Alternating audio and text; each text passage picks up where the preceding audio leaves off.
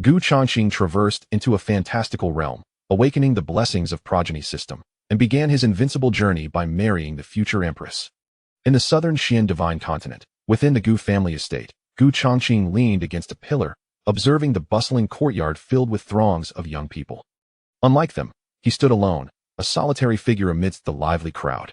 17 years had passed since Gu Changqing's arrival in the Tianxian continent, and he had reached the age of 17. The cultivation hierarchy of this realm consisted of body refinement, true spirit, tribulation, king, emperor, venerable, and the emperor realm, with even higher levels beyond that, which were beyond Gu Changqing's grasp. In the Hanqin Empire, those at the tribulation realm were considered formidable. Elders of various sects typically resided at this level. As for the king realm, it represented the ancestral figures of the prominent clans. Having embarked on his cultivation journey at the tender age of 5, Gu Changqing had never dared to slacken his efforts. Among his peers, he was more diligent than anyone else. Now, at 17, he had attained the first level of true spirit, standing unrivaled among the younger generation of the Gu family. Yet, when gazing across the vast expanse of the Hanqin Empire and the entire spiritual domain, he felt like a mere drop in the ocean, an inconspicuous grain of sand, utterly insignificant. I have embarrassed my fellow traversers. While other transmigrators were born with supreme bones, chaotic physiques, and often accompanied by grand mentors or powerful systems, he found himself devoid of any such advantages. What system or golden finger did he possess? None at all. Perhaps it is best to live a simple and unremarkable life, he mused, though a hint of reluctance lingered in his tone. Yet, no matter how he felt, fate had dealt him this hand, and he had to accept it. Sir, members of the Jiang family have arrived. The family head requests your presence. A servant approached, bowing respectfully. The Jiang family? Gu Changqing paused, suddenly reminded that he was not entirely devoid of fortune. After all, he had a betrothed. The Jiang family, Jiang Baiwei. Unlike the Gu family, which was merely a small clan on the outskirts of the Hanqin Empire, the Jiang family was one of the 3 great clans, with no fewer than 5 strong figures at the king realm. The Jiang family's ancestor was a legendary figure known as the King of Jiang, a pinnacle existence on the verge of the divine king level. The king realm is further divided into 3 tiers, Xian King, Tian King, and Shen King. Those of the Tian King level are positioned at the apex of the Hanqin Empire's hierarchy. On one side stood the Jiang family, one of the 3 great clans, while on the other was the Gu family, a modest border clan, where the strongest was Gu Changqing's father, Gu Yuan, at the 6th tribulation level. These 2 seemingly unrelated families shared an extraordinary connection. Once, the Gu family basked in a period of unparalleled glory, producing numerous powerful beings and being recognized as one of the sacred clans of the spiritual domain. In those times, the Jiang family was merely one of the many vassals of the Gu family. However, that was a tale from millennia past. As time passed, 8,000 years ago, the Gu family faced a catastrophic crisis, with their top-tier experts perishing and most of their skills and treasures being lost, leaving only fragmented remnants. From that point forward, the Gu family began its slow decline.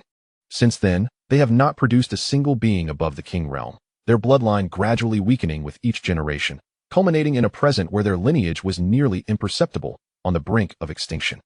To reignite their bloodline, the only hope lay in a member of the Gu family ascending to the emperor realm. But for a family in decline, how daunting a task that was. The ancestors of the Gu family had not been idle. Over 3,000 years ago, they wagered their entire legacy in hopes of nurturing an emperor, but alas, they met with failure. Once a dominant force in the spiritual domain, the Gu family was now largely forgotten. Today, the Gu family had become merely a small clan on the fringes of the Hanqin Empire, precariously supported by Gu Yuan, the 6th tribulation strongman, evoking a sense of melancholy. In stark contrast, the Jiang family, once a vassal, had thrived, producing many talents over the centuries, and with the emergence of the King of Jiang a century ago, they had reached their zenith. Currently, the King of Jiang stood just a step away from the divine king realm. Upon breaking through, even the Hanqin royal family would have to show deference to the Jiang family. Since the last king of the Gu family fell, the ties between the Jiang and Gu families had diminished. No matter how glorious the Gu family had once been, that was all in the past. Today, they were merely a small clan without even a single king realm expert. It was entirely reasonable for the ascendant Jiang family to look down upon the Gu family. The only reason they agreed to marry Jiang Baiwei, the daughter of the clan head, to Gu Changqing was not out of nostalgia for the past, but due to a long-standing debt of gratitude owed by the Jiang family to the Gu family. This debt had lingered for centuries, with the Gu family never demanding repayment until recently, when it became evident that none of the fourth generation had the potential to ascend to the tribulation realm. Seeing this, Gu Yuan grew increasingly anxious. If things continued this way, not only would they not rise again, but in a few generations, the Gu family might cease to exist entirely. Currently, Gu Yuan was the only one at the tribulation level within the family. Among the third generation, Gu Changqing's talent was considered commendable, but merely commendable, and he would likely reach the 9th level of true spirit at best. As for breaking into the tribulation realm, it was exceedingly difficult. Hence, this marriage was arranged. My son, the future of the Gu family rests upon your shoulders. Your father has found you a fine wife, the daughter of the Jiang clan head. For her, I have invoked the Jiang family's ancestral debt to us. Produce, my son, produce abundantly. These were the very words of Gu Changqing's father. To produce abundantly. What a notion, treating oneself as livestock. After the servant finished speaking, Gu Changqing rose to make his way to the reception hall. However, just as he stood, an inexplicable sharp pain surged through his mind. Ding. Congratulations, host, you have awakened the blessings of Progeny's system. The melodious ding was a sound Gu Changqing had long yearned for, having awaited it since childhood, yet it had never materialized until now. Was it truly ringing? Gu Changqing felt as though he were in a dream, the sensation surreal. At long last, my system has arrived. What a long-awaited moment. Though it did seem to have arrived rather late, considering he was already 17 years old, having spent 17 years in this world. But what exactly does this blessings of progeny system entail? Gu Changqing scrutinized the system's features and soon grasped its essence. The system had but one function, to beget offspring. The higher the innate talent of the children born, the greater the rewards Gu Changqing would receive. Additionally, there was an achievement system, rewards awaited for the birth of the 10th, 100th, and 1000th child, and so forth. Finally, Gu Changqing understood why the system had not appeared before, why it chose this moment of impending marriage and parenthood to manifest. Had he known it would be like this, he would have declared his intention to marry and have children at the age of 15. No, 10 might be a stretch, but certainly at 15. By the way, system, don't other systems come with starter packs? You must have one too, right? Yes. A simple word caused Gu Changqing's face to break into a beaming smile. 3 random starter packs detected. Would you like to open them? Open. Chapter 2. The Imperial Stage Techniques, the Extermination of Immortals, Sword Formation Ding. Congratulations, host, you have acquired the Imperial Stage Heart Method, the Taishin Sutra. Open the second one. Ding. Congratulations, host, you have obtained the Imperial Stage Alchemy Method, the Dan Emperor's Heart Sutra. Upon witnessing the 2 items he had just unveiled, Gu Changqing couldn't help but exclaim in astonishment. 2 volumes of techniques, and both at the Imperial Stage.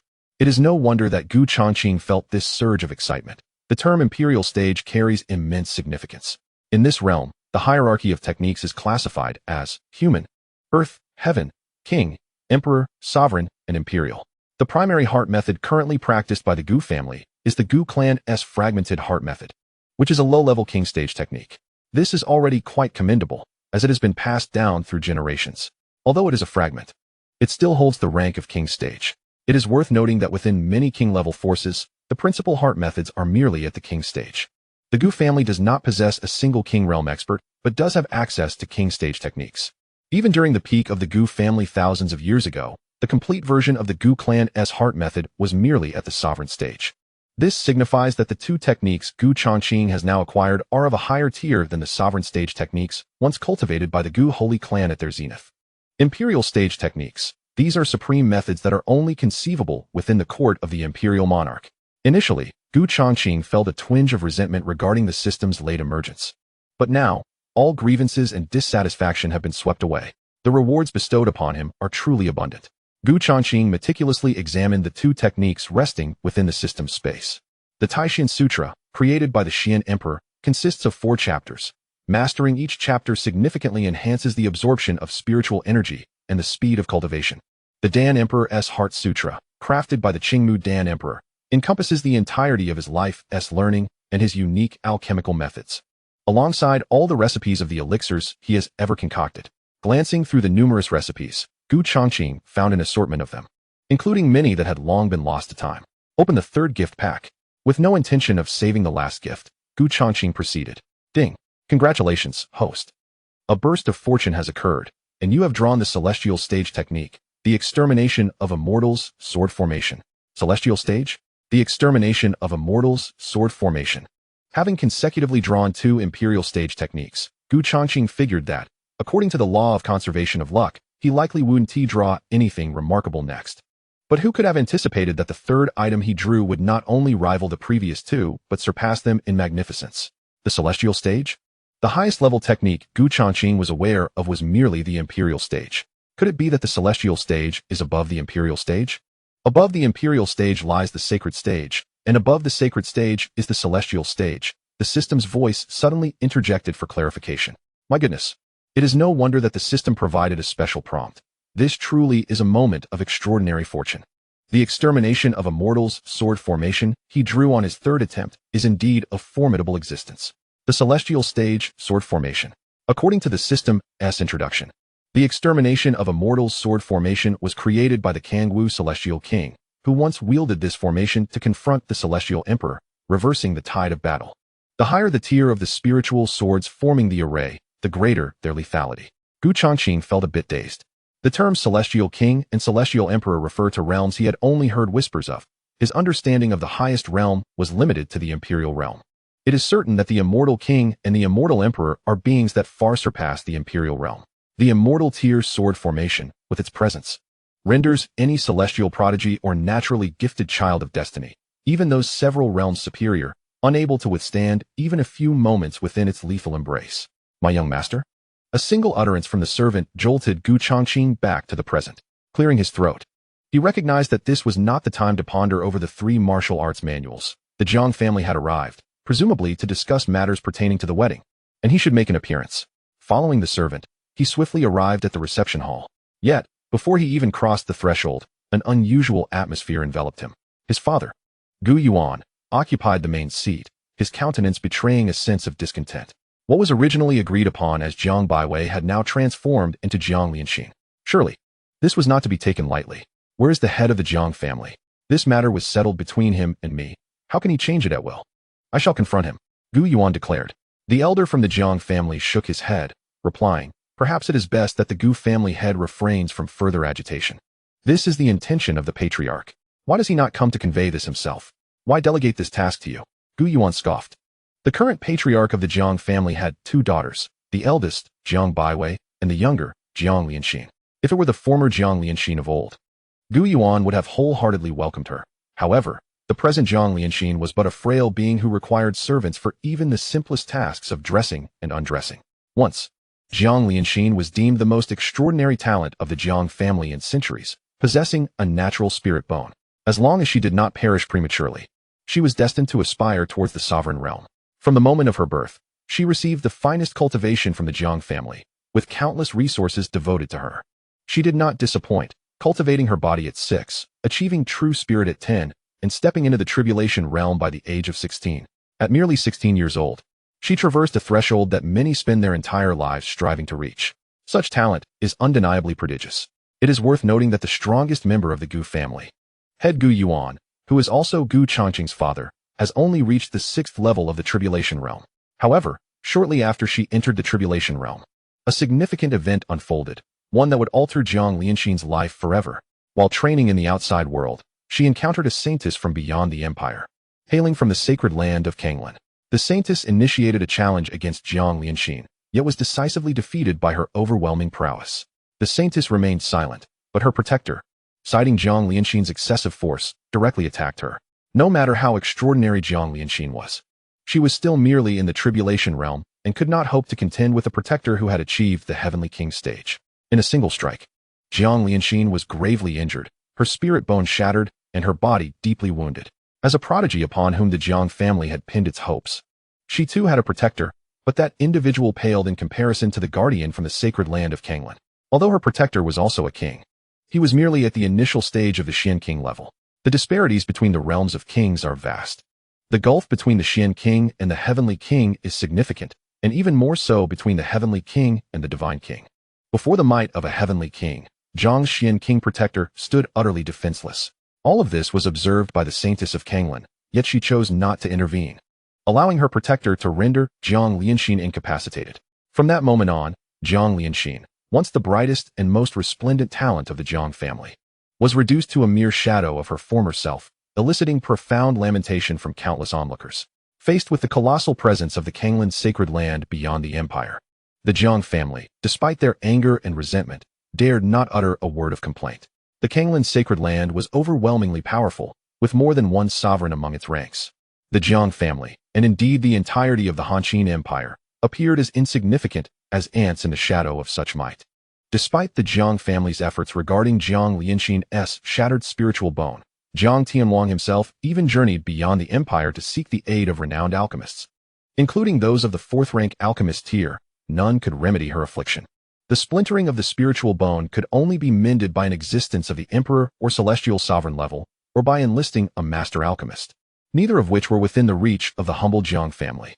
The prospect of even a mere audience with such beings was utterly implausible, let alone obtaining their assistance. Thus, they resigned themselves to fate. Once seen as the beacon of hope for the Jiang family's resurgence, Jiang Lianxin was rendered useless. This event dealt a tremendous blow to Jiang Tianhuang, who subsequently declared a retreat into seclusion, relinquishing his oversight of family matters. Gu Yuan sighed.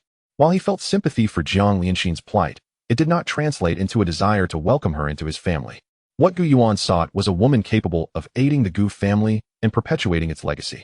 With Jiang Lianxin's spiritual bone shattered and her innate talent diminished to that of an ordinary individual, what potential could offspring born of her possess? In contrast, Jiang Baiwei was different. Although her talents paled in comparison to the former Jiang Lianxin, they far exceeded those of the current Jiang Lianxin. Among the younger generation of the Jiang family, Jiang Baiwei unequivocally stood as the most gifted individual. The Jiang family's sudden reversal of their intentions surely harbored a deeper reason. Gu Yuan pondered quietly, seeking an explanation for their abrupt change of heart. The elder of the Jiang family shook his head, stating, "In due time, you shall understand." With that, the elder rose and departed, vanishing from the Gu family's parlor in mere moments. Within the parlor, the senior members of the Gu family were enveloped in indignation, Gu Yuan included, yet they found themselves powerless to act.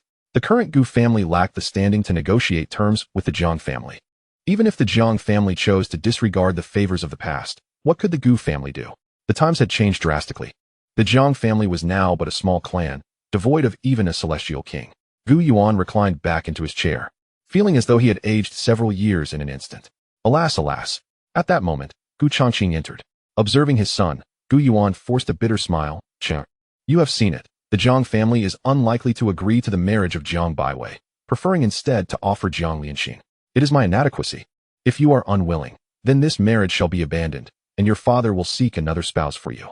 As for Jiang Lianxin, who among the younger generation of the Han Empire does not know her? Once the dream goddess of countless young talents and noble science, she possessed an unparalleled beauty, akin to a celestial being who emerged from a painting, with innate talents that surpassed all in the empire. Yet now, she is but a cripple. The esteemed young master of the Gu family surely should not descend to the depths of marrying a woman without merit. At this moment, however, Gu Changqing's attention was not on his father, but rather on the virtual screen before him. The potential candidates for his future spouse included Jiang Baiwei, a Wutu spirit body, purple rank 2, the eldest daughter of the Jiang family, Jiang Ming, a martial arts prodigy, green rank 9. The daughter of the second elder of the Jiang family, Jiang Changqing, of mediocre talent, white rank 6, a collateral daughter of the Jiang family, and Jiang Lianxin, possessing the Xianbing sacred bone, gold rank 1, which is broken but can be restored with the proper elixirs, the Tai Xian bone refining pill, the 9 crossing life bone pill, and the heavenly soul blood fusion pill, golden talent. Gu Changqing's heart trembled. The system had previously introduced the grading of talents, ranging from low to high, black, white, green, blue, purple, orange, gold, and red. Each color is further divided into 9 subgrades. Generally, one with purple talent has the potential to ascend to the rank of emperor, while orange talent harbors the potential for the status of a venerable. As for gold, it signifies the bearing of a great emperor. The Jiang family has entirely underestimated Jiang Lianxin's innate gifts, mistakenly believing that she possesses merely a spirit bone, unaware that it is, in fact, a sacred bone that transcends spirit bones. A sacred bone, as long as it does not perish, holds the promise of aspiring to the realm of the great emperor in the future. The distinction between spirit bones and sacred bones may seem slight, yet the difference is profound. While spirit bones merely hint at the potential for imperial ascendance, sacred bones are destined for greatness.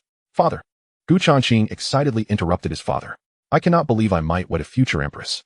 Jiang family, how splendidly you have altered your course. How wonderfully you have replaced her with a future ruler. Let it be known, there shall be no turning back. Whoever reneges shall bear the consequences." Though Jiang Lianxin's Xianbing sacred bone currently lies in a shattered state, this presents no obstacle for Gu Changqing, who possesses the Dan Emperor's Heart Sutra. The system has even thoughtfully provided Gu Changqing with an extensive list of elixirs capable of restoring the Xianbing sacred bone. While most of these remedies may have been lost to time, it matters not. The Dan Emperor's Heart Sutra contains recipes for these long-lost potions. As long as he can procure the necessary materials, he can concoct them himself. Gu Yuan was startled by the sudden increase in his son's volume, wondering if the recent change of heart from the Jiang family had unsettled him. Just as he intended to offer words of comfort, Gu Changqing eagerly interjected. I have agreed to marry Jiang Lianxin. I desire no one else. Gu Yuan frowned. Qing'er, but Jiang Lianxin is a cripple. Father. Gu Changqing fixed his determined gaze upon his father. The existence of the system would naturally remain a secret from his father. Gu Changqing could only do his utmost to bring Jiang Lianxin into the Gu family as his wife. Very well then, it shall be Jiang Lianxin. At this moment, Gu Changqing began to comprehend the reasons behind the sudden reversal of the Jiang family. The Wu Earth spirit body, possessing a purple aptitude, harbors the potential to ascend to the status of a sovereign. This particular spirit body awakens postnatally. As one matures, there exists a probability of awakening.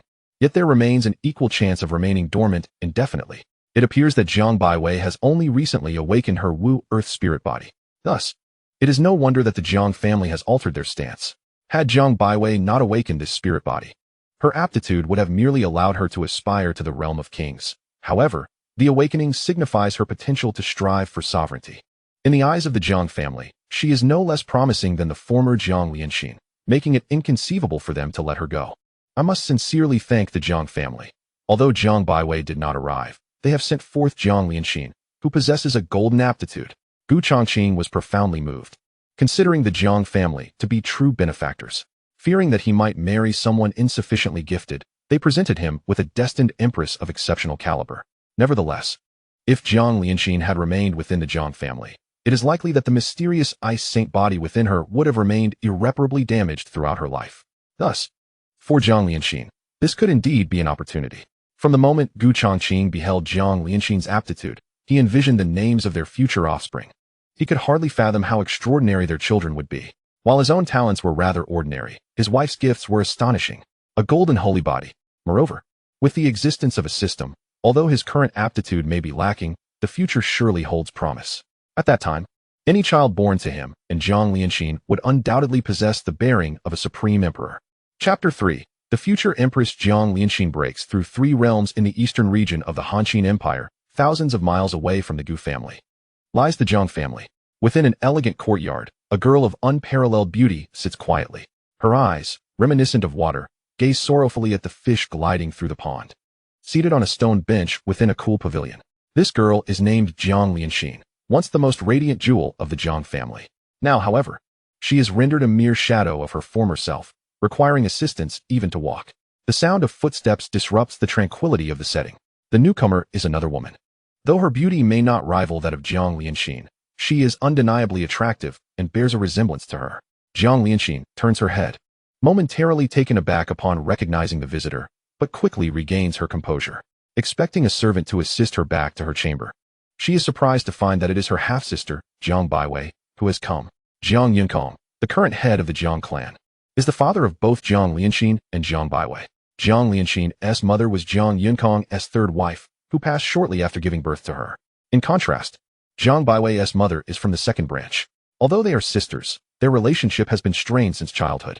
Jiang Lianxin, with her aloof demeanor, devoted herself to her cultivation, leaving little room for friendship, while Jiang Baiwei harbored jealousy towards her sister from an early age. Jealousy consumed her as she witnessed her grandfather's preferential treatment towards her sister. Envy surged within her as she observed the resources of their clan being disproportionately allocated to that girl. She envied her beauty, her talents, and everything about her. This jealousy distorted her very essence. Gazing at the somewhat desolate young woman, Jiang Baiwei felt an overwhelming sense of satisfaction. This day had been long awaited. The family head has decided to marry you off to the useless scion of the Gu family, once the most talented of the Jiang clan. The dream goddess of countless admirers, she was now to be wed to a young master of a declining family. A bitter irony indeed. In truth, while Gu Changqing may not be a genius, he certainly could not be labeled a waste. However, in Jiang Baiwei's eyes, a young master from a border town's family was hardly worthy of respect. Any direct descendant of the Jiang family would undoubtedly surpass him in talent. Faced with such ridicule from her own sister, Jiang Lianxin remained unperturbed, her beautiful eyes revealing no hint of disturbance. So, you've come here to mock me? If that is your intention, it is wholly unnecessary. I am merely a useless person now, relying on others for my daily needs. Deriding a useless person would hardly bring you much satisfaction. Jiang Baiwei smirked. How could you think so, my dear sister? I have come to express my gratitude. Were it not for your overnight transformation into a useless individual, on the verge of marrying that Gu family's fool, it might very well have been I, Jiang Baiwei. In your position, tell me, should I not thank you profusely? After all, a useless person paired with a fool makes for a perfect match. Jiang Lianxin gazed at her. No need for thanks. You must feel quite resentful, don't you? Once the most talented of the Jiang clan, the daughter of the patriarch. Now reduced to marrying a young master from a border town, a mere waste who cannot compare to even the most average of our clan's direct descendants. Jiang Baiwei's once lovely visage began to twist with disdain.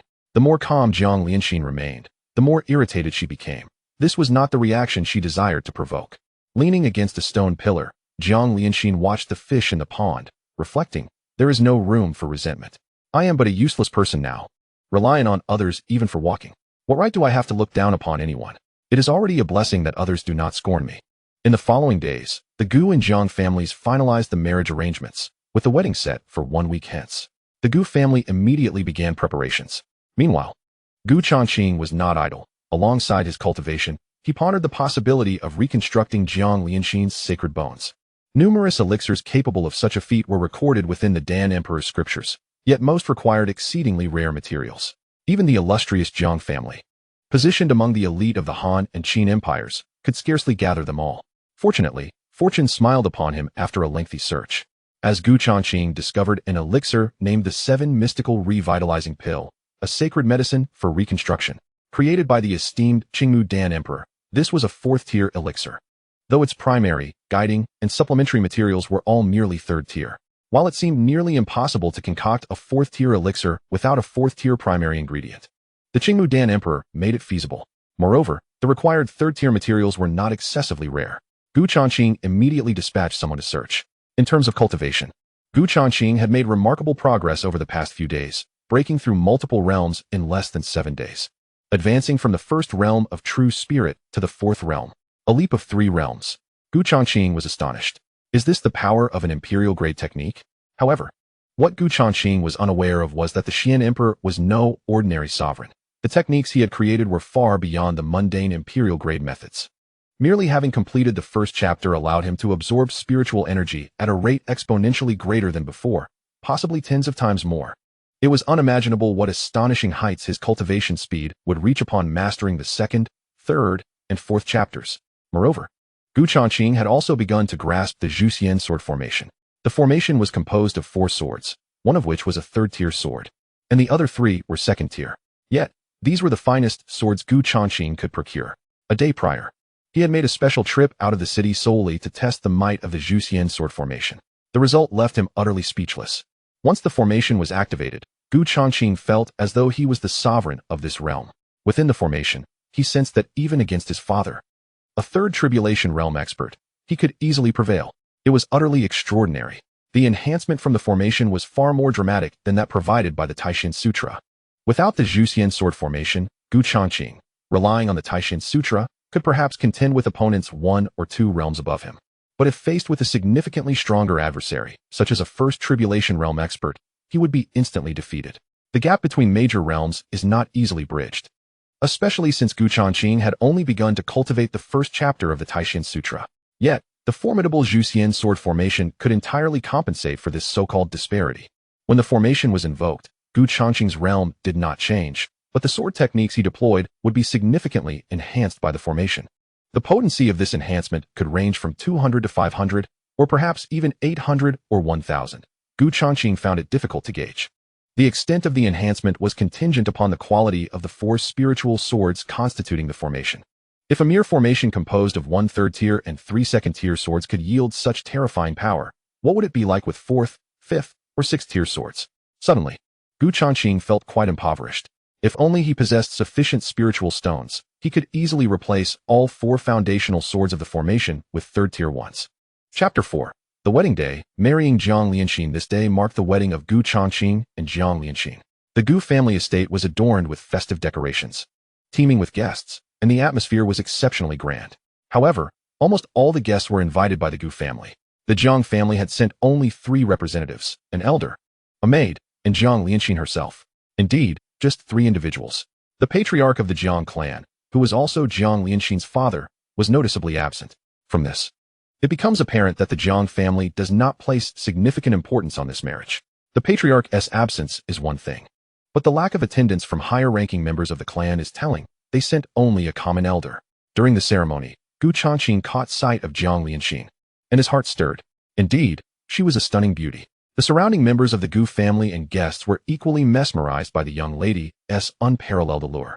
Many younger relatives envied Gu Changqing for being able to wed such a celestial maiden, wishing they could gnash their teeth in jealousy.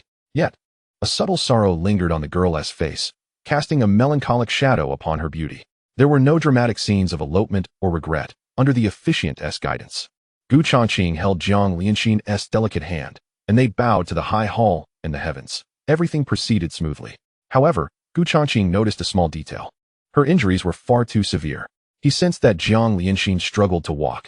As they knelt to complete the ceremony, he distinctly felt her hand gripping his tightly, trembling not from nerves, but from excruciating pain. Surely, she must be suffering immensely within. Nevertheless, she remained silent, persevering through the rites alongside Gu Changqing. After the wedding, the elder from the Jiang family did not linger and departed immediately. Holding Jiang Lianxin's small hand, Gu Changqing watched the elder's retreating figure, and she managed a self-deprecating smile, her expression tinged with loneliness. This day of matrimony had indeed revealed unexpected truths to her. She never imagined that on her wedding day, her biological father would refuse to attend. Even reduced to a mere shadow of his former self, she was still his blood. It is often said that great families lack compassion, and at this moment, Jiang Lianxin truly understood. Once she lost her worth, she was no more significant to him than any other potential scion in the clan. Gu Changqing perceived his wife's sadness and placed his hand on her shoulder, holding her tightly. From now on, you shall be my wife, Jiang Lianxin. The Jiang family may forsake you, but I shall not. Jiang Lianxin turned to gaze at the man who would share his life with her, feeling a surge of emotion as she leaned into his embrace. At this moment, she felt utterly abandoned by the world. Her father refused to come to her wedding, and her mother had long since departed from this realm. All she hoped for was that her husband would not view her as a burden. Her physical condition was dire, and she could contribute little to Gu Changqing. In fact, she needed his care. Although the Gu family was not lacking in servants, and she had a personal maid, a maid could not be by her side at all times, leading to various inconveniences. Over time, it was inevitable that Gu Changqing might find her troublesome. She felt a twinge of guilt towards him. The Gu family, while not a grand house, was still among the elite in Jianglin City. She was, after all, not even a semblance of a normal person. Gu Changqing had far better options, yet he chose to marry her. The affairs concerning oneself have spread throughout the entire Hanxin Empire, and Gu Changqing could not possibly remain oblivious. Nonetheless, he still willingly chose to marry someone deemed a burden. Amidst feelings of gratitude, a pang of guilt also emerged. On their wedding night, as Jiang Lianxin lay in bed, her cheeks flushed and her hands nervously gripped the hem of her garment. The prospect of what might ensue made her face flush even deeper. This was her first encounter with such a situation, leaving her somewhat at a loss. However, once Gu Changqing joined her in bed, he merely embraced her without advancing further. Husband, Jiang Lianxin felt a twinge of confusion. Be at ease. Your body is frail and not suited for intimacy. We shall discuss this matter at a later time. Jiang Lianxin gazed at the man before her, her eyes glistening with unshed tears. Since her downfall, it was the first time she felt genuine concern from another. The so-called care from her father and the clan elders had only pertained to her talents, not her personhood. Yet Gu Changqing's concern was for her very being. However, what lay ahead? Her health would not improve. After all, this was a lifelong predicament. Rest now. Things will get better. Gu Changqing gently stroked her head. This was no mere comfort. In the past few days, he had nearly gathered all the herbs he sought, and once assembled, he would be able to concoct the 7 mystic revitalizing pill. With this elixir, Jiang Lianxin could restore her sacred bones, and at that time, engaging in intimacy would not be too late. Furthermore, in her current state, with shattered sacred bones, her aptitude was no better than that of an ordinary person. What if, during the act, she became pregnant and bore a child of mediocre talent? Would he still receive his system rewards? Of course, this was but one of the reasons.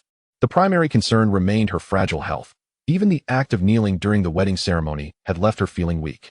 Since the moment Jiang Lianxin became his wife, Changqing had regarded her as such, rather than merely a vessel for procreation. He had witnessed the Jiang family's treatment of her. The absence of even her biological father at such a significant event was telling of her plight, since her sacred bones were rendered useless. Now that she had married into the Gu family, if he did not cherish her, who would? If he did not care for his own wife, who would? Intimacy was an inevitable matter. There was no need to rush it within a day or two. Chapter 5. Reconstructing the sacred ice bones. The next morning, Changqing received news that the herbs he had requested Elder 8 to locate had all been found. Elder 8, known as Gu Quan, oversaw the clan's alchemical affairs. However, purchasing these herbs had nearly depleted the small fortune he had saved over time. Despite being the eldest son of the Gu family, he was not yet the head of the clan and could not directly access the clan's treasury. Thus, he had to finance the purchase himself. With the herbs in hand, Changqing wasted no time returning to his courtyard to begin alchemy.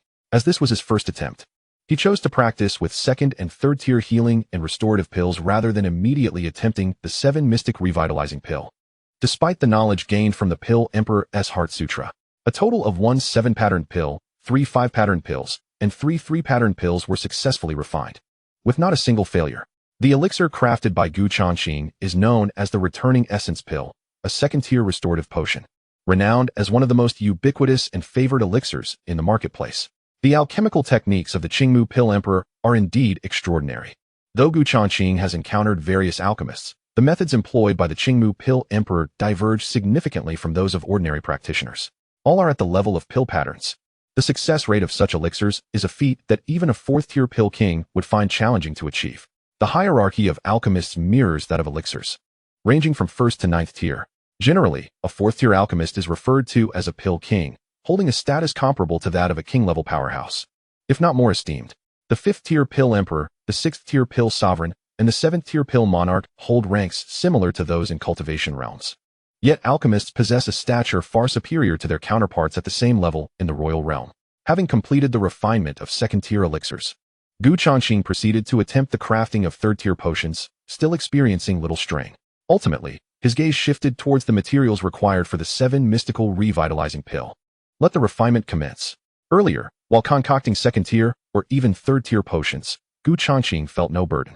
However, during this endeavor to craft a 4th-tier elixir, he finally sensed a subtle strain on his mental energy. He was nearing his limits. The only reason he could forge 4th-tier potions now was due to his identity as a transmigrator, with innate mental fortitude far superior to the average person. Additionally, the immense spiritual power provided by the Taishan Classic was indispensable. The 4th tier is the domain of the Pill Kings. This implies that Changqing, at present, can barely be considered a half-pill king. Following the alchemical formula, Changqing methodically placed the medicinal ingredients into the cauldron, carefully controlling the temperature with his mental energy. Mindful not to let his guard down, he possessed only this batch of materials. Failure was not an option. After an hour, success was achieved. With a low exclamation, the flames extinguished, and the elixirs were completed. A total of 4 were produced, 2 high-tier 4th grade, 1 mid-tier 4th grade, and 1 low-tier 4th grade, with no pill patterns manifested. This indicates that refining 4th-tier elixirs was somewhat strenuous for Changqing at this stage. Nevertheless, he rejoiced in the successful concoction, lamenting only the absence of pill patterns, which nonetheless represented his utmost capability. After completing this batch of the 7 mystical revitalizing pill, Changqing nearly succumbed to exhaustion, having expended an overwhelming amount of mental energy. Lying on the ground, he breathed heavily before rising and heading straight to his room. At that moment, Jiang Lianxin had already awakened, and with the support of her maid, she stood up. Upon seeing Changqing rush in, his countenance weary, Jiang Lianxin immediately inquired, "Husband, where have you been? Why do you look so fatigued?" Changqing gestured for the maid to step outside, then assisted Jiang Lianxin to the main hall. "Shiner, do you desire vengeance?" he asked, withholding the elixirs for the moment. "Vengeance?" Jiang Lianxin's delicate brows furrowed slightly, fully aware of the implications behind Changqing's inquiry. The Holy Land of Kanglan, Mu Yanran, and her guardian. To claim that she harbored no resentment towards them would be an utter impossibility. Jiang Lianxin, while possessing a temperament marked by a certain coldness, was far from being a saint. This grudge was one she would never be able to forget throughout her life. Yet, she understood all too well the immense difficulty of seeking vengeance. Her adversary was a saintess from the Kanglan Holy Land, and she, alas, was reduced to a mere invalid. What means did she have to exact revenge? This elixir, known as the 7 Mystical Spirit Restoration Pill, when consumed, would allow her shattered spiritual bones to be reconstituted. Changqing presented the pill, extending it towards Jiang Lianxin. The 7 Mystical Spirit Restoration Pill? Although Jiang Lianxin hailed from the illustrious Jiang family of the Han dynasty, she had never encountered such a pill before. At that moment, she felt a sense of bewilderment. She was acutely aware of her physical condition. It was not merely a simple injury. Even the Pill King had been at a loss for remedies. Thus, when Changqing suddenly produced a pill claiming to heal her fractured spiritual bones, her skepticism was entirely justified, for it seemed rather ludicrous. Nonetheless, Jiang Lianxin accepted the pill from Changqing without hesitation and consumed it. Her husband had risen early, returning breathless and weary, likely related to this very elixir. Regardless of its efficacy, it was the thought that counted. However, Jiang Lianxin, who held little hope, swallowed the 7 Mystical Spirit Restoration Pill and felt a wave of warmth radiate through her limbs, an indescribable comfort enveloping her. As time passed, she could distinctly sense that her spiritual bones, previously shattered into countless fragments, were indeed beginning to reform. Husband, this pill. Jiang Lianxin gazed at Changqing in astonishment. She could hardly fathom that while even the Pill King had been unable to assist her shattered spiritual bones, Changqing had managed, with just a single pill, to initiate their reconstruction. It was simply beyond belief. Do not speak yet. Focus on cultivating in conjunction with the medicinal energy within you. Changqing guided Jiang Lianxin to the bed. Despite the multitude of questions swirling in her mind, she suppressed her curiosity, closed her eyes, and commenced the cultivation of the Jiang family's primary heart method. Half a day later, Changqing administered the remaining 7 Mystical Spirit Restoration Pills to Jiang Lianxin in succession. With each passing moment, her internal condition improved significantly. And so, a day elapsed with Changqing steadfastly by Jiang Lianxin's side. With a soft sigh, Jiang Lianxin gradually opened her eyes. Upon doing so, she beheld Changqing waiting faithfully at her bedside. Husband. After assessing her internal state, she realized that her spiritual bones had been fully reformed. Her cultivation had also returned to the first level of the catastrophe realm. Overwhelmed with excitement, she embraced Changqing and kissed him, conveying 1,000 unspoken words in that singular gesture. This night was destined to be one of sleeplessness. Alas, feeling utterly exhausted, Changqing realized that he would not be able to rest. The following day, he felt as though his entire body was on the verge of disassembly. Looking at Jiang Lianxin, who lay in his arms with an expression of pure bliss, he shook his head. It seemed he would need to acquire some supreme sacred bones, for otherwise, he could hardly endure such exhaustion. In his embrace, Jiang Lianxin, sensing a shift, rubbed her eyes and awoke. My dear, your sacred bone is truly remarkable. Jiang Lianxin's cheeks flushed crimson. However, she quickly realized something. Sacred bone. My husband, are you mistaken? What resides within me is a spiritual bone. What spiritual bone? That could not possibly account for my current state. What you possess is not merely a spiritual bone, my dear, but a genuine sacred bone, the Xianbing sacred bone. Chapter 6. The emergence of the exquisite sword array, Jiang Lianxin's astonishment. Sacred bone. Xianbing sacred bone. No, my husband, you must be mistaken. How could I possibly have a sacred bone? The difference between a spiritual bone and a sacred bone is monumental. Jiang Lianxin was well aware of what a sacred bone represented. Those who possessed such a bone were undoubtedly extraordinary figures, coveted by even the imperial court, sought after at any cost. How could it be that she possessed a sacred bone? If it were true, as she pondered, Jiang Lianxin found herself beginning to believe. Recalling the Qi Xian revitalizing pill her husband had presented the previous day, a flicker of belief ignited within her. Could it truly be that she possessed a sacred bone? Had it come from another's lips, she might not have believed it. But hearing it from her husband imbued her with a sense of faith. In her eyes, Changqing was no longer merely a young master of a humble clan. What ordinary young master could mend the shattered spiritual bones within her? It was known that even the Pill King was at a loss. Nevertheless, Jiang Lianxin refrained from inquiring further about the origins of the Qi Xian revitalizing pill. Nor did she press Changqing on why he was so certain that what resided within her was a sacred bone rather than a spiritual one. If he wished to share, he would do so in his own time. My dear, with the reconstruction of the sacred bone within you, you are destined to become the future Empress. How could you still regard me, a mere young master of a small clan? Jiang Lianxin swiftly turned and pinned Changqing beneath her, her beautiful eyes fixed intently upon him. Husband, I know you are merely jesting, but I must declare that everything I possess is a gift from you. Regardless of whether I become a celestial sovereign or an empress, I shall forever be your woman. Your wife. The once cold Jiang Lianxin transformed into a figure of warmth and passion in Gu Changqing's presence. If it is true that I possess a sacred bone, then I shall protect you, my husband. I shall be your sword. Whoever you bid me to slay, I shall do so. In those few simple sentences lay the depth of Jiang Lianxin's affection for Gu Changqing. My dear, it is still early. How about? Jiang Lianxin understood Gu Changqing's unspoken intentions, and with a gentle motion, she pressed her soft form against him. The impending battle was palpable. By afternoon, both Gu Changqing and Jiang Lianxin had risen. My dear, come, let us spar for 300 rounds. Ah, husband, perhaps we might postpone until tomorrow? I am fine. But you? Jiang Lianxin's words caused 3 dark lines to appear on Gu Changqing's forehead. What do you mean by that? What sort of nonsense is this? Just wait until I obtain the Supreme Bones Sacred Body. Then you shall see. I was speaking of a serious duel for 300 rounds. Where is your mind wandering? In the courtyard, Gu Changqing and Jiang Lianxin stood facing each other. He wished to test the extent of his current strength and ascertain his level of power. Jiang Lianxin, endowed with the sacred body, serves as an ideal test subject. The true spirit confronts the tribulation realm. This is not arrogance. It is confidence, absolute confidence derived from imperial-level techniques and the formidable Zhuzhen sword array. Although he currently possesses only the 4th level of the true spirit, ordinary tribulation realms are hardly a challenge before him. A serious battle? Very well, my dear husband. Would you like me to restrict my realm to the 4th level of true spirit? After the reconstitution of the sacred body, the confidence of Jiang Lianxin, once a paragon of her time, has returned. It is not that she underestimates her husband within the same realm. She has yet to encounter anyone capable of enduring more than 10 moves at her hands, even the saintess of the Kanglan sacred land. When Jiang Lianxin defeated her, it took merely 5 moves.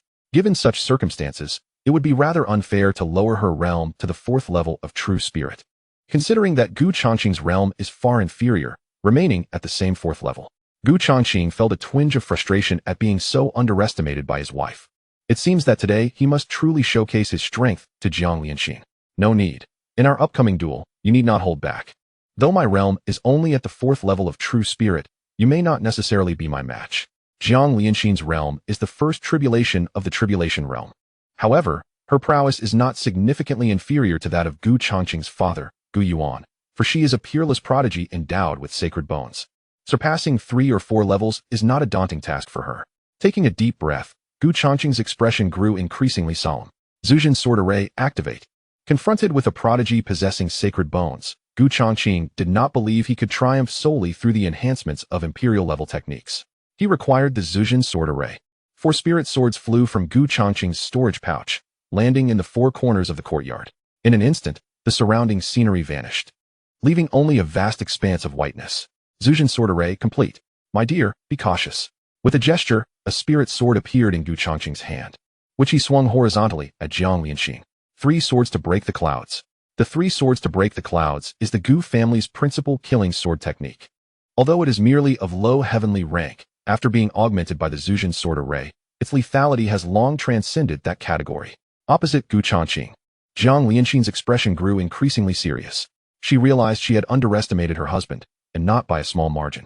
Moreover, what was the nature of the radiant barrier now enveloping the courtyard? To be frank, in her past encounters with individuals at this level, a single strike would suffice to obliterate them. Even if they stood there allowing her to strike, they would hardly inflict any damage upon her. Yet now, facing Gu Changqing and the sword he unleashed, Jiang Lianxin actually sensed a hint of threat. A strike from the 4th level of true spirit could evoke a sense of danger within her. Even she found it difficult to believe. Jiang Lianxin dared not be careless and met the attack with her sword.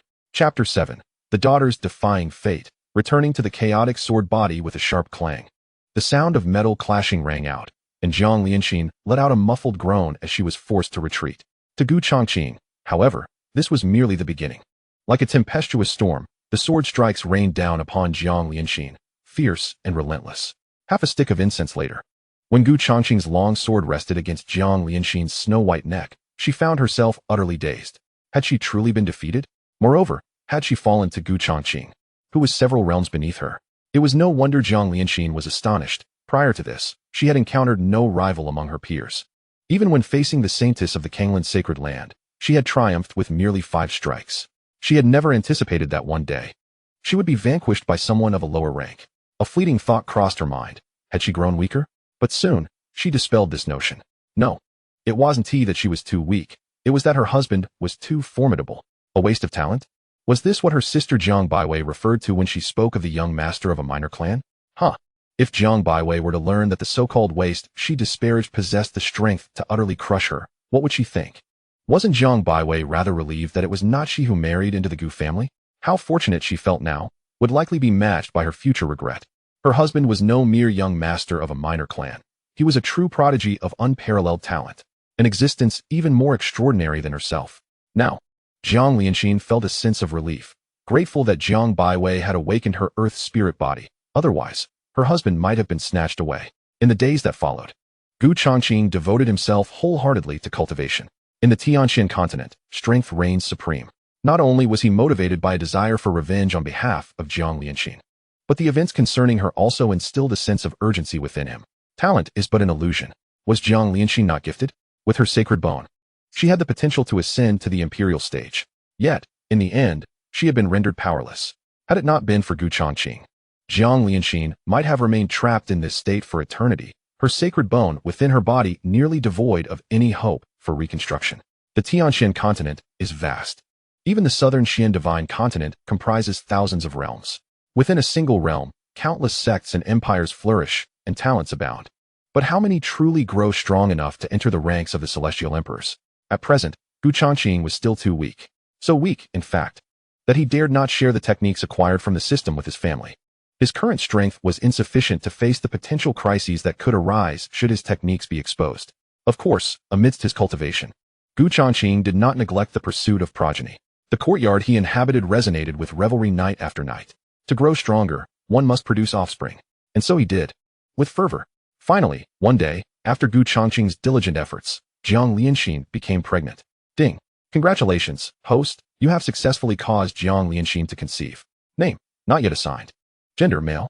Innate fate, burning flame spirit body, orange tier 3, sacred body descendant, purple tier 6. Orange tier 3, purple tier 6. An orange aptitude. The demeanor of a celestial emperor. His first son would be a future celestial emperor. Though not of golden aptitude, Gu Changqing was already immensely satisfied. There is no denying that while my beloved wife possesses extraordinary talents, I find myself somewhat lagging behind.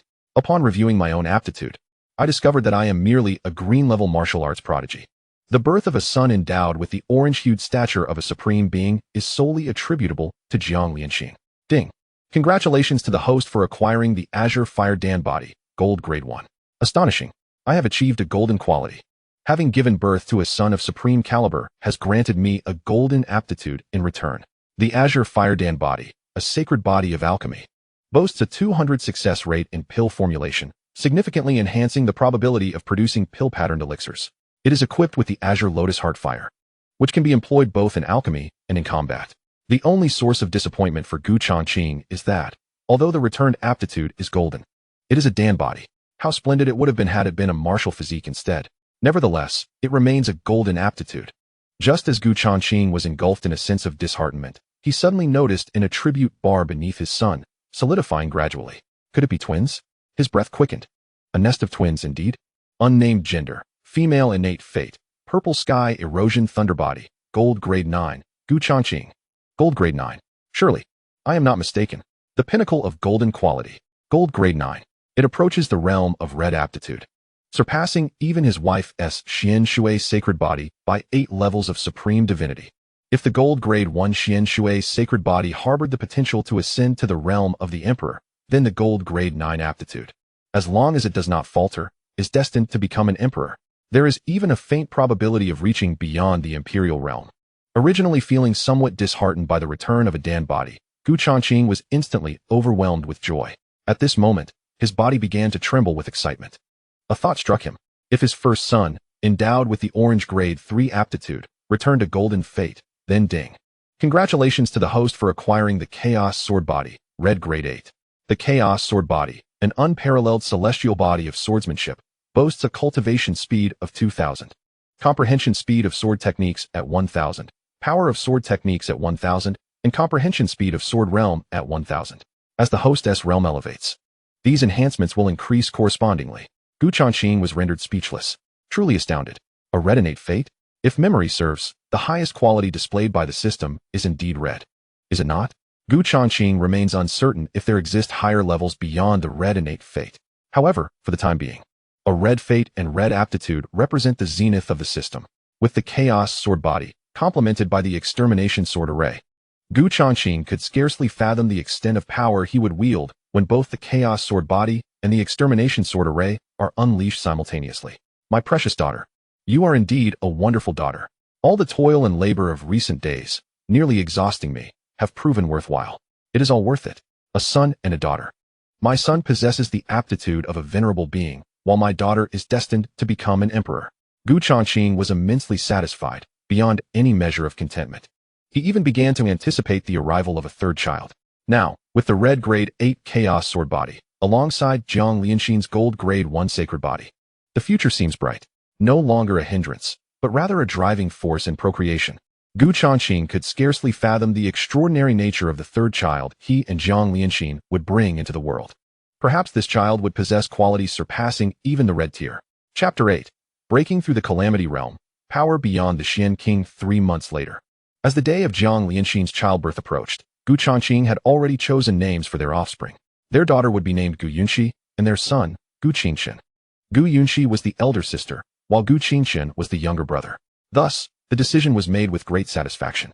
Over the past 3 months, with the acquisition of the chaotic sword body, Gu Changqing's cultivation speed had surged beyond what he had previously experienced. In a mere 3 months, he had ascended from the 4th level of true spirit to the 9th level, achieving perfection. He was now but a step away from the Calamity Realm. A remarkable advancement indeed. Even Jiang Lianxin, who possessed the sacred bone, was taken aback by Gu Changqing's astonishing rate of cultivation. It is worth noting that even with her profound Xian Ice sacred bone, she had only progressed 2 levels in 3 months. From the 1st to the 3rd level of the Calamity Realm. While it is true that higher realms make cultivation increasingly challenging, the disparity was nonetheless astounding.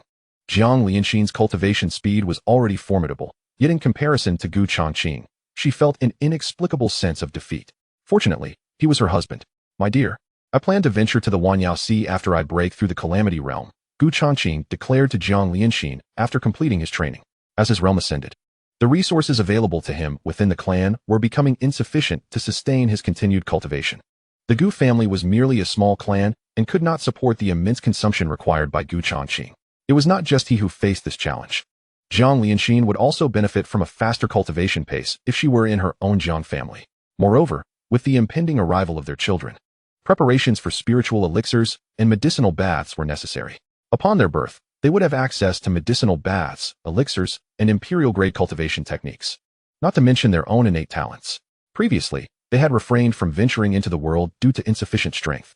Yet now they stood but a step from the Calamity Realm. As for his own strength, Gu Changqing was uncertain of where it would place him among the ranks of powerful beings. Only through combat with those at similar levels would he truly understand. In addition, over the past 3 months, Gu Changqing had not neglected alchemy, successfully crafting a considerable number of elixirs. Although limited by the low quality of materials available in his clan, he had still managed to create numerous spiritual elixirs, most of which bore the markings of high quality thanks to the enhancement of his celestial firedan body, ensuring they could fetch a substantial price in spirit stones. Ah, my dear, since you are with child, it would not be wise for you to accompany me on this journey. Otherwise, I would certainly desire to share this adventure with you, Gu Changqing remarked. Jiang Lianxin nodded, tenderly caressing her slightly rounded belly, her face aglow with happiness. Gu Changqing smiled, embracing Jiang Lianxin and gently patting her shoulder, knowing they would have ample time together after the arrival of their little ones. A week later, Gu Changqing successfully broke through to the Calamity Realm. For Gu Changqing, who possesses the chaotic sword body, the barriers of the tribulation realm were utterly inconsequential. With an effortless grace, he transcended them, devoid of any difficulty, inciting a wave of envy in Jiang Lianxin. It is noteworthy that in the Hanqin Empire, the tribulation realm is already considered a domain of the powerful. What lies ahead is the daunting task of enduring 9 thunder tribulations, each more formidable than the last. Yet, with each successful passage through a thunder tribulation, one's strength experiences a remarkable ascension. However, this realm is also the most perilous. Beneath the thunder tribulations, only those who survive can ascend to loftier heights. A failure in this endeavor could result in being struck down by the very lightning meant to test them. Thus, those of the tribulation realm, lacking certainty, refrain from attempting to break through lightly. This is why this realm is often referred to as the realm of tribulation. Upon overcoming the 9 thunder tribulations, one ascends to the first stage of the King realm, the Xianwang realm. This marks the true emergence of a sovereign, capable of traversing the vast world and establishing sects as their leaders. Before his journey, Gu Changqing informed his father, Gu Yuan, who did not impede his progress. Gu Yuan was already aware of his son's current realm, as Gu Changqing had not concealed his cultivation level. The rapid advancement was attributed to a sudden awakening of a certain talent, although Gu Changqing withheld the specifics, particularly regarding the system. Choosing not to divulge this secret to anyone, including Jiang Lianxin, it was not a matter of trust. Rather, it was his most profound secret, one he could only keep to himself. The Wanyao Sea, situated to the south of the Hanqin Empire, borders several other empires, of which Hanqin is one. The Wanyao Sea is fraught with peril, home to formidable beasts at the king realm level, which even human sovereigns dare not approach lightly, particularly in the deep sea regions. However, these beasts rarely venture into the shallow waters, rendering the latter a haven for countless martial practitioners and adventurers from the bordering empires. Consequently, numerous trading hubs have emerged, with Highway Island being one of them. Highway Island is also among the closest islands to the Hanqin Empire and is Gu Changqing's destination. Above the cerulean waters, Gu Changqing soared through the air with remarkable speed. This spectacle captured the attention of many martial artists and adventurers below. As walking upon the air is a hallmark of a King Realm expert, many were shaken, casting envious glances. A King Realm expert, traversing the world, is revered wherever they go, and in the entire southern Xian divine continent, they are considered true powerhouses. However, unbeknownst to them, Gu Changqing was not a King Realm expert at all. His ability to glide through the air was solely reliant on the extermination sword array. Within this array, Gu Changqing became the sovereign of the surrounding realm, rendering his airborne feats effortless. The sword array moved in tandem with him, allowing Gu Changqing to maintain the extermination sword array continuously, thus enabling him to traverse the skies like a King Realm expert. The only drawback was the considerable consumption of spiritual energy required to sustain the array. Yet, despite this, Gu Changqing found himself disinclined to board those merchant vessels, for they were not only cumbersome but also slow. At worst, when his spiritual energy was nearly depleted, he could simply find a place to recuperate for a day or two. Suddenly, as Gu Changqing traversed the skies, he was startled by a thunderous roar. His gaze shifted to the horizon where the sea met the sky, and there, a colossal creature was hurtling toward him with alarming speed. This was a royal-grade beast. Gu Changqing felt a surge of surprise. It was important to note that he was situated in a shallow sea area, where the likelihood of encountering a royal beast was exceedingly low. Indeed, the probability of encountering a royal beast in such shallow waters was akin to winning a lottery, particularly one purchased in Huagua. Nevertheless, the odds, though low, were not zero, and he had not anticipated such an encounter. Instead of fear, exhilaration coursed through him. Throughout his recent journey, Gu Changqing had encountered numerous beasts, yet most were merely of the true spirit realm, with scarcely a few at the calamity realm. He had long yearned to gauge the extent of his own strength, to discern how he measured against true Xuanwang-level powerhouses. However, he had yet to find a worthy opponent. But now, an opportunity had presented itself. Chapter 9. The Sea of 10,000 Beasts, Slaying the Beast Kingdom? Were there humans as well? As the beast drew nearer, Gu Changqing discerned that it was not merely wandering into the shallow waters, but was, in fact, pursuing a group of human cultivators. How outrageous! How could a royal-grade beast manifest in the shallow sea? What extraordinary fortune! Among them was a petite and charming girl clad in a green robe, bearing a silver longsword upon her back. As the beast closed in, despair began to settle within her heart. The girl was named Huang Yingying, a disciple of the inner sect of the Dust Heart Pavilion, possessing a cultivation level of true spirit fourth layer. The Dust Heart Pavilion was a formidable sect in the nearby waters, with its leader being a formidable figure on the cusp of royal status, making it one of the top sects in the region. This expedition was of great significance to the pavilion, with multiple teams dispatched for training, her own being one among them. Each team had been assigned 2 to 3 elders at the Calamity Realm for protection. With such guardians, there should have been little danger. However, no one could have anticipated that their team would encounter a royal beast, a near impossibility in these shallow waters. Not long ago, 2 Calamity Realm elders had attempted to sacrifice themselves to buy time for their disciples to escape. Tragically, the harsh reality was that they could not even delay the royal beast for a moment. With a single swipe, they were reduced to a mist of blood, utterly powerless against its might. The chasm between the Calamity Realm and the Royal Realm was insurmountable. Not only were the 2 elders incapable of standing against the beast, but even the leader of the Dust Heart Pavilion would meet his demise in the face of such a Xuanwang-level creature. Huang Yingying, along with the other young disciples of the pavilion, were engulfed in profound despair. Alas, I have only just stepped through the threshold, with a promising future awaiting me. I do not wish to meet my demise. Sighing, the last remaining elder of the team, who had been beset by calamity, paused in his flight, choosing instead to confront the approaching Demon King. Elder Yang. No, cried several disciples of the Dust Heart Pavilion in alarm. Elder Yang, known for his kindness and willingness to assist any disciple who sought his counsel, was held in high esteem by all within the sect. Now, witnessing him prepare to face the Demon King in a desperate bid for their survival, many disciples could not suppress their tears. How poignant! Changqing's voice gradually emerged, not in mockery, but rather in genuine admiration for the scene unfolding before him. No one wished for death, including Elder Yang, yet he charged forth without hesitation for the sake of his disciples. Just as Changqing's words lingered in the air, a pure white sword light erupted forth with astonishing swiftness. The strike seemed to pierce through the void, arriving instantaneously before the Demon King, reacting to the imminent danger. The Demon King raised its massive arms in an attempt to deflect the blow, but the sword light sliced through it effortlessly, cleaving the ocean beneath into a profound chasm. The Demon King's colossal form was rent asunder, its blood staining the sea crimson. In that moment, both Elder Yang and the other disciples of the Dust Heart Pavilion were overtaken by a profound astonishment. The Demon King, a being of the Xianwang level, had perished just like that? A creature of such formidable power, comparable to the might of a human king-level warrior, had fallen so swiftly. The events transpired too rapidly for them to fully comprehend. Unconsciously, their gazes shifted from the lifeless form of the Demon King to the strikingly handsome young man clad in white, hovering above them. That single sword strike belonged to him. A king-level warrior, standing upon the void, had vanquished the Demon King. Undoubtedly, this youth, appearing scarcely older than themselves, was a formidable force. What astonished Huang Yinging even further was the youth's apparent age. He seemed only a few years her senior, perhaps even younger. What manner of prodigy was this? In his 20s, a king-level warrior? Even the Xuanwang-level Demon King was not a match for him. Changqing, suspended in the air, paid no heed to the disciples of the Dust Heart Pavilion, who looked upon him as if witnessing a specter. He gradually descended to the ocean's surface, retrieving the Demon King's remains into his storage bag. Though his storage bag was not particularly large, it barely accommodated the body of the Demon King, which was a treasure in itself, likely worth a substantial sum of spirit stones.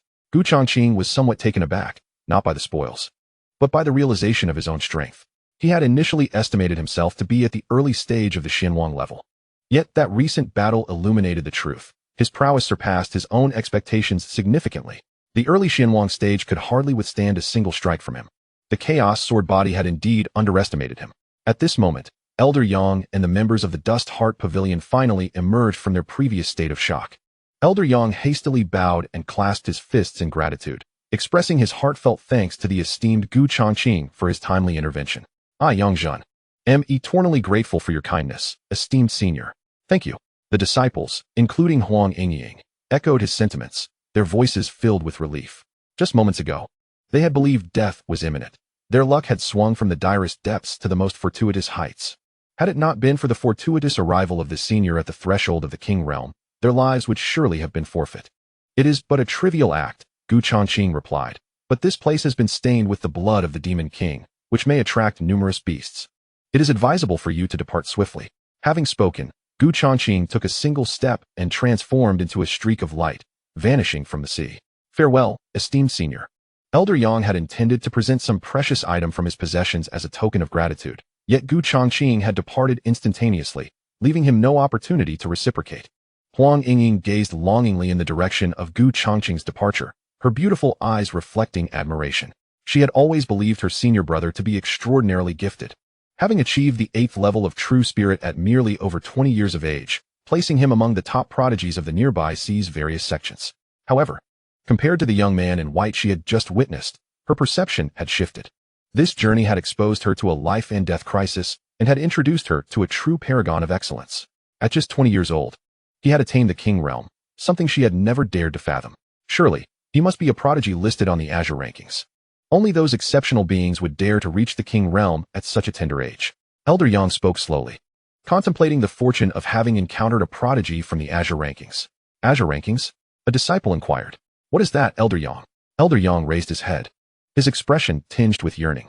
The Spirit Domain's Spirit Rankings comprise a comprehensive list of nearly all prodigious talents. It features 1,000 individuals, and those who make the list are truly the creme de la creme among geniuses. 1,000. That's quite a number. A disciple exclaimed in astonishment. Elder Yang cast him a sidelong glance, somewhat irritated. Too many? Do you understand the vastness of the spirit domain? Consider the Han Empire alone, which boasts a population of hundreds of millions. There are hundreds of empires akin to the Han Empire within the spirit domain. Do you still think that is excessive? The disciple fell silent, realizing that, in light of such vast numbers, 1,000 was indeed a mere fraction. Was that young man just now one of the Azure Rankings prodigies? Huang Yingying inquired. Most likely, Elder Yang replied, but I cannot say for certain. We are not in the interior, and my knowledge of the Azure Rankings is limited. Chapter 10. An unaccountable sense of familiarity? Who is he? After several days of soaring through the skies, Changqing found his spiritual energy nearly depleted. He located a vessel bound for Sea Moon Island and descended onto its deck. As it was the dead of night, there were few people on the deck, and thus, he attracted no attention.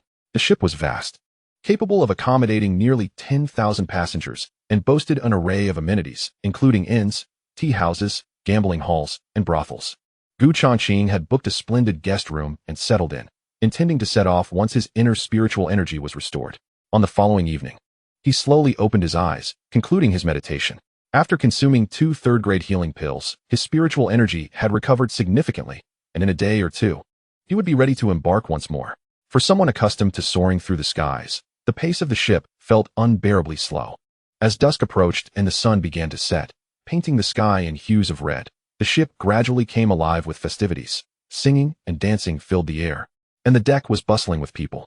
Changqing seized a favorable spot and ordered a table laden with food and drink. Having gone several days without a proper meal while on the road, he wasn't starving but felt a pang of hunger. With time to spare, he relaxed and listened to the music. Suddenly, he found himself reminiscing about his previous life. On the second floor of the tea house, more than 20 young men and women were gathered, all adorned in garments embroidered with the same emblem, suggesting they hailed from the same sect. Many eyes frequently glanced towards the second floor, filled with admiration. This group comprised disciples of the Dust Heart Pavilion, a prestigious sect in the region, renowned for its esteemed reputation. The disciples were revered wherever they went. Among them, a young girl stood out, akin to a moon surrounded by stars. She appeared to be merely 15 or 16 years of age, yet she was evidently regarded as the leader of the group, her status seemingly elevated. Junior Sister Gu, you have slain 23 sea demons this time, including 2 at the 5th level of the true spirit realm. It is clear that the first place is yours without a doubt. Indeed, the Vice Pavilion Master will surely be overjoyed to hear this, they praised, causing the girl to feel somewhat elated. Though the flattery was a tad excessive, she reveled in the attention, enjoying the sensation of being the center of admiration. The girl was named Gu Yuexian, a core disciple of the Dust Heart Pavilion. However, her significance extended beyond mere talent. She was also the daughter of the Vice Pavilion Master. With no sons, he had doted upon her since childhood, surrounded by sycophants and admirers, which had fostered her somewhat spoiled temperament. Scanning her surroundings and noticing the absence of a particular junior sister, Gu Yuexian frowned slightly and voiced her discontent. Where's Changqing? Why hasn't she returned yet? Have I been too kind to that little wretch lately? Just then, a modestly dressed girl ascended the staircase. Despite her simple attire, her stunning beauty could not be concealed. You're back? Changqing, how did the sales go? Gu Yuexian inquired, her gaze flickering with jealousy as she regarded the approaching Changqing, her voice laced with sarcasm. Changqing felt intimidated by Gu Yuexian's demeanor. She timidly retrieved a storage bag from her arms and handed it to Gu Yuexian, murmuring, I'm sorry, Senior Sister Gu, I only managed to sell 1/3. With a resounding slap, Gu Yuexian struck Changqing's delicate face. You can't even handle such a simple task. What use are you? Perhaps you should withdraw. And I shall return to inform my father that your incompetence only serves to squander resources within the Changqing Pavilion. Indeed, Sister Gu has afforded you 3 days. Yet you have managed to sell merely 1/3 of the goods. It is a pity that Sister Gu placed such trust in you by entrusting you with this task. Many around echoed her sentiments, among them several male disciples who, despite their sympathy for the beaten Changqing, dared not speak out against Gu Yuexian and instead chose to align with her. 3 days prior, Gu Yuexian had provided Changqing with a substantial quantity of materials obtained from slaying demon beasts, instructing her to sell them at the ship's trading post.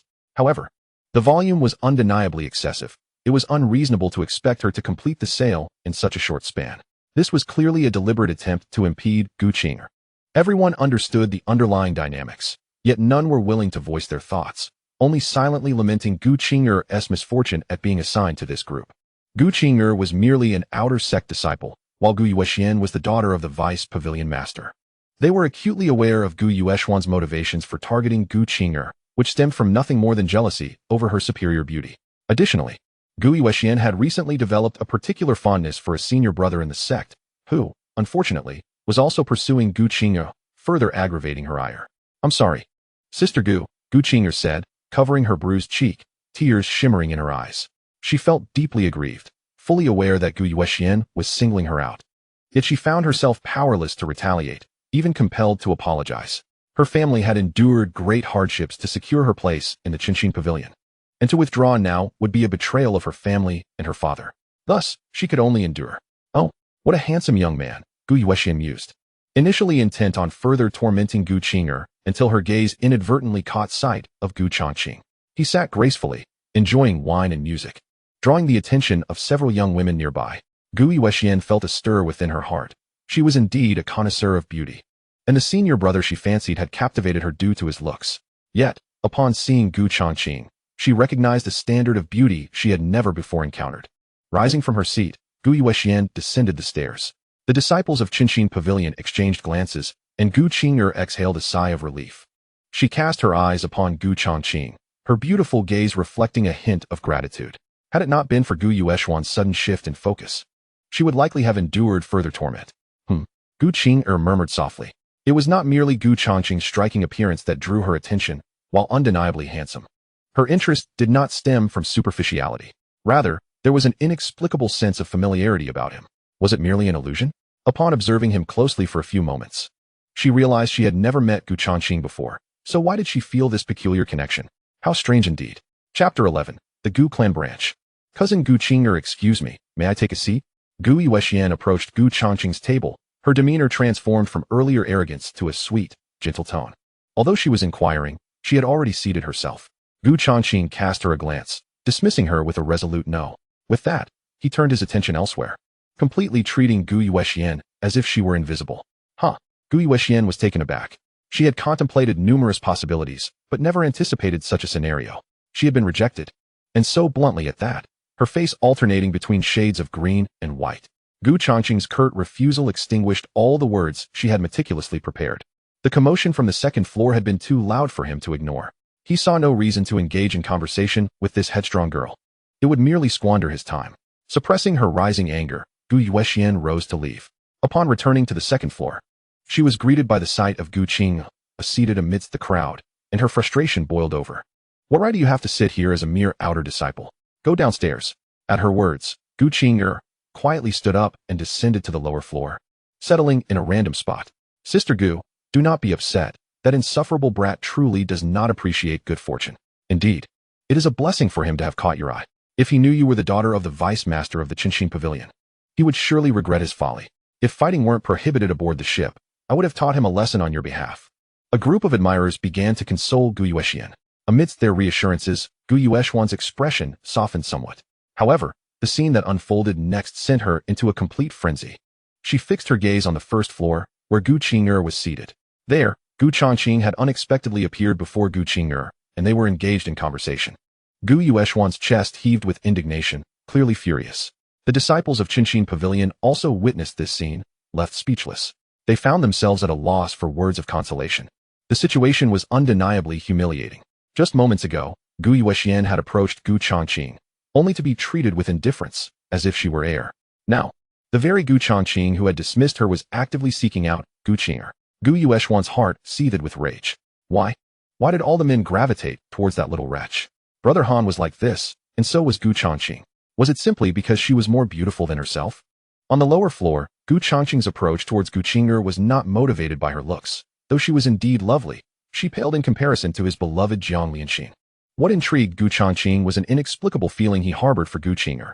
Gu Qing'er, taken aback by Gu Changqing's attention, shrank back like a frightened rabbit. Casting a glance at the discontented Gu Yuexian on the second floor, her heart sinking. "May I sit?" Gu Changqing inquired with a smile, observing Gu Qing'er's nervousness. "Why yes," Gu Qing'er replied timidly. After taking a seat, Gu Changqing remarked, "You may find it hard to believe, but I sense a hint of familiarity about you." Despite this being our first encounter, upon uttering these words, he felt a twinge of regret, wondering if they might be misconstrued as a mere pretext for flirting. Indeed, there was a semblance of truth to his sentiment. He genuinely felt an inexplicable kinship with her, which was quite peculiar given that it was their inaugural meeting. Suddenly, Gu Qing'er turned her gaze towards Gu Changqing. Do you feel the same, my lord? I do too, yet we are complete strangers. Might you be of the Gu family? Gu Changqing pondered, a realization dawning upon him. Gu Qing'er enthusiastically nodded. I am Gu Qing'er. Gu Changqing was somewhat taken aback. You share the Gu surname as well? This revelation suggested that the familiarity he sensed was not merely a figment of his imagination. Gradually, Gu Changqing began to grasp the situation. The Gu Qing'er before him was not a relative in the traditional sense, but she belonged to the same clan. The Gu clan, in its glorious days thousands of years ago, boasted a lineage of tens of thousands in its direct line, with even more in its collateral branches. However, as time passed, the clan fell into decline, fracturing and dispersing throughout the spirit realm, with some branches even departing from it altogether. In the present day, it is likely that only a few branches of the Gu clan remain, yet they still exist. The Gu family behind Gu Qing'er was one such branch of the once mighty Gu clan, as was the Gu family in Jianglan City, where Gu Changqing hailed from. Therefore, my dear elder brother Changqing and I are kin. It is no wonder that upon our first meeting, I felt an indescribable connection. It must be because the same blood flows through our veins. Gu Qing'er was exhilarated. Her father had once spoken of the Gu clan, revealing its former might. However, he also mentioned that the current Gu clan had only a few surviving branches, and their exact numbers were unknown. Perhaps they were the last of their kind. For years, her father had sought news of the descendants of the Gu clan, but to no avail. Ironically, she encountered a member of another branch first. The Han Empire? How distant. No wonder my father has been unable to gather any news. The Han Empire is far removed. During their conversation, Gu Changqing learned that Gu Qing'er's family resided on an island called Wanqin Island, which was significantly less powerful than the Gu family in Jianglan City, lacking even a single transcendent expert. The most formidable individual in her clan was her father, a completed true spirit at the 9th level, which was indeed rather disheartening. Their discourse continued for quite some time, with Gu Qing'er radiating enthusiasm. I can hardly wait to share this news with my father. He will surely be overjoyed upon hearing it. Meanwhile, observing their cheerful exchange from the second-floor tea house, Gu Yuexian felt exasperated and, with a flick of her sleeve, retreated to her chamber, wishing to avoid the sight of them. In her heart, she began to devise ways to torment Gu Qing'er, whom she regarded as an insufferable wretch.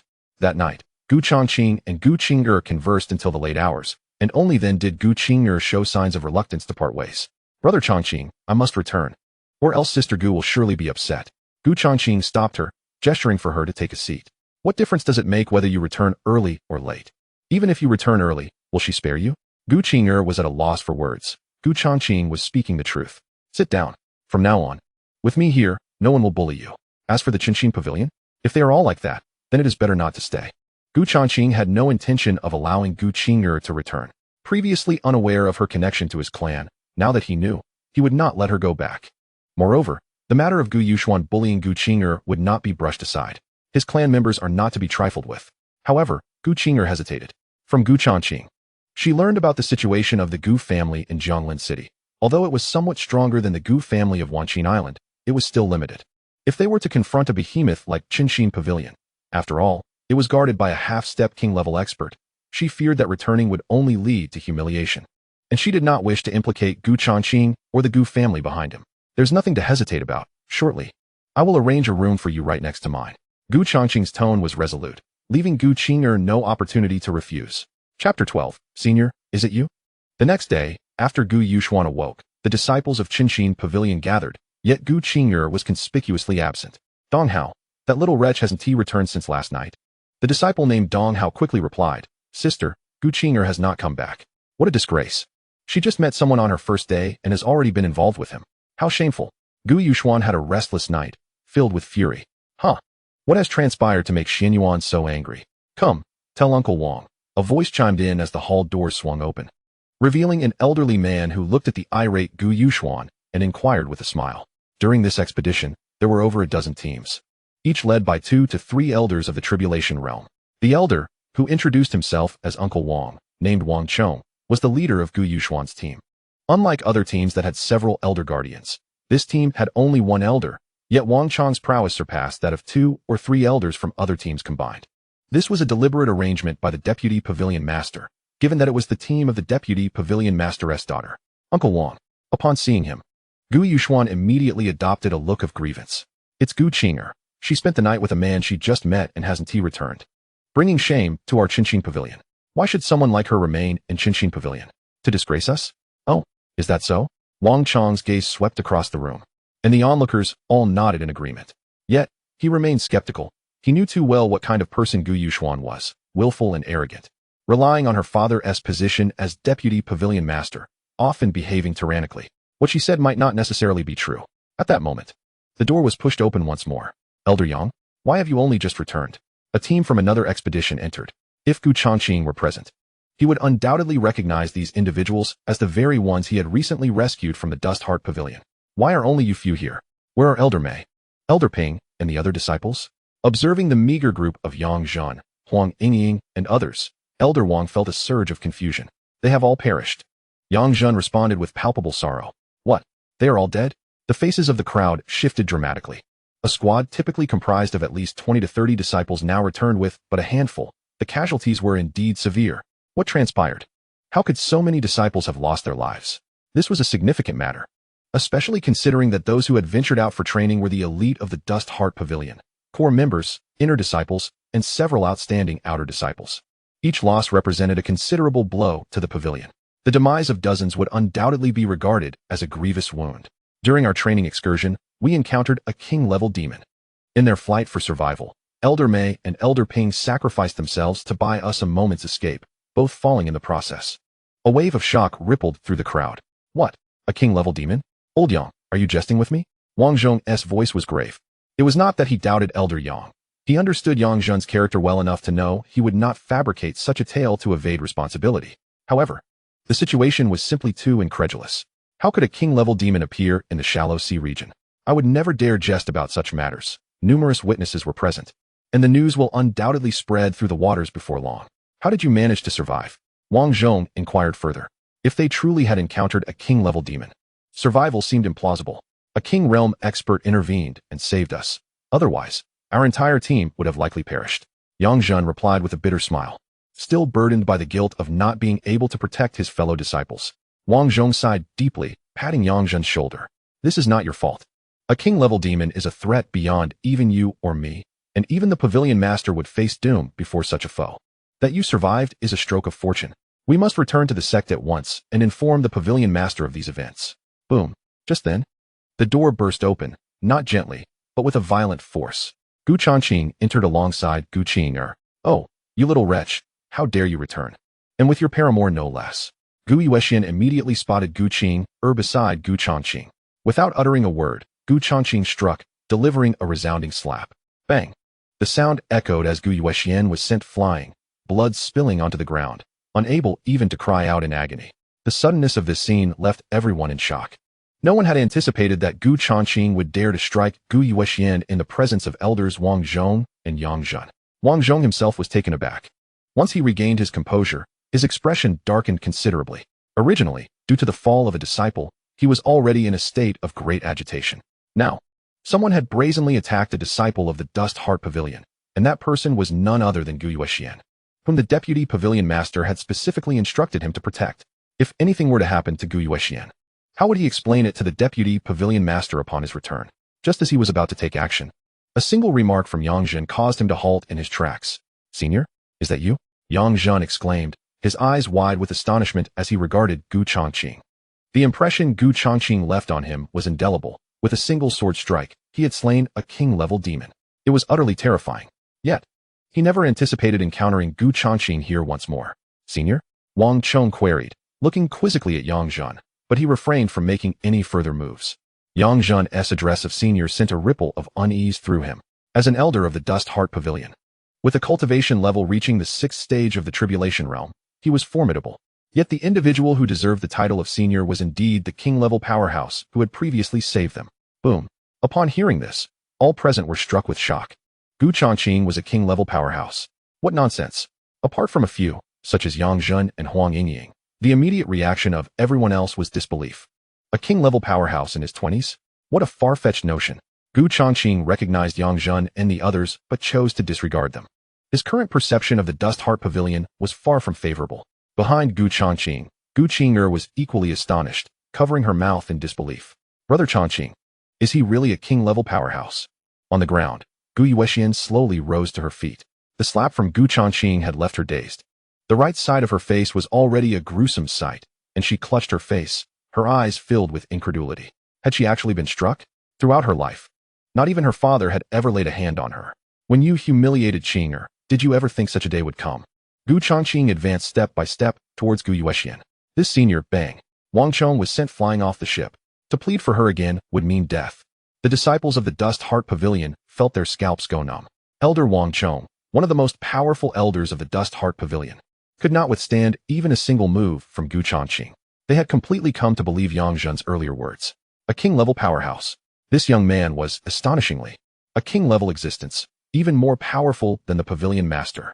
Many present were witnessing a being of king-level status for the first time. Their hearts stirred by turbulent waves of awe. Dare to bully my clan's sister? How do you wish to meet your demise? Chapter 13.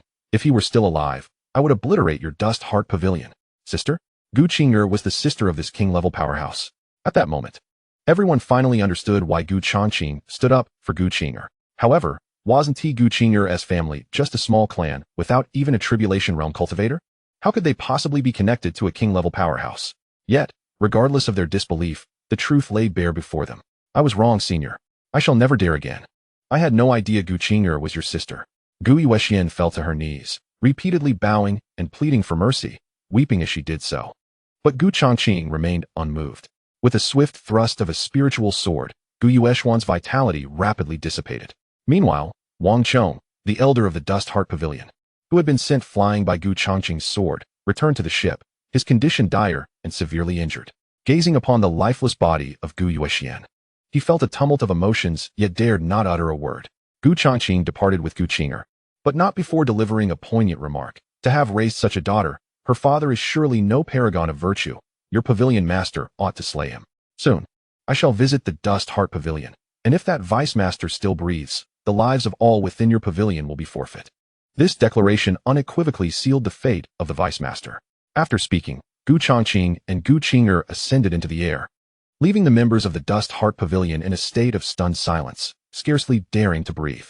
Exchanges of glances ensued among the crowd, and while sorrow was present, it was not overwhelming. In fact, many disciples harbored a sense of schadenfreude. Gu Yuexian had brought this fate upon herself, having long exerted her dominance within the sect, oppressing many who now remained voiceless in their fury. This time, however, she had encountered a formidable adversary.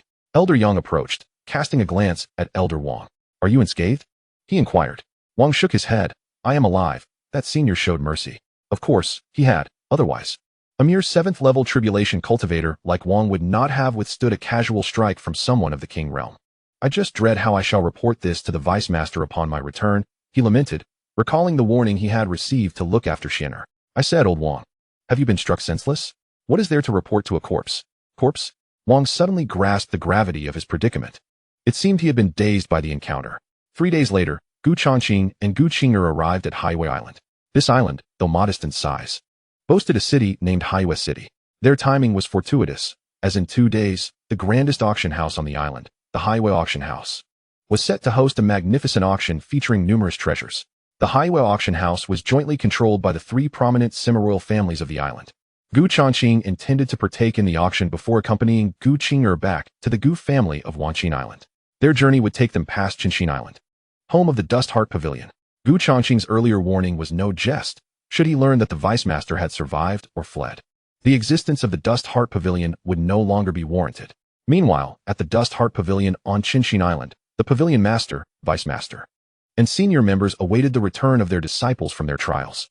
Soon, as ships docked at the harbor, it signified the return of the elders and disciples who had ventured out for their training. The Pavilion Master, clad in a blue robe and in his 40s, was no ordinary figure. More than 20 years ago, the Changqing Pavilion was merely an unremarkable sect within the Blue Tide Isles. However, since he assumed the role of its leader, the pavilion has undergone tremendous growth over the subsequent 2 decades, transforming from an obscure sect into one of the most formidable powers in this archipelago. He has become a legendary figure, and with his relatively youthful age, there remains a glimmer of hope that he may one day ascend to the realm of kings. The vice leader of Changqing Pavilion, named Gu Ming, is an elderly man with hair as white as snow, having reached the pinnacle of the 9th level of tribulation. He stands as the most powerful individual in the pavilion, second only to the leader himself. Today, He is in high spirits, having successfully procured the spirit what his daughter requested to adorn her room. He eagerly awaits her return to surprise her. The leader of Changqing Pavilion has no sons. His late-life daughter is his sole treasure. He indulges her every whim. And the reason for her increasingly willful and capricious nature lies largely in Gu Ming's excessive pampering. As various disciples and elders return, Gu Ming finally spots Elder Wang and rushes over. Elder Wang, you have returned at last. Where is Shinner? Hurry, hurry. I have prepared a surprise for her. Recently, she had been persistently asking for a piece of Yuanling wood to decorate her chamber, and after much effort, he finally succeeded in finding it. Elder Wang observes the excited old man before him and shakes his head. Yuanling wood? Just right for crafting a splendid coffin for your daughter. Huh. Gu Ming is momentarily stunned, thinking he misheard. A coffin? What do you mean? Ignoring his confusion, Elder Wang turns to the leader of Changqing Pavilion and the other high-ranking members. What are you waiting for? Prior to his return, he had already sent word to the pavilion's leader, fearing that Gu Ming might flee. If Gu Ming were to escape, the entire Changqing Pavilion would suffer dire consequences. A sudden and inexplicable sense of crisis wells up within Gu Ming. He contemplates retreating, but just then, bang, the pavilion leader, standing beside him, strikes down with a palm, crashing into Gu Ming's back. Puffed blood spurts from Gu Ming's mouth as he gazes in disbelief at the pavilion leader. One blow, and I am severely injured. Leader, why?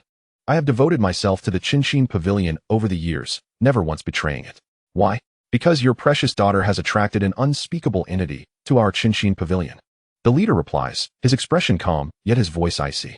A powerful being of the king's realm, and not just any ordinary king. A sword that can slay a king-level demon, at the tender age of around 20. What does that signify? I am well aware. This king-level being is not only extraordinarily gifted, but likely hails from a significant power, the sacred divine court. Only forces of such caliber could nurture such a prodigy. The notion of a king at the age of 20 is terrifying to contemplate. I warned you that indulging your daughter would inevitably lead to disaster.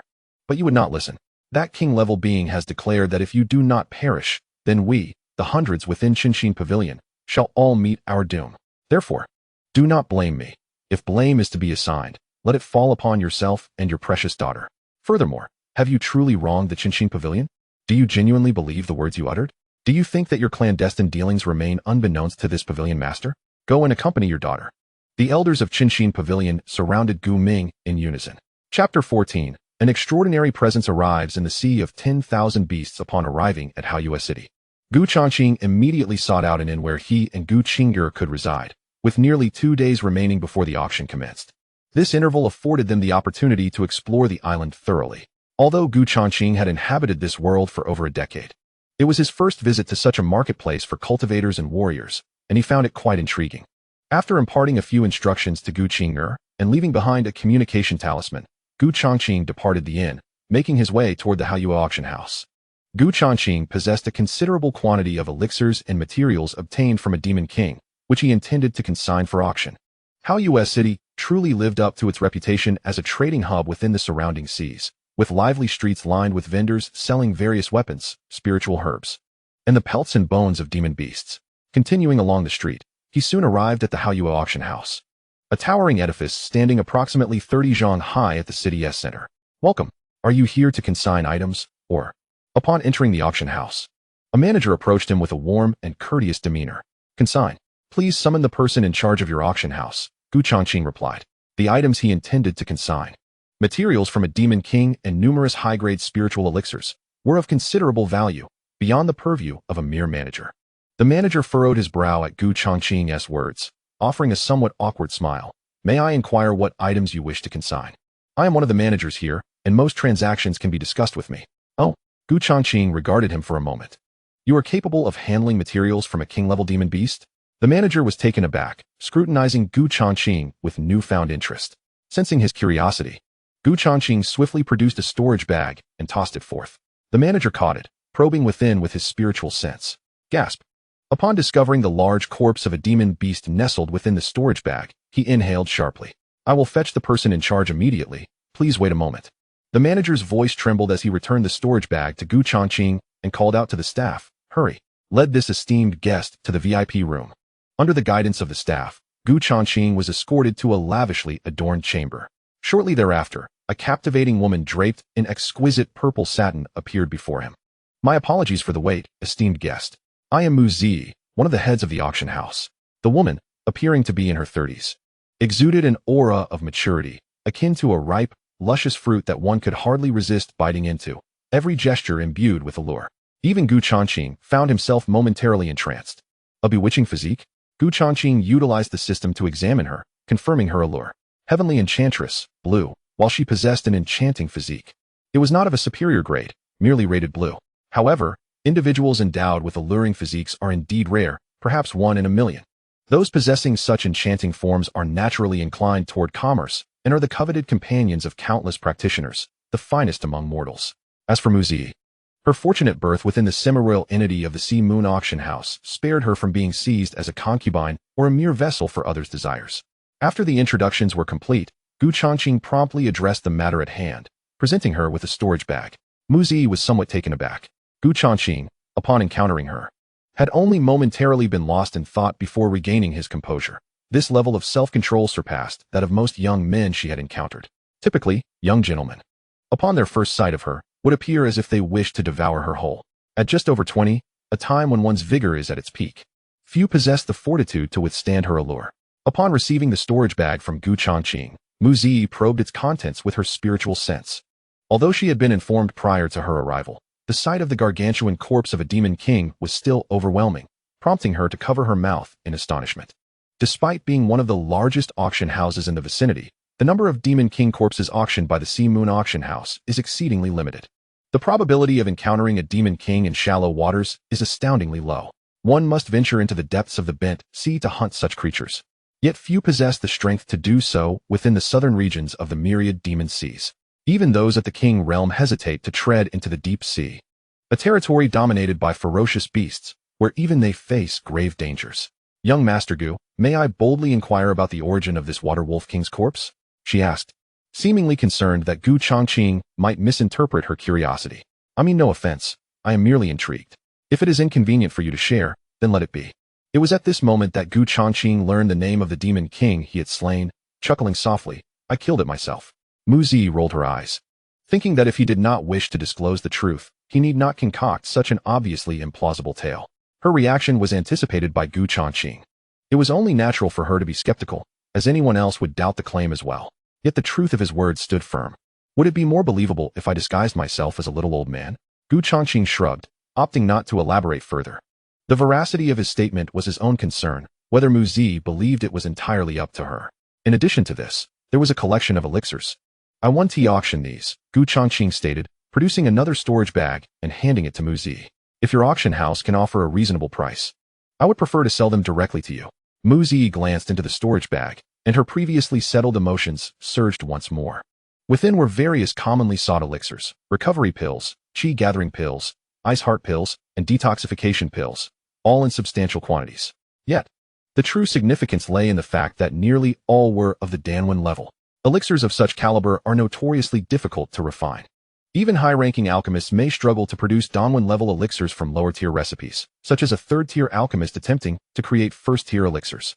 Moreover, the elixirs contained within this storage pouch bear multiple intricate patterns, some boasting the highest grades, even 9 or 8 patterns. The alchemist responsible for concocting this batch must surely be a master of the highest order, perhaps a Dan Emperor? A Dan Emperor? In the realm of the 10,000 BC, does such a figure exist? Historically, there have been instances, yet for centuries. One would be hard-pressed to find even a handful of Dan Kings, let alone an Emperor. Casting a thoughtful glance at Changqing, Muzi pondered whether he had stumbled upon some fortuitous luck, discovering a relic left behind by an ancient ancestor. With both a complete Demon King's corpse and a substantial collection of high-grade elixirs, her mind raced as she calculated the 26 returning essence elixirs, 3 with 8 patterns, 10 with 7 patterns. After some deliberation, she presented an offer. The auction house was willing to pay 53,000 low-grade spirit stones for the batch of elixirs in young Master Gu's possession. What say you, young Master Gu? Before his arrival, Changqing had familiarized himself with the pricing of various elixirs, and Muzi's offer was quite reasonable. As for the Demon King's corpse, should it be put up for auction, the Highway Auction House would take a 5% commission on the final sale price. How does that sound to you? Young Master Gu, rest assured, as long as you entrust it to Highway Auction House, Z will do her utmost to secure a price that satisfies you. Very well. Changqing was disinterested in haggling over a trivial sum of spirit stones. This outing had yielded an unexpected windfall. The Demon King's remains were worth far more than all the elixirs in his storage pouch combined. By the way, if there are any more high-pattern elixirs, would your auction house be able to accommodate them? Just before departing, Changqing inquired. He had no elixirs on hand at the moment, but he had the means to craft more. If Highway Auction House could indeed handle them, it would save him the trouble of seeking other buyers later. Do you still have some on you? Mu Zi was taken aback. The pouch Changqing had just given her contained a considerable amount already. She had assumed that was all, but from his tone, it seemed he had more. None at present, but I can refine additional ones. If your auction house is capable of accommodating them, we might establish a long-term partnership. In Mu Zi's mind, Changqing was becoming increasingly preposterous. First, he had slain a Demon King, and now he claimed to be able to produce second and third-grade elixirs. Did he think himself a Dan Emperor? Certainly, young master. We can accommodate however many you possess. Elixirs, particularly those for healing, restoring spiritual energy, and detoxification, have always been in high demand. In the southern region of the 10,000 BC, the multitude of sects and cultivators creates an immense need for such items, ensuring there will be no shortage of buyers. That is reassuring. With that, Changqing departed without lingering further, leaving Mu Zi looking somewhat dejected. As she watched his retreating figure, she shook her head. Her impression of Changqing was far from favorable, primarily due to his erratic speech. One moment he was discussing slaying a Demon King, the next he was alchemizing high-grade elixirs. After Changqing's departure, an elder appeared behind Mu Zi, seemingly out of nowhere. Elderine. The sudden appearance startled Mu Zi, prompting her to bow respectfully. The Sea Moon Auction House is jointly controlled by 5 prominent half-royal families, each of which boasts at least one half-royal member. Among these families, the Mu family ranks second, with 2 half-royals, one of whom is the venerable Yin Taishang, present in the room. Xiaoyi, what is your impression of this individual? Yin Taishang refers to none other than Changqing, who had just departed. Not impressive, merely a purveyor of falsehoods, she replied. Yin Taishang smiled slightly. But you are mistaken. What he spoke may not be entirely fabricated. It merely appears absurd from your perspective. Really? What do you mean? Mu Zi was taken aback. Not all of it is untruth. What does that imply? Just a day prior, I received news of a Xuanwang-level monster appearing in the southern region of the Wanyao Sea, only to be swiftly dispatched by a passing king-level expert, reportedly with a single strike.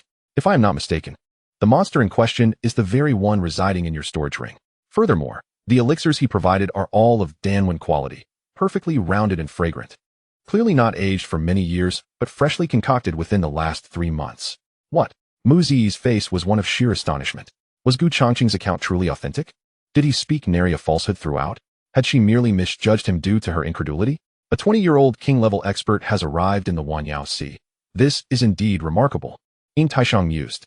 Xiaoyi, when this esteemed gentleman returns, it is imperative that we do not neglect him. Establishing a rapport with him would undoubtedly be a significant advantage for the Mu family. Yin Taishang bore no ill will towards Mu Zi. The circumstances were indeed extraordinary. A king-level individual at the tender age of 20 is undoubtedly a prodigy of spirit ranking, appearing in such a modest locale as the southern Wanyao Sea. Xiaoyi understood, though Mu Zi remained engulfed in shock.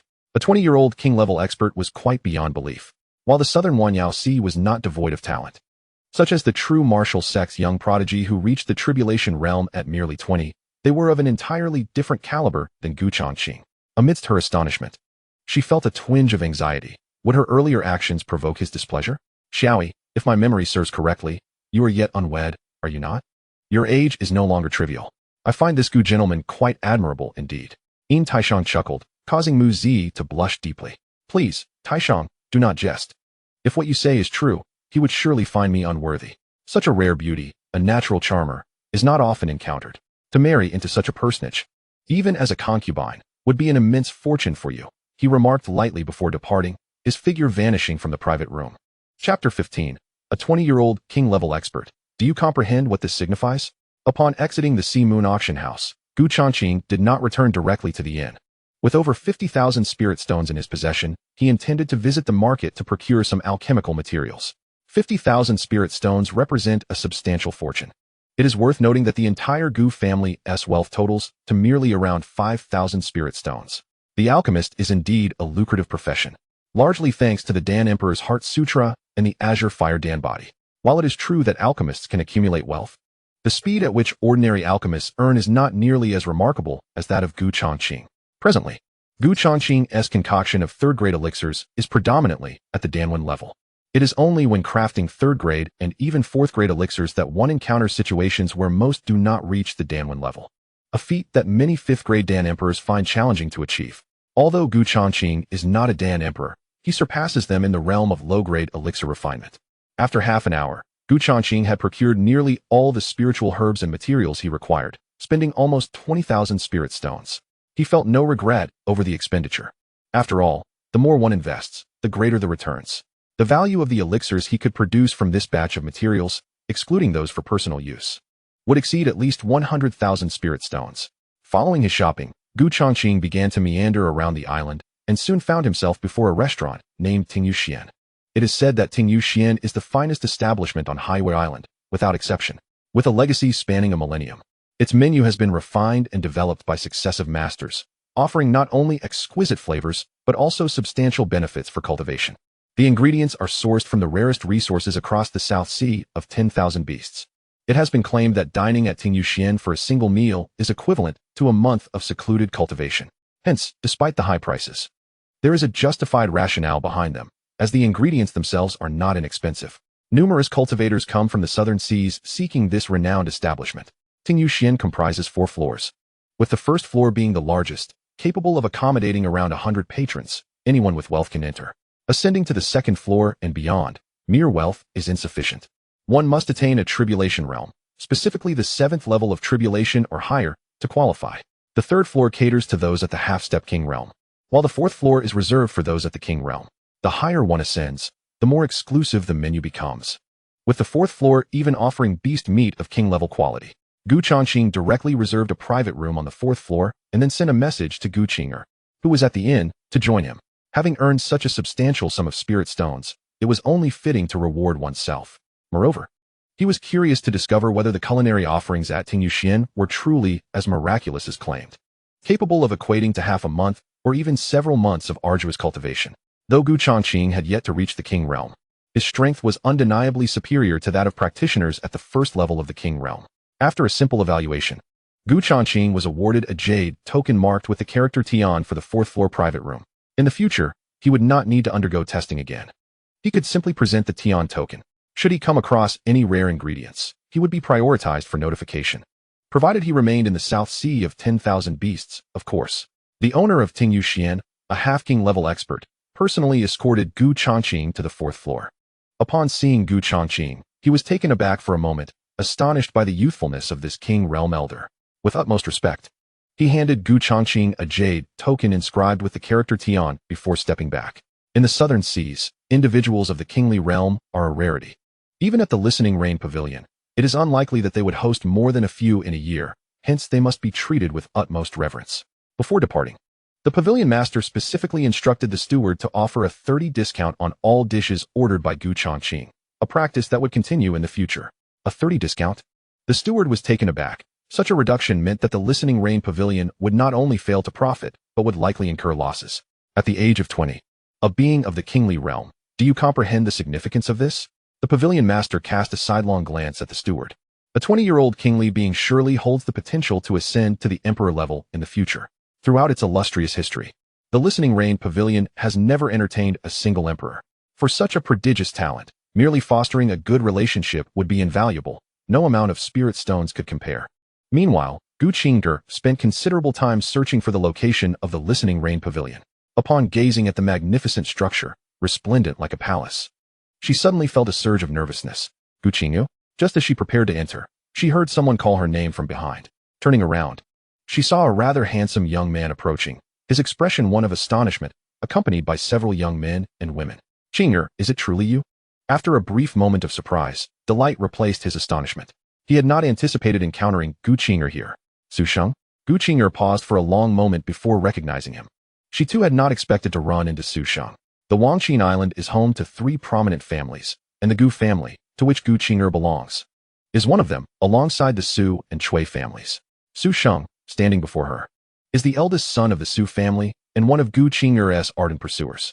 Before her arrival at the Dust Heart Pavilion, Su Sheng had relentlessly pursued her, akin to a sticky gum, trailing her daily until she finally managed to shake him off. After leaving for the Dust Heart Pavilion, she had heard that Su Sheng went to some major sect, though she was not particularly curious about the specifics. Gu Qing'er harbored no feelings for Su Shang. This had been the case before and would remain unchanged. Junior brother Su, is this young lady your friend? Behind Su Shang, a strikingly handsome youth approached with a gentle smile, his gaze fixed intently on Gu Qing'er, unabashedly expressing his admiration, evidently captivated by her beauty. Indeed, allow me to introduce. This is senior brother Tanjun, Su Shang stated. The way Tanjun gazed at Gu Qing'er caused Su Shang to frown slightly. This senior brother Tan was notorious within the sect for being a notorious flirt, having left a trail of heartbroken junior sisters and senior sisters in his wake. Furthermore, with his grandfather being the grand elder, he acted with impunity within the sect, commanding respect even from elders. Su Shang instinctively sought to prevent Tanjun from having excessive interaction with Gu Qing'er, yet with recognition already established, it would be inappropriate not to introduce them. Gu Qing'er observed the scene in silence, feeling uncomfortable under Tanjun's scrutinizing gaze. She had no desire to become acquainted with these individuals. Upon hearing this, Brother Tan did not display any anger. Instead, he smiled and said, "Since we haven't met in quite some time, why not sit down and reminisce? I have reserved a room in the Rain Listening Pavilion, a prestigious Xian-class private chamber. Miss Qing'er, would you care to join us?" The mention of the Xian-class private chamber drew the attention of many around them. To possess a token for such a chamber indicated that Brother Tan had the backing of at least one formidable being at the 7th level of the Tribulation Realm, which is considered a late stage of the Tribulation Realm. This level of power is indeed remarkable in the entirety of the South Sea of 10,000 beasts. Brother Su and his fellow disciples were fortunate to have entered the Xian-class private chamber on account of Brother Tan's influence. "May I inquire if you are Miss Gu Qing?" Just as Gu Qing'er was about to decline, a maid descended from the 2nd floor and inquired. Realizing that this was a message from her brother Changqing, she nodded in acknowledgement. "Esteemed guest, please follow me to the 4th floor." The maid gestured invitingly. Gu Qing'er glanced at Brother Tan and the others, softly declining. "No, my brother is already waiting for me." With that, she did not linger and followed the maid to the 4th floor. The 4th floor? Brother Tan's expression darkened, as he questioned whether he had misheard. Did the maid truly say the 4th floor? Su and the others had also heard her clearly and nodded in response. Yet waves of astonishment surged within them. Before arriving at the Rain Listening Pavilion, Brother Tan had specifically briefed them on its details. Even the wealthiest commoners could only remain on the 1st floor. Access to the 2nd floor required either personal strength or the backing of a powerful being at the 7th level of the Tribulation Realm or higher. The 3rd floor demanded a half step to the King Realm. As for the 4th floor, only those who were either King Realm practitioners or had exceptional connections with them could gain entry. The most astonished of all was Su Shang. He felt as though he were in a dream. He was aware of Gu Qing'er's family, a modest clan on Wanqin Island, which lacked even a single Tribulation Realm expert. Su Shang was bewildered and perplexed, yet the undeniable evidence lay before him, leaving him no room for disbelief. Chapter 16. Approaching a breakthrough. The auction begins after Gu Qing'er ascended to the 4th floor. All the dishes ordered by Gu Changqing had already been served. Steamed longwin-tail fish, abyss shark head, purple orchid ginseng, and South Region aqua beast meat. Each exquisite ingredient cost hundreds, if not thousands, of spirit stones. Gu Qing'er gazed at the array of delicacies, swallowing hard. Many of these dishes she had neither tasted nor even heard of before. Brother Changqing, how many spirit stones did this feast cost? Gu Qing'er hesitated to pick up her chopsticks, feeling as though the table laden with dishes was worth more than she was. Approximately 2,000 spirit stones, Gu Changqing replied, placing a piece of longwin fish into his mouth. 2,000 spirit stones. Gu Qing'er trembled, nearly losing her grip on her chopsticks. It was no longer just a feeling. This feast was indeed worth more than she was. During her time at the Dust Heart Pavilion, the amount of low-grade spirit stones she received each month barely amounted to a few pieces. For her, 2,000 spirit stones represented an astronomical figure. Quickly eat before it cools. Do not be overly astonished. I, your elder brother Changqing, am a formidable figure at the King Realm. For someone of my stature, spending 2,000 spirit stones on a meal is hardly excessive. Gu Qing'er found herself at a loss for words. Indeed, for a being of the King Realm, a few thousand spirit stones are of little consequence. After the meal, Gu Changqing felt thoroughly satisfied. It must be said, the culinary skills of the chefs at Tingyu Pavilion are truly commendable. This feast was the most delectable he had experienced since arriving in this world. Gu Qing'er, initially hesitant to indulge, could not resist as Gu Changqing persistently served her more dishes. The second lightning tribulation was imminent. Gu Changqing could distinctly sense a significant surge in his spiritual power, now reaching the threshold of the spirit realm. The first level of the tribulation had been perfected. This meal was indeed worth it.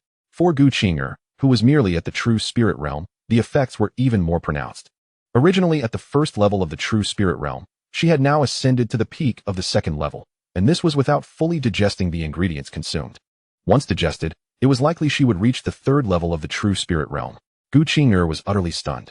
Previously, each breakthrough had taken her several months. And after reaching the true spirit realm, her cultivation had become more arduous. She had remained stagnant in the early phase of the first level for over 2 months without any signs of progress to the mid-phase.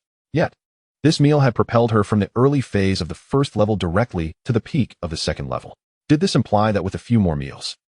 Do not overthink it. The efficacy of these ingredients is most pronounced during the initial consumption. Subsequent enhancements diminish, akin to the diminishing returns of elixirs for cultivation. Changqing's cheeks flushed. How did Changqing know what she was contemplating? After the meal, Changqing and Changqing returned to the inn, awaiting the day of the auction. In the following days, the highway auction house commenced extensive promotions for the Water Wolf King's remains, attracting a new influx of visitors to the already bustling highway island, many of whom hailed from powerful factions in the surrounding seas, including several half-king figures. Naturally, Changqing welcomed this development. The more, the merrier, the higher the bids, the better. The day of the auction arrived. Changqing and Changqing arrived early at the highway auction house. The establishment did not feature VIP seating. After obtaining their bidding number, Changqing followed the crowd into the auction hall. A vast stairway hall encircled the central auction stage. The auction house, although not large, could accommodate around 1,000 individuals. As one of the largest auction houses in the nearby seas, Highway Auction House boasted a high standard. Entry required considerable strength. Those seated within were high-ranking figures from nearby factions, stewards, elders, and even leaders of powerful groups. Changqing, witnessing such a grand spectacle for the first time, was like an inquisitive child, gazing around in wonder. She held bidding number 188 and, guided by the attendants, quickly arrived at her designated spot. As the curtain rose, Mu Zi, adorned in a purple gown, gracefully emerged, making her way to the auction stage. Greetings, esteemed guests. It has been a considerable time since our last encounter. Indeed, it is I once more, serving as the auctioneer for this event. With a figure that commands attention, a bare back adorned with delicate shoulders, and an exquisitely beautiful visage. The natural allure that accompanies my presence has stirred a palpable excitement among the attendees. It is worth noting that some gentlemen are not here solely for the auction, but rather for the enchanting allure of Mu Zi. Changqing can distinctly sense that with Mu Zi's entrance, the previously disinterested men have awakened, their gazes sweeping over her as if they wished to devour her whole. Without further ado, let us delve directly into the matter at hand. Following a brief introduction, Mu Zi elegantly gestures, revealing a finely crafted jade bottle upon the auction table. The first item for bidding is a third-grade soul-shaping pill, distinguished by 2 intricate pill patterns, renowned for its remarkable efficacy in healing soul injuries. The starting bid is set at 300 spirit stones. Those in need may commence their bidding. Though the soul-shaping pill is classified as a third-grade elixir, the rarity of the required ingredients renders its price exorbitantly high, rivaling that of certain fourth-grade pills. 800 spirit stones. As Mu Zi's words fade, a man clad in black from the third row, holding the number 307, boldly raises his bid, increasing it by 500 spirit stones. Changqing glances at him, recognizing the severity of his soul injury. Without treatment, his time may be limited. Hence his urgency. 900 spirit stones. 1,000. The auction proceeds, yet Changqing finds little interest in the ongoing items.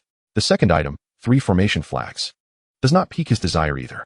He has perused the auction list, which contains several items of interest, such as third-grade spirit swords, though they have yet to be presented.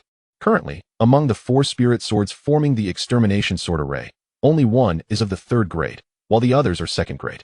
Fourth-grade spirit swords are elusive, and Changqing intends to assemble a complete set of third-grade swords first. Once he acquires 4 third-grade spirit swords, his power will significantly increase. However, for a qualitative enhancement, he must seek a 4th-grade sword. The third auction item finally captures Changqing's interest. The third item is a blood spirit fruit, a third-grade spiritual fruit that serves as a primary ingredient in the blood essence pill and can also be utilized as an auxiliary in the crafting of beauty-enhancing elixirs. The opening bid is set at 1,100 spirit stones. Changqing, however, is aware of a third application for the blood spirit fruit, the 9-turn purple gold pill, an ancient formula recorded in the Dan Emperor's Heart Sutra. Although he does not require it for himself, his soon-to-be-born children will certainly benefit. He is determined to ensure they start ahead in life. 1,500 spirit stones. Changqing raises her number 188 paddle as Changqing bids. Number 258, 1,300 spirit stones. The bidders for the blood spirit fruit are predominantly women, each with their own aspirations. Who does not desire to appear more beautiful and youthful? Among them, the lady holding the 258 paddle is a striking figure clad in blue. If we were to assign a score out of 100, Changqing might receive an 80. By the way, Mu Ziyi scores 91, Changqing 95. And Jiang Lianxin is a perfect score, no further explanation needed. 1,500 spirit stones. Changqing continues to raise the bid. The blood spirit fruit is something he must possess. Lot number 188, 1,500 spirit stones. Are there any higher bids? Mu Ziyi instantly recognized Changqing. Her heart stirred. 1,700 spirit stones. The woman at number 258 furrowed her brow slightly. Currently, the only one left competing with her was Changqing. She too was determined to acquire this blood spirit fruit. She had prepared all the main and auxiliary ingredients for the beauty pill, even secured an alchemist, and was merely lacking this blood spirit fruit. Hey, 1,700 spirit stones. Dong Yin truly has considerable wealth. After all, how could the fiancé of the young master of the Mo family not be affluent? The blue-clad maiden was not unfamiliar to many present. From the Dong family of Highware Island, this mere identity held little significance. The Dong family was but a small clan with only 2 or 3 members at the initial stage of the Tribulation Realm. However, Dong Yan's other identity was rather remarkable. She was the fiancée of the young master of one of the 5 major semi-royal families of Highware Island, the Mo family. This alone was enough to dissuade countless forces, far more powerful than the Dong family, from offending her lightly. The 5 semi-royal families not only controlled the Highway auction house, but also the entirety of Highware Island, governing all affairs on the island. 2,000 spirit stones. Yet Changqing remained unaware of this. Even if he did know, he would not care. He continued to bid. 2,000 spirit stones. Changqing's lavish spending elicited admiration. Truly, he was exceedingly wealthy. The market price for the blood spirit fruit hovered around 1,500 spirit stones, and Dong Yan's prior bid of 1,700 spirit stones was already significantly above the market rate. Although the blood spirit fruit was indeed rare, it hardly warranted a price of 2,000 spirit stones, did it? Truly, it seemed he had money to spare. Unbeknownst to Changqing, he had quietly earned the label of a foolishly wealthy individual. 2,300 spirit stones. Dong Yan was resolute. She had prepared 2,300 spirit stones for this blood spirit fruit, which was already her limit. Should the other party raise the bid again, she would have no choice but to concede. Yet she felt a sense of reluctance. How long had she prepared for this beauty pill? The blood spirit fruit was scarce. And who knew when it might appear again? 6 months later? A year later? It was uncertain. Esteemed sir, this fruit is of great importance to me. Could you grant me a favor and yield the blood spirit fruit to me?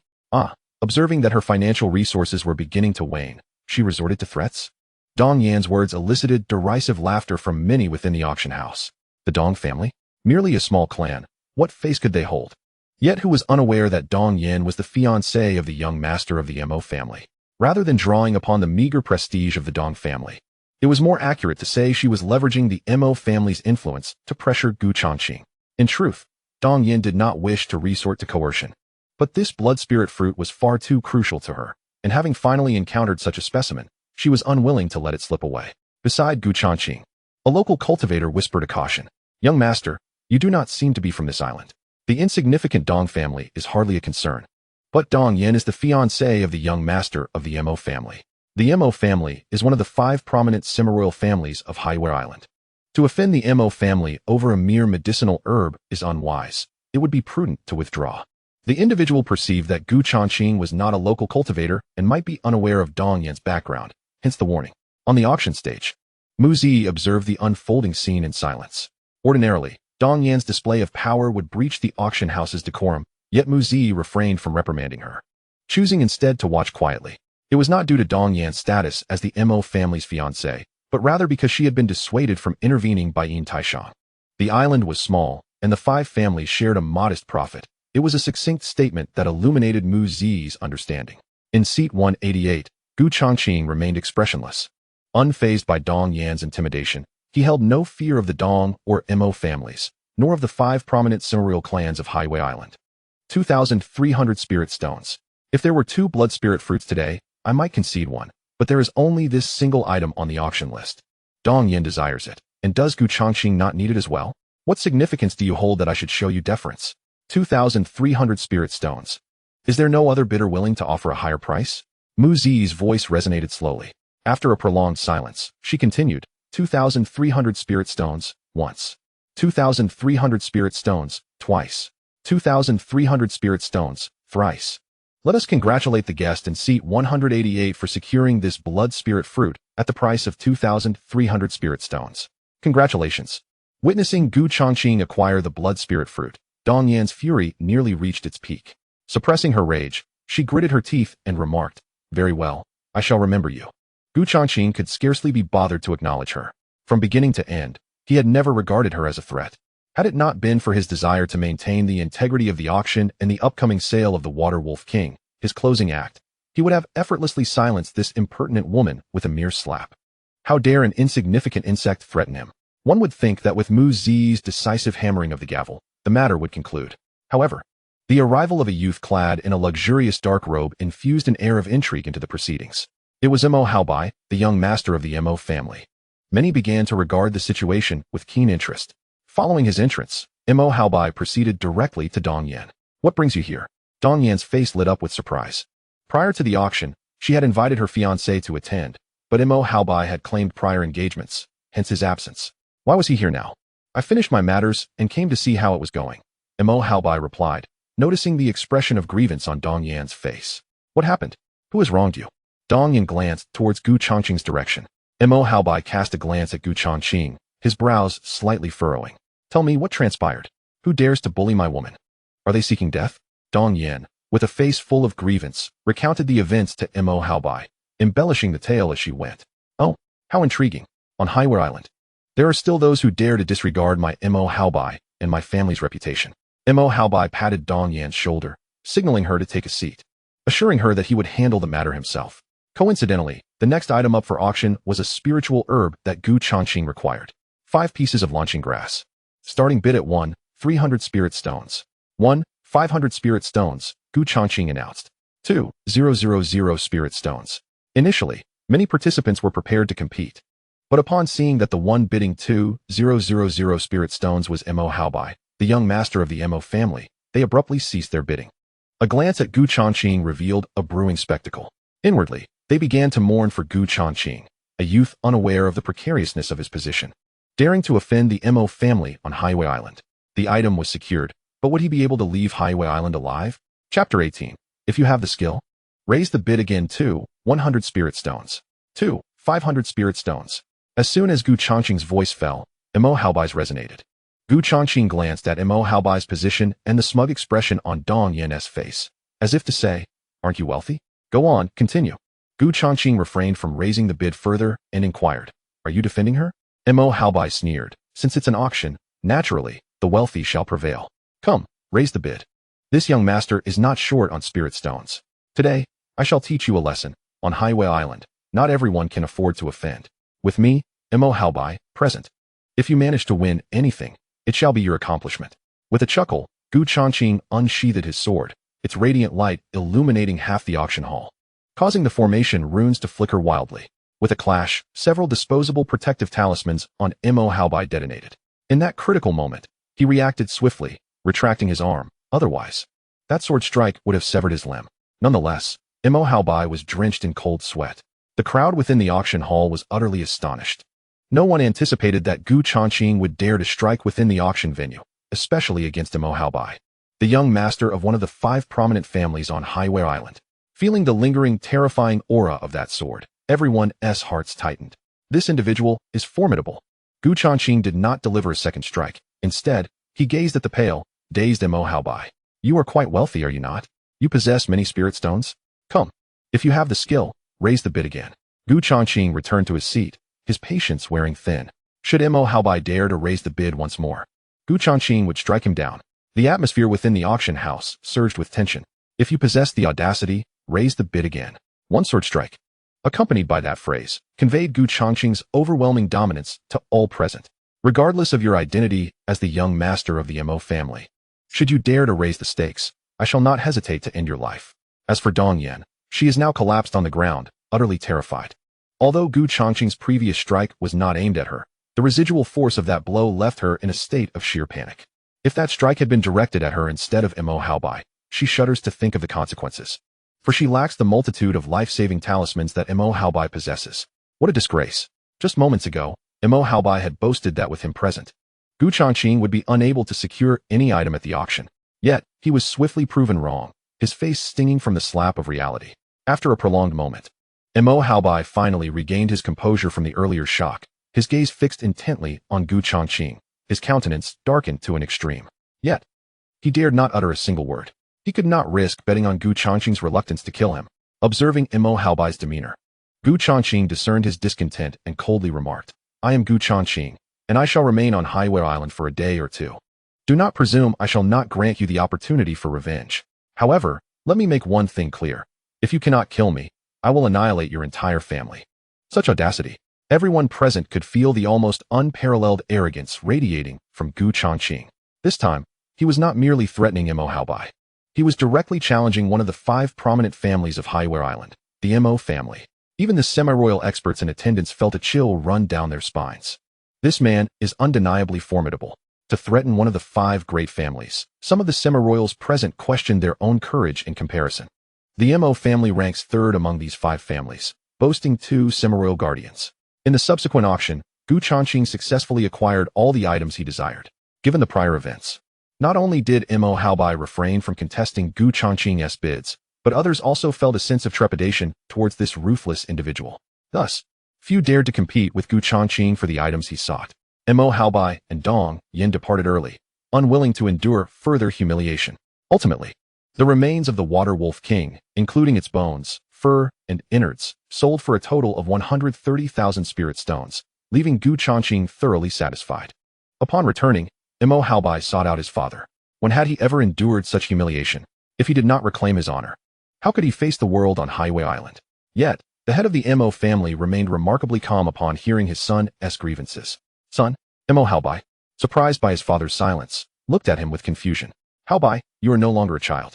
As the heir of the Imo family, how can I trust you with our legacy when you behave in this manner? Stop wasting your time with those useless friends of yours. What? Imo Haobai was taken aback. He had not anticipated such a response from his father. The threat extended beyond just him. It encompassed the entire Imo family. This was about the family's honor. If they did not retaliate, what would become of the Imo family's reputation? How would others perceive them? If even the most trivial of individuals felt emboldened to threaten the Imo family and provoke them, what would that imply? Seeing Imo Haobai still wear a puzzled expression, the head of the Imo family felt a surge of disappointment and self-reproach within. Over the years, engrossed in clan affairs, he had regrettably neglected the guidance and cultivation of Imo Haobai. Use your brain wisely. At 20, one should at least be at the initial or even mid-stage of the tribulation realm. What kind of ordinary power could foster such a prodigy? To dwell in Highway City and yet dare to threaten my Imo family, does one not value their own life? Or do you secretly wish for the demise of my clan? As the head of the Imo family patted Imo Haobai's shoulder, he added, Haobai, it is time for you to mature. With your current demeanor, if the Imo family were to fall into your hands, it would not be long before we are erased from this maritime domain. The head departed, leaving Imo Haobai in a daze. After hearing those words, he regained his composure, recalling the calm demeanor of Gu Changqing at the auction house, sending a shiver down his spine. There were only 2 possibilities for someone to threaten him and the entire Imo family on their own territory. Either the adversary was utterly indifferent to the Imo family, or they were a fool, lacking in intellect. Yet, could one who achieved the tribulation realm at around 20 truly be a fool? Imo Haobai suddenly realized how foolish he had been. Chapter 19. The opening of the immortal slaying sword array in the subsequent 2 days, Gu Changqing showed no urgency to depart. After collecting spirit stones from the auction house, he and Gu Qing'er returned to the inn. It was not out of a desire to await the Imo family's retaliation. Gu Changqing was not that idle. He had long since cast aside the affairs of the Imo family, never allowing them to weigh on his mind. If they chose not to come, so be it. Should they indeed arrive, Gu Changqing would not mind facilitating the Imo family's removal from Highway Island. He was no benevolent soul. If an opportunity was presented and they insisted on courting death, he would grant them that wish. The reason Gu Changqing remained on the island was to refine pills. With a considerable amount of alchemical materials at his disposal, he intended to complete his concoctions before departing to avoid an unnecessary return to Highway Island for missing ingredients. After 2 days, Gu Changqing successfully finished refining the pills, and during this time, the Imo family had not executed any retaliatory actions. On the day he prepared to leave Highway Island with Gu Qing'er, suddenly, the once tranquil sky darkened with swirling black mist, and dozens of figures clad in black appeared. Descending from the sky atop, flying demonic beasts.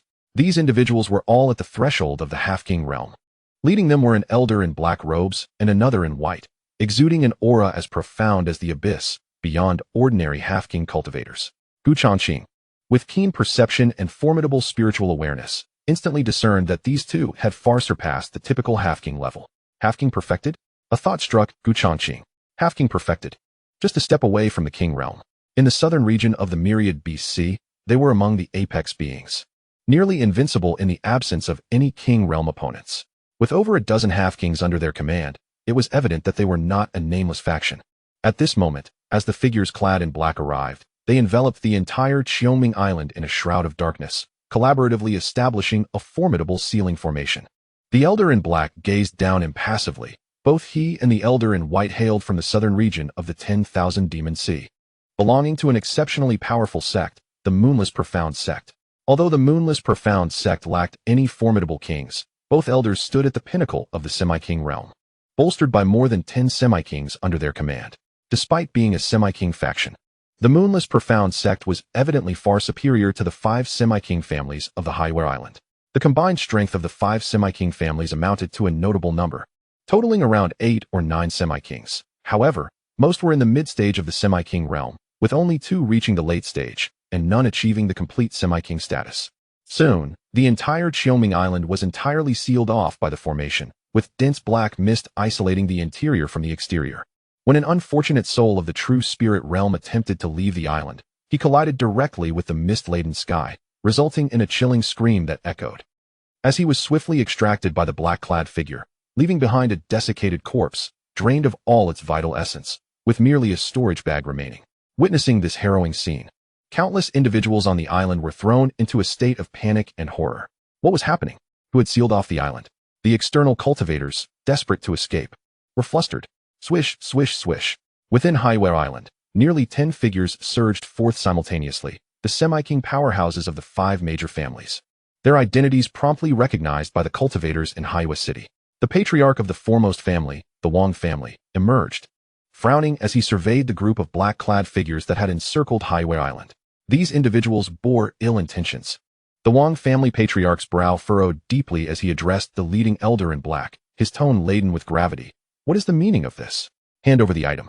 The elder in black replied slowly. What item do you refer to? I am afraid I do not comprehend. The Wang family patriarch countered, feigning ignorance. The elder in black fixed him with a piercing gaze. Do not play coy. Xingyuan Island. Are you aware of it? Xingyuan Island. The Wang family patriarch maintained a calm facade.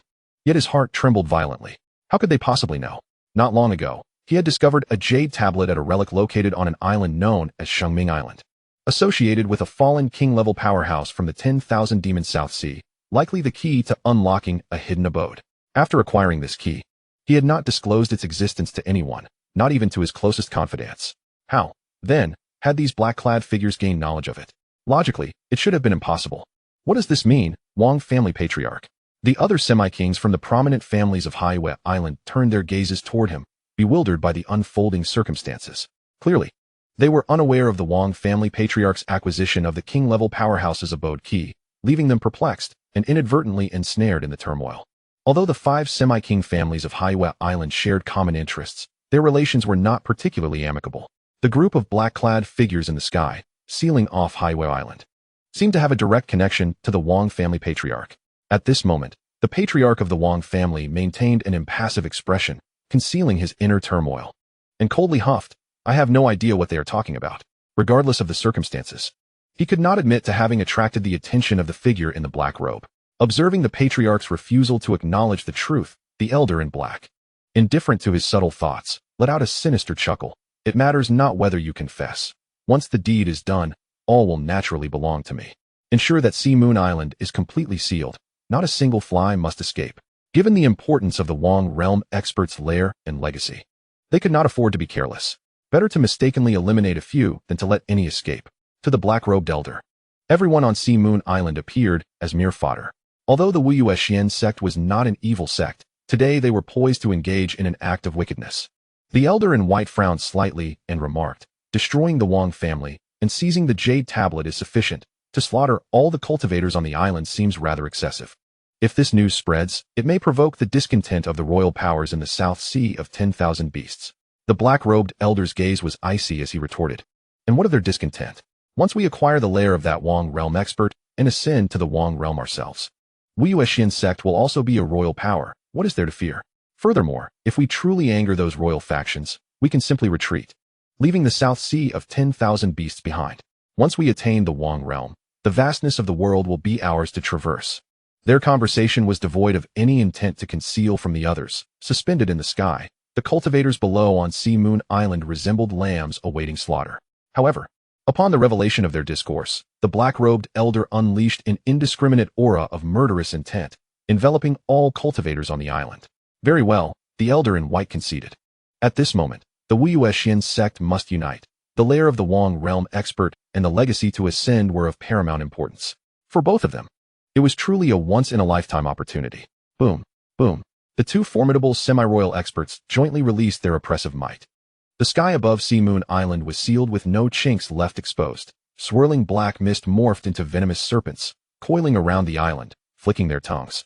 Their icy triangular eyes shimmering with arcane runes. Now, even semi-royal cultivators found escape impossible. This pressure was daunting. It was the complete semi-royal stage. Cursed be it. A complete semi-royal. It was over. They were doomed. Had the intruders merely been a greater number of semi-royals, even with the presence of a few late-stage semi-royals, the 5 great families of Sea Moon Island might have stood a chance in battle, and there would still be hope for survival. However, a complete semi-royal. Panic gripped everyone. Their faces ashen. Within the marketplace, many outsiders, visiting Sea Moon Island for trade, as well as wandering cultivators, were incensed upon hearing the black-robed elder's intent to indiscriminately slaughter all cultivators on the island. Countless cultivators cried out in desperation, "You have grievances with the Wang family. Deal with them. What does this have to do with us? We are outsiders here for the auction and have no ties to the Wang family. Might you spare us a path to survival?" As a result, the crowd awaited a response in vain. It was evident that the dark-robed elder and the white-robed elder in the sky would not spare anyone. Within the Sea Moon City, many disciples from semi-royal factions were engulfed in anger. Among them, some were merely passers-by who had come to witness the Sea Moon Island auction, unaware that calamity would befall them in such a manner. Numerous cultivators shared their plight, yet the members of the Wu Xian sect above showed no concern, directly establishing a formation to seal the area and slaying several scattered cultivators attempting to escape the island. It was clear they intended to silence anyone who might divulge their secrets. Before the inn, Changqing gazed helplessly at the sky, lamenting the unfortunate timing of his arrival just as this incident unfolded. Was it truly so coincidental? Addressing the dark-robed elder, he stated, "I do not wish to be involved in this matter, nor am I privy to the intricacies of your disputes. Furthermore, this is a concern between you and the Wang family. Why must you implicate others?" By others, Changqing referred not to the inhabitants of the island, but to himself. The lives and deaths of those on the island were of no consequence to him. He only yearned to depart with Changqing. At that moment, many recognized Changqing as the audacious youth who had dared to threaten Mo Haobai and even the Mo family at the auction. Surprisingly, after issuing his threats, he remained unscathed. Mu Zi and Yin Taishang also took note of Changqing. Their earlier despair transformed into profound relief upon seeing him. They had feared he had already left, for if that were the case, their fates would be sealed. Tribulation Realm? The dark-robed elder surveyed Changqing from above. Taking note of his youth, Mu Zi and Yin Taishang felt a twinge of anxiety, genuinely concerned that the elder might acquiesce. However, the elder's subsequent words brought them solace. Sometimes life unfolds in such a manner. To have cultivated to the tribulation realm at such a young age speaks to your extraordinary talent. Yet, alas, the world is ever unpredictable. Today, none shall escape. Even if you are a prodigy of a royal power, the dark-robed elder declared. Changqing's gaze deepened. "You truly refuse to let me go?" He chuckled softly. The elder did not respond, for the answer was painfully clear. The Wu Xian sect intended to eradicate Sea Moon Island to seize the key to the abode of a royal realm powerhouse. And he was resolved not to allow any potential informants to leave the island. Even the innocent would not be spared. In the martial path, countless corpses lay in the wake of such decisions. One could only blame their ill fate. Very well, Changqing shrugged. He had no desire to partake in these conflicts. Yet fate had dictated otherwise. Fixing his gaze on the dark-robed elder, he hoped fervently, "I only wish you do not come to regret your choice." Regret? In all my years, I have never acted in a manner that would lead to regret, the elder began, but before he could finish, his expression shifted dramatically. A terrifying aura of death enveloped him as his pupils widened in shock. Gu Changqing ascended like a celestial sword piercing the heavens, radiating an unparalleled sharpness. Directly targeting the dark-robed elder. Celestial sword formation, commence. Flash. With a single stroke, the attack was lethal. Chapter 20. One sword. Total annihilation the moment the sword light descended. It enveloped the figure of the old man in the black robe. As Gu Changqing unsheathed his sword, the old man sensed impending doom. However, the strike arrived with such swiftness that he scarcely had time to flee. The pure white sword light dissipated, causing the space to warp slightly. And the old man's presence vanished entirely from this realm, leaving not even a trace behind. With that singular sword strike, silence fell over the entirety of Highway Island. A profound shock reverberated through their minds. Had a consummate half-step king realm master truly perished just like that? This was no mere trifling opponent. He was but a step away from the king realm. At that moment, every gaze directed at Gu Changqing was filled with reverence. Where once there was none, now there was an abundance. Gu Changqing calmly regarded the spot where the black-robed elder had once stood. Did he harbor regrets? Gu Changqing was certain that the old man, in his final moments, must have been consumed with remorse, regret for his overconfidence, and deeper regret for obstructing Gu Changqing's departure. If he had allowed Gu Changqing to leave unhindered, perhaps he would have escaped his fate. Yin Taishan's heart was equally tumultuous. He had always believed Gu Changqing to be a formidable king realm master, yet in that instant, it was evident that Gu Changqing's aura was only that of an early-stage tribulation realm warrior. However, the astonishment in Yin Taishan's heart did not wane. Instead, it intensified. Had Gu Changqing truly been a king realm master, Yin Taishan would have found it less astonishing. A king could easily slay a half-step king, even one at the pinnacle of that realm. Yet Gu Changqing was not a king. He was merely in the early stages of the tribulation realm. To slay a half-step king at that stage, and with but a single sword stroke? The surreal nature of it all left Yin Taishan in disbelief. Below Mo Haobai, the young master of the Mo family, stood with his mouth agape, a wave of inexplicable terror surging from within. His body trembled involuntarily. Not long ago, he had foolishly considered seeking trouble with Gu Changqing. Was he courting death by antagonizing a master of the king realm? Thankfully, his father had intervened just in time to bring him back to his senses. The thought of what might have transpired had the Mo family pursued revenge against Gu Changqing filled him with dread. Many who had attended the auction were no strangers to Gu Changqing. The earlier display of his arrogance at the auction house had left an indelible mark on their memories. He had threatened Mo Haobai, a member of one of the 5 great half-king families. At the time, they believed Gu Changqing would struggle to leave Highway Island alive. But now they began to comprehend the audacity he had displayed at the auction. To annihilate a half-step king with a single sword strike. What power did he possess that could render the 5 great families of Highway Island insignificant? Had the matter ended here, it would have sufficed. However, if the Mo family dared to pursue trouble with Gu Changqing, it seemed a simple task for him to obliterate them without a second thought. Now, the crowd finally understood why Gu Changqing had boldly proclaimed his intent to remain on Highway Island for 2 days, and why the Mo family had not taken any action since.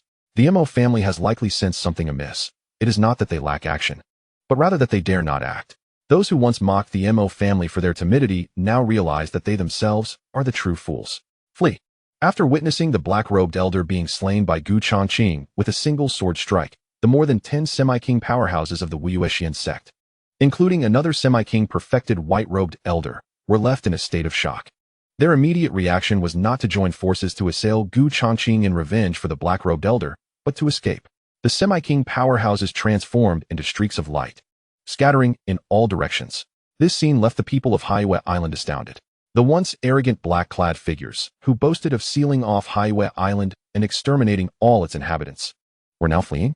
However, considering Gu Changqing's terrifying prowess, it was understandable. In the face of such a formidable opponent, a being of the king realm, what alternative was there but to flee, lest they meet their end? Yet, would Gu Changqing allow them to escape? To kill one is to kill many. To prevent future troubles. With a mere thought, the 4 spirit swords that formed the array foundation shot forth. In an instant, the 10 or so semi-kings were nearly annihilated. Only the perfected white-robed elder remained, captured by Gu Changqing, struggling and pleading for mercy. Spare me, senior. I am the grand elder of the Wuyuexian sect, willing to be your servant, just asking for my life to be spared. Initially, Gu Changqing intended to crush him outright, but the elder's words stirred something within him. Currently, in the Gu family, he was the sole king realm individual. Although Jiang Lianxin was extraordinary, she was still some distance from the king realm, and her pregnancy had hindered her training significantly. Should he venture out, the Gu family would lack a second king realm protector. Though the white-robed elder was not a king, He was a perfected semi-king. For Gu Changqing, facilitating a semi-king's ascension to the king realm was not a daunting task. The Dan Emperor's Heart Sutra contained an ancient 4th-grade pill formula known as the 3-yuan barrier-breaking pill, which could significantly increase the chances of breaking through to the king realm. Moreover, he had already concocted 3 of these pills. Naturally, Gu Changqing had no need for them himself. With his innate talent, he required no such elixirs to enhance his chances of ascendance. However, some individuals around him, such as his father and the elders, would benefit from it when they reached the 9th level of tribulation completion. Gu Changqing had prepared 3 pills as a reserve, and it seemed he would need to employ them sooner than expected. I could let you go, he proposed, tossing a black pill. Take this, and I shall spare your life. The white-robed elder glanced at the black pill without hesitation, swallowing it immediately, for all he sought was survival. Any hesitation could provoke Gu Changqing's ire, sealing his doom. After consuming the black pill, the white-robed elder felt as if his soul was ensnared by an invisible hand. With a mere thought from the other, he could perish instantly. This pill, crafted by Gu Changqing days prior, could control another's soul. And its effects were precisely as the white-robed elder imagined. No matter where he was, should Gu Changqing wish to kill him, it would require only a thought. Is there a hint of reluctance? Gu Changqing gazed at the elder in white robes and inquired. Your subordinate dares not. The elder hastily knelt down. Gu Changqing nodded and remarked, following me may not be a misfortune for you. Given your aptitude, without a substantial opportunity, you would find it impossible to reach the realm of kings in this lifetime. However, accompanying me, the realm of kings is merely the beginning. Gu Changqing was not attempting to deceive or embellish. He genuinely possessed such capabilities. The elder was already at the pinnacle of the semi-king level, a mere step away from the true realm of kings. Of course, this so-called step had ensnared countless semi-king experts, and for many, it represented a lifetime of stagnation. At this moment, the elder's emotions were complex. He felt sorrow for the loss of his freedom, but elation at the prospect of potentially breaking through to the realm of kings in the future. He held unwavering faith in Gu Changqing's words. Gu Changqing's talent was evident. Even in the early stages of tribulation, he wielded strength equivalent to that of a king. What remarkable potential! Surely, he could be compared to the legendary prodigies of the spirit ranking. For the elder, this was even a fortuitous opportunity. Should such a figure grow in power, not only would he, a mere semi-king, find himself pursued by many genuine kings, but perhaps one day, Gu Changqing might even implore him to leave, and he might be reluctant to part ways. My lord, I am Bai Huan. Chapter 21. Assisting you into the realm of kings, the crisis of the Dust Heart Pavilion, the Sanyuan breaking barrier pill, though not created by the renowned Qingmu Pill Emperor, originated from ancient times and has long since vanished. In those ancient days, breaking into the realm of kings was not so arduous. Numerous ancient pills existed to enhance the probability of such a breakthrough. The current difficulty in reaching the realm of kings is largely due to the loss of these ancient formulas. Thank you, esteemed elder. Thank you for your profound grace. Countless voices of gratitude resonated from below in High West City, including those from the 5 major semi-king families. Had it not been for Gu Changqing today, they likely would have all perished here. The patriarch of the Wang family hesitated for a moment before producing a golden jade token from his bosom and presenting it to Gu Changqing. It would not be long before the news of his possession of a treasure spread throughout the vast southern sea of all demons. At that point, he would surely find it impossible to protect it. Rather than that, it was better to bestow the token upon Gu Changqing, especially in front of everyone. Only in this manner could the Wang family ensure its survival. Gu Changqing glanced at him and accepted the token. The allure of a king's secret treasure was undeniable. Even for him. However, now was not the time to pursue it. He would address it after returning to his family. Subsequently, Gu Changqing remained in High West City for a few more days, entering seclusion to cultivate. As if it were a natural progression, a few days later, Gu Changqing effortlessly passed the tribulation and advanced to the 2nd level of the tribulation realm. It had been less than a month since he had first broken into the tribulation realm, and such a pace of cultivation could not simply be described as swift. After breaking through to the 2nd level of the tribulation realm, Gu Changqing consumed a cultivation-enhancing pill he had refined not long ago, resulting in another surge of spiritual power within him. A few days later, Gu Changqing officially emerged from his seclusion. At this juncture, with the aid of the pill, his realm had advanced from the 1st level of the tribulation realm prior to his seclusion to the current 3rd level. Bai Heng and Gu Qing'er had been waiting for a considerable time. Congratulations to the master on his breakthrough. As Gu Changqing stepped outside, Bai Heng, who had been waiting outside, respectfully saluted him. Has he indeed broken through to the king realm? Moreover, his aura is stable, clearly indicating that he has thoroughly consolidated his realm. It appears the elixir has proven effective. Changqing could immediately discern by Heng's current level. He was no longer a half-king, but had ascended to the first stage of the true king realm, the Xianwang realm. All of this was a gift from the master. Had it not been for the master's bestowal of the spiritual elixir, his subordinate might have found it nearly impossible to reach such heights in this lifetime. There was an undeniable excitement in Bai Heng's voice. Even now, he felt a sense of unreality. The king realm. This was the coveted realm that countless half-step kings yearned for. Yet, the number who could successfully advance was exceedingly scarce. Among 100 half-kings, it was unlikely even one would successfully ascend, highlighting the immense difficulty. Many half-kings had perished under the tribulations of the king realm. Bai Heng had previously risked being hunted by king-level forces alongside that old man in black, willing to annihilate everyone on Highway Island for a mere chance at breaking through to the king realm. Who could have imagined that with just a single spiritual elixir, he could have transcended to the Xianwang realm, a feat that had once seemed nearly impossible, and with no adverse effects. Meanwhile, Changqing had also experienced rapid growth in strength over the past month, reaching the 5th stage of the true spirit realm. This remarkable enhancement was not solely due to the elixirs provided by Changqing, but also attributed to her cultivation of the Gu family's Tai Xian heart method, a creation born from the fusion of the first chapter of the Tai Xian scripture and the Gu family's mental techniques. The original Gu family's heart method was merely of the low king level, but the current Gu family's Tai Xian heart method was of the imperial level. This was vastly superior to the heart method Changqing had previously practiced. The Tai Xian scripture was too extraordinary to be easily bestowed upon others, even among kin. However, the modified Gu family's Tai Xian heart method could be shared.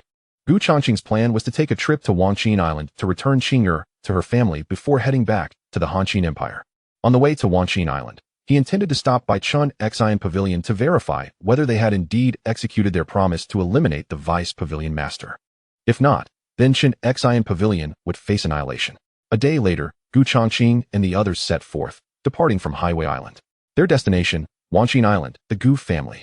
The Belushi Islands consisted of 2 large islands and countless medium and small islands.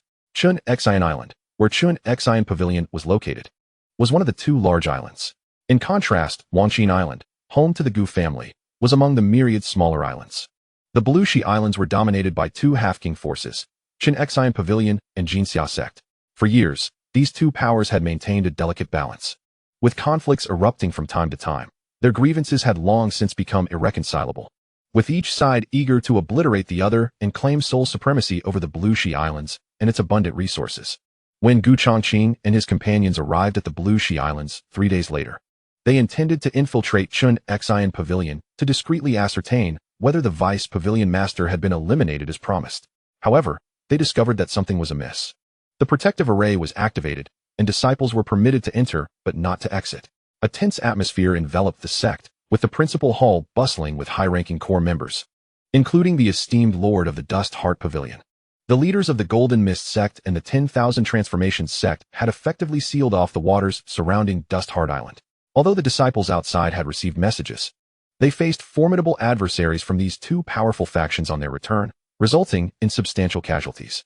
Elder Yang felt a deep sorrow. The Dust Heart Pavilion had indeed been enduring a difficult time.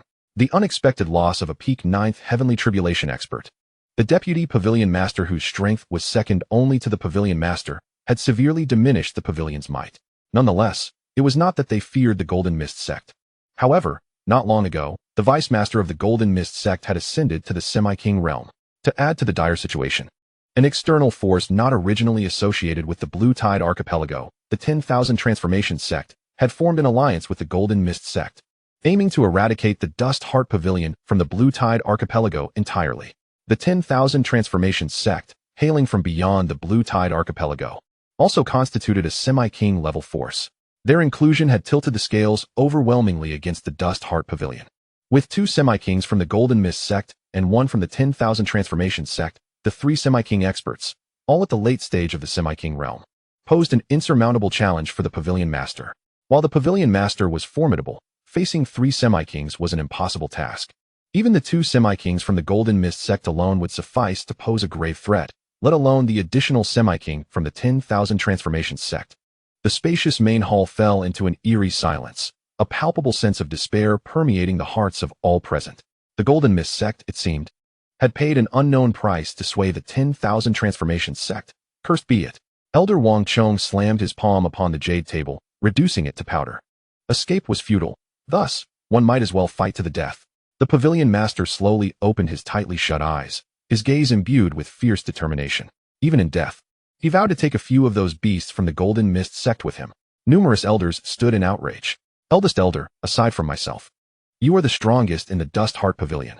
When the battle commences, seize the opportunity to lead several of the true disciples through the blockade, the pavilion master instructed. Casting his eyes upon a few true disciples, those among the younger generation with the most exceptional talent and the hope of the Dust Heart Pavilion.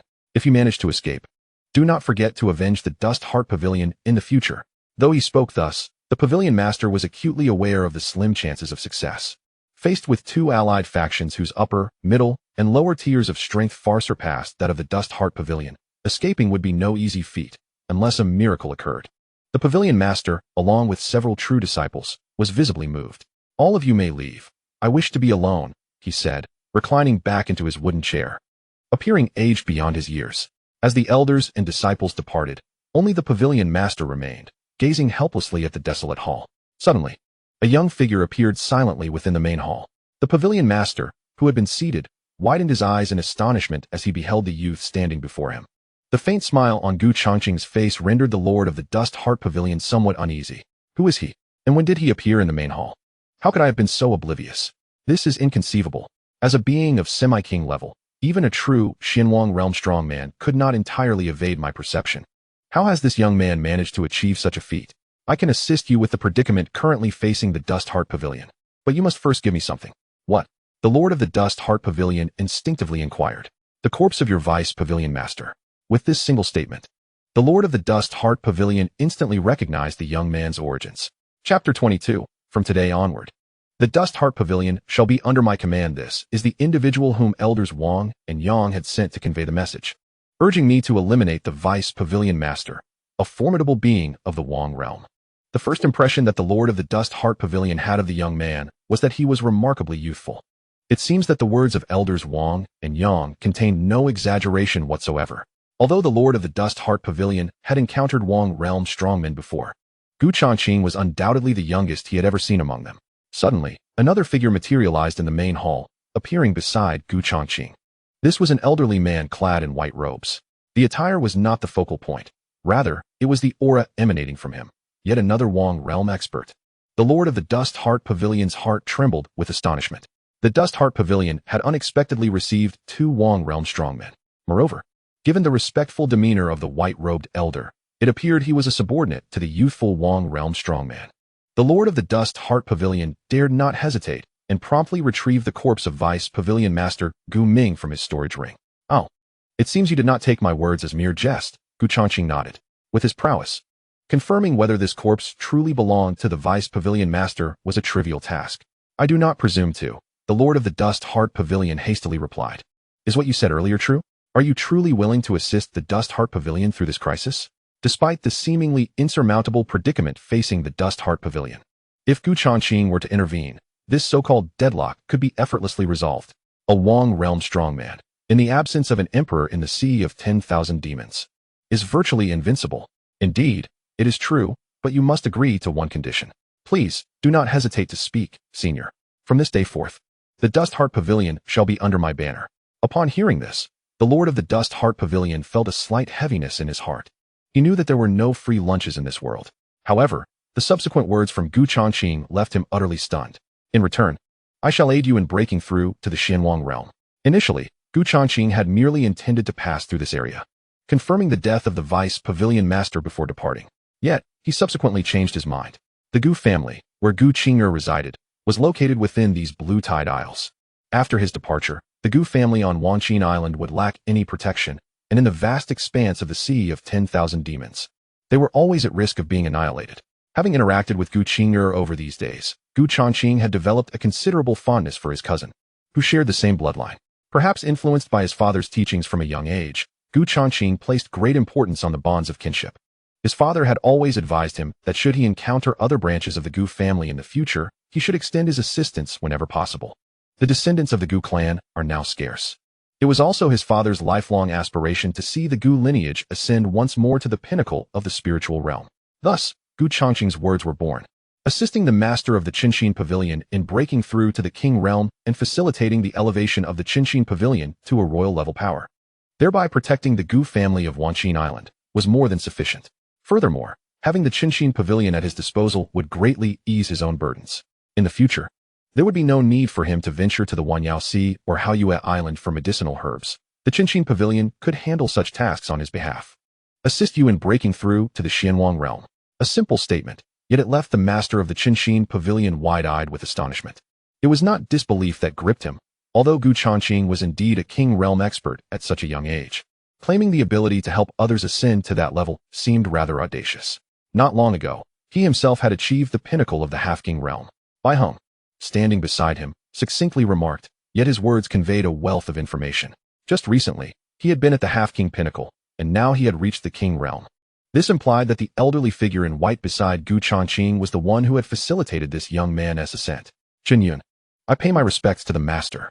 After a tumultuous internal struggle, the master of the Changqing Pavilion knelt before Gu Changqing. For him, the current situation left no room for alternative choices. Without Gu Changqing's support, the Changqing Pavilion would be utterly unable to withstand the onslaught from the Jinxia sect and the Wanhua sect. While he did not fear death, he could not bear to witness the demise of countless elders and disciples of the Changqing Pavilion before his very eyes. Moreover, if Gu Changqing could genuinely aid him in breaking through to the king realm, then aligning himself with such a figure would not merely be fortuitous. It would be an immense opportunity, even if Gu Changqing were unable to facilitate his advancement to the king realm.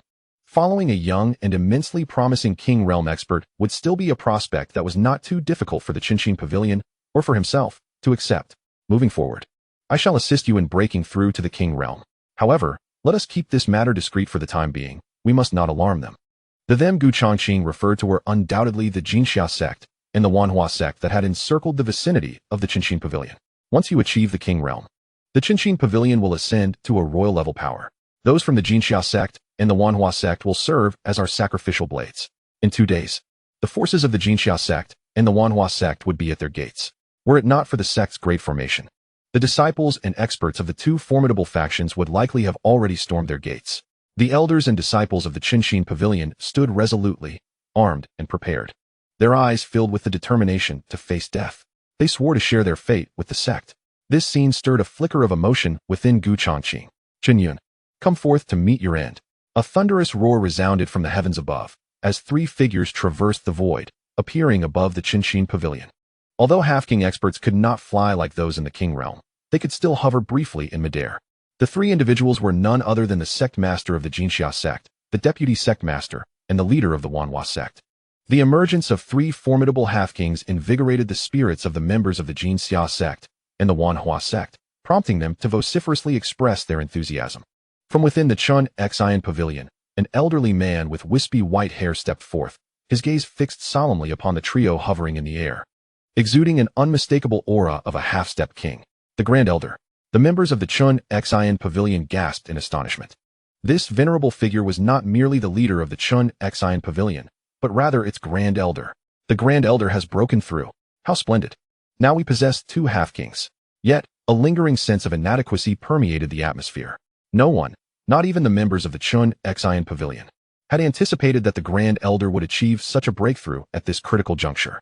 However, despair loomed, for even with the Grand Elder's ascension to the half-king realm, the tide of battle remained unchanged. The Jinxia sect and the Wanhua sect boasted not only 3 half-kings, but also 2 of them at the latter stages of their power. Curse it! If it weren't for that accursed Wanhua sect, how could our Changqing Pavilion ever fear the Jinxia sect? The members of the Changqing Pavilion expressed their discontent. Oh, you old fool! I thought you were on the verge of the grave. Yet you have managed to break through to the half-king realm. This truly surprises me, remarked the sect leader of the Jinxia sect, his eyes betraying a hint of astonishment. However, a mere novice in the half-king realm cannot alter the course of events. Had it not been for the alliance with the Wanhua sect, the Jinxia sect might have found it challenging to contend with the Changqing Pavilion. Alas, there are no what-ifs. He had paid a steep price to persuade the leader of the Wanhua sect. Today, the Changqing Pavilion shall surely face destruction. Chapter 23. The sect leader enters the king realm, gaining another subordinate in the king realm hidden within the void. The pavilion master of the Changqing Pavilion, Gu Changqing, and Bai Heng were also observing the unfolding events, though they did not rush to reveal themselves. The aura emanating from the Pavilion Master had long transcended the Half-King realm, reaching the true realm of the Changqing. With the aid of the San Yuan Pajong Dan, Chun Yun had encountered little resistance and smoothly traversed the tribulation of the King realm. However, the Grand Elder's breakthrough to the Half-King realm was unrelated to Gu Changqing. Rather, it was a manifestation of his own untapped potential in the face of dire circumstances. Another has arrived. Today is indeed bustling. As the trio contemplated, a powerful aura rapidly approached Chun Xine Island. Yet another Half-King. Let them come. I shall slay as many as dare to show themselves. Gu Changqing shrugged nonchalantly.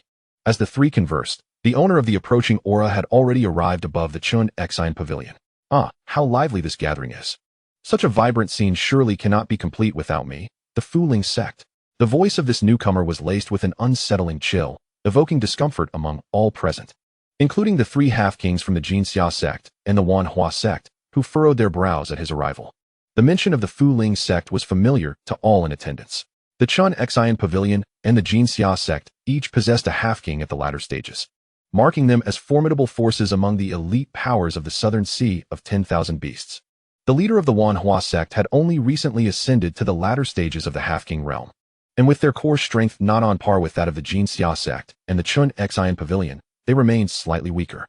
As for the Fu-Ling sect, it is indeed stronger than both the Dust Heart Pavilion and the Golden Cloud sect. The leader possesses the strength of a late-stage semi-king, and in addition, there is a deputy leader at the mid-stage semi-king level within the sect. Master Tsong, what wind brings you here? The Golden Cloud sect master gestured for the two deputy masters beside him and the leader of the Wanhua sect to remain calm, as the intentions of the Fu-Ling sect's leader were still unclear. Haha, I shall not beat around the bush. The spiritual mine on Dream Island belonging to the Dust Heart Pavilion is what my Fu-Ling sect desires. The leader of the Fu-Ling sect chuckled and continued. As long as both sect masters agree, I shall refrain from intervening in today's matters. Dream Island is the most significant spiritual mining site for the Dust Heart Pavilion. Without exception, to claim the Dream Island mine would be tantamount to seizing nearly one-third of the Dust Heart Pavilion's resources.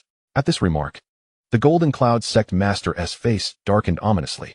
The Fu-Ling sect certainly has an insatiable appetite. With a single statement, they seek to appropriate nearly a third of the Dust Heart Pavilion's wealth. What if I refuse? The Golden Cloud sect master's question instantly thickened the tension in the air. The Fu-Ling sect leader coldly replied, if you refuse, I may have no choice but to align myself with the Dust Heart Pavilion. The Grand Elder of the Dust Heart Pavilion has broken through to the Semi-King realm. And together with Pavilion Master Chen Yun, along with my two Semi-Kings, we would have 4 Semi-Kings in total. The threat from the Fu-Ling sect leader was palpable. Meanwhile, the members of the Dust Heart Pavilion wore grim expressions. The Dust Heart Pavilion is undeniably a major power, one of the 2 foremost sects of the Lanchi Islands. Yet now they find themselves like fish on a chopping block, at the mercy of others. Very well, I concede. The Golden Cloud sect master nearly gritted his teeth to utter those words. Rage coursed through him, yet he saw no alternative. As the Fu-Ling sect leader had pointed out, if the Fu-Ling sect were to truly ally with the Dust Heart Pavilion, it would spell trouble. Ha ha ha, splendid. I appreciate your forthrightness. Rest assured, I am not one to take advantage without reciprocating. Leave the Pavilion Master of the Dust Heart Pavilion to me. In the midst of their banter, the interests of the Dust Heart Pavilion had already been divided. The hearts of the members of the Dust Heart Pavilion sank anew. Merely the alliance of the Golden Cloud sect and the Wanhua sect had pushed the Dust Heart Pavilion into a dire situation, and now the Fu-Ling sect, which is no weaker and perhaps even stronger, has arrived. It feels as though the heavens themselves are conspiring against the Dust Heart Pavilion. Gentlemen, to divide my Dust Heart Pavilion's interests right before my eyes, is it not a tad disrespectful? The figure of the Pavilion Master appeared in midair, gazing down at the Fu-Ling sect leader and the Golden Cloud sect master, his tone calm. Pavilion Master. The elders and disciples of the Dust Heart Pavilion called out in unison. Chen Yun, you finally show yourself. I thought you were too frightened to emerge. The Golden Cloud sect master could not resist a taunt. Our long-standing enmity between our two sects is finally coming to a conclusion. The Pavilion Master regarded him with a hint of melancholy. Indeed, it is time to draw a conclusion. His gaze turned to the Fu-Ling sect leader. Leader of the Fu-Ling sect, we bear no enmity towards each other, and there has been no conflict between the Dust Heart Pavilion and your sect. I offer you a chance. Depart now, and I shall overlook today's events. The Lord of the Spirit sect gazed at Chen Yun as if he were a fool. Do you think it is possible? You will come to regret this. The Lord of the Spirit sect nearly burst into laughter. Surely, there must be something gravely wrong with Chen Yun's mind. Did he not comprehend the current situation? Just as the Lord of the Spirit sect was about to speak, an overwhelming aura of terror erupted from within the Changqing pavilion, enveloping all present. At that moment, Changqing and Bai Heng appeared above Changqing Island, forming a triangular formation with the Master of Changqing, encircling the Lord of the Spirit sect and all members of the Golden Mist sect. The three formidable beings of the royal realm simultaneously unleashed their oppressive presence. The terrifying energy caused the faces of the Lord of the Spirit sect and the sect master of Golden Mist to change dramatically. This aura belonged to the royal realm. It was undoubtedly the pressure of a royal-level entity. The Master of Changqing had actually broken through to the royal realm. Moreover, there were two additional beings at the royal level. The four half-royal powers roared internally, their eyes filled with disbelief. They were well aware that reaching the late stage of half-royal, let alone full mastery, was a significant endeavor. How had he broken through to the royal realm? How could this be possible? Furthermore, what was the situation with the other two royal beings? The three royal figures sealed off all avenues of escape, rendering any possibility of flight utterly non-existent. At this moment, not only the Lord of the Spirit sect and the members of the Golden Mist and 10,000 transformation sects were stunned, but even the elders and disciples of the Changqing pavilion were bewildered. The master had actually broken through to the royal realm. Despair was instantly transformed into ecstatic joy. Chapter 24. The master actually referred to him as my lord. I told you, you would regret this. The voice of the Master of Changqing was calm as he made his move. The power of heaven and earth surged furiously, forming a colossal spiritual hand that struck down upon the Lord of the Spirit sect and his companions. No, the four half-royal beings attempted to flee, but their speed was as insignificant as that of a tortoise in the eyes of the royal realm entities. Boom. With a single strike, countless elders and disciples of the Golden Mist and 10,000 transformation sects were reduced to a mist of blood, leaving not a single intact corpse behind. The might of a royal attack was truly terrifying. The disparity between half-royal beings and true royal entities was immense. Even a perfected half-royal was merely a slightly larger insect in the presence of a genuine royal master. Although the Master of Changqing was only newly ascended to the royal realm, at the initial stage of the Xian royal level, and his foundation had yet to be solidified, it was far easier for him to crush several late half-royals than to squash a few ants.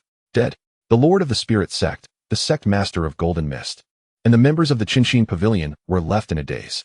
Those were half-step royal beings. Each one was a formidable entity renowned throughout the Blue Creek Islands and the surrounding seas. Yet, before the master, they were utterly defenseless. Is this what it means to be in the royal realm? It is truly terrifying. The members of the Golden Mist sect and the 10,000 transformation sect, now leaderless, began to flee in all directions, leaving no one behind. Changqing spoke slowly. He was never merciful to his enemies. Yes, my lord. The Master of Changqing and Bai Heng, the two royal beings, responded in unison and acted simultaneously. In mere moments, all the invading foes were annihilated completely. The words master uttered by the Lord of the Dust Heart Pavilion, Changqing, alongside Bai Heng, sent a tremor through the hearts of those gathered below. As for Huang Yingying, Elder Wang, Elder Yang, and others, they had already recognized Changqing as the unparalleled sword cultivator who had once vanquished a king-level demon beast with a single stroke upon the ocean's surface. The pavilion master had the audacity to refer to him as master. The members of Dust Heart Pavilion were left questioning their own hearing. Once all matters had been resolved, Changqing instructed Bai Heng, make a trip to the Fulling sect and obliterate it. Leaving future troubles is not my style. When it comes to enemies, Changqing's principle is to eradicate them entirely. Your command is my decree. Bai Heng replied with a salute, soaring into the sky. In less than an hour, Bai Heng's figure appeared at the gates of the Fulling sect. At that moment, the members of the Fulling sect, oblivious to the calamity that was about to befall them, were struck by Bai Heng's descending palm, which not only shattered the gates, but also submerged the entire island into the abyss of the sea. The Fulling sect, including the deputy sect leader who was in secluded meditation and at the mid-level of the Half-King realm, had no inkling of the unfolding disaster before being reduced to mere dust, sinking alongside their island into the vast ocean. Those who witnessed this scene were left utterly astounded. The Fulling sect was considered one of the most formidable sects in this maritime region. Even the two major sects of the Lanchi archipelago, Dust Heart Pavilion and Jinxia sect, were deemed inferior in comparison. Yet, this sect, perceived as incredibly powerful by the world, with thousands of members, was annihilated in a single blow. None survived. This incident would surely echo throughout the entirety of the South Sea of 10,000 demons in no time. The witnesses were profoundly shaken. Meanwhile, the Lord of Dust Heart Pavilion, Chen Yun, had finished explaining the situation to the senior members, including the transition to serve under Changqing. Surprisingly, They harbored no significant objections, only an overwhelming sense of gratitude towards him. Had it not been for Changqing, the Dust Heart Pavilion would likely have faced extinction, and their lives would have been forfeit. Now, with Changqing's assistance, not only had the Pavilion Master broken through to the King realm, but the Dust Heart Pavilion was also poised to ascend to a King-level force.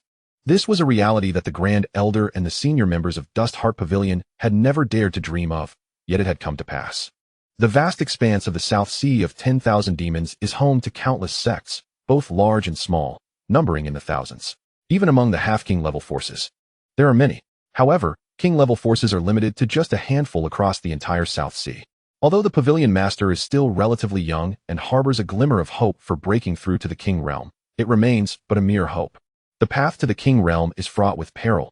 Countless bones and souls have perished beneath the King tribulation. That Changqing could assist Chunyun in breaking through to the King realm is nothing short of miraculous.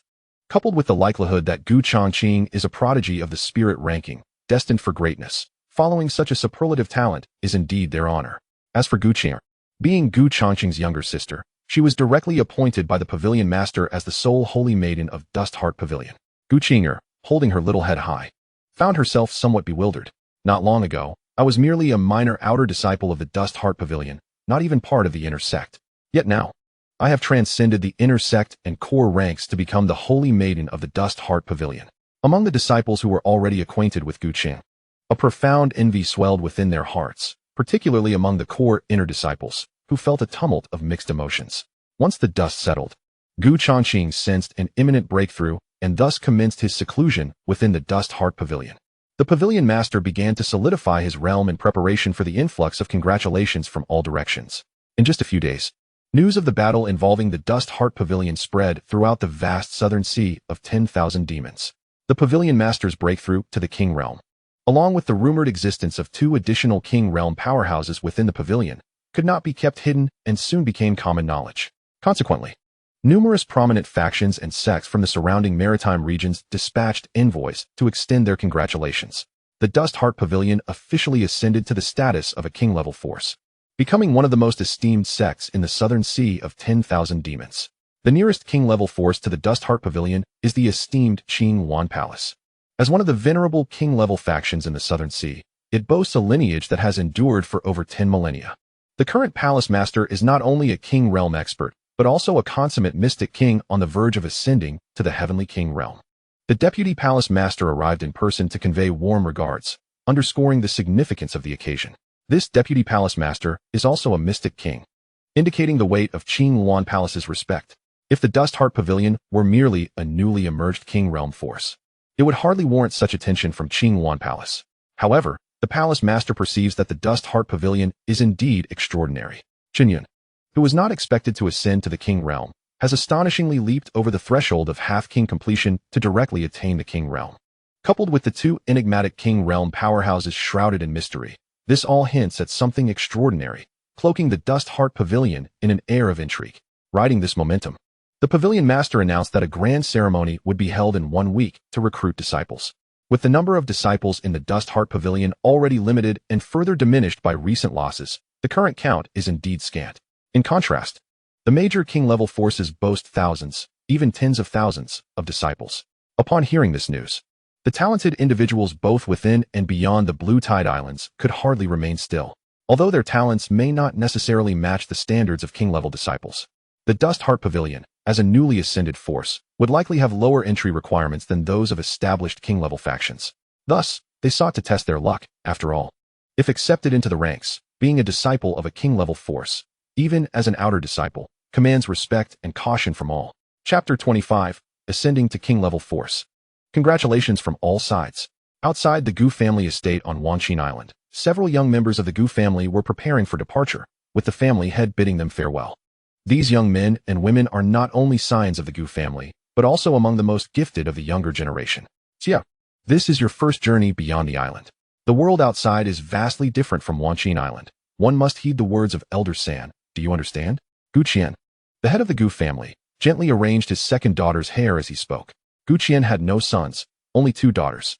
His eldest, Gu Qing'er, had joined the Changqing Pavilion several years ago. Although she was merely an outer disciple, she had sent a letter over 6 months ago, stating her intention to advance to the inner sect, It remained uncertain how she fared now.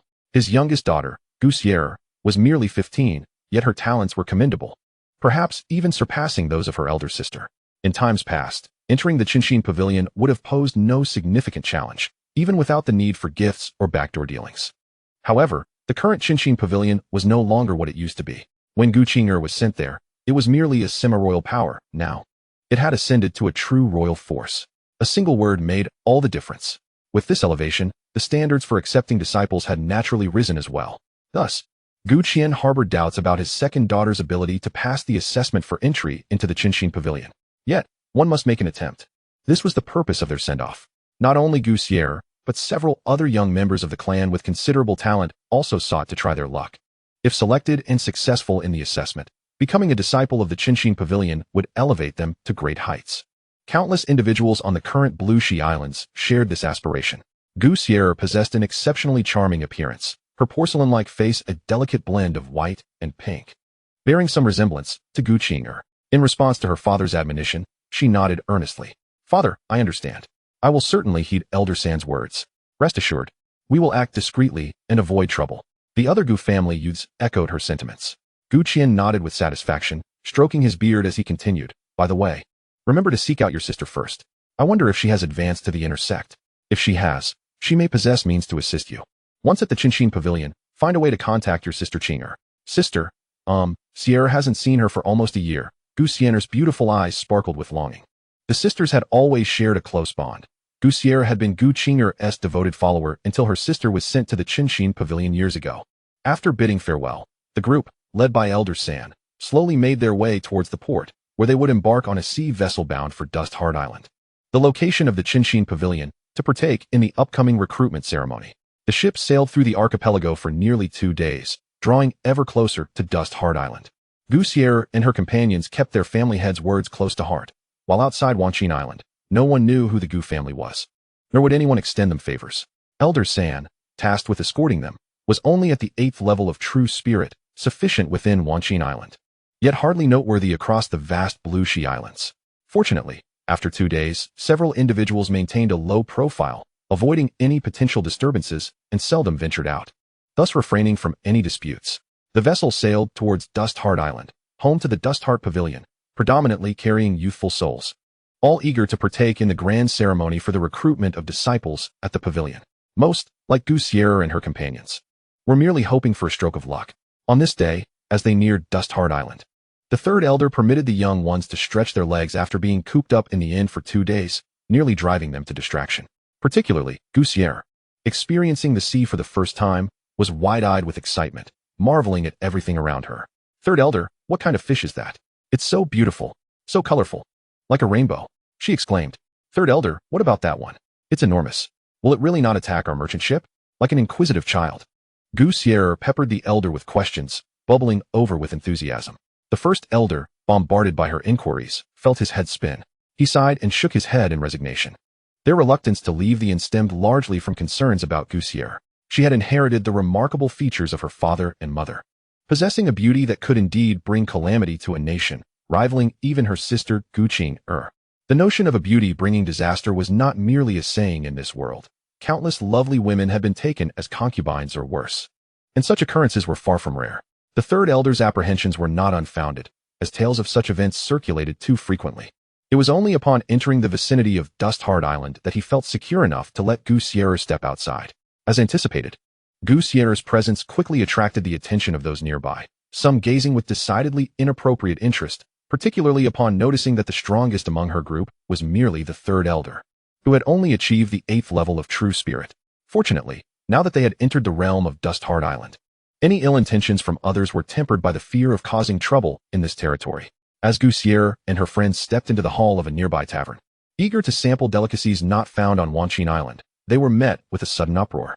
The attention that had initially been directed at Goussier shifted to the entrance of the hall, where a handsome young man, elegantly wielding a folding fan, sauntered in, surrounded by a throng of sycophants. "Who is he?" one of the Gu family members asked in bewilderment. It seemed as though everyone in the hall recognized this young man, except for their small group, who had refrained from venturing out these past few days and were thus oblivious to the notable figures aboard the ship. "Perhaps you few have stayed indoors since boarding? This is young Master Cui Yong, of no ordinary lineage. The heir of the Chui family from Chanyuan Island, explained a nearby woman, gazing at Chui Yong with a hint of admiration. Realizing Gusier and her friends were unfamiliar with him, she elaborated. Chanyuan Island? Chui family. Gusier and her companions remained perplexed, for among them, Gusier was the only one who had never sailed before and was entirely unaware of matters beyond Wanqin Island. While the other descendants of the Gu family may not be venturing into the world for the first time, their knowledge of the larger islands and influential powers within the Blue Tide Archipelago is quite limited. They are unfamiliar with Chanyuan Island and the Chui family, a group of country bumpkins. Initially, the young woman merely wished to flaunt her knowledge before Gusier and her companions, only to discover that they were indeed a bunch of simpletons. This realization extinguished her desire to boast. What is there to showcase among such naive individuals? Her vanity found no solace, rendering her time wasted. The Gu family's younger members felt somewhat embarrassed, as they genuinely lacked knowledge on the matter. However, the third elder, having heard of the Chui family and Chanyuan Island, seized upon the young woman's remarks to elucidate the situation for Gusier and her peers. The Blue Tide Archipelago comprises numerous islands, with the two largest occupied by the Dust Heart Pavilion and the once mighty Golden Cloud sect. Among these, Chanyuan Island is one of the 5 medium-sized islands, with the Chui family being the most powerful clan on Chanyuan Island, boasting no less than 10 formidable experts in the realm of tribulation. Notably, the Chui family's esteemed elder holds a position at the Dust Heart Pavilion. The young members of the Gu family gulped in astonishment, their hearts racing at the thought of such a powerful clan with its numerous tribulation experts and an elder influential enough to secure a position at the Dust Heart Pavilion. Such a family, when viewed across the entirety of the Blue Tide Archipelago, ranks among the pinnacle of forces, second only to the Dust Heart Pavilion itself. It is no wonder the young woman referred to them as simpletons. Anyone with even a modicum of experience at sea would recognize the Chui family as one of the foremost powers in the Blue Tide Archipelago. Seeing the shock etched on the faces of Gusier and her companions, the young woman's vanity found a flicker of satisfaction once more. With an esteemed elder at the Dust Heart Pavilion, it seemed certain that young Master Chui would not need to undergo any assessment to gain entry into the prestigious institution. How enviable! Yet, she was not alone in her envy. All in the hall shared her sentiment. The Dust Heart Pavilion is undeniably a genuine royal-level force, and while its entry requirements may not be as stringent as those of some older royal factions, they remain significant. How many would attend the grand recruitment ceremony at the Dust Heart Pavilion? Surely no fewer than several thousand. Yet, the number of those who would ultimately gain entry could be counted in mere hundreds. At this realization, Gusier and her companions finally understood why so many sought to ingratiate themselves with Chui Yong. With such an esteemed identity, if one could curry favor with him, they might even secure a position at the Dust Heart Pavilion without the need for assessment. To be truthful, Gusier and her companions felt a twinge of envy. Having an elder in the clan serve as a senior at the Dust Heart Pavilion is undoubtedly advantageous, allowing one to bypass the examination and directly become a disciple of the pavilion. Chapter 26. Her sister is merely an outer sect disciple. Suddenly, a member of the Gu family exclaimed softly in surprise, staring at a young man who was eagerly fawning over Chui Yong. Was that not Changqing? Among the 3 prominent families of Wanqin Island, the Su family, the Chang family, and the Gu family, to which Gu Qing'er and Gu Xier belong, this Gu family member was certainly familiar with Changping, the second young master of the Chang family, as they frequently crossed paths. The remaining members of the Gu family, along with Gu Xier, turned their gazes toward Chui Yong, and indeed, they spotted the figure of Changping. To their surprise, it was he, the second young master of the Chang family, one of the 3 prominent clans of Wanqin Island, reduced to the role of a sycophant. A disdainful snort escaped from one of the Gu family disciples. This remark did not go unnoticed by a nearby lady, who cast a contemptuous glance at the Gu disciple, a smirk gracing her lips. What's wrong with being a sycophant? With someone like you, I doubt you even have the chance to lick. The Gu disciple sprang to his feet in anger, only to be forcefully restrained back into his seat by the third elder. It was clear that this lady was an admirer of young Master Chui. Although her words were harsh, they held a kernel of truth. Many in the hall sought to curry favor with Chui Yong. The number of those wanting to ingratiate themselves far exceeded the few surrounding him. Even if others approached, young Master Chui might not acknowledge them. Despite the lack of a full-blown conflict, the commotion drew Chui Yong's attention, and he cast a glance in their direction. That fleeting glance, however, rendered him momentarily transfixed, his gaze fixated on Gu Xier's exquisitely beautiful visage. She was a vision of unparalleled beauty, and Chui Yong couldn't help but marvel inwardly. As the heir of the Chui family, he was accustomed to the company of stunning women. But Gu Xier's beauty eclipsed all the women he had ever encountered. Changqing, noticing that Cui Yong seemed rooted in place, felt a twinge of confusion. Following Cui Yong's gaze, he was taken aback. Gu Xiao? How could he be unfamiliar with her? The stunning sisters of the Gu family had captivated countless young talents on Wanqin Island, and those wishing to wed her could likely encircle the island. Changqing was among them, though, regrettably, neither Gu Qing'er nor Gu Xier had ever regarded him with any interest. Seeing Cui Yong's unwavering gaze on Gu Xier, Changping's mind began to race. Could it be that young Master Cui had taken a liking to Gu Xier?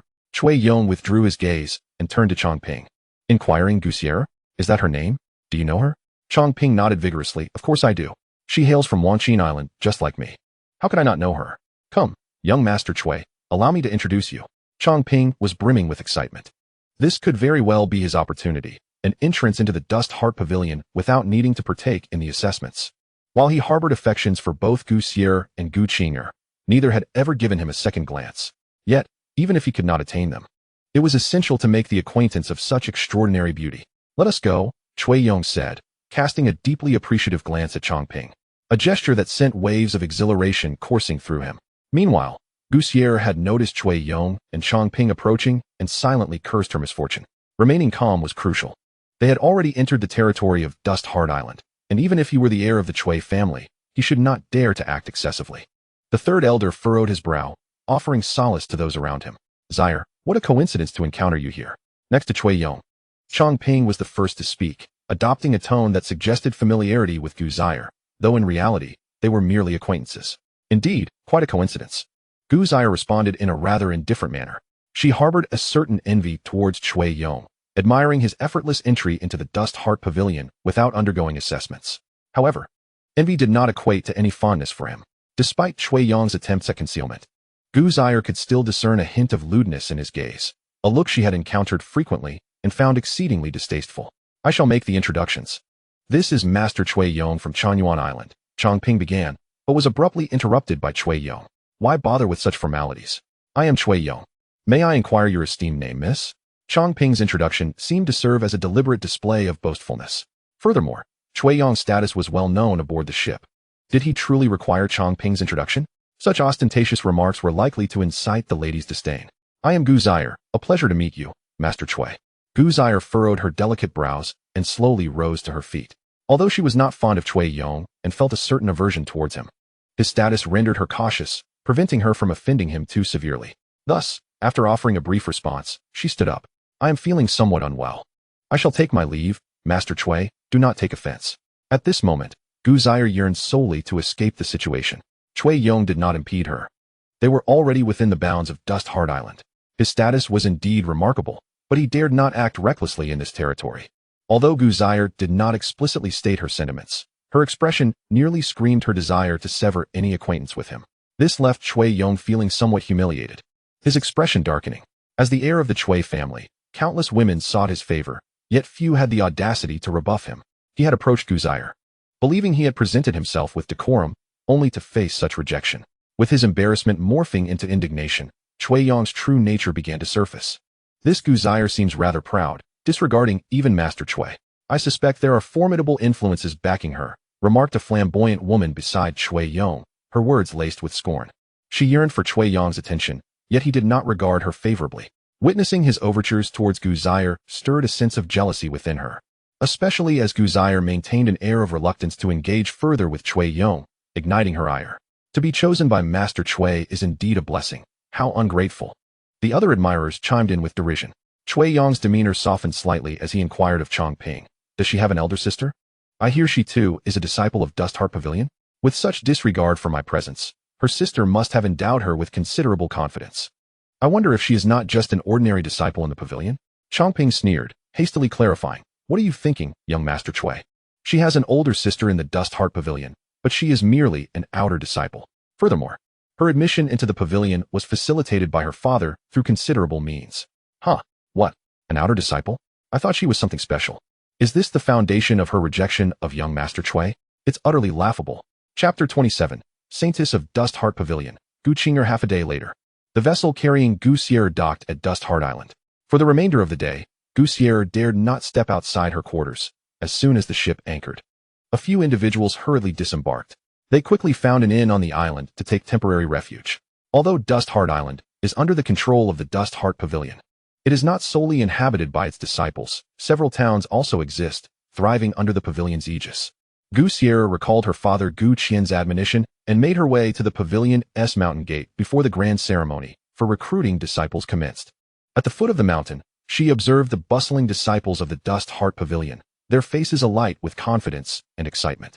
Not long ago, they were merely disciples of the semi-king sects, which, while commendable, are plentiful throughout the myriad demons of the Southern Sea. It is noteworthy that some semi-king sects boast disciple numbers reaching into the tens of thousands, far surpassing the Dust Heart Pavilion's count. In the outside world, the semi-king sects do not hold much prestige. Encountering fellow disciples from the same tier typically garners little respect, as they are unafraid of offending one another. However, the situation has changed. They now belong to a royal-level power. How many royal-level forces exist in the entirety of the Southern Sea of myriad demons? The disciples of the Dust Heart Pavilion could hardly have anticipated their elevation to such a prestigious status. This transformation is indeed a stark contrast, particularly for those outer disciples, who were once undervalued by their families. The ascension of the Dust Heart Pavilion to royal status has led even their clan leaders to treat them with newfound respect. Former adversaries are now presenting lavish gifts in pursuit of reconciliation. This is the formidable influence of a royal-level power. Even a mere outer disciple can command considerable deference. Thus, it is no wonder that so many are drawn to the grand recruitment ceremony of the Dust Heart Pavilion, hoping to seize their fortune. For some, becoming a disciple of the pavilion represents an extraordinary leap toward greatness. Standing at the mountain gate, Gu Sierra paced back and forth, unwittingly attracting the attention of numerous disciples. The reason was simple. This seemingly youthful maiden possessed an extraordinary beauty. Gu Sierra desired to inquire about her sister, yet she felt a twinge of anxiety and trepidation. Finally, as her palms grew clammy with nervousness, she summoned her courage and halted a female disciple of the Dust Heart Pavilion who was ascending towards the gate. The disciple, eager to return and complete her tasks, was momentarily displeased by the interruption. Upon realizing that her interlocutor was not a disciple of the pavilion, her tone became more impatient. "Do you need something?" Gu Sierra was taken aback by the tone, momentarily flustered as she timidly spoke. Esteemed sister, I am here to seek someone. My sister is a disciple of the Dust Heart Pavilion, named Gu Qinger. May I inquire if you happen to know her?" Upon uttering these words, Gu Sierra instinctively shrank her head, nervously gazing at the female disciple. "I don't know anyone by the name of Gu." "Wait, who did you say?"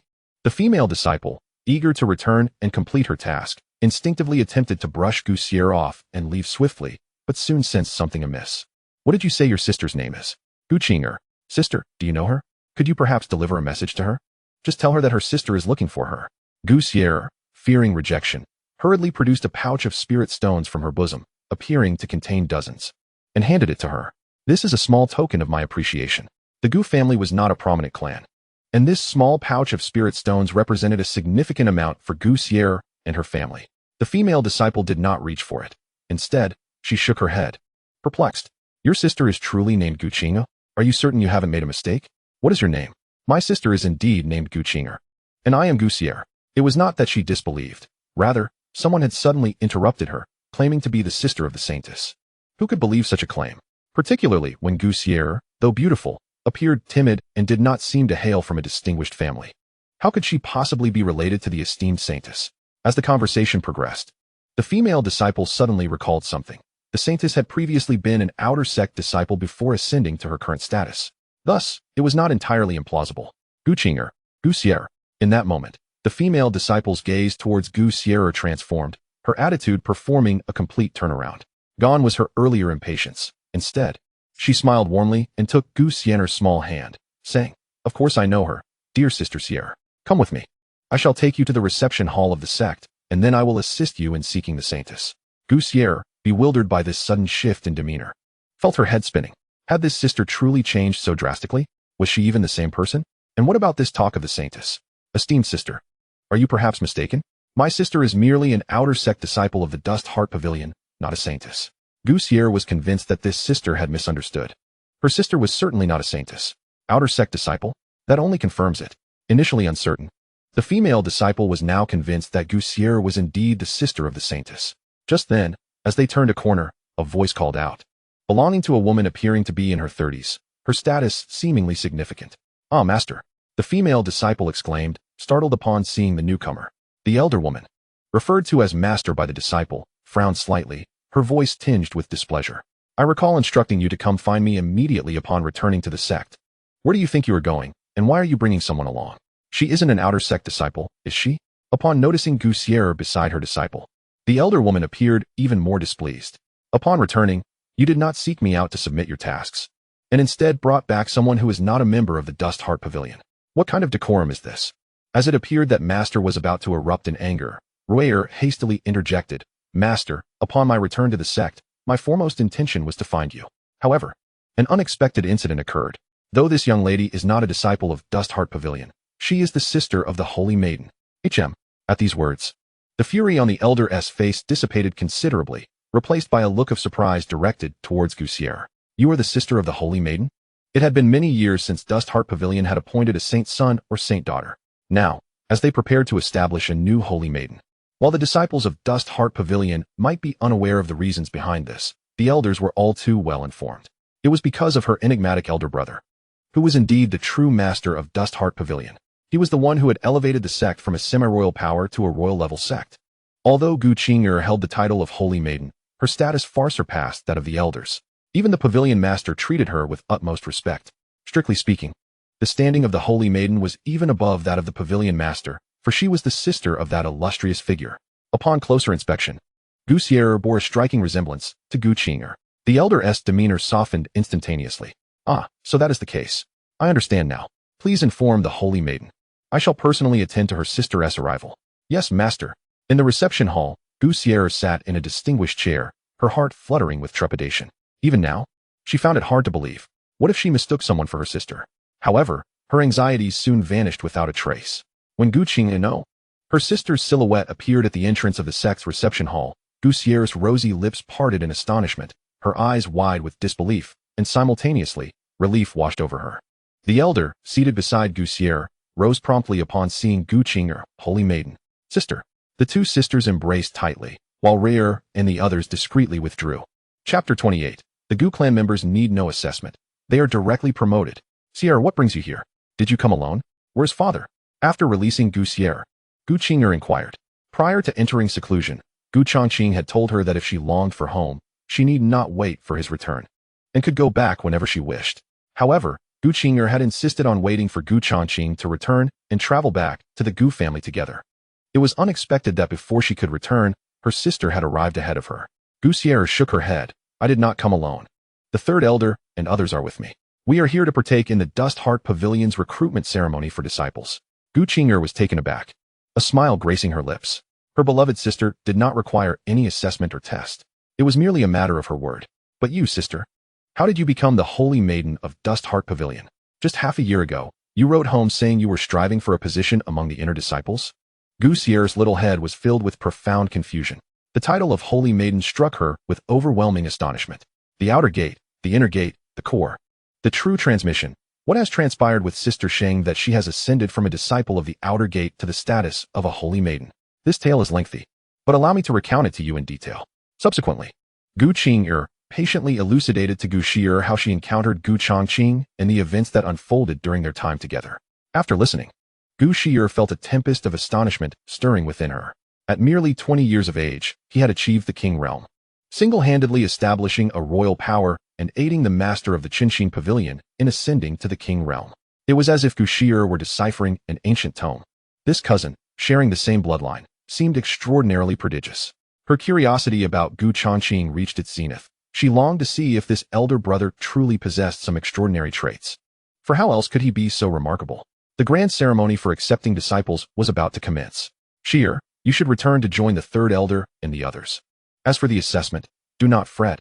I shall speak with the assessment elder, ensuring you can enter the Changqing Pavilion without an examination, and as a true disciple. No less. It must be said that Gu Qing'er had indeed transformed considerably over these days, as per Gu Changqing's guidance. He had continuously reminded her. You are now the Holy Maiden of the Changqing Pavilion. In terms of status, you surpass even the Pavilion Master. As a Holy Maiden, you must embody the dignity of your role and no longer be meek as before. Since then, Gu Qing'er had indeed undergone significant changes. To be admitted without an assessment? And as a true disciple upon entry? Sister, is this truly the case? Goussier exclaimed. There was a time when she envied Cui Yong while aboard the sea vessel, as he could enter the Changqing pavilion without an assessment. Now, she need not envy any longer. She too could achieve this, more so than Cui Yong. For her admission would be as a true disciple. The phrase true disciple carried profound implications, and Gu Xie understood this well. Would my sister deceive you? Go ahead. I shall also make haste to find the assessment elder. The grand ceremony is about to begin. All right. Gu Xie, invigorated, departed from the Changqing pavilion and swiftly returned to the inn to share this news with the third elder and several other members of the Gu family. Initially, they were bewildered, even skeptical, until they witnessed the elder from Changqing pavilion, assigned by Gu Qing'er to accompany Gu Xie for her protection. Meanwhile, prior to the commencement of the grand ceremony, Cui Yong sought out the elder from the Cui family serving within the Changqing pavilion. Younger, you have already broken through to the true spirit realm. Very good, indeed. This significantly increases your chances of passing the assessment, the elder remarked with a benevolent expression. However, his words left Cui Yong momentarily stunned. Pass the assessment? Elder, did you not say I need not participate in the assessment test? Cui Jia, the esteemed elder, stroked his beard and remarked, had this been prior, there would indeed have been no need for such measures. However, just yesterday, the lord of the pavilion issued a decree. No elder or senior member is to engage in favoritism, and no individual is permitted to gain entry into the Changqing pavilion through backdoor means. Though I hold the position of an elder within the Changqing pavilion, I am merely one among many. Thus, whether you may enter the Changqing pavilion, Younger, ultimately rests upon your own merit. Cui Yong's countenance darkened to an extreme degree upon hearing these words. How could this be? He had boasted extensively among his followers, who were well aware that he, Cui Yong, the esteemed young master, could bypass the assessment and directly enter the Changqing pavilion. Yet now, Younger, you have already transcended the true spirit realm. Your chances of successfully passing the assessment are considerable. Do not lose heart, for I believe in you, the elder Cui said, exuding an air of helplessness, as this was an order from the pavilion lord, leaving him with no recourse. At that moment, Cui Yong's expression was more sorrowful than tears could convey. This was not the crux of the matter. The essence lay in the fact that he had made grand declarations. If his followers learned that he too was to partake in the assessment, where would he place his face? Elder, truly, is there no other way? Cui Yong pressed, still reluctant to accept his fate. Elder Cui shook his head. There is none. Thus, Cui Yong departed in discontent. At noon, the grand ceremony for recruitment at the Changqing pavilion commenced. The square at the foot of the mountain was brimming with prodigies from the Lanchi archipelago and beyond. They were eager to showcase their prowess in the forthcoming assessments. A commendable performance could lead to direct advancement to the inner sect or even to being accepted as disciples by the elders. The members of the Gu family surveyed their surroundings with a sense of nostalgia. Look, is that not Cui Yong, the young master? One of the Gu disciples pointed towards the not-so-pleased Cui Yong in the distance. While his entourage still lingered by his side, their fervor had significantly waned. Upon learning that Cui Yong too was to undergo the assessment and could not directly enter the Changqing pavilion, their admiration diminished. Not long ago, they had envied Cui Yong. But now it seemed the tables had turned, and it was he who ought to envy them. After all, the elder of his clan was merely an elder of the Changqing pavilion. Even if he could facilitate Cui Yong's entry without assessment, he would remain but an outer disciple, while they would soon attain true discipleship. Even now, the group felt as if they were ensnared in a surreal dream. Cui Yong, for his part, had noticed the Gu family members but paid them little mind. Initially, he had intended to pursue Gu Xie further upon arriving at the island, for he had genuinely developed feelings for her. However, upon discovering he too was required to participate in the assessment, his mind was consumed with thoughts of how to succeed. The elder had assured him that should he pass the test, he would be accepted as a disciple under the elder's wing, granting him the esteemed status of an inner disciple. As the clock struck 1:15 noon, the elder declared, "Silence, everyone. I shall now announce the assessment rules." A resounding bell echoed throughout the gates of the Dust Heart Pavilion. An elder stepped forth, proclaiming the announcement. In that instant, all fell silent. The chief elder responsible for the assessment was the second elder of the Dust Heart Pavilion, a formidable figure at the 9th level of tribulation. At this moment, all eyes were fixed upon the second elder, awaiting further instructions. However, before the assessment commenced, the elder had another matter to address. I will call out several names. Those mentioned shall step forward. You are exempt from the 3 rounds of assessments and will advance directly. The names echoed: Gu Xie, Gu Yong, Gu Zichu, Gu Lingwe. Chapter 29. Why? Because her sister is the saintess. This revelation stirred the previously hushed square into a flurry of murmurs, with countless envious gazes fixated on Gu Xie and her companions. Yet, Despite the envy, no one dared to voice dissent. The chief elder, the second elder, offered no explanations, and the participants below tacitly refrained from expressing any objections or dissatisfaction. It was well understood that fairness was a mere illusion in this world. Everyone present recognized the immense influence behind Gu Sierra's exemption from the assessment, allowing her direct entry into the Dust Heart Pavilion. The fact that all the names bore the surname Gu could hardly be a coincidence, and while speculation ensued, it was met with acceptance rather than outrage. After this brief interlude, the second elder began to outline the rules for the upcoming 3 rounds of assessment. Meanwhile, Cui Yong wore an expression of disbelief, staring incredulously at Gu Sierra and her companions, then turning to Elder Cui, as if inquiring, "Did you not say there would be no favoritism or backdoor dealings?" What was the meaning of this? Cui Yong was indeed taken aback. His companions beside him mirrored his astonishment. Particularly those who had previously ridiculed Gu Sierra for her lack of humility were now rendered speechless by the unexpected turn of events. This scene was undeniably a slap in the face. They had dutifully participated in the assessment, knowing that failure would send them home, while those they had derided, the Gu family, were granted a privileged position. Elder Cui, standing beside Cui Yong, felt a tinge of embarrassment. However, he quickly clarified, "These individuals are exceptions." "Why?"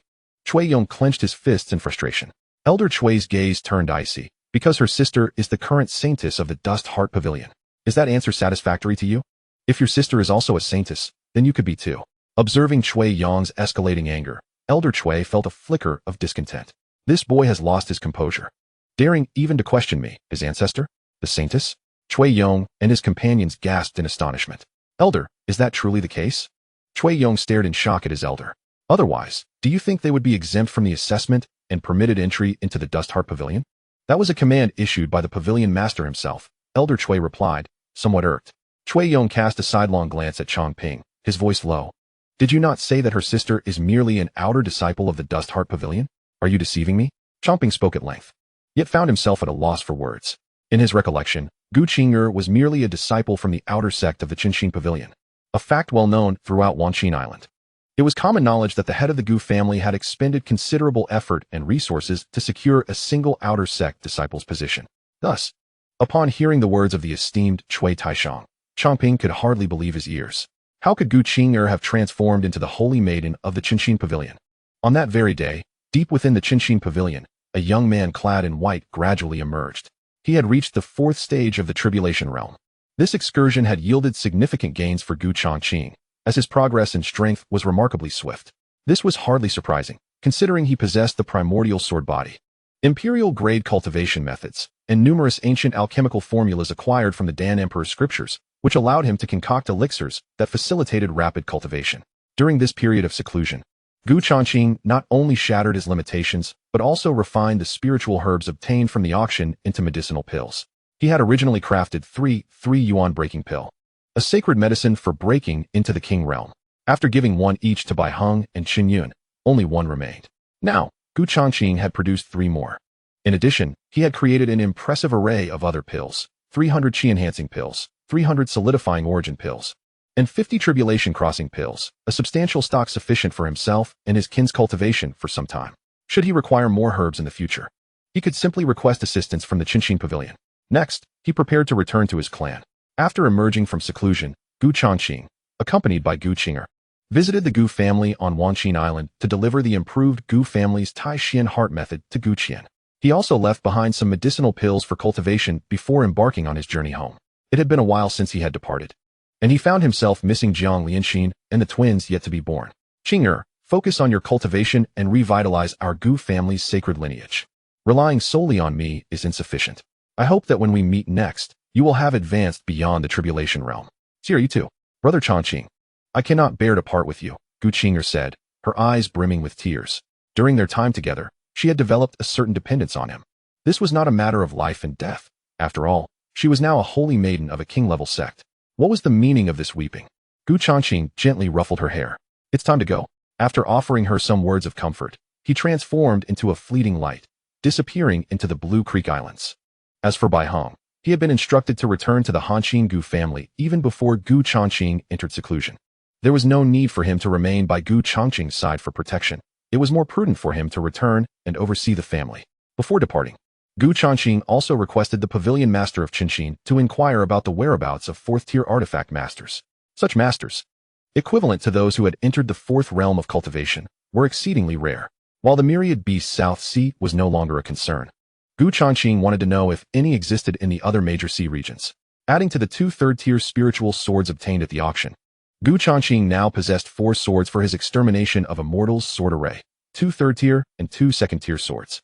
It is not merely the 4th-tier weapons that are difficult to come by. Even the 3rd-tier armaments are rare, often not appearing even once in 6 months at the highway auction. When Gu Changqing set forth on his journey back to the Han Qin Empire, Bai Hong, who had been arranged by Gu Changqing to return to his family first, had already arrived at Jianglin City, where the Gu family resides. At this moment, within the Gu household, Gu Yuan, the patriarch, was diligently instructing the younger generation in the martial arts training ground. Jiang Lianxin, observing from the side, occasionally placed her hand upon her noticeably rounded belly, her beautiful eyes radiating tenderness. Since her pregnancy, Jiang Lianxin's own cultivation had stagnated considerably, with time on her hands. She would come to watch the younger members of her clan practice and offer guidance. She had fully embraced her identity as a member of the Gu family, considering the Gu descendants as her own kin. With the ethereal beauty of Jiang Lianxin overseeing their training, the younger members of the Gu family were particularly earnest in their efforts. "Husband, why do you not return yet? Lianer misses you." Jiang Lianxin gazed at the horizon, her longing for Gu Changqing growing increasingly difficult to contain. At that moment, a streak of light flashed across the sky, moving with astonishing speed, and in an instant, it appeared above the Gu family estate. This spectacle caused all the practicing disciples of the Gu family, including Gu Yuan and Jiang Lianxin, to cease their activities and turn their gazes towards the radiant beam. An aerial approach, a king-tier expert. Both Gu Yuan and Jiang Lianxin felt a jolt of apprehension in their hearts. As the light settled, they finally discerned the figure within, an elderly man clad in white robes, emanating an overwhelming aura that incessantly proclaimed his status as a king-tier expert. The senior elders of the Gu family also sensed the arrival of this formidable presence, hastily emerging from their quarters, their expressions tinged with anxiety as they regarded the white-robed elder hovering above. The entire Gu household was engulfed in tension. A king-tier expert had unexpectedly arrived in the small Jianglin city, seemingly with intentions directed towards the Gu family. Uncertain of whether he was friend or foe, Gu Yuan's heart sank at the thought. Presently, he was the strongest in the family, at the 6th level of the tribulation realm. However, even at this level, he would be akin to an ant before a true king-tier expert, easily crushed without effort. Jiang Lianxin also felt a surge of unease. While she herself may not fear death, her concern for the child within her was paramount. Just as the Gu family members were anxiously observing the sudden appearance of this king-tier expert, the elderly man in white swiftly retracted his imposing aura and descended gracefully, striding a few steps before kneeling before Jiang Lianxin. This scene left all members of the Gu family, including Jiang Lianxin herself, utterly astonished. The one who knelt was not an ordinary individual, but a genuine king-tier expert. The subsequent words of the white-robed elder rendered those present even more bewildered. "I, Bai Hong, pay my respects to the matriarch." Chapter 30. Husband, is this your master? Senior, did you just call me what? Even the once illustrious and well-informed Jiang Lianxin found herself momentarily taken aback by this sudden turn of events. "You may simply call me Bai Hong. Please refrain from addressing me as senior. Such a title would greatly embarrass me, and I fear that if the master were to learn of this, I would not be spared," Bai Hong hastily remarked. In the presence of the esteemed matron Jiang Lianxin, he dared not assume the role of a senior, despite her current cultivation being merely at the 2nd level of the tribulation realm. At this moment, while Jiang Lianxin was astonished, Bai Hong was equally taken aback. As a formidable figure at the king's realm, he instantly recognized the extraordinary nature of Jiang Lianxin. Is this a spiritual body or a spiritual bone? He mused, momentarily startled. But he quickly regained his composure. What was he even contemplating? What kind of existence was their master? His wife could not possibly be an ordinary woman. Yet, this was indeed a spiritual bone or body. In the future, she could be poised to challenge the realm of emperors. Casting a glance at the bewildered members of the Gu family and Jiang Lianxin, Bai Hong suddenly realized he had yet to introduce himself. He promptly declared, "My master is Gu Changqing. The master is currently in seclusion at the southern sea of 10,000 demons, and prior to his retreat, he instructed me to return to the Gu family to oversee matters." "Qing'er is your master? Your husband is your master?" Gu Yuan and Jiang Lianxin spoke almost in unison. If that were the case, then the title of matron indeed held merit. However, how could a king's realm expert willingly serve as a subordinate? Jiang Lianxin remained somewhat composed. aware of her husband's enigmatic nature, yet her mind was still racing. This was a king's realm expert, even within the Jiang family. Such a figure was regarded as an elder, a pinnacle of authority. Yet now, he was merely a servant to Gu Changqing. Fearing that the Gu family and Jiang Lianxin might still harbor doubts, Bai Heng produced the recording talisman that Gu Changqing had given him. Upon listening, all skepticism dissipated. In truth, even before Bai Heng presented the talisman, the head of the family, Gu Yuan, and the others had already believed a significant portion of his account. A dignified figure at the king's realm would have no reason to deceive the Gu family. Collectively, they could not even contend with a half-king, let alone a genuine king. There was no motive, and certainly no reason to harbor ill intent. A week later, Gu Changqing returned to Jianglin City. "Husband, you have returned," Jiang Lianxin exclaimed, her beautiful eyes shimmering with tears as she leapt into his embrace. "Qing'er, master." Gu Yuan and Bai Heng also approached to greet him in succession. Subsequently, Gu Changqing had a private conversation with his father, Gu Yuan, during which he presented him with various elixirs intended to cultivate and enhance the family's strength. These are vitality pills and foundation pills, both at the Danwen level. "This tribulation pill is for you, father." After handing over a portion of the elixirs, Gu Changqing produced a manual.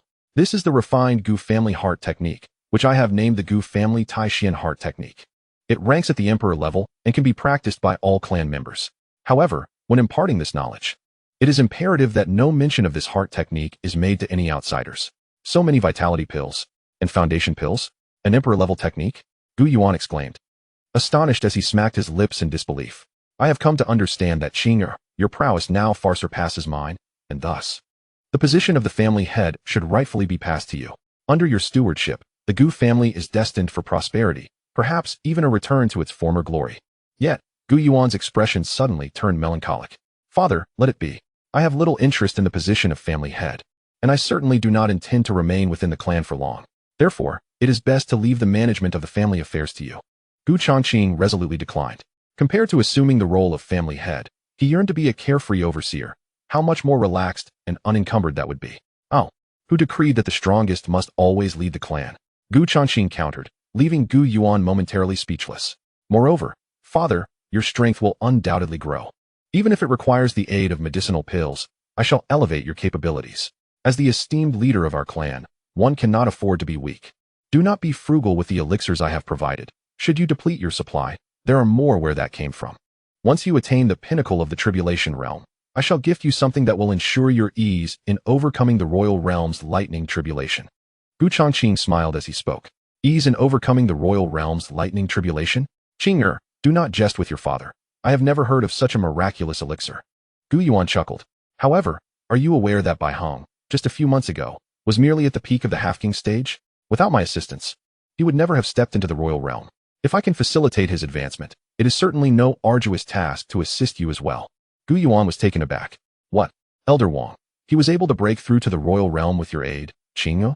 Bai Heng presently held the position of guest elder within the Gu family. "Indeed, otherwise, how could he, a dignified royal, willingly acknowledge me as his superior?" After addressing several matters, Gu Changqing took his leave, but not before reiterating, "By the way, father, keep these developments under wraps for now. For the Gu family at this juncture, a low-profile approach is indeed the wisest course. Now is not the time for ostentation. We must proceed with caution. And when our clan truly becomes formidable, we shall offer the world a subtle yet impactful surprise. That day is not far off." Gu Changqing departed. Yet his words lingered in Gu Yuan's heart. As he gazed at his son's retreating figure, Gu Yuan reflected, "Qing'er has truly grown up." As night fell, the long-separated couple naturally indulged in a moment of intimacy. Following their union, Gu Changqing examined Jiang Lianxin's health, his brow furrowing slightly. "Exiner, you appear quite frail." Jiang Lianxin's condition was indeed concerning, not due to any injury, but rather a lack of spiritual energy and vitality. Her complexion was as pale as paper, reminiscent of someone recovering from a severe illness. Yet, how could one with sacred bones fall ill?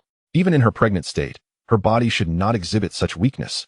Given her formidable constitution, which surpassed that of countless physical cultivators, and the spiritual energy within you. Gu Changqing's frown deepened as his consciousness meticulously probed further. This matter puzzled Jiang Lianxin as well. "Recently, I have been feeling utterly fatigued, despite scarcely moving at all. Yet, as night falls, an overwhelming weariness envelopes me, akin to having engaged in an arduous battle with my husband for 300 rounds. Ahem." Gu Changqing found himself in a rather awkward position. The The spiritual energy within me has inexplicably been depleted. After confiding in my father, he procured some elixirs to replenish my spiritual energy, which provided some relief. At this moment, Changqing had regained his composure and began to discern the situation. My dear, there is no need for concern. I have a fair understanding of the matter at hand. The spiritual energy within you has not vanished into thin air, but rather has been absorbed. Absorbed? Zhang Lianxin was taken aback. Indeed, it is our yet-to-be-born precious child who is absorbing your spiritual essence. Zhang Lianxin remained oblivious, while Changqing was acutely aware. The child she carried was not an ordinary one, but rather two extraordinary prodigies, especially the daughter. The Zhixiao Shirlei body is a supreme divine physique of the highest caliber. However, what Changqing did not anticipate was that these two little ones had already commenced their cultivation, even before their birth, utilizing their mother's spiritual energy. As the days drew nearer to the twins' arrival, Zhang Lianxin's daily depletion intensified. Fortunately, Changqing had journeyed overseas to concoct a substantial supply of elixirs for replenishing spiritual energy. Otherwise, Zhang Lianxin might have been completely drained by the two little ones. Changqing found himself increasingly eager for the birth of these twins. Have you ever witnessed a 7- or 8-year-old child overpowering the gifted from the spiritual rankings? You haven't, have you? After the birth of his children, such a sight would soon be within reach. In the final month before their arrival, Changqing deliberately took Zhang Lianxin away from Jianglin City, seeking a remote and desolate location where he personally set up a concealed grand array. The birth of his children would undoubtedly invoke cosmic phenomena, and amidst the bustling city, there were too many prying eyes. Changqing constructed a wooden cabin for Zhang Lianxin amidst the forest and invited the finest midwife from their clan. They awaited the moment of the twins' birth. On that day, the clear sky suddenly shifted. One moment, the sun blazed overhead. The next, darkness enveloped the land as if night had fallen. A bizarre crimson beam of light descended from the heavens, striking the wooden cabin where Zhang Lianxin and Changqing resided, yet causing no harm.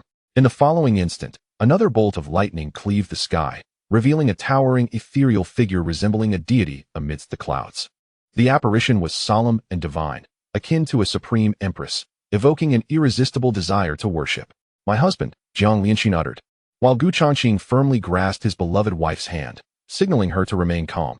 He was there to protect her. Initially, Zhang Lianxin thought her husband had brought her to this secluded place merely for tranquility. However, it was becoming increasingly evident that this was not the case. The celestial phenomena rendered Zhang Lianxin spellbound. Was it truly so momentous an event to bear a child that it summoned such chaos and cosmic signs? The midwife, summoned from their clan, had already unconsciously knelt in reverence before the divine figure in the sky, her body entirely beyond her control. Changqing, thanks to his chaotic sword body, remained unaffected by the turmoil. Fortunately, the celestial phenomenon did not linger for long. After the duration of an incense stick, the extraordinary signs dissipated, restoring the previously clear skies. However, Zhang Lianxin began to experience intense abdominal pain. It was time for her to give birth. The midwife, not having the luxury to ponder earlier events, hurried over to assist Zhang Lianxin in her delivery. After a while, through the midwife's diligent efforts, both mother and children emerged safely. My dear Xina, you have worked so hard, Changqing said gently, cradling the two newborns in his arms while holding Zhang Lianxin's delicate hand. It wasn't hard. I am very happy, Zhang Lianxin replied. Quick, let me see your little ones. Changqing knelt down and placed the two wailing infants beside Zhang Lianxin. First level of true spirit, third level of true spirit. Upon closer inspection, Zhang Lianxin was rendered speechless. The moment the two little ones were born, they were already at the true spirit realm.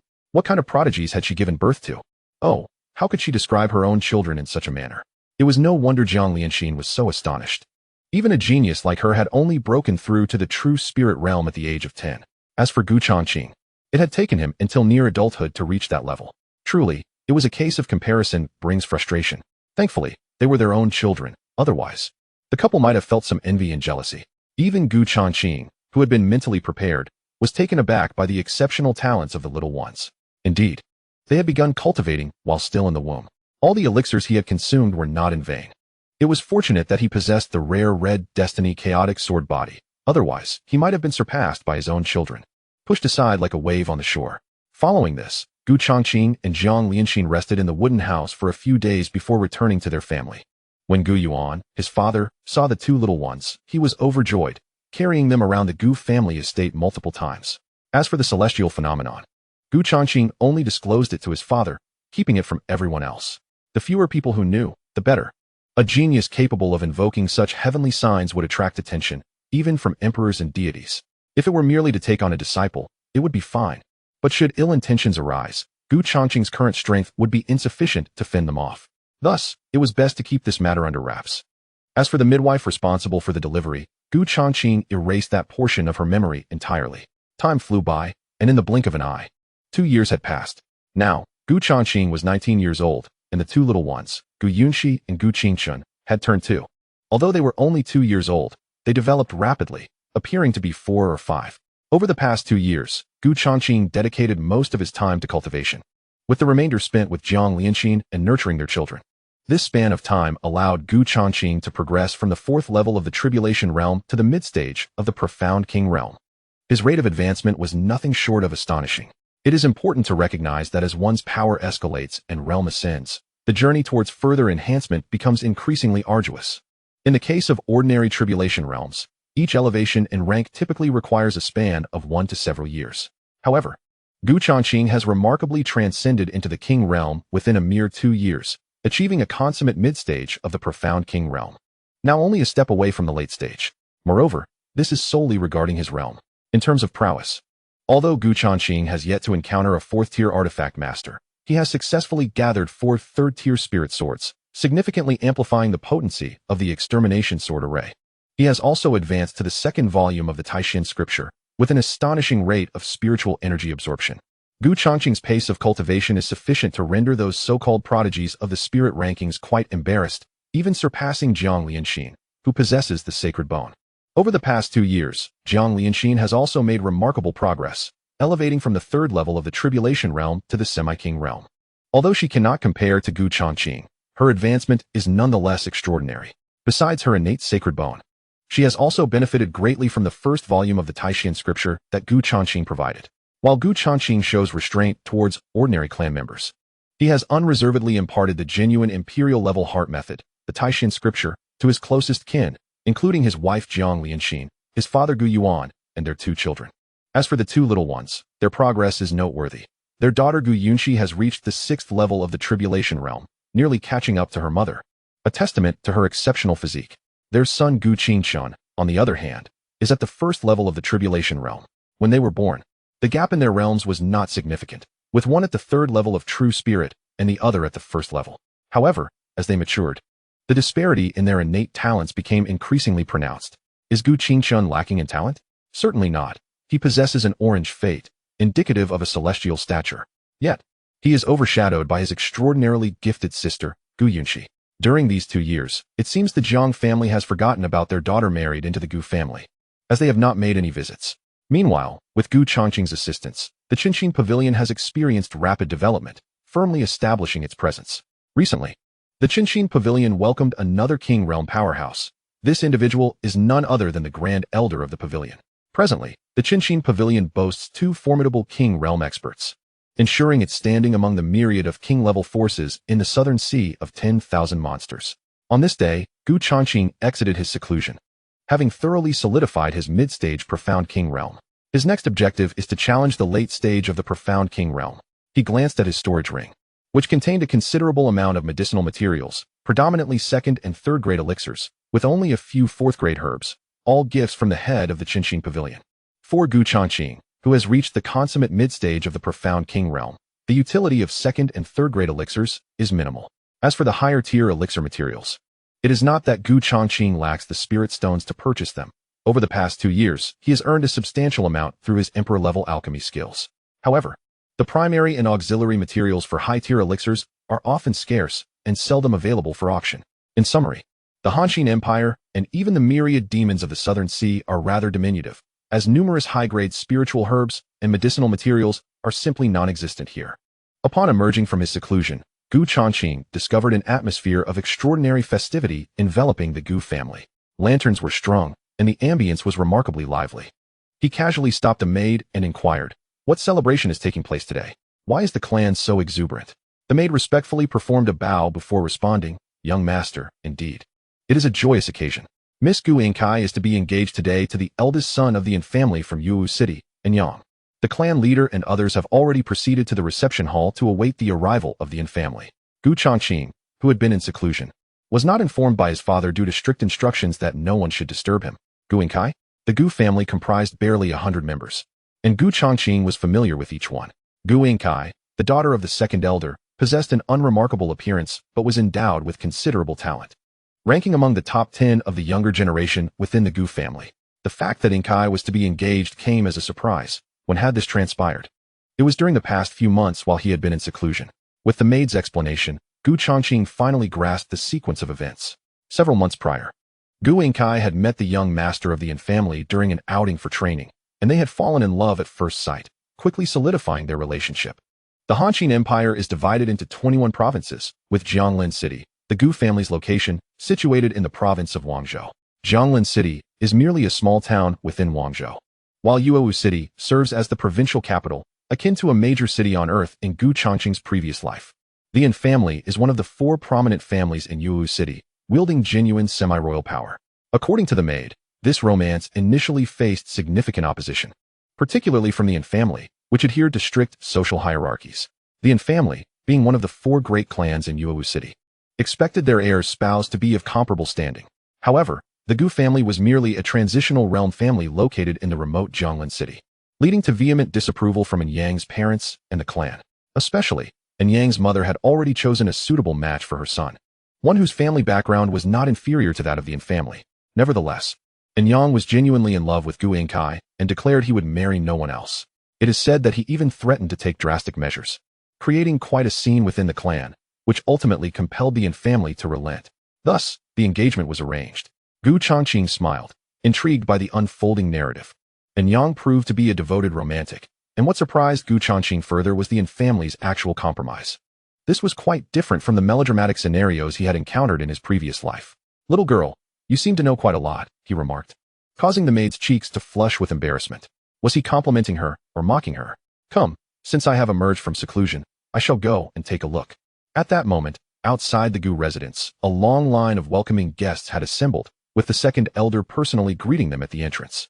However, the family head, Gu Yuan, was conspicuously absent from the gathering. The second elder personally greeted them outside, which was already a sign of respect towards the Yin family. As the head of the Gu family, if he were also to greet them outside, it would be tantamount to diminishing his own status, implying that the Gu family was inferior to the Yin family in stature. The outside world might perceive it as the Gu family seeking to elevate themselves by associating with the Yin family. However, in Gu Yuan's eyes, the notion of who was elevating whom was still uncertain. The Gu family was no longer the shadow of its former self. Today, it boasted 2 formidable practitioners at the Xianwang realm, and Gu Yuan himself had recently broken through to the semi-king level. His daughter-in-law, Jiang Lianxin, though only at the 8th level of the tribulation realm, possessed strength far exceeding his own. Furthermore, his beloved granddaughter Gu Yunxi, at the tender age of 2, was already at the 6th level of the tribulation realm, with combat prowess rivaling that of a semi-king. With 2 Xuanwangs and 3 semi-kings, who was truly elevating whom? The current Changqing's strength was even more unfathomable. Although the Gu family had not intentionally displayed their power, there was no longer any need to conceal it. Outside the Gu residence, the members of the Gu family, who had been waiting for a long time, finally saw the arrival of the Yin family. There were not many of them, but those who came were significant figures, led by the patriarch of the Yin family, and Yang's father, alongside a beautiful woman, presumably Yang's mother. Following them were several elders of the Yin family, all of considerable strength. Kaier, and Yang immediately spotted Gu Kai, standing beside the second elder, and excitedly rushed over to embrace her tightly. The time apart felt like an eternity for the 2 lovebirds. "Young Gu, Kaier, I promised I would marry you. Now, here I am." "Yes, I know." The second elder, observing the affectionate couple, cleared his throat to remind them that there were many people watching. "Thank you for the journey. In-laws, please, allow me to show you inside." The second elder warmly led the Yin family inside, recognizing Yang's deep affection for Kai, even to the extent of causing a stir within the Yin family to be with her. Naturally, he was pleased for his daughter to marry someone who loved her so dearly. However, Yang's mother did not share in this joy. Her expression was far from amiable. She was the most opposed to this union within the clan. Had it not been for Yang's desperate insistence, she would never have allowed her son to marry a girl from such a humble family. The second elder, merely at the 2nd level of the tribulation realm, did not escape her discerning eyes, and she felt a twinge of disdain. With such strength, it would be a stretch for him to serve as a steward in the Yin family. How could a mere second elder from the small Gu family be allowed to welcome them? Is this all the Gu family could send to greet us? Where is your patriarch? Why has he not come out to welcome us? And Yang's mother surveyed the Gu family leaders. Noting that only the second elder had come out to meet them, her dissatisfaction deepening and a hint of anger bubbling beneath the surface. The Gu family seemed to hold the Yin family in contempt, sending only a second elder to receive them for such an important occasion as a betrothal. With the patriarch himself present, who did they think they were looking down on? The patriarch and his companions were currently in the reception hall awaiting the arrival of the elders. The second elder furrowed his brow, sensing that his esteemed mother-in-law seemed to bear an unfriendly demeanor. The Gu family had truly exuded an impressive air. Mother. And Yang's mother intended to voice further thoughts, but was interrupted by the increasingly stern expression of Yang, who wished to avoid any missteps on this joyous occasion. Nonetheless, a sense of grievance towards the Gu family lingered in his heart. After all, the disparity between the Yin and Gu families was glaring. One was a semi-royal clan, while the other was merely a family from a small town. He had persuaded his parents to travel personally for this engagement, yet the Gu family. With a cold snort, and Yang's mother refrained from continuing her remarks. Under the guidance of the second elder, they slowly entered the Gu residence. Chapter 33, The Gu Family. The king? The astonished patriarch of the Yin family under the leadership of the second elder, the group swiftly arrived at the reception hall, where Gu Yuan and the senior elder, along with other high-ranking members of the Gu family, had been waiting for some time. As the Yin family entered, they were greeted by the sight of Gu Yuan, the head of the Gu family, seated at the forefront with a faint smile. And Yang's mother was instantly filled with indignation. They had come for an engagement, not to endure disrespect. From the moment they stepped through the door, she felt no semblance of respect, further fueling her discontent with the union she initially opposed. This sentiment was also influenced by the preconceived notions held by the Yin family.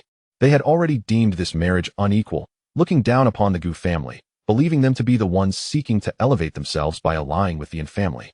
Hence their perception of the Gu family's lack of hospitality. In reality, this was entirely reasonable. It was not Gu Yuan's daughter who was marrying out. And as the head of the Gu family, if he were to appear overly humble, it would tarnish the family's reputation. He represented the dignity of the Gu family. Moreover, in Gu Yuan's eyes, it was the Yin family that sought to elevate themselves through the Gu family, not the other way around. Distinguished guests from afar, it would be remiss not to offer a warm welcome. Please, take your seats, Gu Yuan said with a polite smile, standing with measured poise. A warm welcome? And Yang's mother scoffed inwardly, perceiving Gu Yuan's demeanor as insincere. The Gu family had never intended to extend a genuine welcome. Meanwhile, beside her, the patriarch of the Yin family suddenly froze as his gaze swept over Gu Yuan, soon transforming into a look of astonishment. He initially thought his perception was flawed and shook his head, casting another glance at Gu Yuan. Yet the outcome remained the same. A semi-royal? Although the patriarch was not a semi-royal himself, he was a formidable figure at the pinnacle of the 9th realm of tribulation. He had expected that under his scrutiny, the cultivation levels of everyone in the Gu family would be laid bare. However, he felt an aura emanating from Gu Yuan that was akin to that of the ancestral figure of the Yin family, an aura belonging to the brink of the royal realm. The head of the Gu family was a semi-royal? This revelation left the patriarch of the Yin family visibly shaken. The Gu family was merely a small-town clan, wasn't it? Logically, one would think that not even a few individuals at the level of tribulation would exist within their ranks. The second elder he had encountered earlier was merely at the 3rd level of tribulation. In the Yin family, even holding an administrative position would be a stretch. As he glanced towards others, the 3rd elder and the grand elder were both at the transcendent realm, albeit at the 1st or 2nd level, the mightiest among them. The grand elder barely reached the 4th level. Yet, it was Gu Yuan, the head of the Gu family, who sparked a sudden realization in clan leader in. This fleeting sense of unease sent a chill down his spine, and his gaze, tinged with a hint of terror, shifted to Bai Heng, who stood beside Gu Yuan. If his initial reaction to learning that Gu Yuan was a semi-king had been one of mere astonishment, now, as he looked at Bai Heng, it was laced with palpable fear. The aura exuded by Bai Heng felt as unfathomable as an abyss, deep and bottomless. A semi-king at full maturity? No. Could it be a king-level powerhouse? When clan leader met Bai Heng's gaze, the latter merely nodded slightly. A gasp escaped him. Just a single glance quelled the turbulence of his inner energy, as though he had encountered an ancient feral beast. Clan leader felt an unsettling tingle at the back of his head. A king-level expert? The Gu family harbors an entity of such caliber. This thought thundered within him, sending tumultuous waves through his heart. At that moment, he felt as if he had seen a ghost. Thus, sensing his wife's displeasure and her impending sarcasm, he hastily intervened. In this instant, Clan leader N's understanding of Gu Yuan's decision not to personally greet them suddenly seemed justified. The head of the Gu family, a dignified semi-king, would not deign to personally welcome mere transcendent realm practitioners, even though he, as the leader of the N family, had reached the pinnacle of the 9th level of the transcendent realm. This proximity to the semi-king level was a chasm that many could never traverse in their lifetimes. The 9th level of the transcendent realm? In the presence of a semi-king, it was as insignificant as dust. Coupled with the king-level powerhouse beside the Gu family head, it was clear that even clan leader N, or even the ancestral patriarch of the N family, would not warrant such an honor as to be personally welcomed. Taking a deep breath, clan leader N suppressed his shock. Indeed, it was an overreach. Yet it was not the Gu family striving to elevate their status through the N family. Rather, it was the N family attempting to ascend by associating with the Gu family. His demeanor, once stern upon entering, underwent a complete transformation. "Ah, no. Esteemed Gu family head, it is I who am humbled by your presence." This sudden shift in tone startled his wife, and Yang's mother, who looked at him in confusion. However, clan leader N was fervently signaling to her.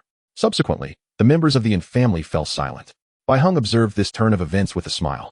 Previously, he had intentionally revealed a hint of king-level aura. Otherwise, the N family might have mistakenly believed that the Gu family was merely an ordinary clan from a remote border town. They should not overestimate their own significance. The N family was merely a minor semi-king family, easily extinguished in the eyes of the Gu family. Just as clan leader N thought he had grasped the essence of the Gu family, the appearance of Gu Changqing and his spouse nearly dropped his jaw in astonishment. Once again, we witness a semi-king, a being of royal caliber. Although Jiang Lianxin has not yet reached the realm of a semi-king, her prowess undoubtedly surpasses that of an ordinary individual at this level. The aura she emanates is equally formidable, if not more so, than that of a semi-king. And to think she is so young. At this moment, the astonishment etched on the face of clan leader and could no longer be concealed. His gaze was fixed in disbelief upon Gu Changqing and Jiang Lianxin as they gracefully entered the hall, accompanied by 2 children. Wait a moment, children? Clan leader N's attention swiftly shifted from Gu Changqing and Jiang Lianxin to the 2 little ones, each held by one of them.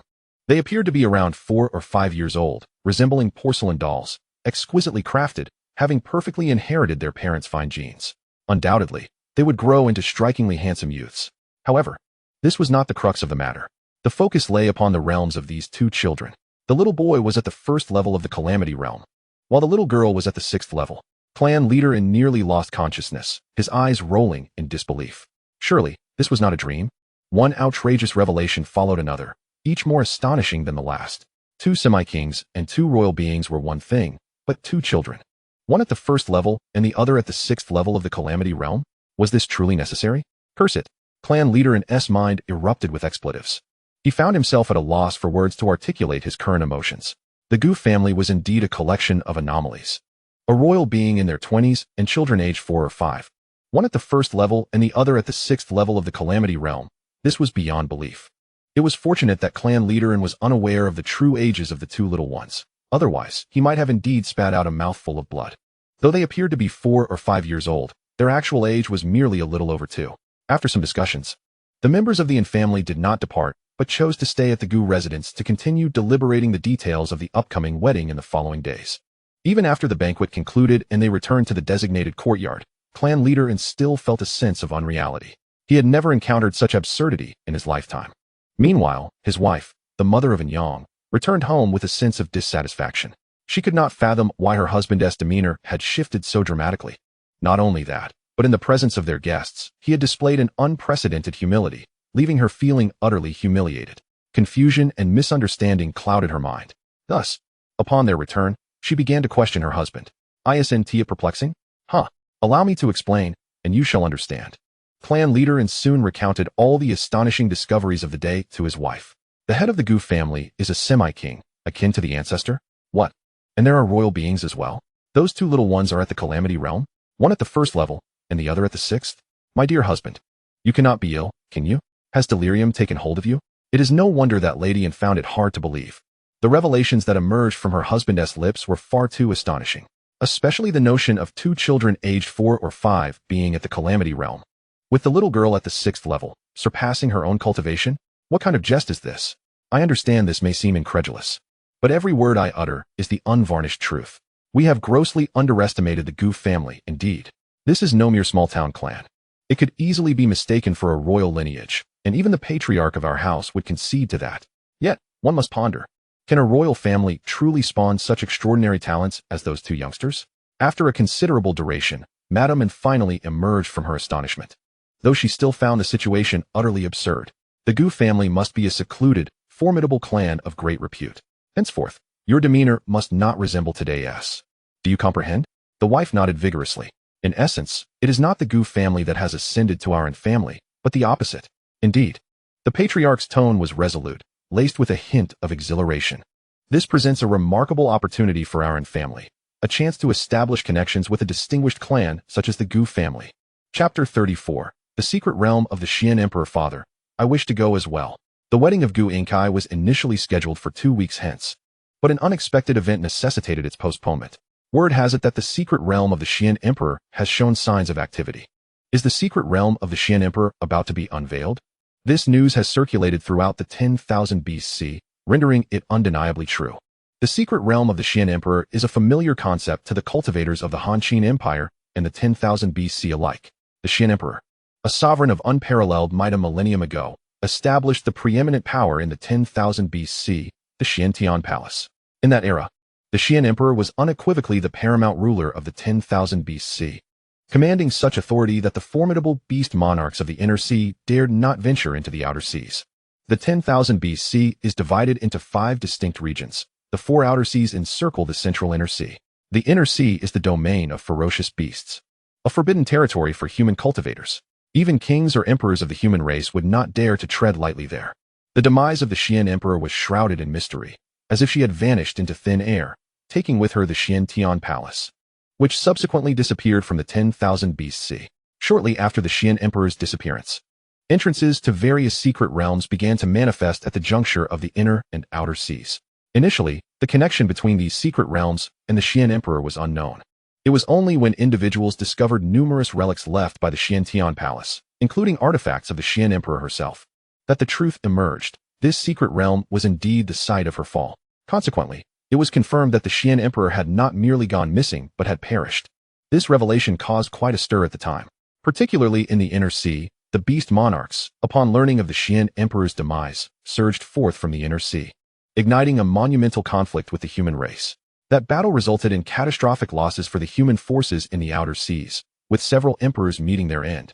The South Sea bore the brunt of the devastation, with nearly all participating emperors succumbing, leading to its status as the most diminished of the outer seas for the subsequent millennium. Presently, the South Sea remains the only outer sea devoid of an emperor.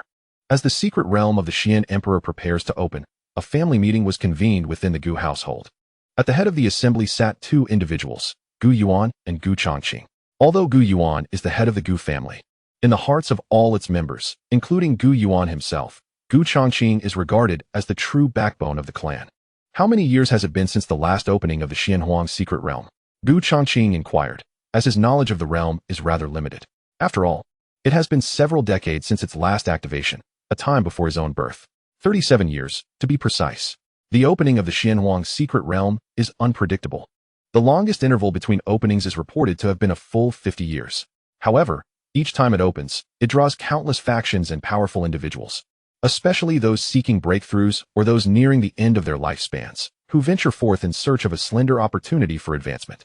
Each opening of the Xianhuang secret realm gives rise to a new generation of powerful beings, as entry is restricted only to those above the rank of emperor, while no lower limit exists. Thus, even those in the body refinement stage may enter, although typically only those of at least the true spirit stage dare to venture forth. For those of lesser strength would be easily torn apart by even a single beast. The Xianhuang secret realm is fraught with both opportunities and dangers. Even those of the king stage cannot guarantee their safe return, and many have perished within its confines. Furthermore, regardless of whether they gather before entering, all will be randomly dispersed throughout the realm once inside. Gu Yuan patiently elucidated to Gu Changqing. Although this is his first visit as well, he possesses considerably more knowledge than Gu Changqing. Who wishes to go? Gu Changqing surveyed the hall, which was filled not only with the senior elders of the Gu family, but also with several outstanding members of the younger generation. I do. Brother Qing. I want to go too. This opportunity to enter the Xianhuang secret realm may only come once in a lifetime. How could we let it pass us by? Many voices echoed in agreement, including those of the first elder, third elder, and ninth elder. Among the younger generation, Gu Ling, Gu Yuan, and Gu Wanxian are the top 3 prodigies of the Gu family. With Gu Changqing's assistance, their strength has increased remarkably over the past 2 years, and they have now all reached the true spirit stage. Very well, but you must prepare yourselves mentally. The Xianwang secret realm is exceedingly perilous. Once inside, you will be randomly scattered, and I cannot offer you much assistance. Everything will depend on your own capabilities. I understand, Brother Qing. The path of cultivation is, after all, a defiance against fate. If we fear this and that, what is the point of cultivating? Wouldn't it be better to live an ordinary life? The responses from Gu Ling and the others greatly pleased Gu Changqing. In truth, given their circumstances, they could easily refrain from venturing forth. With the elixirs provided by Gu Changqing, they need not worry about cultivation resources. Yet they have still chosen to embark on this journey, displaying commendable resolve. After finalizing the participants, Gu Changqing prepared to set off with them. Bai Heng remained behind to oversee the Gu family. Bai Keqing, your realm must have reached a bottleneck, hasn't it? Thanks to the support from the master, Bai Heng's cultivation has now reached the initial perfection of the Xianwang stage, he replied. Over the past 2 years in the Gu family, he has thrived remarkably, with an astonishing enhancement in his strength. Upon reaching the level of the Mystic King, advancing even a minor realm becomes exceedingly arduous. Typical Mystic Kings may require a decade, or even several decades to progress from the initial stage to its consummation, yet he accomplished this in merely 2 years. Bai Heng felt immense gratitude towards Gu Changqing. Were it not for him, he might have perished long ago. Even if he had survived, he would likely still be languishing in the semi-king's completion until the end of his lifespan. After breaking through to the king realm, his lifespan surged significantly, and his life stretched ahead of him. Moreover, given his current pace of cultivation, the path to becoming an emperor no longer seemed an elusive dream. The thought of becoming an emperor stirred excitement within Bai Heng. Upon my return, I shall assist you in breaking through to the mid-stage. Indeed, my lord. As they prepared to depart, 2 little ones approached Gu Changqing. Daddy, I want to go too. I want to go too. Shi'er wishes to accompany you. Shi'er is already quite strong. Even grandfather cannot rival her. The 2 children, one on each side, tugged at Gu Changqing's hands, playfully pleading. However, Gu Yunxi's words caused Gu Yuan, standing nearby, to wear a face of exasperation. What do you mean? Even grandfather is no match. While it may be true, such things ought not be spoken aloud. Alas, such is the innocence of children. As a grandfather, I shall endure. Nonsense. You 2 cannot go. This is not a game. The secret realm is fraught with peril. Stay home and behave, chided Zhang Lianxin from behind before Gu Changqing could respond. The 2 little ones, though not weak, one being at the 1st level of the tribulation realm and the other at the 6th, especially Gu Yunxi, who at the 6th level could easily surpass Gu Yuan, a formidable figure at the initial stage of the semi-king level. Nevertheless, they were merely over 2 years old, and Zhang Lianxin could not possibly feel at ease allowing them to venture forth. Indeed, when you are a bit older, I shall permit you to go out, all right? For now, focus on your cultivation at home. Once you reach the king realm, I shall no longer impose restrictions on your travels, Gu Changqing concurred. Although the 2 children appeared to be 4 or 5 years old, they were truly just over 2, still far too young. Oh, very well then. We shall wait at home for daddy and mommy to return. Gu Yunxi obediently planted a kiss on Gu Changqing's cheek. The 2 little ones displayed disappointment. Yet within the depths of Gu Qingqin's dark eyes, a glimmer of mischief was concealed.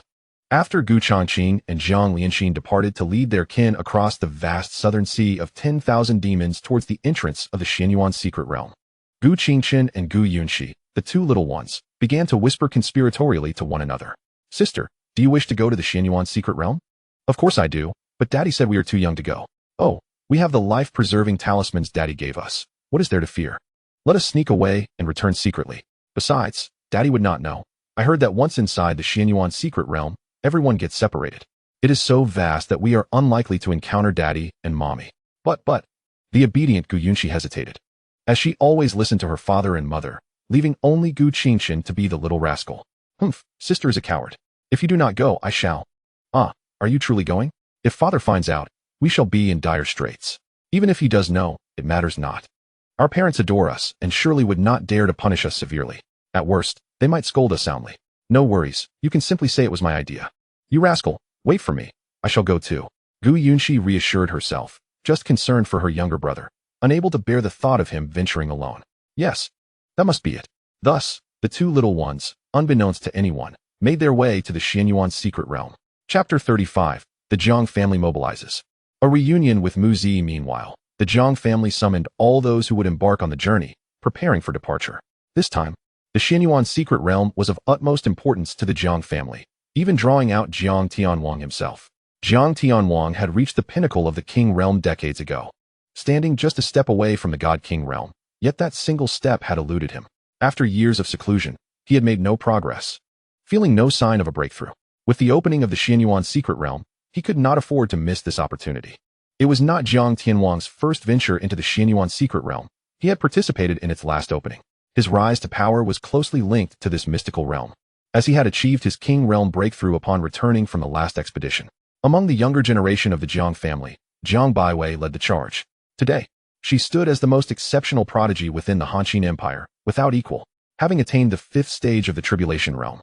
She had broken through several levels within a mere 2 years since awakening her spiritual body, far surpassing the former achievements of Jiang Lianxin. As for her half-sister, Jiang Baiwei had nearly forgotten her. Since Jiang Lianxin's marriage into the Gu family, all ties had been severed, and their father had never mentioned her, as if she were non-existent. Although her sister resided in a small border town, she was still within the Hanqing Empire. Surely, she must have heard whispers of Jiang Baiwei's accomplishments over the past 2 years, as she had gained significant notoriety, challenging all the so-called prodigies of the Hanqing Empire. Nowadays, when people spoke of the Jiang family, they first thought of Jiang Tianwang, followed closely by Jiang Baiwei. As for Jiang Lianxin, how many still remembered her? Never mind. What purpose does it serve to dwell on such thoughts? She and I have long since become inhabitants of different worlds. With a smile, Jiang Baiwei swiftly cast aside those musings. At the Wanyao South Sea, within the Changqing Pavilion, all preparations had been finalized for the journey to the Xianyuan secret realm. A massive flying vessel docked at the entrance of the Changqing Pavilion, adorned with the banner of the Qingyuan Palace. At this moment, the Changqing Pavilion was bustling not only with its own disciples, but also with elders and students from the Qingyuan Palace. Ever since the Changqing Pavilion had ascended to a royal-level power, the Qingyuan Palace had consistently extended goodwill, fostering a solid alliance. Over the course of 2 years, the bond between these two royal factions had deepened, marked by increasingly frequent interactions among their disciples. Gu Qing'er has transcended the tribulation realm and has emerged as a prominent figure among the younger generation of the South Sea. Coupled with her breathtaking beauty, she has attracted countless admirers.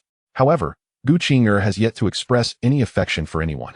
In her heart, these so-called suitors pale in comparison to her brother, Gu Changqing, by 1,000-fold. After 2 years of separation, she finds herself yearning for him dearly. Throughout these years, she has devoted herself to her training without a moment's respite, driven by the desire to avoid disappointing her brother and to earn his praise upon their reunion. "Miss Gu, what are you pondering?" "It is time for us to depart," said a dashing young man beside her. He is not a disciple of the Dust Heart Pavilion, but rather a member of the Qingyuan Palace, holding a respectable position within it as one of its holy sons, named Yuan Fei. He is also among Gu Qing'er's admirers. With a nod, Gu Qing'er boarded the flying vessel. This vessel belongs to the Qingyuan Palace, and the leaders of both sects had agreed to journey together to the entrance of the secret realm, providing mutual support. They instructed their disciples to form teams for exploration should they encounter members from either sect within the secret realm. The disciples of the Dust Heart Pavilion were naturally pleased with this arrangement, but the Qingyuan Palace held a different view. As a newly ascendant royal-level power, the strength of the Dust Heart Pavilion's disciples is still somewhat lacking, while the Qingyuan Palace, as an established royal-level force, boasts elders and disciples of far superior strength. The secret realm is fraught with danger, and bringing along the perceived burdens of the Dust Heart Pavilion would certainly prove to be a hindrance. However, if it were Miss Gu, the male disciples of the Qingyuan Palace would be more than willing to assist, as would her sister. Days later, when Gu Changqing and the Gu family passed by the Dust Heart Pavilion, he used his divine sense to investigate and discovered that the pavilion's master and Gu Qing'er had already departed, likely heading to the entrance of the Xianyuan secret realm ahead of schedule. Consequently, Gu Changqing chose not to linger at the Dust Heart Pavilion and continued his journey towards the inner sea. The entrance to the Xianyuan secret realm has 4 locations, each situated at the juncture of the 4 outer seas and the inner sea. Near the inner sea lies an island known as Tianbi Island. Traveling from the South Sea to the entrance of the Xianyuan secret realm necessitates passing through this island. Upon reaching Tianbi Island, one is already quite close to the entrance of the secret realm, as well as to the inner sea. Hence, the ferocious beasts in this vicinity possess formidable strength, surpassing that of other regions. For major powers and prominent sects, such as the Dust Heart Pavilion and the Qingyuan Palace, with royal realm experts to escort them, traversing this perilous sea to reach the entrance of the Xianyuan secret realm is not a cause for concern. Yet, There are only a handful of royal-level powers throughout the myriad demon South Sea. Without the protection of royal realm experts, navigating this treacherous expanse becomes a perilous endeavor. Even those with semi-royal strength face the risk of falling. As for practitioners below the semi-royal level, such as those in the true spirit and tribulation realms, most will find refuge on Tianbi Island, seeking companions for their journey or the protection of stronger individuals, thereby increasing their chances of safely traversing this dangerous sea to arrive at the entrance of the Xianyuan secret realm. The formidable warriors of the King realm may scoff at the notion, yet some semi-king practitioners, in pursuit of augmenting their income of spirit stones, opt to accompany a handful of lower-tier cultivators. After all, they are destined for the Xianyuan secret realm, and bringing along these lower-tier cultivators to earn some spirit stones seems an opportunity too delightful to pass up. However, while spirit stones may hold little significance for the semi-king strong, for those lower-tier cultivators lacking affiliation with major factions, particularly the independent practitioners, it constitutes a substantial fortune. As dawn broke, the port of Tianbi Island bustled with activity. The Qingyang ship, led by a senior semi-king, offered tickets at 600 spirit stones, available on a first-come, first-served basis, with limited seating remaining. Young sir, I perceive your prowess is commendable. Would you care to join our party? Our team comprises entirely of robbery realm experts. What say you, miss? Have you given it thought? Just 500 spirit stones, a fair deal, with our semi-king mentor ensuring your safety. At the port of Tianbi Island stood a woman clad in purple, appearing to be in her 30s, her hands clenching a pouch of spirit stones, hesitating over whether to acquiesce. Had Gu Changqing been present, he would surely recognize her as Mu Zi, the alluring figure he had encountered at the auction on Haley Island. One of the heads of the Haley auction house and an auctioneer, Mu Zi, compared to her 2 years prior, had undergone considerable change. She appeared wan and weary, devoid of the noble aura she once possessed, a reflection of her trials and tribulations over the past 2 years. In this span of time, not much in the grand scheme, significant events had transpired on Haley Island. Of the 5 great semi-king families, only 4 remained. The Mo family, which once held enmity with Gu Changqing, had been utterly annihilated. The downfall of the Mo family was not at the hands of external forces, but rather by the Duan family among the 5 great semi-king clans. The Duan family, which once occupied the lowest tier among the families, experienced an unforeseen surge in power upon the return of its ancestor, achieving complete mastery in the semi-king realm.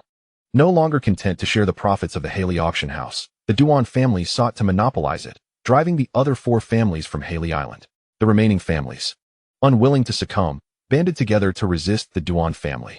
However, the prowess of a fully realized semi-king is formidable and even united. The 4 families found themselves unable to contend, resulting in the complete obliteration of the Mo family. As for the Mu family, their situation is precarious, teetering on the brink of destruction. With one of their 2 semi-king experts fallen, only Yin Taishang remains, albeit gravely injured, and nearly half of the clan's leadership has perished. Fortunately, in the ongoing assault by the 4 families, the semi-king ancestor of the Duan family also sustained injuries, having only recently ascended to full mastery. The Duan ancestor's haste proved detrimental. Had he waited to solidify his strength before confronting the 4 families, he might have avoided injury. Presently, both sides bear wounds, leading to a stalemate, with the outcome resting on which party can recover first. To treat Yin Taishang's injuries, the Mu family has nearly exhausted its resources. Thus, it is understandable why a mere 500 spirit stones could pose a dilemma for Mu Zi. In this present age, the value of 500 spirit stones is not insignificant for her. Her journey to the Xianyuan secret realm is driven by 2 motivations: the injuries sustained by her esteemed master and the survival of her family. 500 spirit stones seem rather excessive. Might there be room for negotiation? Mu Zi wished to discuss the price further. Her powers are limited, and traversing the perilous sea ahead alone would likely spell her doom. However, if she could accompany a semi-king level expert, her safety would be considerably enhanced. While the price could be lowered, the man's gaze swept over Mu Zi, a hint of lewdness curling at the corners of his mouth. Despite her current frailty, her alluring figure and beauty remain undeniable. The faint allure she exudes is enough to captivate hearts. Frowning, Mu Zi was about to turn and leave. Suddenly, a streak of light flashed across the sky, prompting many to look up with expressions filled with yearning. A king-level expert. This venerable figure appeared remarkably youthful. The ability to soar through the air is the hallmark of a king-level powerhouse. All present could not help but feel envious. Such an entity could effortlessly traverse the treacherous seas without concern for the dangers that lurk, especially since this area is not entirely part of the inner sea. Mu Zi also noticed the streak of light. As she looked up and recognized the face of the leading figure, she froze in surprise. Changqing. In midair, Changqing sensed a somewhat familiar aura below and glanced down. Their eyes met, and he recognized Mu Zi, the once beautiful auctioneer from the highway auction house. Initially, Changqing had no intention of lingering at Tianbi Island, but he found himself stopping at this moment. Darling, do you know this young lady? Asked Jiang Lianxin with a smile, her demeanor unfazed by Changqing's intention to take a concubine. In truth, over the years, Changqing's strength had grown exponentially, and his prowess in other realms was equally astonishing. She found it increasingly difficult to cope. If he could wed a concubine or take a second wife to alleviate some of her burdens, it would indeed be splendid. This was not the first time she had broached the subject with him. Changqing nodded, looking down. Miss Mu, shall we join forces? He was perplexed as to why Mu Zi was here. Was she not supposed to be at Highware Island, serving as the head auctioneer? Is there no one left in the Mu family? Surely, it should not fall upon her to venture into the Xianhuang's secret realm. Something must have transpired. For her current state seemed far from favorable. She lacked any strong guardians or even a single protector, and her countenance appeared quite haggard. A stark contrast to the person she had been 2 years prior. Changqing's invitation drew the attention of many, their gazes fixed on Mu Zi with envy. Even the man who had previously harbored ulterior motives towards her was momentarily stunned. This woman in purple knows that venerable king-level expert? Cold sweat began to bead down his brow. Senior Gu, may I? Mu Zi had not anticipated encountering Changqing here, and surprisingly, he seemed to remember her, a mere inconspicuous figure. Of course, Changqing offered a gentle smile. It was no significant matter to him. Whether he accompanied one more person or one less made little difference. Since they were acquainted, why not bring her along? Under the envious gazes of countless onlookers, Changqing took Mu Zi with him, soaring into the sky. This is my father, and this is my wife, Jiang Lianxin. Changqing introduced Mu Zi in turn, and upon hearing Jiang Lianxin's name, Mu Zi's eyes momentarily dimmed before she quickly regained her composure. Senior Gu's wife is truly beautiful. Though Mu Zi had seen her fair share of beauties and considered herself not lacking in appearance, she felt a stark contrast when compared to Jiang Lianxin, whose beauty overshadowed her own. A tinge of bitterness washed over her. She had never before encountered someone who could so thoroughly eclipse her in attractiveness. After some inquiry, Changqing finally understood why Mu Zi appeared on this Tianbi island and sought to enter the Xianhuang's secret realm. He was astonished to learn of the drastic changes that had transpired in Highway Island and the Mu family over the past 2 years. I prefer to collaborate with acquaintances when it comes to the Highway auction house, Changqing remarked after listening to Mu Zi's account, leaving her somewhat perplexed. You should not attempt to enter the Xianhuang's secret realm. Your strength is insufficient. Instead, visit the Changqing Pavilion and seek out the Grand Elder. He will assist you in resolving the Mu family's crisis. Changqing continued.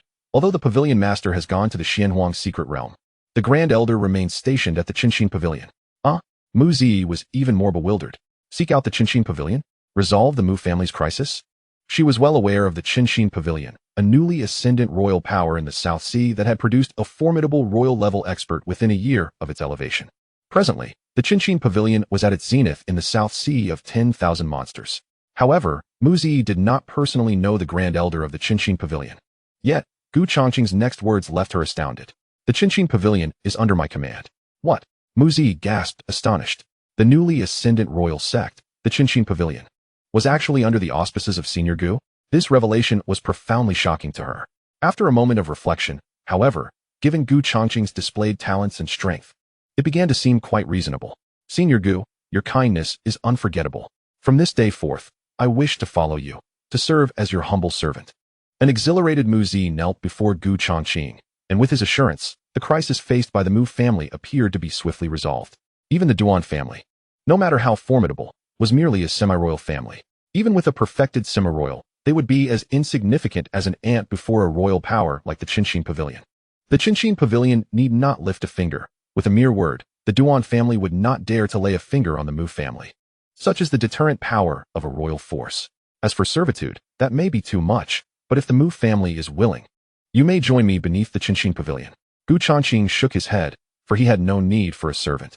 However, incorporating the Mu family under his wing would indeed be a splendid choice, allowing him to amass spirit stones and spare him the trouble of having to refine pills for sale. Before Mu Zi could voice her consent, Changqing continued. Do not rush to agree. Return and discuss this matter with your ancestor. I impose no pressure. Even if you are reluctant, my promise remains in effect.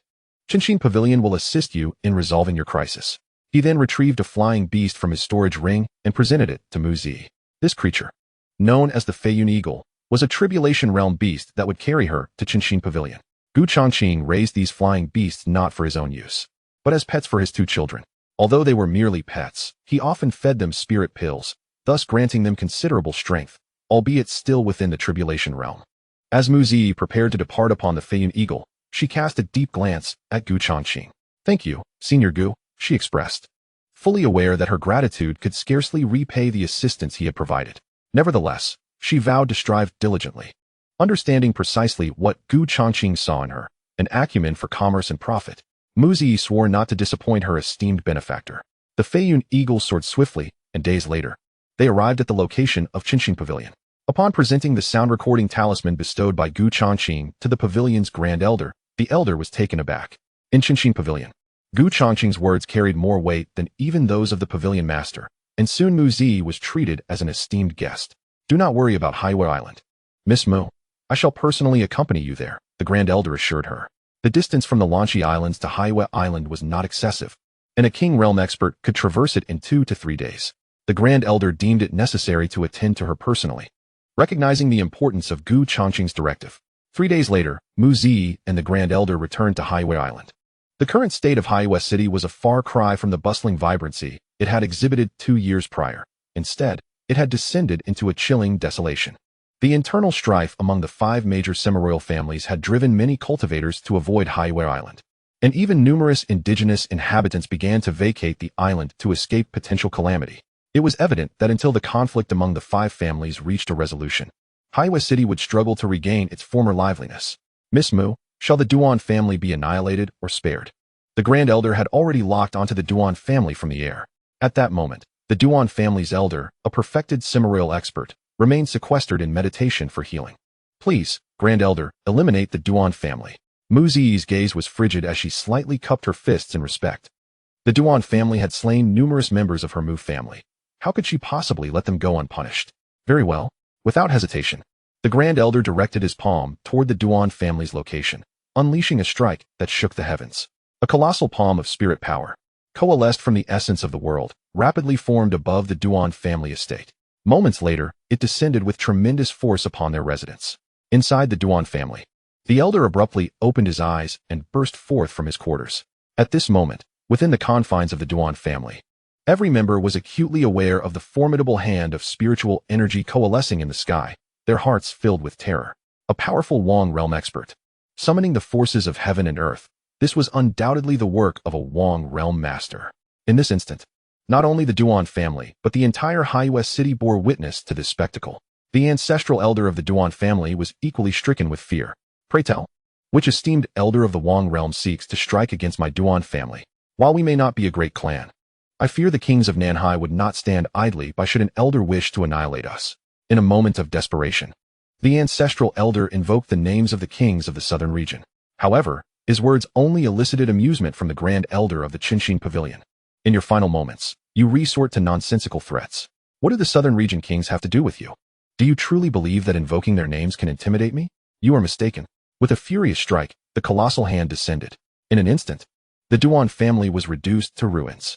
The ancestral elder, along with hundreds of family members, was left without a single survivor. Chapter 37, Reduced to Ruins. The shock of Yin Taishang within the Mu family. Yin Taishang, who was in seclusion tending to his injuries, suddenly opened his eyes wide. As he stepped out of his chamber, a clan member came rushing towards him, desperately rolling and crawling. "Taishang, Taishang, what has transpired? What was that tremendous sound? Did the Duan family come under attack?" A heavy weight settled in Yin Taishang's heart. "No, it is not the Taishang. It is the Duan family that has been annihilated. A single strike has turned the entire clan, along with the ancestral elder, into ruins." "What?" Yin Taishang's eyes widened in disbelief. "One blow to obliterate the Duan family, surely. This is the work of a Wong realm elder. When did the Duan family offend such a powerful being?" A hearty laugh escaped him. "Truly, heaven has favored our Mu family." The usually stoic Yin Taishang could not contain his joy. He had never anticipated that the conflict between the 3 semi-royal families and the Duan family would conclude in such a manner. He felt immense gratitude towards the unknown Wong realm elder. Otherwise, once the ancestral elder of the Duan family regained his strength, the 3 semi-royal families would have faced peril. "Taishang, the young lady has returned." "Oh, Xiaoyi has returned just in time. Inform her of this development, so she need not fret over seeking healing resources. Previously, Mu Ziyi had intended to venture into the Xianyuan secret realm secretly, without informing any clan members, including Yin Taishang. She understood that had she disclosed her intentions, the Taishang would certainly have prohibited her from undertaking such a dangerous journey, given her relatively weak abilities. The odds of surviving the perilous adventure were exceedingly slim. It would have been tantamount to courting death. Thus, now that Mu Ziyi had returned, Yin Taishang merely assumed she had gone out to procure medicinal resources for her injuries. Before long, Mu Ziyi appeared in the hall, accompanied by the Grand Elder of the Changqing Pavilion. Ha ha ha, Xiaoyi, your return is most fortuitous. The crisis facing our Mu family has been averted. The Duan family, it seems, has offended some powerful Wang realm force, and their estate has been utterly reduced to ruins by a single strike from that esteemed elder. In this moment, Yin Taishang was elated, eager to share the news with Mu Ziyi upon her arrival. Upon hearing this, Mu Ziyi cast a peculiar glance at the Grand Elder of the Dust Heart Pavilion beside her. The one who annihilated the Duan family was not some nameless figure of the King realm, but rather this esteemed elder beside me. Her words caused the smile on Yin Taishang's face to falter. It was then that he truly noticed the Grand Elder beside Mu Ziyi, his expression turning somewhat bewildered. What did Xiao Yi just say? The one who destroyed the Duan family is that elder beside her? Yin Taishang, allow me to introduce this esteemed individual. The Grand Elder of the Dust Heart Pavilion. The Grand Elder of the Dust Heart Pavilion? At this moment, Yin Taishang remained in a state of confusion. He was, of course, aware of the Dust Heart Pavilion, a king-level force. Yet, why would the Dust Heart Pavilion aid the Mu family? Mu Ziyi perceived the uncertainty in Yin Taishang's eyes and promptly began to elucidate, including her covert journey to Tianbi Island in pursuit of the Xianhuang secret realm. It turns out it was Elder Gu, he thought. Initially, he had speculated that the Duan family had provoked some formidable power, leading to their annihilation by a king realm expert. However, it appeared to be otherwise. Thank you, Grand Elder, for rescuing my Mu family from peril. Upon hearing this, Yin Taishang deeply bowed to the Grand Elder of the Dust Heart Pavilion. Had it not been for the Grand Elder's intervention in destroying the Duan family, it was highly probable that the three major semi-king families, including his Mu family, would have faced annihilation as well. There is no need for gratitude. I merely acted under orders. The Grand Elder waved his hand dismissively. Indeed, had it not been for Gu Changqing, he would not have involved himself in the conflict over Highway Island. Subsequently, Mu Ziyi discussed with Yin Taishang the matter of joining Gu Changqing's faction. Without hesitation, Yin Taishang acquiesced. There was truly little to ponder. Not to mention that without Gu Changqing's intervention, the Duan family would likely have faced a dire fate. Moreover, to be able to serve under a figure like Gu Changqing was a stroke of fortune for the Mu family. The Dust Heart Pavilion itself was a testament to this fact. Once, it was merely a semi-king sect, comparable to the Mu family. Yet now, the Dust Heart Pavilion had ascended to a king-level force, supported by two formidable experts of the Xianhuang realm. A being of Gu Changqing's caliber would undoubtedly attract numerous followers. This was an opportunity for the Mu family that Yin Taishang could not afford to decline. On Highway Island, within the perilous waters leading to the entrance of the Xianhuang secret realm, a small vessel capable of accommodating around 100 individuals was swiftly navigating these treacherous seas. The cultivators aboard were predominantly of the true spirit realm, with a few being at the initial stage of the tribulation realm. These individuals were all loose cultivators. Lacking spirit stones, they could not board vessels manned by semi-king or high-level tribulation realm experts, and thus, they banded together to form this temporary team. Though their collective strength was not formidable, they were not entirely defenseless against the attacks of sea beasts. Such makeshift teams were quite numerous, as the majority of those heading to the Xianhuang secret realm were cultivators below the tribulation realm, primarily consisting of loose cultivators. The legends surrounding the Xianhuang secret realm were countless. For instance, a former Taishang of the Xianyu sect had originally been merely an outer disciple of the sect, at the true spirit realm. Yet, against all odds, within the enigmatic realm of Xianhuang, a disciple stumbled upon the legacy of a formidable Wang realm master from the Xiantian palace. Since that fateful encounter, his fortunes have soared. He has ascended to the ranks of a Wang realm powerhouse and now stands as one of the three esteemed elders of the Xianhua sect. From an outer disciple to a revered elder, from the true spirit realm to the Wang realm, his transformation was solely due to a venture into the Xianhuang secret territory, where he discovered an extraordinary opportunity. Numerous similar tales abound. It is these legends, these remarkable exploits, that entice countless cultivators and wandering practitioners from distant lands. Who would not wish to emulate that venerable elder from the Jinwu sect, seizing a legacy and achieving a meteoric rise to the pinnacle of the South Sea? Aboard a modest seafaring vessel, a tribulation realm master, adept in spiritual perception, sat with eyes tightly shut, skillfully maneuvering the ship to evade encroaching demonic beasts. This location marked the boundary between the inner and outer seas. Although not as perilous as the inner sea, rife with tribulation realm beasts, dangers still lurked. If confronted with ordinary tribulation realm beasts, the group of over 100, bolstered by several tribulation realm experts, could manage to hold their ground. However, should they encounter beasts of the mid-4th tribulation realm or higher, their fate would be sealed. Hence, the master, proficient in spiritual perception, remained vigilant. Suddenly, a fierce wind swept through, and the adept opened his eyes, his expression grave as he scanned the rear waters. In his perception, a formidable beast was swiftly approaching. No, not one, but two. As he sensed yet another beast within the range of his awareness, sheer terror etched across his face. Soon, 2 sea demons entered the field of vision of the onlookers, one following closely behind the other. Wait, what is this? How is there someone on the backs of these 2 tribulation realm sea demons? It wasn't long before someone noticed the small figures atop the beasts. Upon closer inspection, astonishment washed over them. Not just one, but 2 children, a little boy and a little girl, appearing no older than 4 or 5 years. This bizarre scene left everyone bewildered. What could possibly be happening? Chapter 38. You are called King Chun. I am called Emperor Shi. Jiang Baiwei is deeply affected. Sister, haha. It's swimming so fast. Let's catch up. We'll ride these 2 to the entrance of the secret realm, exclaimed the little boy, grasping the tufts of fur on the sea demon's back, bouncing with unrestrained joy. What kind of beast is this? I want father to get me one. A voice emerged from the ship. Could these 2 beasts be demonic pets? Many around nodded in agreement, as this notion provided them a semblance of comfort. However, the essence of the 2 beasts, exuding an aura of malevolence and raw ferocity, indicated they could not be mere pets. The master, skilled in spiritual perception, shook his head. Though reluctant to accept it, the truth was undeniable. There remained but one possibility. Yet, this notion was so astonishing that none wished to embrace it. 2 children, merely 4 or 5 years of age, had managed to tame 2 sea demons of the tribulation realm. Everyone gazed at Gu Qingchen and Gu Yunxi as if they were observing 2 extraordinary beings. To have subdued 2 calamity-level sea monsters signified that these 2 younglings possessed strength at least at the calamity level. What has this world come to? Had they not witnessed it with their own eyes, they would never have believed it. Finally, the sea monster, ridden by Gu Qingchen, could no longer endure it. Seizing the opportunity, it violently shook its body, attempting to throw the little imp off its back. However, Gu Qingchen clung tightly to the creature's fur with both hands, refusing to be dislodged. Good fellow, you're quite obedient. Gu Qingchen, almost thrown off, grew slightly irritated and delivered a punch to the sea monster's head. With a resounding thud, Gu Qingchen's punch equated to the full force strike of a calamity-level warrior at the 3rd or 4th tier.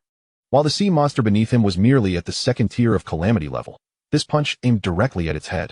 A single blow, and it was instantly fatal. Gu Qingchen nimbly leaped onto the sea monster ridden by his sister, beaming as he patted it. You're still obedient. This scene left the rogue cultivators aboard the ship utterly astounded. Those who had previously harbored doubts, even reluctant to believe, were rendered speechless at this moment. A calamity-level sea monster, defeated with a single punch. This little creature is indeed of the calamity level. Moreover, it is not just any calamity-level being. At that moment, the onlookers recalled the words of the earlier calamity-level expert proficient in divine consciousness. The 2 sea monsters, one in front and one behind, ridden by the little girl from the South Sea, were the weakest. In unison, their gazes shifted to the slightly larger little girl. They observed that while she did not grasp the fur of the sea monster beneath her, it dared not exhibit even a hint of disobedience. This little girl was indeed formidable. This scene was indelibly etched in their minds. What they witnessed today, if recounted in the future, would likely be met with disbelief. As others would think they were fabricating tales, the sea monster did not assault the small vessel, but instead swam swiftly towards the entrance of the Xianhuang secret realm. Xiao Qinzi, remember this. Once we enter the Xianhuang secret realm, do not let others know your true name, understand? Why? Gu Qingchen asked, puzzled. We can't cause trouble for daddy. Then what should I be called? You shall be known as King Chun, Gu Yunxi said, furrowing her adorable brows in thought. King Chun. Gu Qingchen pondered for a moment and found it satisfactory. Then what shall I call you, sister? I shall naturally be known as Empress Shi. Gu Qingchen's satisfaction evaporated in an instant. Why is it that I am King Chun, while you are Empress Shi? The little one wore a look of defiance. Gu Yunxi promptly gave her brother a light smack on the head, causing Gu Qingchen to wince in pain, nearly shedding tears. Because I am stronger than you. Because I am your elder sister. What now, Xiaoqinzi, are you unconvinced? Gu Yunxi threatened, her fist clenched, glaring at her brother, as if to say, dare you contest that? Had he forgotten who the elder was? Throughout their lives, Gu Qingchen had been the frequent target of Gu Yunxi's teasing. Not solely because she was the elder sister, but because he could not match her strength. Gu Yunxi's prowess far surpasses that of Gu Qingchen, nearing the formidable strength of Jiang Lianxin. The Zixiao Shirlei physique is indeed a divine body of the 9th rank. Above in the sky, several streaks of light darted by, capturing the attention of the two young ones. They were formidable beings at the king level, and not just one. Little Chun, quickly conceal your aura, Gu Yunxi urged. As Gu Yunxi and Gu Qingchen became aware of each other, the latter also caught sight of the siblings perched upon the back of the sea demon. Why are their children here? Jiang Baiwei was momentarily taken aback upon seeing the two. They appeared to be merely 4 or 5 years old. How could they possibly be in such a perilous sea region? This area was perilously close to the deep sea, and one could only wonder about their parents' audacity. Indeed, the group soaring through the heavens was none other than the Jiang clan, en route to the Xianyuan secret realm. Jiang Baiwei's remark prompted the meditative Jiang Tianwang to slightly open his eyes and glance below. The moment he did, he halted abruptly. Even a perceptive figure like Jiang Tianwang was taken aback by the siblings' cultivation. Although the two immediately concealed their presence upon noticing Jiang Tianwang's party as a king-level expert, there was no way they could elude his keen perception. In an instant, their cultivation levels were laid bare before him. What troubles you, ancestor? Jiang Baiwei inquired. Noticing the astonishment etched on Jiang Tianwang's face, it was puzzling that two mere 4 or 5-year-olds could evoke such a reaction from a being of his caliber. Jiang Tianwang cast a sidelong glance at Jiang Baiwei and replied nonchalantly, these two young ones are far from ordinary. Oh, in what way are they extraordinary? Jiang Baiwei scrutinized them again, but found nothing particularly remarkable about Gu Qingchen and Gu Yunxi. If anything, she was curious as to how they found themselves in this treacherous region. They concealed their auras the moment we appeared, so it is understandable that you could not sense them, Jiang Tianwang continued. Among them, the young boy is at the first level of the tribulation realm. What? Jiang Baiwei's body trembled at his words, and Jiang Tianwang's next statement caused a wave of shock to wash over her delicate features. The young girl is at the 6th level of the tribulation realm. The 6th level of the tribulation realm? Jiang Baiwei's voice was laden with disbelief. These two appeared to be merely 4 or 5 years old. One at the 1st level of the tribulation realm, the other at the 6th. Was this some kind of jest? However, given that these words came from Jiang Tianwang, she had no choice but to accept their truth. Especially the young girl, at 4 or 5 years old. To be at the 6th level of the tribulation realm, it was worth noting that Jiang Baiwei was already 20 this year, after awakening her spiritual body. She prided herself on being no less than the Jiang Lianxin of yore, perhaps even surpassing her. Yet, despite her efforts, she had only reached the 5th level of the tribulation realm. No wonder even the ancestor was taken aback. These were not mere children, they were veritable prodigies. In that moment, Jiang Baiwei felt as if she had wasted years of her life, toiling diligently in her cultivation, only to fall short of a mere 4 or 5-year-old child. The blow to her confidence was undeniably profound. Let us proceed. The forces behind these two children are likely extraordinary. In all my years, I have never encountered such a remarkable existence. King Jiang shook his head and, with his group, bypassed the siblings, continuing their journey toward the Celestial Emperor's secret realm. However, before departing, King Jiang cast another glance at Gu Yunxi and Gu Qingchen. For reasons unbeknownst to him, these two little ones evoked a peculiar sensation, though he could not precisely articulate what was strange about them.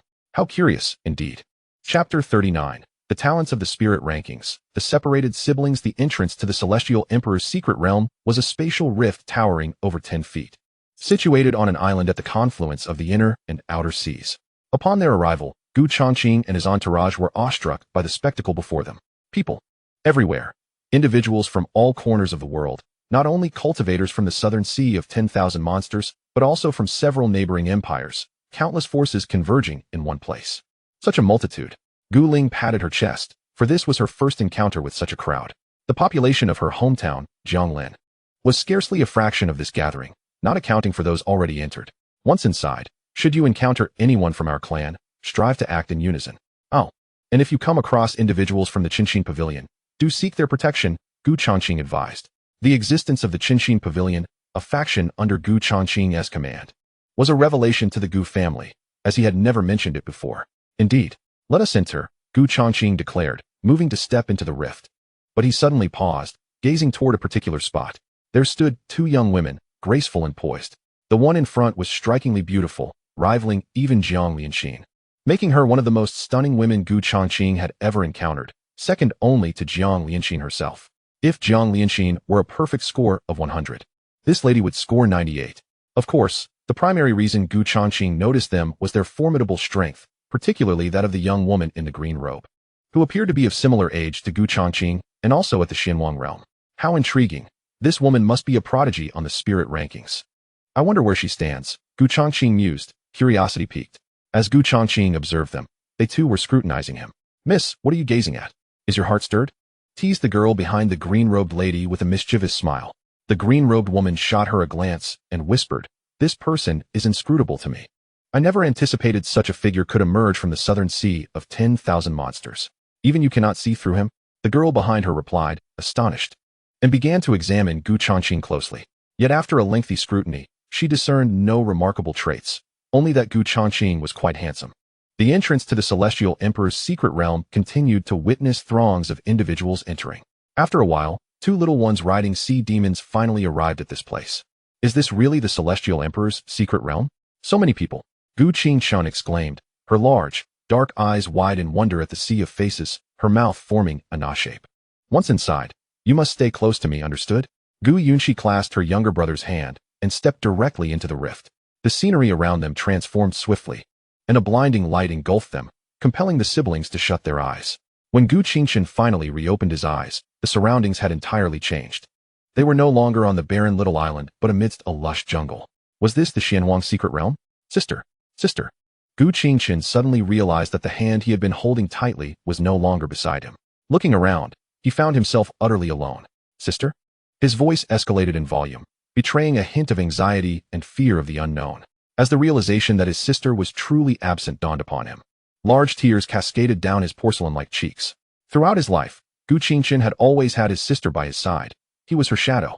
Despite his earlier raucousness on the sea, oblivious to fear, that was only because she had been there. But now, thrust into an unfamiliar place with no idea where his sister had gone, a surge of terror enveloped him. Neither Gu Qingshun nor Gu Yunxi was aware that their understanding of the Xianwang secret realm was quite limited. They had no inkling that upon entering, one could be randomly transported to various locations within the realm. Wah! Gu Qingshun slumped to the ground, weeping loudly while calling for his sister. In that moment, he was genuinely frightened.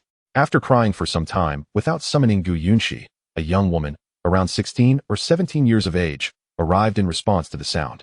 Upon seeing the tear-streaked face of the little boy, she was momentarily taken aback. A child? The young woman, Yanmingqi, was a disciple from the outer sect of the Lanyue Palace. The Lanyue Palace was a semi-royal sect within the Nanhai of 10,000 demons, boasting thousands of disciples. With the opening of the Xianhuang secret realm, not only the core inner disciples, but also several outer disciples had come, and Yanmingqi was among them. Her cultivation talent was mediocre, and her family had arranged a marriage for her with someone she did not love. Reluctantly, she accepted her fate. However, the unexpected opening of the Xianwang secret realm presented her with an opportunity.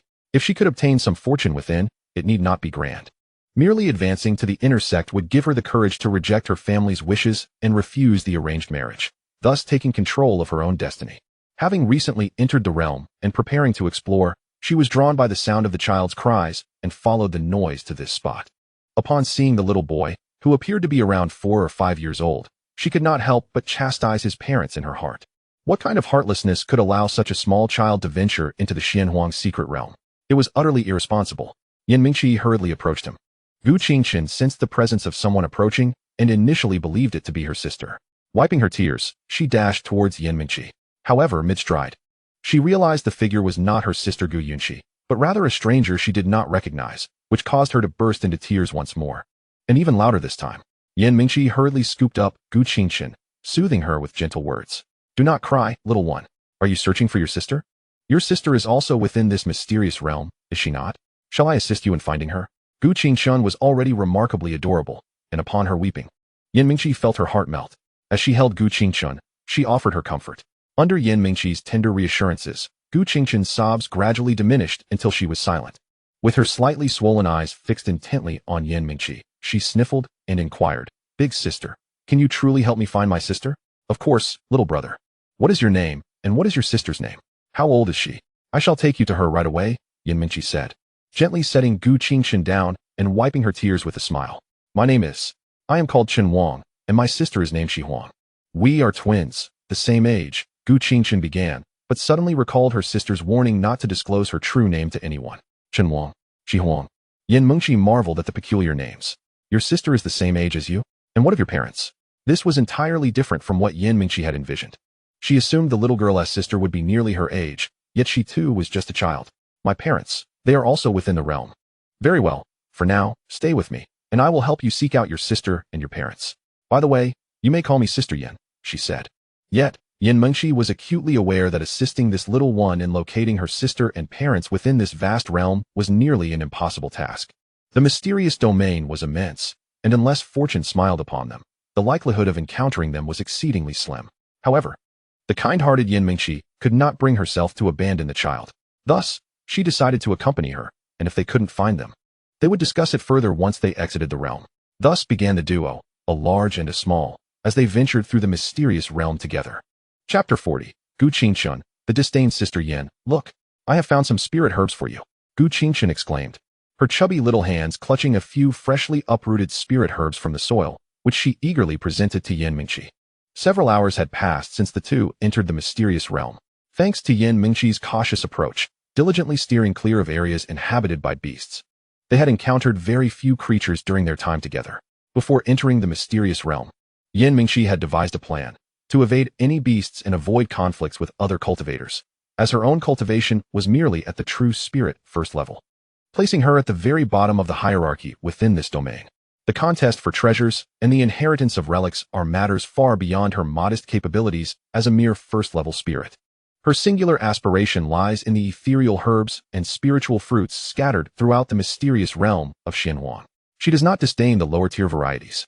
Should fortune favor her with a few high-grade herbs, her hopes of advancing to the inner sect would be rekindled. Xiaochun, the herbs you have collected are yours. There is no need to share them with me. Gu Qingchen's formidable spiritual sense had enabled her to discover a plethora of spiritual herbs, far surpassing those of Yan Mengqi. Yet, Gu Qingchen held little interest in these low-tier specimens. Apart from consuming a few spiritual fruits, she had gifted the remainder to Yan Mengqi. Throughout their journey, Yan Mengqi had taken great care of Gu Qingchen, akin to a beloved younger sibling, which significantly enhanced Gu Qingchen's fondness for her. I don't want them. They are all for my sister. Gu Qingchen shook her head, dismissing the lowly herbs, as they did not pique her interest. Typically, the spiritual fruits casually given to her by Gu Changqing were of the third or fourth tier, rendering these first and second tier herbs beneath her notice. Very well. I shall keep them for you, and when we exit, I will return them all. Yan Mengqi collected the herbs and then bent down to affectionately ruffle Gu Qingchen's hair. Additionally, Xiaochun, you must keep your voice down, do you understand? My strength is modest. If we attract the attention of beasts or malevolent cultivators, we shall be in grave peril. Oh, I understand. Gu Qingchen yearned to assert her fearlessness. But upon meeting Yan Mengqi's gentle gaze, she lowered her head, resembling a child caught in wrongdoing. All right, let us proceed. After tenderly tousling Gu Qingchen's hair, Yan Mengqi was not scolding her. Rather, she was merely imparting the survival wisdom known to the weak. Yan Jia, someone is approaching. Just as Gu Qingchen was about to depart with Yan Mengqi, she abruptly halted, her gaze shifting to the right front. There. A group of over 10 auras was rapidly advancing. Yan Mengqi's brows knitted in concern. She too sensed the impending presence and swiftly pulled Gu Qingchen behind a massive rock, concealing their energies. Brother Lan, Brother Lu? As they concealed themselves behind the rock, Yan Mengqi was taken aback upon recognizing the approaching figures, her earlier tension dissipating instantly. The newcomers were disciples of the Lanyu Palace, and among them were Brother Lan and Brother Lu, both esteemed true disciples of the inner sect, each possessing strength beyond the 7th level of true spirit. Recognizing them as fellow sect members, Yan Mengqi felt no need to remain hidden, emerging from behind the rock with Gu Qingchen. Brother Lan, Brother Lu. The group noticed Yan Mengqi, yet they did not recognize her. As an outer sect disciple, she was but one of many, and it was entirely natural for the inner disciples to be unfamiliar with her. However, upon observing the moon emblem embroidered on her garment, they understood she was one of their own, and their wariness diminished. Ah, it is a junior sister from the outer sect. Since we have crossed paths, let us proceed together. Brother Lan, adorned in splendid attire, offered a gentle smile. Then, as if struck by a sudden realization, he turned his gaze towards the young Gu Qingchen beside Yan Mengqi, momentarily taken aback. Who is he? This little brother is someone I encountered in the secret realm. Yan Mengqi swiftly explained how she and Gu Qingchen had met and decided to journey together.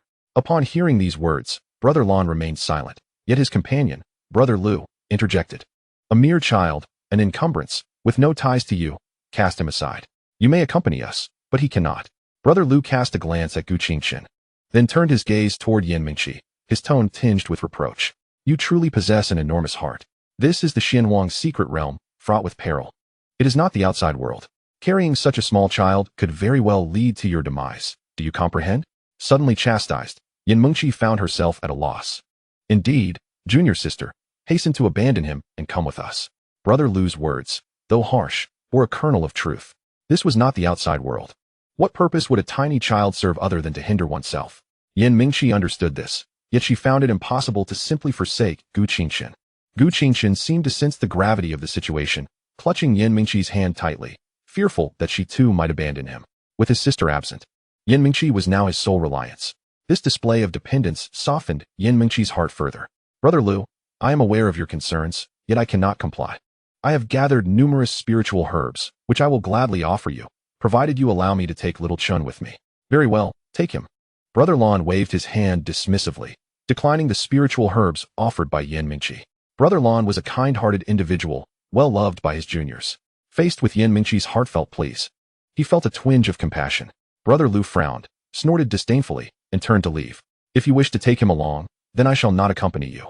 I have no desire to play the role of the benevolent fool. Brother Lu. Several disciples called out in protest. Those who wish to follow me, come along. Those who do not, may remain here with your kind-hearted Brother Lon. The more than 10 disciples of the Lanyue Palace exchanged glances between the departing Brother Lu and Brother Lon, caught in a dilemma. Brother Lon, I apologize, one disciple stated, promptly following Brother Lu. Brother Lon, I. Including Brother Lon and Brother Lu, there were a total of 12 individuals. 7 chose to follow Brother Lu, while only 3 opted to stay behind. The disciples who accompanied Brother Lu did so not only in agreement with his sentiments, but, more importantly, due to his superior strength compared to Brother Lon. Though Brother Lon held a respectable reputation within the Lanyue Palace, his cultivation was only at the 7th level of true spirit, whereas Brother Lu had attained the complete 8th level of true spirit. In the perilous Xianhuang secret realm, it was undoubtedly wiser to align oneself with the more powerful Brother Lu. Will you not follow? Brother Lon chuckled self-deprecatingly, surveying the remaining 3 individuals. These 3 were of modest strength at the 1st or 2nd level of true spirit. 2 were outer disciples, and 1 was an inner disciple. A faint smile of resignation adorned their faces. We wished to accompany Brother Lu, yet he seemed reluctant, although he never explicitly stated it. His demeanor reeked of disdain towards the 3 of us, likely due to our perceived inadequacy in strength. Brother Lu must have longed to rid himself of us, and this situation conveniently provided him with an excuse to do so. Brother Lon nodded, acknowledging that the 3 disciples were not devoid of intelligence. Join me, he urged. My strength may not rival that of Lu Yang, but I, Lon Wang, shall never abandon any of my fellow disciples. Brother Lon smiled gently at Yan Mingqi, saying, Sister, you should come along as well, bringing that little one beside you. Thank you, Brother Lon, Yan Mingqi exclaimed, her voice brimming with excitement. Thus, the original duo transformed into a group of 6. Chapter 41. A punch for every challenge. Gu Qingchen's strength. As days passed, the group gradually accepted the adorable Gu Qingchen.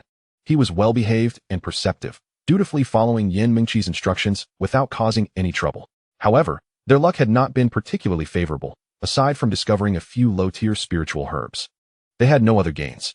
Finally, one day, while walking, they sensed a location rich in spiritual energy, hinting at the presence of a precious treasure. Without hesitation, they hurried toward it. Upon arrival, they were left astounded.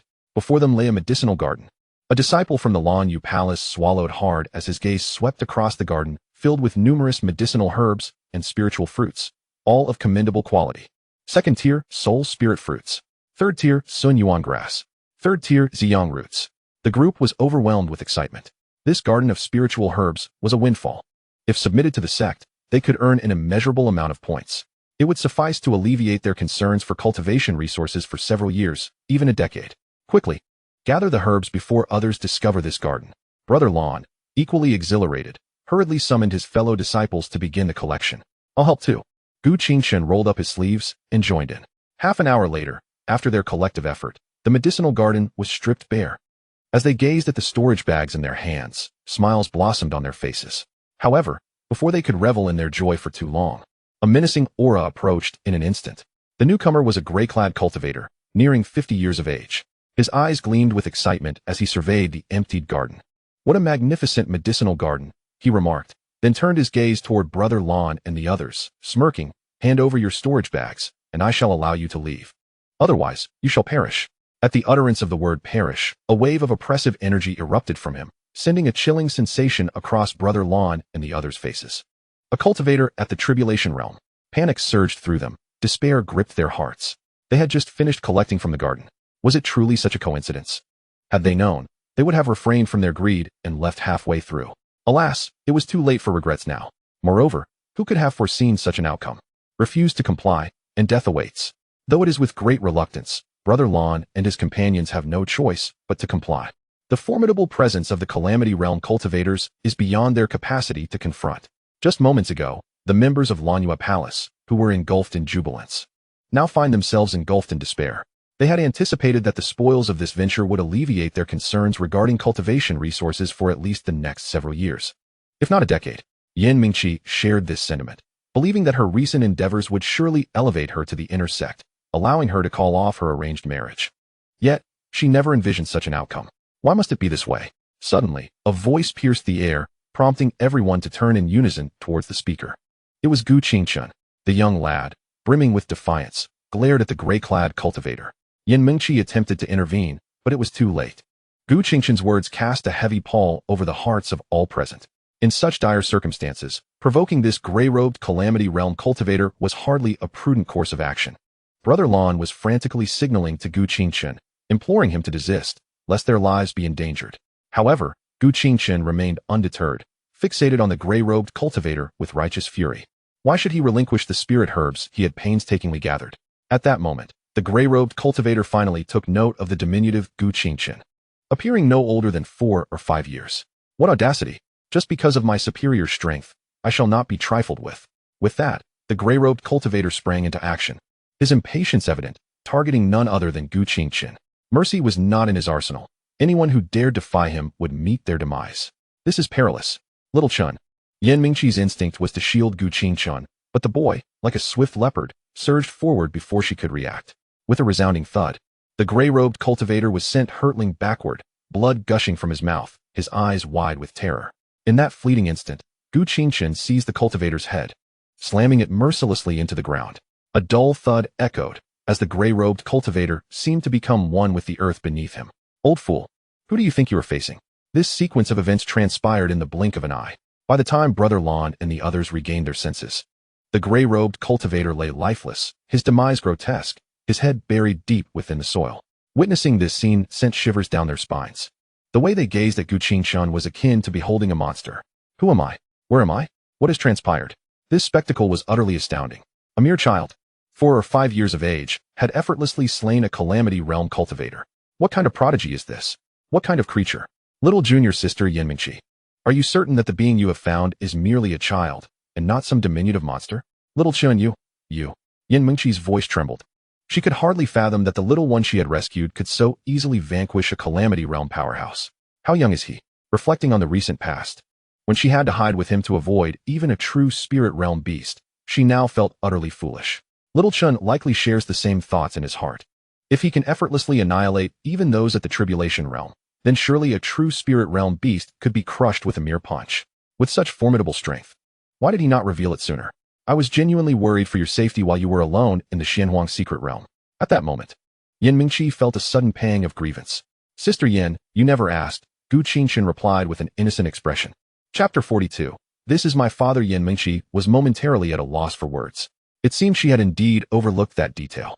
Seeing Gu Qingchen was merely 4 or 5 years old, she subconsciously regarded him as a child who had yet to embark on the path of cultivation.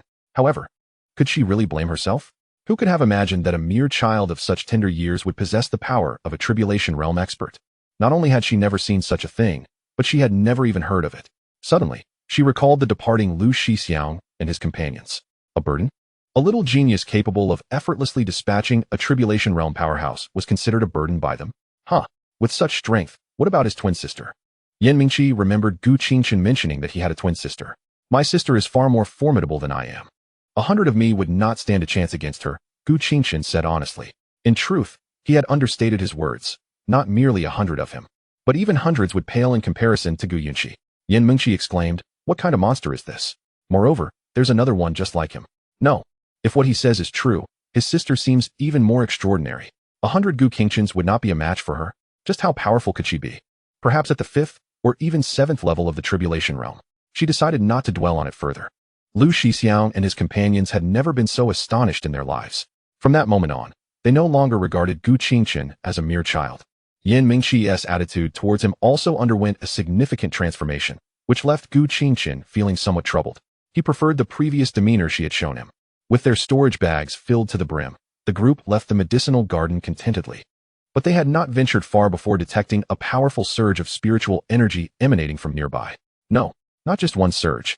Soon, under the keen perception of Lu Shixiang and the others, dozens of fierce auras were racing towards them with wild abandon. What was happening? Lu Shixiang felt a wave of shock. In his perception, those auras were overwhelmingly powerful, predominantly from Tribulation Realm cultivators. And he even sensed a few that far surpassed them. Those belonged to Sovereign Realm experts. Moreover, they seemed to be fleeing. What could possibly instill such fear in Sovereign Realm beings? This is bad. We must retreat. Just as they took a step back, several auras broke through the air towards them. Their eyes widened in terror, filled with despair and horror, as if they had encountered something extraordinarily dreadful. It's the third elder. I see the third elder. Suddenly, several disciples of the Lanyue Palace pointed towards a figure not far ahead. A frail and disheveled elder was swiftly approaching them. Beside him stood several individuals, who were none other than Lu and his companions, who had recently parted ways with Brother Lan and Yan Mingqi. The third elder of the Lanyue Palace, currently in a frantic flight, also took notice of his sect's disciples. Damn it! A glance over his shoulder revealed the relentless speed of their pursuer. Escape was utterly futile. If evasion was impossible, then concealment was the only recourse. Fortunately, although the silver-armored stone figurine possessed formidable combat prowess, its spiritual awareness was not particularly keen. Quickly, come here, suppress your presence. As disciples of the Lanyue Palace, with Brother Lan being a true inheritor, the third elder could not simply turn a blind eye to their plight. After retreating into a cave, he beckoned Brother Lan and Yan Mingqi to join him, urging them to mask their energy signatures. Though Brother Lan and the others were unaware of the full circumstances, they dared not inquire further and rushed into the cave to regroup with the third elder and the others. Hush, remain silent, it's coming. The third elder's voice dropped to a whisper as he gestured for everyone to be quiet, his gaze fixed upward. Brother Lan, Yan Mingqi, and the others followed his line of sight. Above them loomed a silver-armored stone figurine wielding a long spear. With each swing, it claimed the lives of countless cultivators. A flash of blood fell from the sky, causing the group to widen their eyes in shock. Walking through the air was a figure of the King Realm. The crowd was stunned. Before the silver-armored stone figurine, even a King Realm seemed utterly insignificant. What immense terror was this? In an instant, the stone figurine had slain dozens. As it paused, having found no further victims in the vicinity, a chill ran through the hearts of the concealed cultivators, who dared not even breathe. The third elder and the other members of the Lanyue Palace felt the same trepidation. To slay a King Realm cultivator as if they were mere ants demonstrated the terrifying power of this silver-armored stone figurine. Discovery would spell certain death. At that moment, even Gu Qingqian's gaze turned grave. This was no jest. The silver-armored stone figurine was terrifyingly powerful, far surpassing the Xian King, possibly reaching the level of the Tian King, or even the God King. The stone figurine slowly surveyed the area. Suddenly, it lunged forward, thrusting its spear and effortlessly killing several hidden cultivators in a tangle of rocks before they could even emit a cry of despair. With a single stride, the silver-armored stone figurine appeared around the cave where the third elder and the others from the Lanyue Palace were concealed. The third elder felt his heart leap to his throat, engulfed by a sense of despair. Who could have predicted that within that sacred hall resided such a terrifying silver-armored stone figurine? Initially, the third elder and the group of cultivators had stumbled upon a sacred hall, their excitement leading them to venture within. They had indeed acquired treasures, and the third elder had gained numerous benefits. Yet, it was some fool who triggered the mechanisms within the sacred hall, unleashing this invincible silver-armored stone figurine. Once it emerged, it began to massacre those who had intruded upon the hall. If the third elder and the others had not exited the sacred hall in time, avoiding excessive greed, they would have surely perished within. Thud, thud. The sound of the silver-armored stone figurine's footsteps echoed clearly, causing the hearts of the crowd to tremble in unison. Gu Qingqian tightened his grip on the jade talisman hanging from his neck. Suddenly, the gaze of the silver-armored stone statue darted towards the group within the stone cave. With a swift motion, it hurled its long halberd in their direction. It was over. A long sigh escaped the third elder's lips. Was he destined to meet his end? Gu Qingshun reacted with remarkable speed. The moment the silver-armored statue detected their presence, he shattered the jade talisman around his neck. A brilliant white light materialized, swiftly coalescing into a phantom. This spectral figure bore an uncanny resemblance to Gu Qingshun's father, Gu Changqing.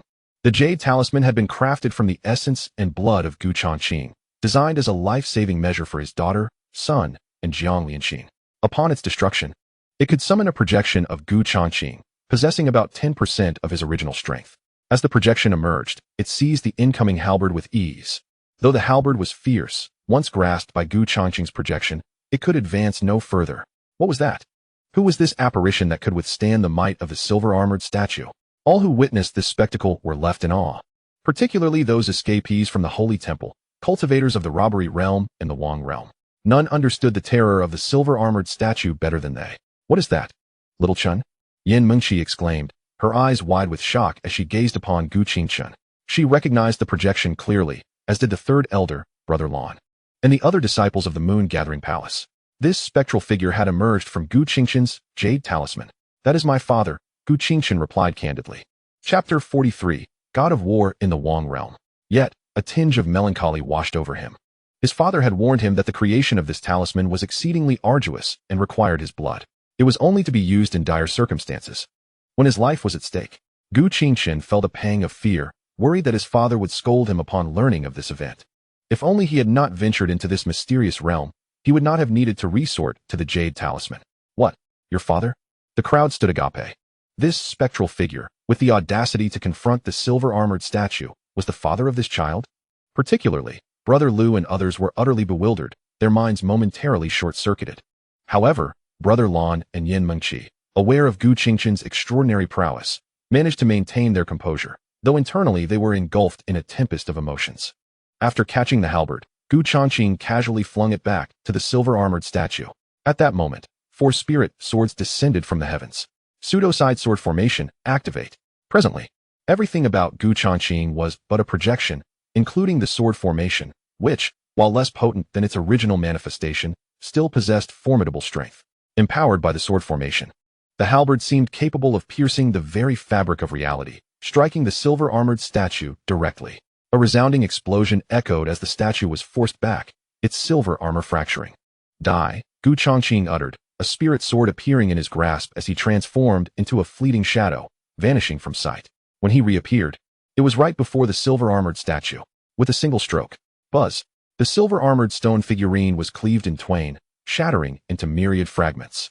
It was only after this calamity that Gu Changqing gradually dissipated, transforming into a beam of white light that returned to Gu Qingshun's neck. Albeit the jade talisman now bore signs of damage. Was the silver-armored stone figurine truly vanquished so easily? Many stood in a daze, as if ensnared in a dream. The formidable entity that had driven them to near despair, its power rivaling that of a divine monarch, had simply perished? Reflecting on the preceding spectacle, all present were left in awe. In merely 2 moves, the shadowy avatar had reduced what appeared to be an invincible foe to mere rubble. What manner of strength was this? This was merely a projection? What then must the original be capable of? The gazes of the third elder and others towards Gu Qingshun were akin to that of observing a monster. Not only was he extraordinary, but his father was no less remarkable.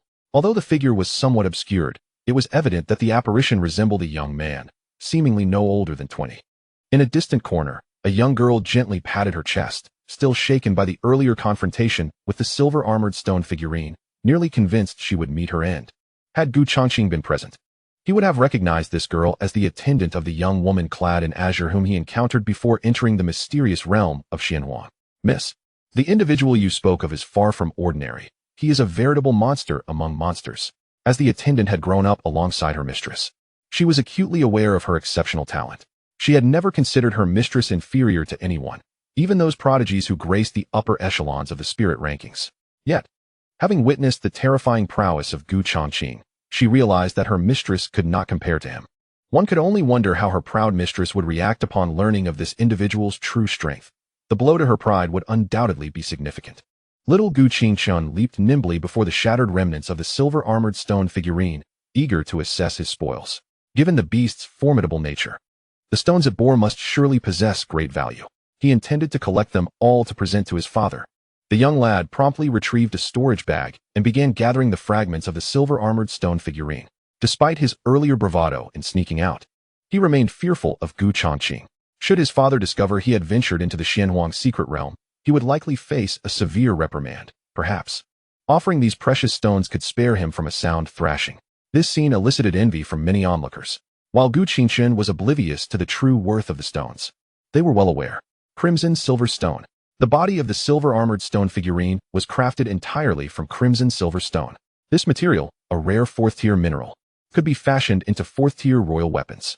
Even a small fragment could fetch nearly 10,000 spirit stones in the outside world. The sheer quantity of crimson silver stone was beyond their imagination, its value undoubtedly staggering. Yet, none dared to seize it. The memory of Changqing's decisive strike against the silver-armored stone figurine lingered vividly. To snatch from Changqing? That would be a death wish. After summoning a projection of Changqing, although the jade talisman around Changqing's neck bore cracks, it remained intact, indicating that it was not a one-time use item. Thus, despite the overwhelming desire to possess it, no one dared to seize it. After gathering the red-silver stones, Changqing departed with the group from Lanhua Palace. However, shortly after leaving, Changqing paused and retrieved several pieces of red-silver stone from his storage ring. He tossed the largest one to Yanmingqi, while the smaller ones were distributed among senior brother Lan and others. Though he was small in stature, Changqing was astute. Those present might not dare to rob him. But there was no guarantee that Yanmingqi and the others would be spared if he were to leave them behind. In this realm of the mysterious Xian Emperor, possessing something valuable could indeed be a crime. If those individuals were not aware of his hidden trump card, they might not hesitate to act against him, regardless of his remarkable lineage. As for the third elder and senior brother Lu's group, he allocated nothing to them. Changqing had no acquaintance with the third elder and harbored no fondness for senior brother Lu, nor for the disciples of Lanhua Palace who had departed with him. He remembered them all. Though he was young, he was clear about his grievances. He reciprocated kindness, but held on to grudges against those who wronged him. Sister Yin, thank you for accompanying me thus far, but we may have to part ways. I sense the presence of my kin. I believe I must seek out my sister. Changqing spoke truthfully, for he had previously detected a faint trace of bloodline aura in the area, indicating that a member of the Gu family, sharing his lineage, had been there and then departed. Changqing was uncertain if it was indeed his sister, but he felt compelled to investigate. As for Yanmingqi, she had already reunited with her sex elder, so there was no need for concern regarding her safety. Meanwhile, senior brother Lu and the others gazed enviously as Changqing distributed the red-silver stones to Yanmingqi and senior brother Lan. It was, after all, a 4th-tier precious ore. The disciples of Lanhua Palace besides senior brother Lu felt a surge of regret. They were not angry with Changqing for not sharing, but rather with themselves for their foolishness. Why had they chosen to leave with senior brother Lu? Had they remained, they too could have claimed a piece of red-silver stone.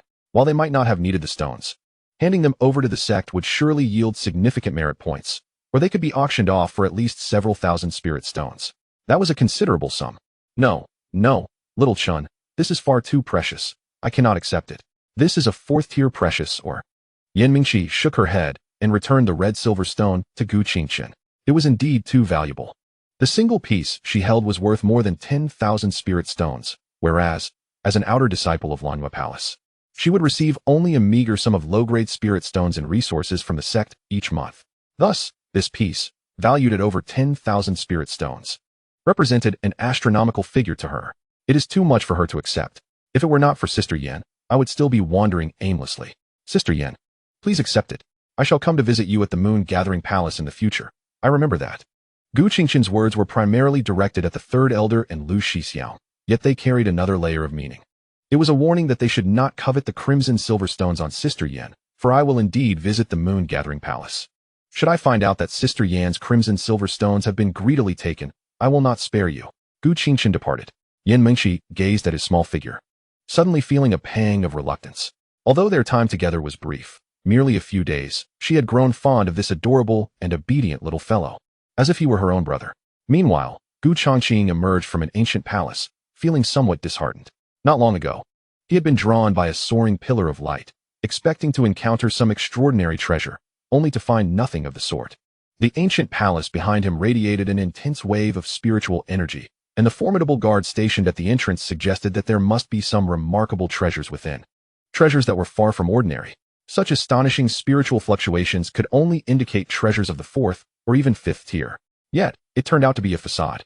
Though there were indeed numerous treasures, they were mere illusions, entirely unreal. The vast palace held not a single genuine item. Casting a glance at the guard at the palace entrance, Changqing chose to leave. It was of no consequence. This expedition into the secret realm had not been in vain. Although he had not discovered any treasures within the palace, indeed, there was nothing to find, given Changqing's strength. It was impossible for him to overlook any genuine treasures. Everything within the palace was an illusion, including the guard at the entrance, who was not a living person but rather a projection of a long-deceased powerful being. This projection was formidable, possessing the strength of a heavenly king.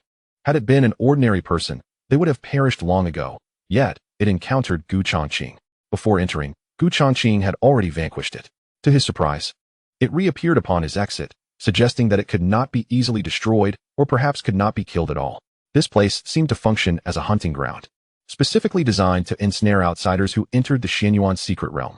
It emitted the aura of treasures to lure cultivators, only to hunt them down. It remained uncertain who had orchestrated this. Changqing was disinclined to ponder further. After all, there were no treasures here, and lingering would only waste time. He decided to depart. Although the expedition to the palace yielded no treasures, Changqing had, during these past few days, not returned empty-handed. Beneath one of the earth palaces, he had discovered a 4th-tier spiritual sword, a royal weapon. Merely possessing this 4th-tier royal weapon was enough to make Changqing's journey worthwhile. The 4th-tier royal weapon would elevate the quality of his Zhuxian sword array significantly.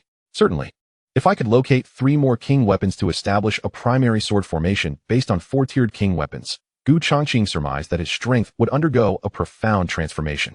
Alas, the quest for king weapons is arduous. Previously, he had solicited the assistance of the Changqing Pavilion to gather intelligence, yet 2 years had passed without any fruitful results. The search for king weapons is challenging, and finding a 4th-tier artifact master is even more elusive.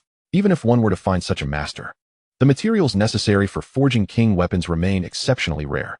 Difficult indeed. Changqing departed. However, unbeknownst to him, shortly after his exit, the guard stationed at the palace entrance began to blur. Eventually, he transformed into an exact replica of Changqing. Aside from the lack of expression on his face, he was indistinguishable from Changqing. The treasure lies within. It is indeed an ancient palace, pulsating with such intense spiritual energy that it must harbor significant treasures. Shortly after Changqing's departure, waves of cultivators arrived at this location. Changqing was the first to discover this place, and he arrived there the fastest. Among these individuals, although many had witnessed the soaring pillar of light simultaneously with Changqing, their speed was incomparable to his. Thus, by the time they reached the palace, Changqing had already explored its interior and departed. Only after his departure did they arrive, albeit tardily. Changqing knew there was nothing inside. It was merely an illusion. However, these newcomers, having never entered the palace, were oblivious to this fact. Observing Changqing standing guard before the palace, they refrained from hasty actions, instead scrutinizing him closely. To them, Changqing was undoubtedly the guardian of this precious treasure. To enter, they would likely have to defeat or even slay the sentinel. As more individuals arrived, some could no longer contain themselves. The increasing number of arrivals intensified the competition. It would be prudent to enter swiftly and seize the treasure before more competitors could arrive, lest they be left with nothing, especially if powerful figures were to show up. At last, someone could no longer restrain himself.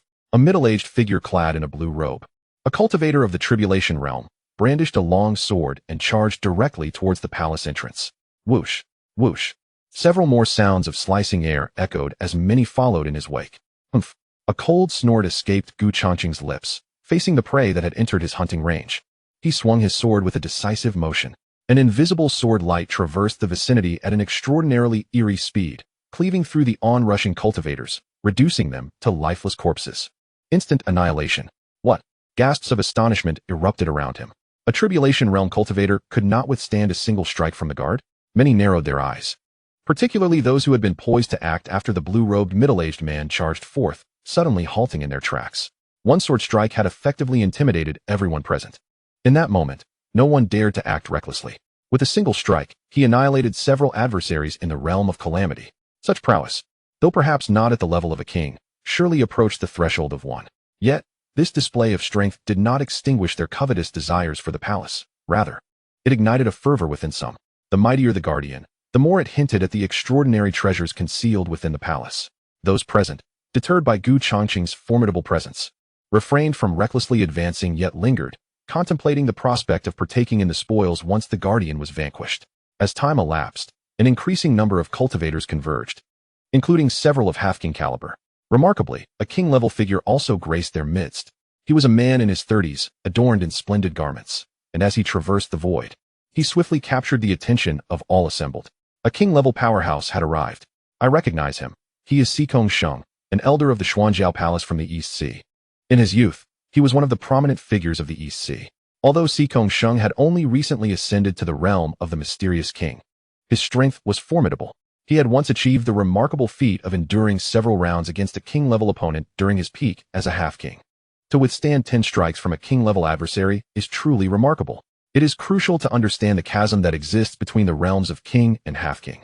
In my estimation, Sheng stands on par with many of the prodigies listed on the spiritual rankings. The Xuanjiao Palace? That is a royal-level sect. Among those present, many hailed from the East Sea, part of the 4 seas of 10,000 beasts, and they immediately recognized the man in splendid attire hovering in midair, causing a stir among them. A royal-level sect. Many cultivators from the South Sea were deeply stirred by this revelation. Among the 4 outer seas of the 10,000 beasts, only the South Sea lacked a royal-level force. The East Sea, being the mightiest among them, boasted 2 royal-level powers, one of which was the Xuanjiao Palace. A thrilling spectacle was about to unfold. One could only wonder how many strikes the Guardian could withstand against Sheng. 3? No, I believe it would take but 1. Confidence in Sheng was palpable among the gathered crowd, particularly among those hailing from the East Sea, for his name resonated like thunder in their ears. He had faced the elder generation of half-kings with ease and had even survived against true king-level warriors, enduring up to 10 strikes without defeat.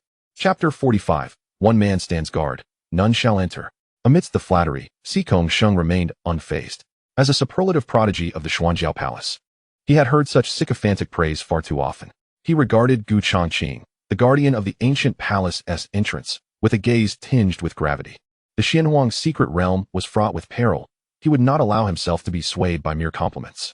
With a decisive step, Sheng's figure vanished from sight, only to reappear within the range of Changqing's attack. Changqing slightly raised his head, locking eyes with Sheng. In that fleeting moment, Sheng felt as though he were under the gaze of death itself, a chill gripping his heart. Not far ahead, Changqing's form began to blur. This is bad, Sheng thought, a sense of doom flooding his mind. Without hesitation, he shattered a life-preserving jade slip, summoning a colossal golden shield that instantly materialized before him. With a sharp clang, the sound of metal colliding reverberated through the air, almost instantaneously upon the appearance of a massive golden shield before Sheng. Changqing's sword had already lunged forward with an unsettling swiftness. The shattering of the golden shield echoed ominously. In that fleeting moment of the shield's destruction, Sheng transformed into a streak of light, evading Changqing's lethal strike. Having failed to eliminate Sheng with a single blow, Changqing refrained from pursuing and instead returned to the entrance of the ancient hall. Meanwhile, Sheng, having narrowly escaped death, gazed in terror at Changqing, breathing heavily. After employing 2 trump cards, he had barely managed to preserve his life. Just a moment's delay in shattering his life-saving talisman would have sealed his fate. Silence enveloped the vicinity of the ancient hall, as onlookers stood in stunned silence. The atmosphere thick with trepidation. Clearly, they were shaken by the brief yet intense exchange. Particularly, those who had previously boasted that Changqing would not withstand even a single strike from Sheng now wished to burrow into the earth in embarrassment. 1 strike? Indeed.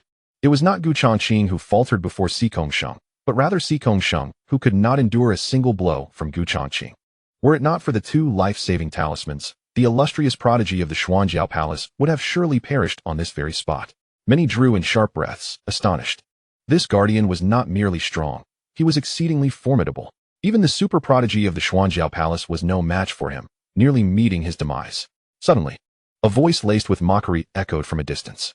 A streak of purple light arced through the sky, ultimately coming to rest in their midst. The crowd turned their gaze, revealing a man clad in purple robes, who regarded the panting, pallid, and visibly shaken Sheng with a smirk, his eyes brimming with derision. It was Jian from the Heavenly Sword sect. The cultivators from the East Sea recognized him once more. The 2 paramount forces of the East Sea, the Xuanjiao Palace and the Heavenly Sword sect, had gathered. Jian, like Sheng, was a prodigy of the previous generation, yet he surpassed Changqing in strength. Changqing was one of the top prodigies of the East Sea's previous generation, while Jiannanjing was unrivaled, the true epitome of excellence among his peers. Since their emergence, Jiannanjing had consistently overshadowed Changqing, rendering the younger generation of the Xuanjiao Palace unable to lift their heads in the presence of their heavenly sword sect counterparts. As the years progressed, the gap between the two only widened. Changqing had recently broken through to the Changqing realm, while Jiannanjing had achieved that milestone several years prior. Presently, Changqing was no longer regarded as a worthy opponent by Jiannanjing. Yet due to their past rivalry and the strained relations between their respective forces, Jiannanjing could not resist the temptation to taunt him. A flicker of coldness crossed Changqing's eyes. The character Jiannanjing, it seems, remains oblivious to the peril he faced earlier, nearly meeting his demise despite employing 2 trump cards. Furthermore, in stark contrast to his situation, Jiannanjing exhibits an unparalleled arrogance, verging on disdain for others. This is hardly surprising, as he was once hailed as the foremost among the younger generation of the East Sea, a position that inevitably breeds hubris. It's easy to talk. If you're so capable, why don't you step up? Changqing provocatively gazed at Jiannanjing. Those surrounding them wore peculiar expressions, their hearts racing with trepidation. Changqing was leading Jiannanjing into a trap. No one dared to caution Jiannanjing, for doing so would surely offend Changqing. Of course, I shall advance. I am not a worthless fool like you. With a disdainful retort, Jiannanjing charged forward with a sword in hand. Watch closely, you worthless. Jiannanjing's words faltered as Changqing inexplicably appeared by his side, the spectators scarcely comprehending how Changqing had drawn his sword. Chapter 46. This is the supreme being of my dust heart pavilion. A faint trail of blood extended from Jiannanjing's forehead, cascading downward. The vitality in his eyes rapidly faded. Confusion, disbelief, and a whirlwind of emotions intertwined within him. This encapsulated Jiannanjing's final thoughts as he faced death. Jiannanjing, a paragon of the Tiange sect, had once overshadowed all of the East Sea's youthful elite, rendering countless talents unable to raise their heads in his presence. And yet, he perished beneath Changqing's blade, his demise accomplished with but a single strike. Jiannanjing is dead? The crowd was engulfed in sheer horror. The former champion of the East Sea's youth had met such an end? His bravado amounted to nothing. Yes, your talent and strength may surpass mine, but does it matter? Have you lived longer than I? Observing Jiannanjing's lifeless form, Changqing scoffed. Even someone as cautious as Changqing had nearly succumbed to Changqing's sword. It was inconceivable for a superlative talent like Jiannanjing, hailing from a royal force such as the Tiange sect, to lack means of self-preservation. Regrettably, he did not even have the chance to employ his protective measures before Changqing struck him down. The architect of his downfall was none other than himself. His arrogance ultimately sealed his fate. Effortlessly, Changqing eliminated a potential future threat to the Xuanqiao Palace, nearly laughing out loud with satisfaction. The grandiosity he once exhibited now contrasted sharply with the tragedy of his death. Casting a fleeting glance at the ancient hall and the vigilant Changqing standing guard, Changqing lingered not a moment longer, transforming into a streak of light and vanishing from the scene. In Changqing's perspective, with Changqing as a sentinel, the prospect of seizing treasures from the ancient palace was virtually impossible. Rather than squandering time here, it would be more prudent to seek opportunities elsewhere. Time passed swiftly, and a multitude of individuals gathered outside the ancient palace, only to disperse in waves. Among them were those who sought to test their mettle. Yet upon witnessing Jiannanjing's lifeless body, they promptly abandoned their intentions. Even the likes of Jiannanjing, a prodigy of such caliber, has succumbed to death. Before long, news of an ancient palace in this vicinity spread like wildfire, drawing numerous individuals not in pursuit of treasures, but simply to catch a glimpse of the legendary invincible guardian. Within the confines of this ancient palace undoubtedly lies a priceless artifact. Yet, no one dares to enter. They can only gaze from afar. The invincible guardian stationed outside the grand hall dispatches even those of the king realm with a mere flick of its wrist. The corpses littering the area serve as a constant reminder to would-be treasure seekers. Without the requisite strength, it is folly to attempt entry, lest they find themselves among the fallen. Above the remains, one might find numerous storage rings and bags, yet none are bold enough to retrieve them. Should they stray into the Guardian's attack range, they are met with a singular fate, death. On this particular day, a group of distinguished guests arrived at the palace. Fortunately, the Guardian was merely a replica of Changqing, not the man himself. Otherwise, he would have recognized that among this group were several clad in the attire of the Dust Heart Pavilion. Old man, you speak of this Guardian with such reverence. Is it truly as formidable as you say? inquired the third elder of the Dust Heart Pavilion, his voice laced with skepticism. If what the ninth elder of the Qingyuan Palace asserts is accurate, then this guardian possesses extraordinary might. To dispatch even King Realm warriors in an instant. What level of power is that? Perhaps the pinnacle of the Changqing realm, or even a heavenly king level. Among the group were disciples of the Dust Heart Pavilion, led by the third elder, alongside disciples of the Qingyuan Palace, led by the ninth elder. Prior to their entry, an agreement had been forged. Should they encounter elders or disciples from the opposing sect, they would cooperate and provide mutual support. While this was termed as mutual aid, the Qingyuan Palace disciples understood that the master intended for them to offer protection and care for their counterparts from the Dust Heart Pavilion.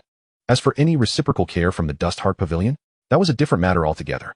Despite being a royal-level faction, the Dust Heart Pavilion lacked substantial foundation.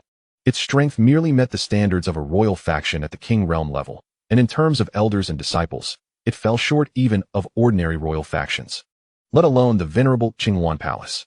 This disparity was evident in the current exchange between the ninth elder of the Qingyuan Palace, a genuine half-king level powerhouse, and the third elder of the Dust Heart Pavilion, who was merely at the ninth level of the Tribulation Realm, not even a half-king. Thus, the notion of mutual support was, in reality, a directive for the Qingyuan Palace disciples to extend their care towards the Dust Heart Pavilion. The members of the Qingyuan Palace felt a twinge of dissatisfaction, yet they understood that this was the master's decree, aimed at fostering goodwill with the Dust Heart Pavilion for reasons unknown. As loyal disciples, they had no choice but to comply, though their disdain would occasionally slip through. The disciples of the Dust Heart Pavilion perceived this animosity, yet they could do little about it. The gap in strength between the two sects was indeed significant, making the disdain of the Qingyuan Palace entirely understandable. In truth, while I have heard of such things, I have yet to witness them myself.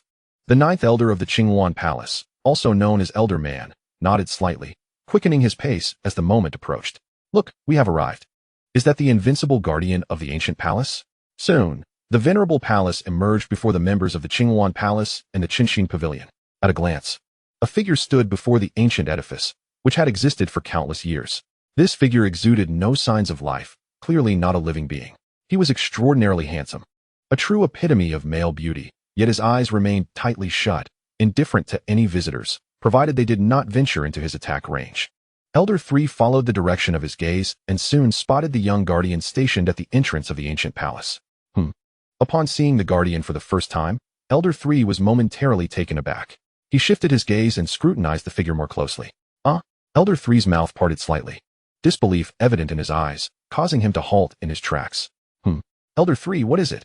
Why have you stopped? Elder Man of the Qingyuan Palace cast a puzzled glance at the astonished Elder 3 beside him.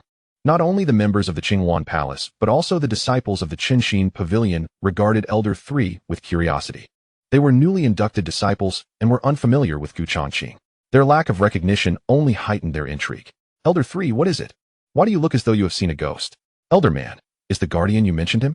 Elder Man followed the direction pointed by Elder 3, where Changqing stood quietly before the palace entrance. He nodded, saying, Yes, it is he. What is the matter? Is something amiss? He is the supreme elder of our Changqing Pavilion. Elder 3's voice trembled slightly. He had never anticipated that the so-called invincible guardian spoken of by Elder Man and others would be their own supreme elder. No, not merely the supreme elder. Elder 3 was now somewhat bewildered. He could not fathom why this guardian bore an identical visage to that of the supreme elder. Changqing held a position within the Changqing Pavilion, serving as its supreme elder. What? Upon hearing this, Elder Man and the disciples of Qingyuan Palace, along with those from the Changqing Pavilion, were collectively struck with astonishment. This guardian is the supreme elder of the Changqing Pavilion? What a jest! No, Elder 3. This is not a joke to be taken lightly. Are you certain you have not mistaken him for someone else? Does he not merely resemble him?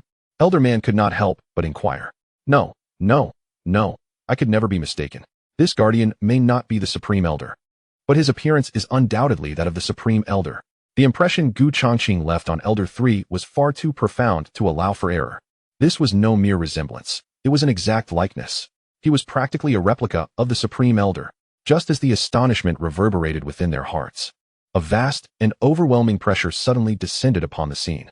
A formidable presence has arrived. In that moment, all eyes turned toward the source of the imposing aura. This pressure signified the arrival of at least a king-level powerhouse. A king-level expert has descended. The king realm comprises 3 tiers, with the Xian King being merely the first level of the 3. Above the Xian King is the Tian Wang, At this level, one is worthy of being revered as a formidable entity. Such beings, within an empire, stand at the pinnacle of existence. Chapter 47. Is he the emperor? The shock of the divine King Shao. The Yuanyang sacred sect, divine King Shao. Some gazed at the elegantly attired middle-aged man in the heavens, their astonishment palpable. What? A divine king? While some may not be familiar with the Yuanyang sacred sect, the name divine King Shao resonated clearly with them. The powerful presence that had descended was not merely a celestial monarch, but a divine king. A tempest of emotions surged within the hearts of the onlookers. A divine king, when emperors do not emerge, is an invincible entity. Yet, how many emperors are there across the vast expanse of the myriad demons?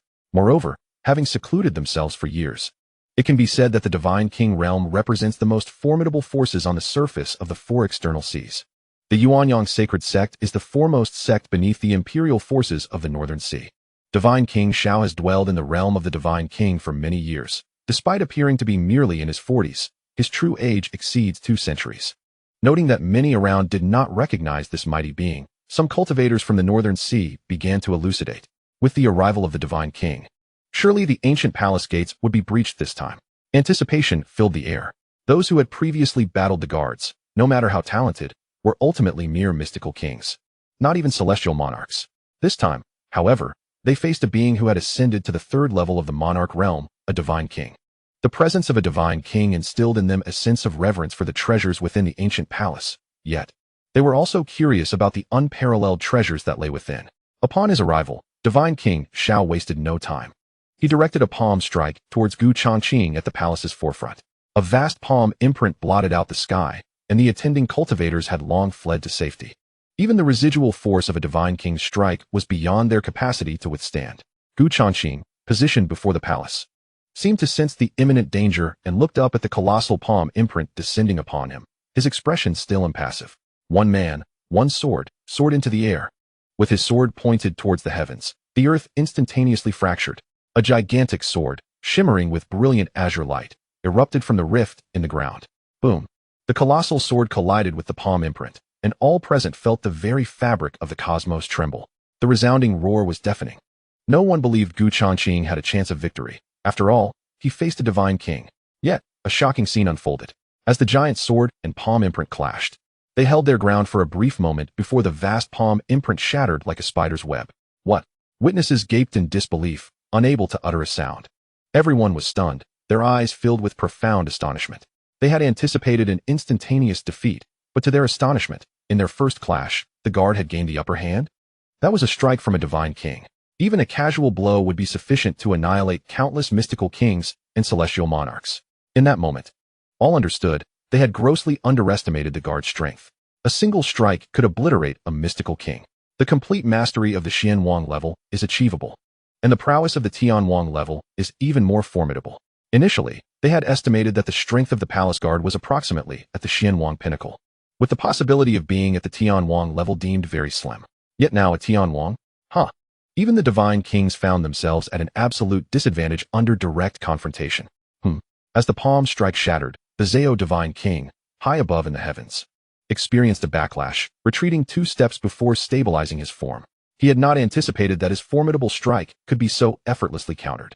Although he had not exerted his full strength, it was still the might of a divine king. Fascinating. A slight smirk graced the lips of the Zhao divine king, and in the next instant, he stood before Changqing. The battle commenced.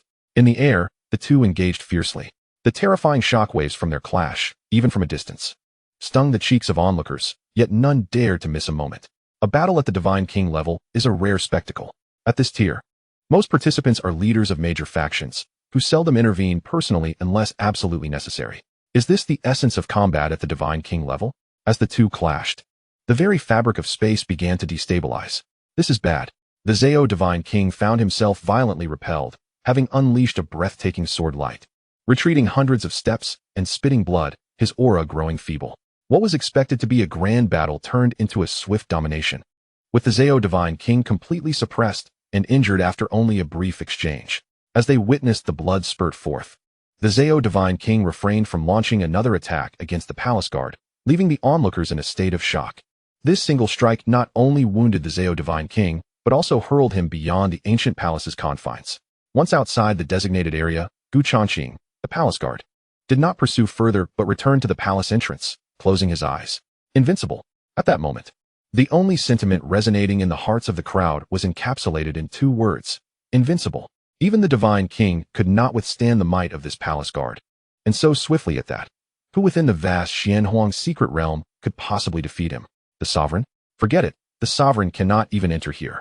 This implies that this ancient palace is entirely inaccessible. One must ponder, with a palace guard who can best even the divine king stationed here, who could still venture inside? The sovereign cannot enter the Xianhuang secret realm. It is utterly insurmountable. Third Elder. Are you truly certain that this palace guard bears an uncanny resemblance to your sect's Grand Elder? Elder Jiao of the Qinghuan Palace could not help but inquire once more. Chapter 48. Confronting the Beast Tide. What defines invincibility? Part 1. At this moment, even the third Elder hesitated. He had not expected such a formidable presence within the Xianhuang secret realm, one that even he could not contend against. The Zhao Divine King cast a deep glance at Changqing, positioned at the palace entrance. It had been years since he had tasted the bitterness of defeat. Without further delay, the Zhao Divine King's form began to blur. His injuries were not particularly grave, yet they were not light either. He needed to find a place to recuperate. The monks who had encircled the palace soon dispersed entirely. Even the deity king found himself powerless. Entry into this realm was utterly impossible, save for the day when an emperor might penetrate this secret domain. The cultivators outside the ancient palace gradually faded away. Although they failed to uncover any treasures, such was the nature of the situation. For if even the deity king could not gain entry, how could they? Moreover, there remained ample time before the secret realm would close, allowing them to continue their exploration of the Xianyuan secret. Elders from the Qinghuan Palace and the Changqing Pavilion chose to remain together. The third elder, still shrouded in uncertainty, resolved to inquire thoroughly with the Grand Elder whenever the opportunity arose. What connection did the palace guards have with him? Why did they bear such an uncanny resemblance? Almost identical in appearance? Look, Elder 9. The sky is darkening. Could it be that rain is approaching? A disciple of Qinghuan Palace suddenly pointed toward the distant horizon shortly after they departed from the ancient palace. Do not speak such foolishness. Though it is day within the Xianyuan secret, there is neither sun nor clouds. Elder 9 chided sharply, only to abruptly halt his words. Following the disciple's gaze, he beheld a vast mass of dark clouds approaching ominously. This should not be happening. Indeed, it was unexpected. They had been within the Xianyuan secret for many days without witnessing any clouds, let alone ominous ones. Wait, something is amiss. Suddenly, Elder 9 furrowed his brow, closing his eyes as his spiritual sense expanded to its utmost. When he reopened his eyes, the light within them had been replaced by sheer terror. Something is wrong. Those are not clouds. Those are demonic beasts. The last two words erupted from Elder 9's mouth in a near roar. His agitation was warranted. As within his range of perception, an overwhelming presence of countless demonic beasts emerged.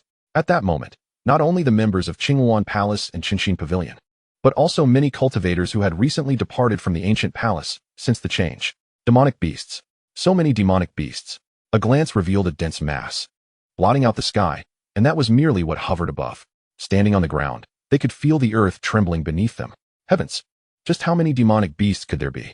Some individuals began to stutter, their voices quaking. These beasts range from the feeble true spirit realm to those emanating the formidable aura of beast kings, and there were not merely one or two, but many. In that instant, every cultivator present in the area turned pale, overwhelmed by dread. Damn it, this is a beast tide, and its scale is beyond imagination. How could this be? Could it be a consequence of the battle between the God King Xiao and the palace guard? It was highly probable. We should never have been there to observe. How could I have overlooked this? The Xianyuan secret is teeming with countless demonic beasts. Who could have anticipated such a calamity? Fear and despair permeated the hearts of all. Roar. Especially amidst the beast tide, numerous Xian-level beast kings were present, and even several Tian-level beast kings could be felt in abundance. This has alarmed all the beasts within this region. Countless creatures begin to surge toward this place. It won't be long before the panicked beasts trample them underfoot. At this moment, not only the third elder and ninth elder, who are formidable beings of the tribulation realm or semi-king level, but even those of the king realm are gripped by fear. In the face of such a colossal tide of beasts, scarcely anyone in this area, save for the king of gods, stands a chance of escape. It is impossible to flee. Soon, they will be ground to dust beneath the overwhelming horde of beasts, leaving not even bones behind. What to do? What to do? I do not wish to die. Ah, the ancient palace. Let us take refuge there. Perhaps we can evade this beast tide with the aid of its guardians. Yet, can the palace's guardians withstand such a massive onslaught? They are well aware of the guardian's strength. Even the king of gods could not triumph over them. Yet the scale of this beast tide is insurmountable. Even the king of gods would have to avoid confrontation. Escape is feasible. But to face this monstrous tide head-on would spell certain doom, even for him. There are simply too many. Too many. Moreover, among them are numerous beast kings. Even those of the celestial king level. But there is no time for hesitation. Remaining here leads only to death. Returning to the ancient palace offers a glimmer of hope. No one hesitates any longer. Not even the third elder of the Qingwan Palace or the ninth elder of the Dustheart Pavilion. Everyone begins to retrace their steps to the ancient palace. Upon their return, Changqing remains steadfastly guarding the palace entrance, unmoving. However, should anyone dare to step within the palace's confines, he would unleash his wrath indiscriminately. Everyone follow me. We shall retreat to the rear of the palace, allowing its guardians to stand before us and fend off the beast tide. Remember, do not enter the palace's range. Only in this manner do we stand a chance of survival, proclaimed a powerful figure of the Changqing realm. At this moment, all must unite. To disperse alone would mean certain death. Heeding these words, the crowd gathers in a clear area behind the palace, just beyond the reach of the guardians' attacks. From here, they can only pray, beseeching the palace guardians to withstand the oncoming tide of beasts. Faced with such an overwhelming horde, all their efforts seem futile. Their hopes rest solely on the invincible guardians of the palace. The only action left to them is to pray. Darkness rapidly engulfs the land, and as far as the eye can see, ahead lies an abyss of blackness, while behind them, the sky is a brilliant blue. Everyone grips their weapons tightly, quietly awaiting the arrival of the beast tide. At last, the tide of beasts meets the palace guardians. Countless beasts begin to charge into the palace's domain. At the very moment these innumerable creatures breach the palace's threshold, Changqing suddenly opens his eyes. A chill radiates from his gaze. Changqing acts. 4 swords, thrust into the 4 cardinal directions, erupt with a fierce red light. With a single step forward, Changqing unleashes a sweeping strike. The crescent-shaped sword light, unleashed by Changqing, swept through the battlefield, reducing all in its path to mere remnants. Countless demonic beasts fell beneath this astonishing sword aura, their lifeless forms littering the heavens. Yet, the sheer multitude of these creatures was overwhelming. They surged forth one after another, as each slain wave was swiftly replaced by another. The pungent scent of blood further ignited the primal instincts within the beasts, transforming an already frenzied tide into a veritable maelstrom of chaos. In the face of this relentless onslaught, Changqing remained impassive, his sword an extension of his will as it danced through the air. With each swing, he claimed the lives of thousands. In that moment, Changqing resembled an emotionless engine of destruction, unwavering in his singular purpose, to slay. No matter how many approached, he would vanquish them all. Not even the formidable Xuanwan-level demon kings or the Tianwan-level demon kings were spared. In Changqing's hands, regardless of their rank, even the mightiest foes fell before a single stroke of his blade. The mountain of demon carcasses sent shivers down the spines of all who beheld the spectacle from the palace's rear. Such overwhelming power. The guardian of the palace was truly invincible. He carved out a sanctuary amidst the unending tide of beasts, a zone where not a single creature could tread alive. Alone, with a single sword, he pierced through the chaos. Strangely, a flicker of gratitude bloomed within the hearts of the onlookers for this guardian of the sacred hall. Though devoid of emotion and consciousness, merely an instrument of annihilation against all intruders, he had indeed saved them. Had it not been for the sentinel, they would have been swiftly obliterated by the monstrous tide. As time passed, the dawn gradually broke, signifying the retreat of the beast horde. They had survived. Some individuals even broke into foolish laughter, the harrowing experience forever etched in their memories. Many turned to bow slightly in the direction of Changqing, expressing their gratitude. Despite his lack of autonomous awareness, he had saved their lives. Thus, their reverence was well warranted. Not far from that location, a young man clad in white gradually appeared. Those acquainted with the ancient palace would undoubtedly recognize him as the very guardian from before. Was the beast tide a consequence of the battle between divine beings? Changqing cast a glance at the recently departed horde, momentarily taken aback. In recent days, he had not strayed far, remaining in the vicinity to search for treasures. However, his efforts yielded little of worth, merely a handful of 3rd and 4th tier spiritual herbs, with nothing of 5th tier quality. Just a short while ago, he had detected a surge of divine-level spiritual energy emanating from this location, prompting him to investigate further. As he approached the source of the energy fluctuations, Changqing felt a wave of incredulity wash over him. Was this not the very site he had previously visited? Continuing onward, he soon stood before the ancient palace he had once entered, which had proven to be devoid of any real treasures, merely an illusion. What had transpired in his absence? How could there still be divine-level entities engaging in combat in this place? With a sense of bewilderment, Changqing hastened towards the location of the ancient sanctuary. Soon, the venerable edifice came into view. Meanwhile, the surviving cultivators, who had narrowly escaped calamity, were diligently restoring their spiritual energy. As the previous wave of beasts had significantly depleted their reserves, suddenly, a beam of white light soared towards them, hovering above the palace, causing all to pause in astonishment before lifting their gazes. Upon this sight, their hearts nearly ceased to beat. In the air above, Changqing was utterly stunned. Before the entrance of the ancient palace, he beheld himself, or rather, an exact replica of himself. Changqing was rendered speechless. He distinctly recalled that the guard stationed at the entrance bore no resemblance to him and was pathetically weak, only at the level of a profound king. Yet, the Changqing before him, an uncanny doppelganger, seemed to possess the strength of a divine king, perhaps around 1/10 of his own prowess, or even less.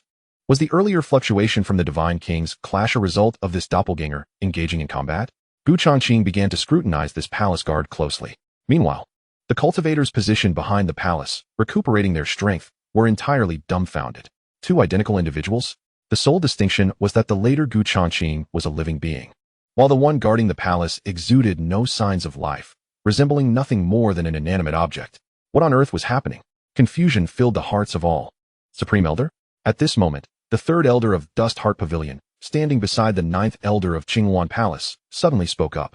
The third elder recognized that the Changqing before the palace was not the supreme elder. Yet he was certain that this later Changqing was undoubtedly the supreme elder of their sect. Changqing. This time, it was genuine. Hearing someone call his name, Changqing shifted his gaze from the palace guard to the third elder of Dust Heart Pavilion. Third elder? What brings you here? Changqing had encountered all the elders of Dust Heart Pavilion and immediately recognized that this was indeed the third elder under his command. This marked the first familiar face he had encountered since entering the secret realm. The expanse of this secret realm had far exceeded Changqing's imagination.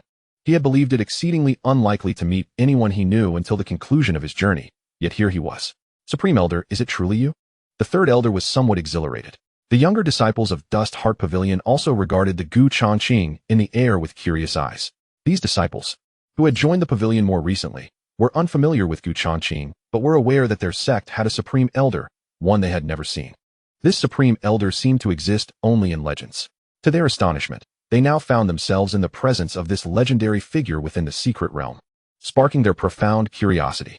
Recently, we arrived at this ancient palace, which emanates a profound wave of spiritual energy, suggesting the presence of a treasured artifact within. However, a guardian stands watch, resembling the venerable elder to an uncanny degree. The third elder gestured towards the palace guardian, who remained in a meditative state. Soon after, he recounted the events leading up to this moment to Changqing. I have entered this palace before and found nothing, Changqing remarked, somewhat bemused. It seemed that so many had perished here, all for the sake of a treasure that did not even exist within the ancient palace. If that were the case, Changqing could only lament the tragic fate of these souls. Had they known that their lives were forfeited for an empty palace, would they have died with unfulfilled regrets? What? You have been inside? There was no treasure? Changqing's words astonished everyone present. Senior, you truly entered? Is that correct? All present had witnessed the formidable strength of the palace guardian. How had Changqing managed to enter? Indeed, there was nothing within. If you do not believe me, you may enter and see for yourselves, Changqing replied, descending and approaching the ancient palace. Senior, halt. You must not. Chapter 50. The disparity between the replica and the original. As Changqing neared the lethal range of the palace guardian, the third elder was filled with dread. The guardian would indiscriminately attack anyone who crossed into its territory. Although Changqing bore an identical appearance to the guardian, this soulless entity would not spare him simply for their resemblance. Yet, Changqing strolled in as if unconcerned. Buzz. As expected, the moment Changqing stepped into the palace's domain, the guardian opened its eyes and moved. It's over, the third elder lamented inwardly. However, the ensuing scene left them all in stunned silence. Changqing raised his hand, summoning a spiritual sword, and with a swift motion, struck at the advancing guardian. There was no epic battle. This straightforward strike effortlessly obliterated the palace guardian, scattering its essence into the air. A wisp of azure flame flickered at Changqing's fingertips. Begone. With a resounding boom, the dispersed essence was instantly reduced to nothingness. Regardless, the imitation of oneself must be eradicated. gazing upon a figure that mirrored his own. Changqing found it unsettling, even though the entity was not alive. This palace is rather peculiar. I did not expect it could replicate me. Albeit the replica possesses less than a tenth of my original strength, Changqing mused. Unbeknownst to him, the shockwave of his decisive blow against the palace guardian reverberated profoundly among those present. At this moment, even the sound of a falling pin would have been distinctly audible. What had they just witnessed? The palace guards, once regarded as invincible in their hearts, who had defeated the god King Shao and ruthlessly vanquished the beast Tide, seemed to be utterly unmatched unless a sovereign intervened. Yet, they were unexpectedly slain by Changqing with a mere stroke of his sword. The disparity was simply too great. The gazes of all present upon Changqing resembled that of beholding an unparalleled terror. Was it that the palace guards were too weak? Many began to harbor doubts, but soon shook their heads in denial. No, it was not that the palace guards were feeble. Rather, it was Changqing, the one who had emerged, who was exceedingly formidable. Sovereign. A single word suddenly appeared in the minds of many. Could Changqing possibly be a sovereign? However, were not sovereigns barred from entering the Xianyuan secret realm? If it were possible, those sovereigns from the three outer seas would have already entered. Go in. There is truly nothing inside, Changqing remarked, waving his hand to collect the storage rings and bags that had fallen to the ground. I shall take these storage rings. Do you have any objections? And no, esteemed elder may take them, they stammered, not daring to voice any dissent. How could they? After witnessing Changqing's earlier annihilation of the palace guards? At that moment, the ninth elder of Qingyuan Palace felt a shock that was no less than that of the others. He suddenly understood why the palace master had always emphasized the importance of befriending the Qinqing Pavilion. The Qinqing Pavilion harbored such a transcendent being. This venerable elder Gu was likely a sovereign. It is worth noting that prior to Changqing, the South Sea had not seen the rise of a sovereign in a considerable time. In a certain part of the Xianyuan secret realm, Qing'er was currently facing a group of blue-robed cultivators. The number of individuals on Qing'er's side was not insignificant. Among them were several disciples from the Qinqing Pavilion, alongside members from Qingyuan Palace. The leader from Qingyuan Palace was none other than Yu Wenfei, one of Qing'er's admirers. They had encountered each other on the third day after entering the secret realm and had since traveled together. However, Qing'er preferred to explore the secret realm independently. Unfortunately, Yu Wenfei, upon laying eyes on her, refused to part ways, insisting on accompanying her along with a group of Qingyuan Palace disciples, much to her dismay. He claimed it was to protect Qing'er. Though did she truly require such protection? While Yu Wenfei was the holy son of Qingyuan Palace, he was not the strongest among them, and his prowess paled in comparison to that of Qing'er.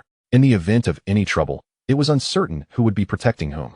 Moreover, Qing'er harbored little fondness for Yu Wenfei or the members of Qingyuan Palace. In fact, she felt a twinge of aversion. Perhaps it was because Qingyuan Palace, being an established royal power, boasted strength far superior to the recently ascended Qinqing Pavilion. The disciples of Qingyuan Palace carried an air of subtle arrogance when confronting those from Qinqing Pavilion, considering themselves superior, which was quite discomforting. Not long ago, Qing'er and her companions stumbled upon another mining site, rich in third-tier lapis lazuli, of considerable value. Qing'er, along with several disciples from the Qinqing Pavilion, and a dozen disciples from the Qingyuan Palace led by Yu Wenfei, worked tirelessly for half a day. Just as they were nearing the completion of their extraction, a group of unwelcome guests arrived. It was at this moment that they found themselves at odds with 4 blue-robed cultivators. Though their numbers were few, only 4 in total, each was a formidable figure at the robbery realm. In contrast, Qing'er and Yu Wenfei were the only 2 at that level among their group, while the remaining disciples from Qinqing Pavilion and Qingyuan Palace, although numerous, were merely at the true spirit realm, offering little assistance. Fortunately, both Qing'er and Yu Wenfei were prodigious talents, their strength surpassing their realms. Thus, in a genuine confrontation, they were not necessarily intimidated by the 4 blue-robed cultivators. Ladies and gentlemen, every matter has its order. We have mined this lapis lazuli for the better part of the day. Now, you arrive and demand we relinquish 80% of our haul. Is that not excessively unreasonable? Qing'er furrowed her delicate brows. What order? In this world, the one with the mightiest fist dictates the law. The leader of the blue-robed cultivators, a young man slightly older than Qing'er, spoke with disdain. The others seemed to regard him as their superior. Upon hearing this, Qing'er slowly placed her hand on the hilt of her jade sword at her waist. It appeared that negotiations had reached an impasse. If they were to concede the yet-to-be-mined portion of the lapis lazuli, she might have considered it, given that they had already extracted the majority, leaving only about 1/5. However, the demand for 80% was egregious. It was nothing short of a blatant robbery, and they were expected to toil for nothing. Seeing that Gu Qing'er and her companions were preparing for a fight, the blue-robed youth smirked. I am already being exceptionally merciful by allowing you to retain 20%. Do not blame me for not warning you. My sect's elder is en route to this location, and he is a formidable presence at the King Realm. By the time he arrives, not only will you be unable to keep 20%, but even 1% will be beyond your reach. You may even lose your lives. You do not have much time to choose. His temperament is far less forgiving than mine. Before he could finish, a streak of light darted from the horizon. The blue-robed youth's face broke into a faint smile. Well, it seems that now, even if you wish to flee, it is too late. A luminous streak traversed the sky, materializing above them, causing Gu Qing'er and Yu Wenfei to narrow their eyes. A King Realm expert.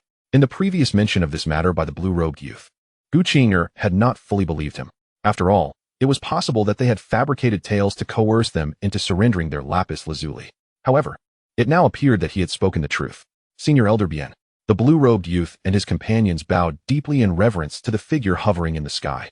Elder Bien nodded slightly, his gaze piercing downward, locking onto Gu Qing'er and her group. An overwhelming pressure descended upon them, making it increasingly difficult for Gu Qing'er and her companions to breathe. Senior, I belong to the esteemed Nanhai royal sect, the Qingwan Palace. Might I beseech you, in light of our sect's reputation, to spare us? We are willing to surrender all the lapis lazuli we have mined to you, Senior Yu Wenfei. He spoke with great difficulty. At this juncture, he could only invoke the name of Qingwan Palace, hoping to instill fear in this formidable figure of the royal realm. The Qingwan Palace was no ordinary royal power. Its leader was on the verge of ascending to the celestial king realm. Once that threshold was crossed, Qingwan Palace would elevate itself among the top 5 sects of the myriad demons in the Nanhai. Qingwan Palace? Elder Bien scoffed, expressing disdain. He had never even heard of such a sect. His own sect, the Yinjiao sect, was situated in the Beihai, a considerable distance from the Nanhai. Moreover, although the Yinjiao sect was not an imperial-level force, it ranked among the foremost sects in the Beihai, with its leader being a perfected celestial king. Although unfamiliar with the Qingwan Palace's regional influence, Elder Bien suspected it was not particularly formidable. Otherwise, he would not have been oblivious to its existence. He was well aware of the powers in the 4 seas that should not be trifled with, and it was evident that Qingwan Palace was not one of them. Upon realizing that Yu Wenfei and his companions were not backed by any insurmountable forces, Elder Bien chuckled, feeling increasingly at ease. Just as he was preparing to strike down a few of them, he suddenly paused. His gaze fell upon Gu Qing'er, who stood beside Yu Wenfei, and he found himself momentarily entranced. While he did not recognize her, the sect attire she wore struck a chord of familiarity within him. Where had he seen it before? As he ruminated, Elder Bien's eyes widened in realization. It was before the ancient palace. He finally recalled where he had encountered that attire, among the companions of an extraordinary youth. Those individuals were clad in garments identical to hers. It dawned on him that Elder Bien of the Yinjiao sect was one of the Xianwang realm experts who had survived the beast tide. He involuntarily shuddered at the memory of Gu Changqing, who had effortlessly dispatched the palace guards with a single stroke. They referred to that peerless youth as the Grand Elder, distinctly suggesting that he and this remarkable woman hailed from the same sect. This implication sent a chill down Elder Bien's spine. Fortunately, he had refrained from acting. Otherwise, he would have found himself in grave peril. Though the Yinjiao sect was formidable, it was insignificant in the face of a divine king, let alone someone potentially of imperial stature. Exhaling a deep breath, Elder Bien waved his hand, leading the 4 disciples of the Yinjiao sect away in a flash of light, vanishing from the scene. Witnessing this, Yu Wenfei and Gu Qing'er breathed a collective sigh of relief. They had thought their demise was imminent. It seemed that the name Qingwan Palace still held considerable weight. I was truly terrified just now. Thankfully, Senior Wen invoked our sect in time. The once boisterous blue-robed cultivators had retreated in disarray upon hearing Yu Wenfei's identity as the holy son of Qingwan Palace. The disciples of Qingwan Palace behind Yu Wenfei wore expressions of pride, reveling in their sect's formidable reputation. In their eyes, the elder of the border was surely frightened away after Brother Wen was expelled from the Qingwan Palace. Their glances frequently darted towards the members of the Changqing Pavilion, as if to proclaim, "Behold the might of my Qingwan Palace." Previously, Gu Qing'er had appeared disdainful of Brother Wen, reluctant to join our ranks. However, today, had it not been for Brother Wen and us present, that earlier group would likely have shown no mercy in their annihilation. Let us depart. This place is no longer suitable for lingering. A proud expression adorned Yu Wenfei's face. The recent events would surely lead Gu Qing'er to regard him with newfound respect. The prestige of the Qingwan Palace's saint was incomparable to that of ordinary royal forces. Though both he and Gu Qing'er were saints, the distinction between the Qingwan Palace's saint and the Changqing Pavilion's saintess was unmistakable. Gu Qing'er furrowed her delicate brows, seemingly indifferent to Yu Wenfei's words. Were those individuals truly intimidated into retreat by the Qingwan Palace? Yet, Gu Qing'er had clearly observed that when Yu Wenfei revealed his identity as the saint of the Qingwan Palace, a flicker of doubt and mockery had crossed the elder's eyes. Why then did his countenance suddenly alter so drastically? Surely, such a slow-witted reflex could not reach such extremes. Nevertheless, aside from being frightened by the Qingwan Palace's reputation, no better explanation seemed plausible. With a tinge of confusion in her heart, Gu Qing'er and her companions ceased their extraction of the remaining 1/5 of the azure gold mine and departed alongside Yu Wenfei and the other disciples of the Qingwan Palace. Meanwhile, the 4 blue-robed cultivators abruptly taken away by the elder of the border were left bewildered. What transpired? Why did the elder leave so abruptly? What sort of force was the Qingwan Palace to instill such trepidation in the elder? It was a sentiment shared not only by Yu Wenfei and his companions, but also by the 4 blue-robed cultivators of the Yingzhou sect. Elder, a blue-robed youth could no longer contain his curiosity and began to speak. Yet, before he could finish, he was interrupted by the elder. I am aware of your doubts. Previously, I ventured near an ancient palace and nearly met my demise. The elder began to recount his experiences within the ancient palace. And as he spoke, the astonishment among the listeners grew. Beast tides, palace guardians, extraordinary youths, these were likely royal descendants. After listening, the group was profoundly shaken. However, what did this have to do with our decision to let those individuals go? The elder had shared a plethora of information, yet it seemed disconnected from the earlier events. Chapter 52. The reunion of father and daughter. Father is angry. The elder cast a glance at him and said coolly, those who followed that mysterious youth were dressed similarly to the woman we encountered earlier. At those words, a realization struck the group. In that moment, everything became clear. So that was it. The Qingwan Palace was nothing of significance. What truly instilled fear in the elder was not the saint of the Qingwan Palace, but the woman beside him. Contemplating this, a sense of trepidation enveloped them. It was fortunate that the elder refrained from taking action, otherwise, the entire Yingzhou sect could have faced utter calamity. Half an hour later, when Yu Fei and Gu Qing'er, along with their companions, had completely departed from the vicinity of the azure gemstone mine, arriving instead upon a vast plain. Suddenly, a menacing roar of a demon beast echoed from the distance.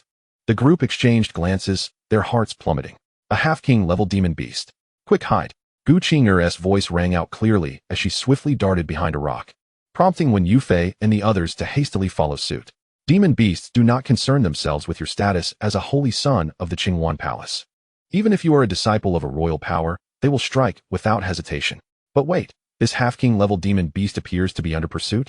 As the creature drew nearer, the group soon discerned 2 small figures trailing behind it. What? 2 children?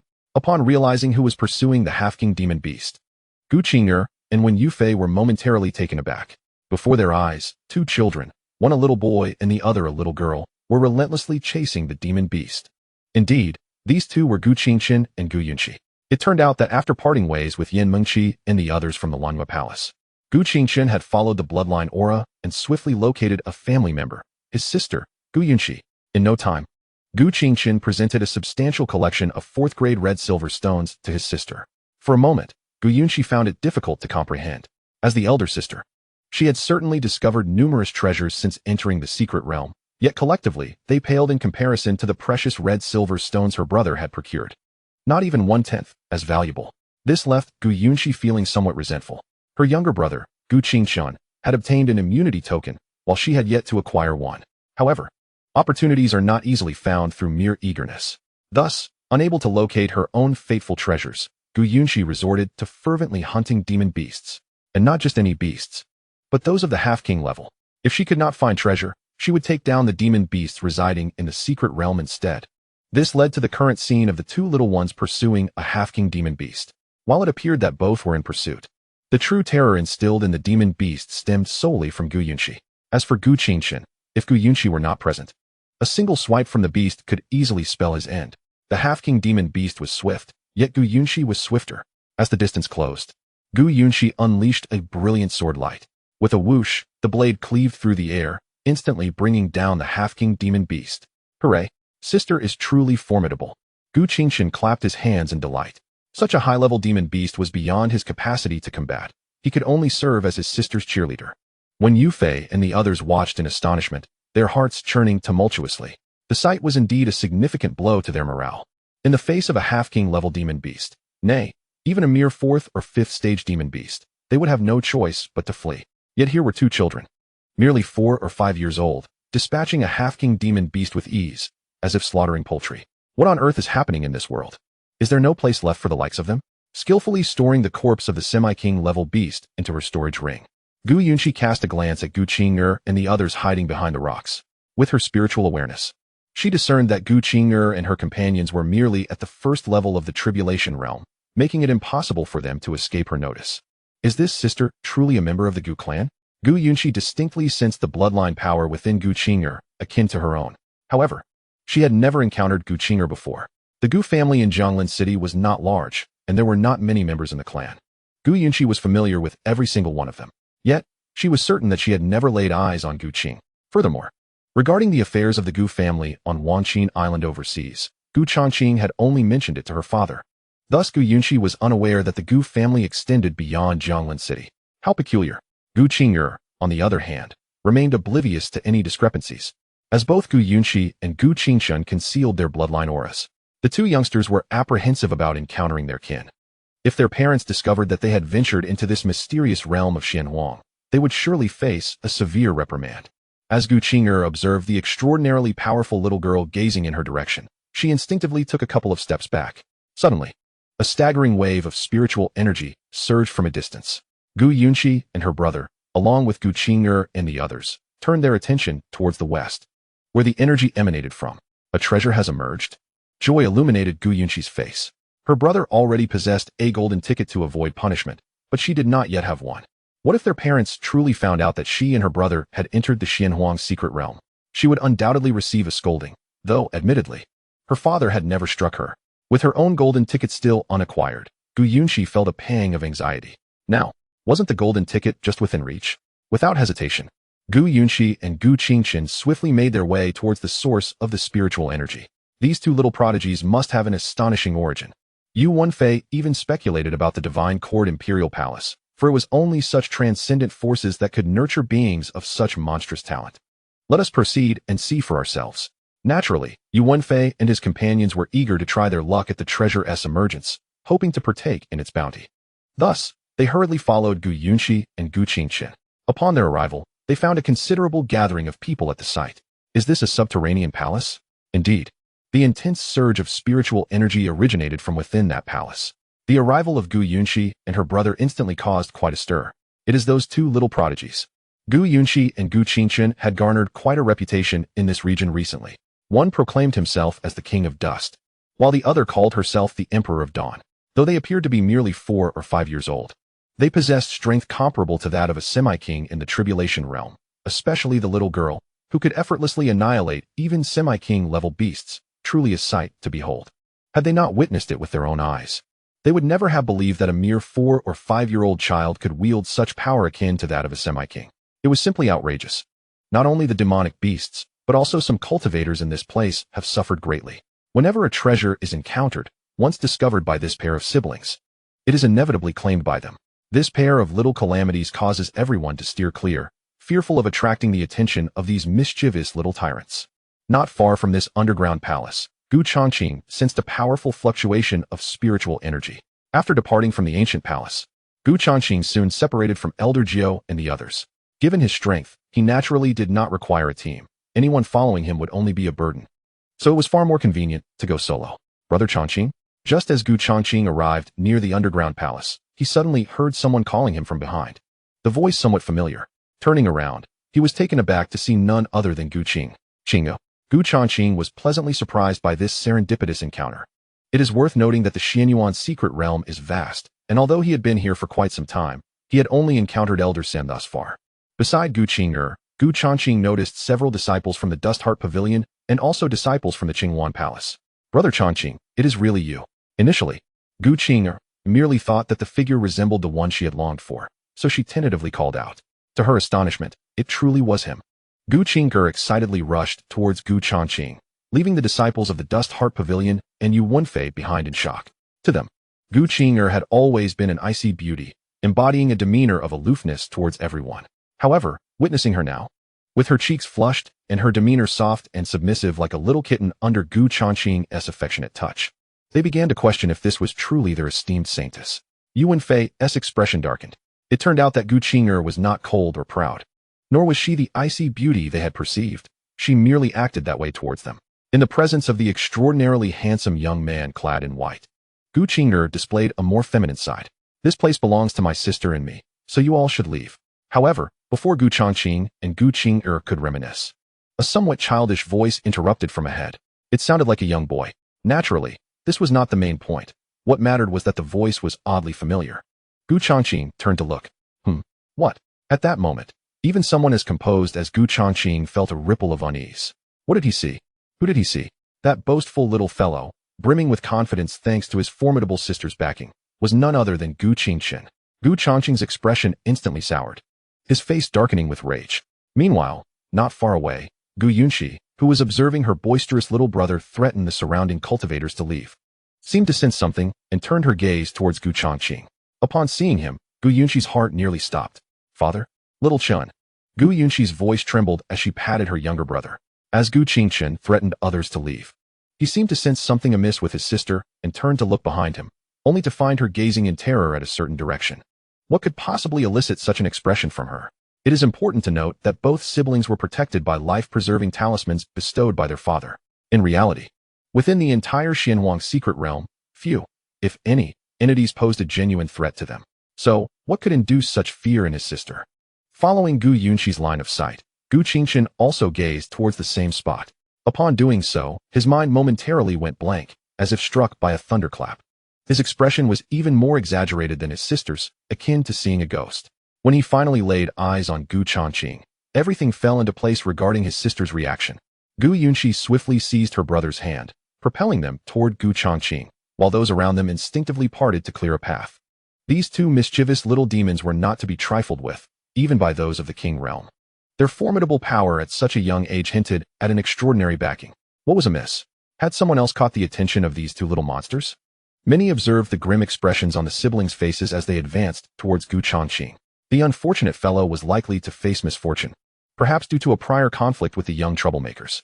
As Gu Yunxi and Gu Qingchen approached, the disciples of Qinghuan Palace, including Yu Wenfei and several from Qingqing Pavilion, began to feel apprehensive. They had personally witnessed the siblings' terrifying prowess. Especially the little girl. Her direction was unmistakably toward them.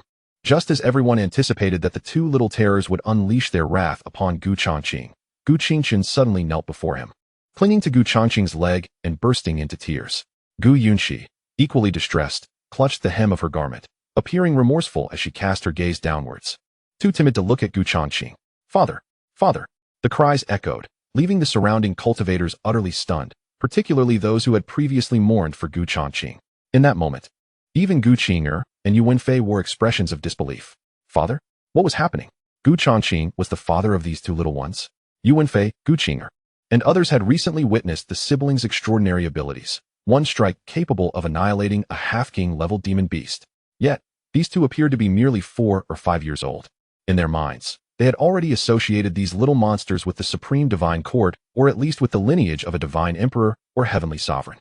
To their astonishment, they learned that they were, in fact, Gu Changqing's children.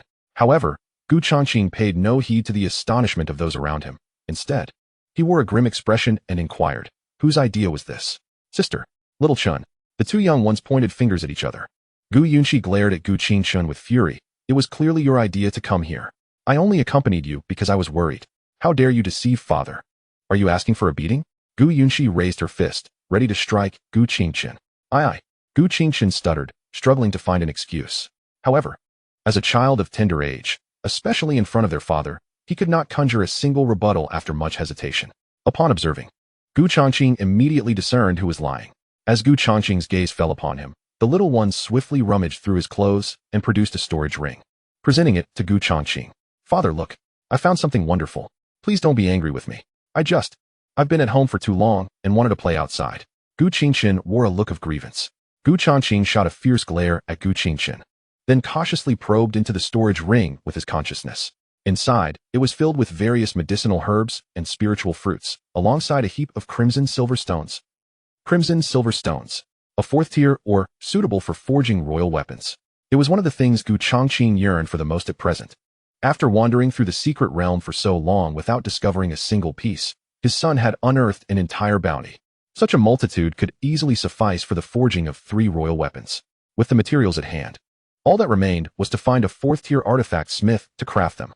The thought of a celestial sword array composed of 4th-tier royal weapons filled Changqing with anticipation. His anger dissipated significantly. How did you find these? Seeing their father's expression soften, Changqing breathed a sigh of relief, grateful to escape punishment. He hurriedly recounted everything he had experienced since entering the secret realm. Oh, silver-armored stone golems? Interesting. This time, I shall overlook it, but do not let it happen again.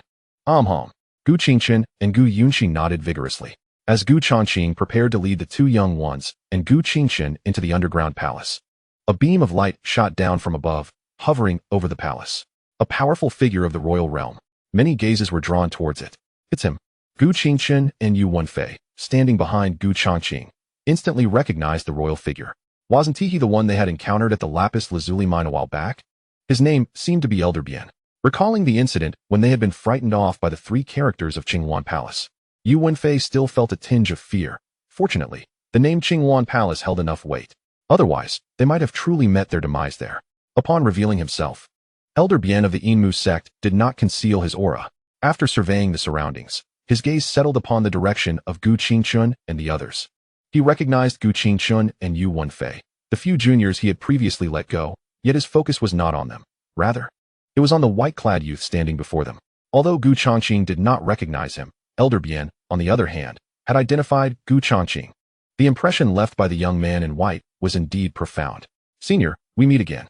Chapter 54. It turns out he was not afraid of the Qingwan Palace. Senior? The surrounding cultivators were somewhat astonished. They watched as Elder Bien bowed respectfully to Changqing, their hearts trembling slightly. If it were merely a matter of addressing him as senior, it would only suggest that Changqing's prowess surpassed that of Elder Bien. But the extent of that superiority remained uncertain. However, for a dignified King Realm expert to exhibit such deference indicated that Changqing's strength was not simply greater than Elder Bien's. It was significantly so. Could it be that he was a celestial king-level expert? Some speculated that only a being of such caliber could command such respect from a mystic king. Yet, this notion elicited a dismissive smile from Elder Bien. A celestial king? Even they would not warrant such reverence from me. This individual is an emperor. The disciples of the Yinjiao sect, witnessing this scene beside Elder Bien, were equally taken aback. Clad in white, he was strikingly handsome. Was this not the supreme being, suspected to be an emperor, that Elder Bien had previously mentioned? How remarkably youthful he appeared. Equally astonished were Yu Wenfei and the others from the Qingwan Palace. Yu Wenfei's gaze swept over Changqing before shifting to the sect robes worn by Qinger. Suddenly, he recalled something. This realization cast him into a profound embarrassment, wishing desperately for a hole to hide in. All along, Yu Wenfei had believed that Elder Bien had been frightened away by the Qingwan Palace he had summoned. Yet, in that instant, he understood the truth. It was not the Qingwan Palace that had intimidated Elder Bien, but rather Qinger. Elder Bien knew Qinger, or perhaps, he recognized the sect attire she wore. Yu Wenfei felt an overwhelming sense of shame. How humiliating. He recalled confidently asserting that Elder Bien was repelled by his invocation of the Qingwan Palace. It turned out that Elder Bien had never feared the Qingwan Palace, but rather the Changqing Pavilion. He had once taken pride in the belief that Qinger and her companions were fortunate to be with him. Otherwise, they would undoubtedly face death at the hands of Elder Bien. Now it seemed the opposite was true.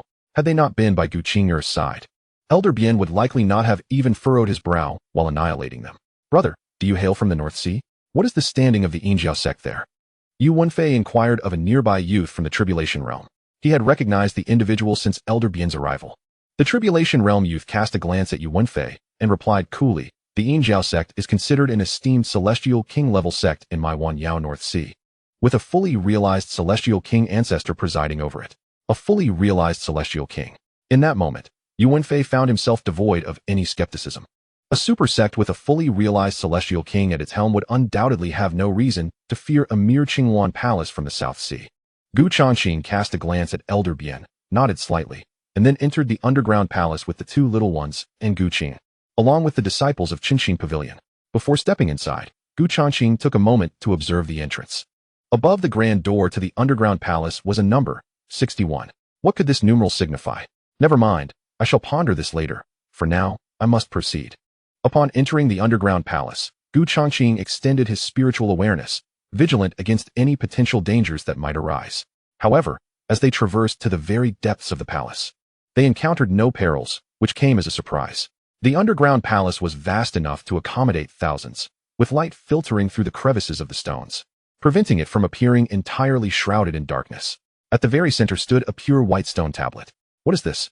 Changqing, possessing limited knowledge of the Xianyuan secret realm, felt a twinge of confusion. Could it be the celestial demon tablet? Suddenly, Changqing spoke, her voice imbued with astonishment. The celestial demon tablet? My understanding of it is likewise scant, only aware that it is among the greatest fortunes of the Xianyuan secret realm. Yet not everyone can claim this fortune. Being a native of the myriad demon sea, Changqing had more insight into the Xianyuan secret realm than Changqing. Furthermore, the celestial demon tablet does not appear every time the secret realm opens. One must admit, we are fortunate indeed. There are a total of 100 celestial demon tablets dispersed throughout the Xianyuan secret realm. The 61 inscribed upon the door upon our entrance must denote the number of this underground palace. All we need to do is close our eyes and immerse our consciousness into the celestial demon tablet, which will allow us to enter the celestial demon illusion. Within the illusion, we shall encounter numerous extraterrestrial demons, with their strength varying according to the realm of the entrance. The more extraterrestrial demons one defeats, and the more challenges one overcomes, the higher the final score will be. A higher score translates to greater rewards. Thus, the trial of the celestial demon tablet does not hinge upon one's realm. Rather, it is a reflection of one's intrinsic strength and talent. Changqing raised an eyebrow. The celestial demon tablet certainly piqued his interest. In this case, even those in the true spirit tribulation realm could potentially find themselves at the top of the leaderboard, while half-kings and kings might not necessarily rank highly. This scenario is less favorable for those whose realms are inflated through the use of elixirs. Conversely, for those prodigies capable of effortlessly transcending realms, this is undoubtedly an excellent stage to showcase their prowess. Look, Brother Changqing, words are appearing on the stone tablet. Changqing glanced over, and indeed, the tablet emitted a soft glow as lines of text materialized upon its surface. First place, Su Li, score, 5. Eastern Sea second place, Cheng Yuexiao, score, 5. Eastern Sea third place, Chu Changfeng, score, 4. Northern Sea fourth place, Chu Mu, score, 4. Western Sea fifth place. The leaderboard contained a total of 100 names. And upon a cursory glance, every slot had been filled. The score reflects how many challenges they have successfully overcome. In the vast expanse of the world, the Eastern Sea reigns supreme, occupying the majority of spots on the leaderboard, with nearly 30% of participants hailing from this formidable region. It rightfully claims the title of the strongest sea among the 4 external seas of the myriad demons. Following closely are the northern and western seas, with the southern sea trailing behind. The number of representatives from the southern sea is quite scant, even fewer than those from several bordering empires. The Han Empire is, regrettably, in a dire situation. It is not merely unfortunate, but rather quite tragic. Changqing observed the leaderboard and noted the absence of any individuals from the Han Empire. Of course, this is just the beginning of the trial. As time progresses, more extraordinary talents shall enter the fray, and it is likely that the names on the leaderboard will soon undergo a transformation. Whether those on the list will remain inscribed upon the demon tablet is uncertain. It appears that many have already embarked on the trial ahead of us. Changqing remains unperturbed. According to Changqing, each individual is granted only one opportunity to partake in the trial, which ultimately determines their standing. Thus, there is no need for haste. Whether one participates early or late in the trial will not affect their ranking. He noticed beside the demon tablet a passage detailing the rewards. Those who finish the trial in the first position will receive a drop of Xian water essence. The second place will be awarded with Wujin sand, and the third place will gain Gonlin pill. Changqing's gaze lingered on the first prize, the Xian water essence, a 5th-tier spiritual substance. Among 5th-tier spiritual entities, it is exceedingly rare. A single drop can elevate a Xian Wang level expert by at least 1 realm. For those at the pinnacle of Xian Wang, it holds even greater value, significantly enhancing their chances of advancing to the Tian Wang level. This treasure shall be mine. As for the Wujin sand in second place, while not as illustrious as the Xian water essence, it is still quite precious, serving as a material for forging 5th-tier imperial weapons. So I entrust this Wujin sand to you. Whether it be the Xian water essence or the Wujin sand, Changqing's desire is unequivocal. He wishes to claim them both. Aside from himself, the individual most likely to contend for a top 3 position is Yunqi. No, it is not merely hope. Changqing is confident that no one can rival her for the second spot. Even the young woman in the green robe encountered at the entrance of the Xian Emperor's secret realm, though undoubtedly a prodigious talent, pales in comparison to Yunqi's innate gifts, not to mention Changqing's. After some time, As the majority of prodigies and experts from the Xian Emperor's secret realm had participated in the trial, the rankings on the demon tablet began to stabilize. Particularly within the top 10, no new entrants had managed to disrupt the standings for quite a while. First place, Yu Chengfeng, score 37, East C. Second place, Shang Wanli, score 36, East C. Third place, Li Xuanjin, score 36, North C. Fourth place, Zhuoqing, score 35, West C. Fifth place, Bai Shuanger, score 35, West C. Sixth place, Chu Jing, score 35, East C. Seventh place, Meng Hansong, score 34, North C. Eighth place, Huiling, score 34, East C. Ninth place, Lung Qianqing, score 34, North C. 10th place, Hua Minghua, score 33, West C. Thus, we have the current top 10. Among them, for hail from the formidable East C, with both the first and second positions occupied by individuals from this region. The North C and West C each contribute 3 members, while the South C remains conspicuously absent. In fact, within the entire top 100, only the esteemed disciple of the Zhenwu sect from the South C managed to secure a position, and even then, only at the 91st rank, nearly at the bottom. Beside Gu Changqing, Gu Qing'er wore a troubled expression. She had long been aware of the significant disparity in strength between the South C and the other 3 Cs, but she had not anticipated the extent of this gap. Not only did they lag behind the other 3 Cs, but they also fell short when compared to the neighboring empires. Though these empires were unable to rival the East, North, and West Cs, they at least had several representatives on the list, whereas the South C had but one. Of course, aside from the South C. Another entity shared a similarly dismal fate, the Han Empire, which also boasted just one individual on the list, ranking 93, Zhang Baiwei. A cold chuckle escaped Gu Changqing's lips upon seeing Zhang Baiwei's position at 93. Although he held no fondness for her, her talent was undeniable, particularly after awakening her spirit body, which qualified her for the rankings. Meanwhile, within a certain area of the Xianhuang secret realm, the 37th underground palace was abuzz with activity. Zhang Baiwei's expression was grim as she stood not far from a young man, a prodigy from the Zhongyun Empire. He was Tongxingha, the holy son of the Seven Stars sect, the foremost sect of the Zhongyun Empire. The Zhongyun Empire, neighboring the Han Empire, has long been embroiled in conflict, and the enmity between the two has persisted for years. The Jiang family, being one of the top families in the Han Empire, harbored significant grievances against the Seven Stars sect. Tongxingha had also secured a position on the Demon Monument, ranking 87, several places above Zhang Baiwei. Additionally, 2 more individuals from the Zhongyun Empire were listed, ranked 94 and 99, respectively. Observing the Han Empire with only Zhang Baiwei represented, Tongxingha began to mock her mercilessly.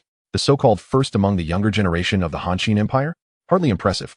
The Han Empire is merely a gathering of incompetence, with only one individual making the list. Truly pathetic. Tongxingha's words not only derided Zhang Baiwei, but also encompassed all present from the Han Empire, one and all. It is worth noting that at that moment in the 37th Underground Palace, Zhang Baiwei was not the sole representative from the Han Empire. Many others were present as well. Upon hearing his taunts, numerous cultivators from the Han Empire glared furiously at Tongxingha, yet none dared to take action. Beside Tongxingha stood a figure named Wang Jing, hailing from the Qixing sect. Similarly, by Zhang Baiwei's side was an elder from the Jiang family, also named Wang Jing. Both parties refrained from making any rash movements, particularly within this subterranean palace, for fear that any conflict might incite the wrath of all present. Unable to resort to physical confrontation, they could only engage in verbal sparring. Unfortunately for the Han Empire, Tongxingha's words were irrefutable, as he ranked above Zhang Baiwei, the foremost youth of the Han Empire. Furthermore, aside from Tongxingha, there were 2 others on the list, making a total of 3. Whereas the Han Empire had only Zhang Baiwei, who ranked lower than Tongxingha. This left the cultivators of the Han Empire lacking the confidence to retort or retaliate. At that moment, an extraordinary woman entered the 37th subterranean palace. Clad in a simple green robe, her unadorned attire did little to conceal her innate elegance. Her arrival swiftly captivated the attention of numerous cultivators, particularly the men among them. In Zhang Baiwei's eyes, the beauty of this woman did not pale in comparison to that of her own ethereal sister. Should Gu Changqing have been present, he would undoubtedly recognize her as the green-robed maiden he encountered at the entrance of the Xianyuan secret realm. Upon her appearance, the green-robed woman paid no heed to the gazes surrounding her. With graceful steps, she slowly approached the celestial demon stele positioned at the center of the palace. Su Ziyu cast a glance at the rankings inscribed upon the stele, then gently closed her eyes as her consciousness began to delve within. It was apparent to all that she was about to undertake the trial. Many were intrigued, This enchanting green-robed cultivator. How formidable could she be? Would she secure a place on the list? There was a palpable sense of anticipation among the crowd. Chapter 56. Jiang Lianxin, first. After a period of time, as Su Ziyu gradually opened her eyes, withdrawing from the trial, all eyes instinctively turned to the celestial demon steel, eager to discern any changes in the rankings. 1 breath. 2 breaths. 3 breaths. Just as the onlookers began to think that this celestial maiden had not made the list, every name on the board shifted downward by 1 position, including that of the erstwhile first-ranked Yu Chengfeng. Slowly, the name Su Ziyu appeared at the pinnacle of the rankings. First place, Su Ziyu, score 49, Lingxiao Sacred Academy. A score of 49? Beneath the 37th subterranean palace, everyone gazed at the top of the celestial demon steel in disbelief. A score of 49 indicated that Su Ziyu had conquered 49 levels in the celestial demon trial. Those who had participated in the trial understood that as the levels increased, the difficulty escalated correspondingly. Even a top-tier prodigy like Yu Chengfeng from Donghai had only reached the 37th level. Until now, no one had managed to surpass the 40th level.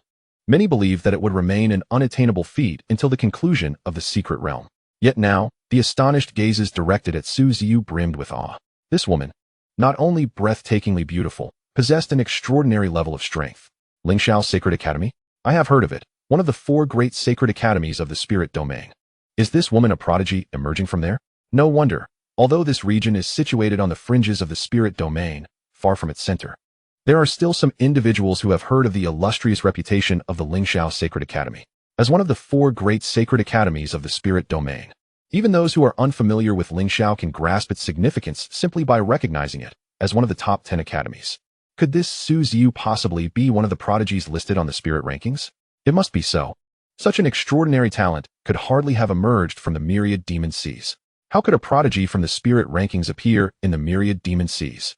It is no wonder that everyone is filled with curiosity. Most of the prodigies in the spirit rankings hail from the dominant sects in the heart of the spirit domain, typically only operating within its central areas. It is indeed perplexing for one to find themselves in such a remote locale. The myriad demon seas and the neighboring empires are located at the southernmost and most desolate part of the spirit domain, logically suggesting that a prodigy from the spirit rankings would not be found here. After all, those remarkable figures on the rankings are invariably backed by formidable powers. Merely a royal secret realm.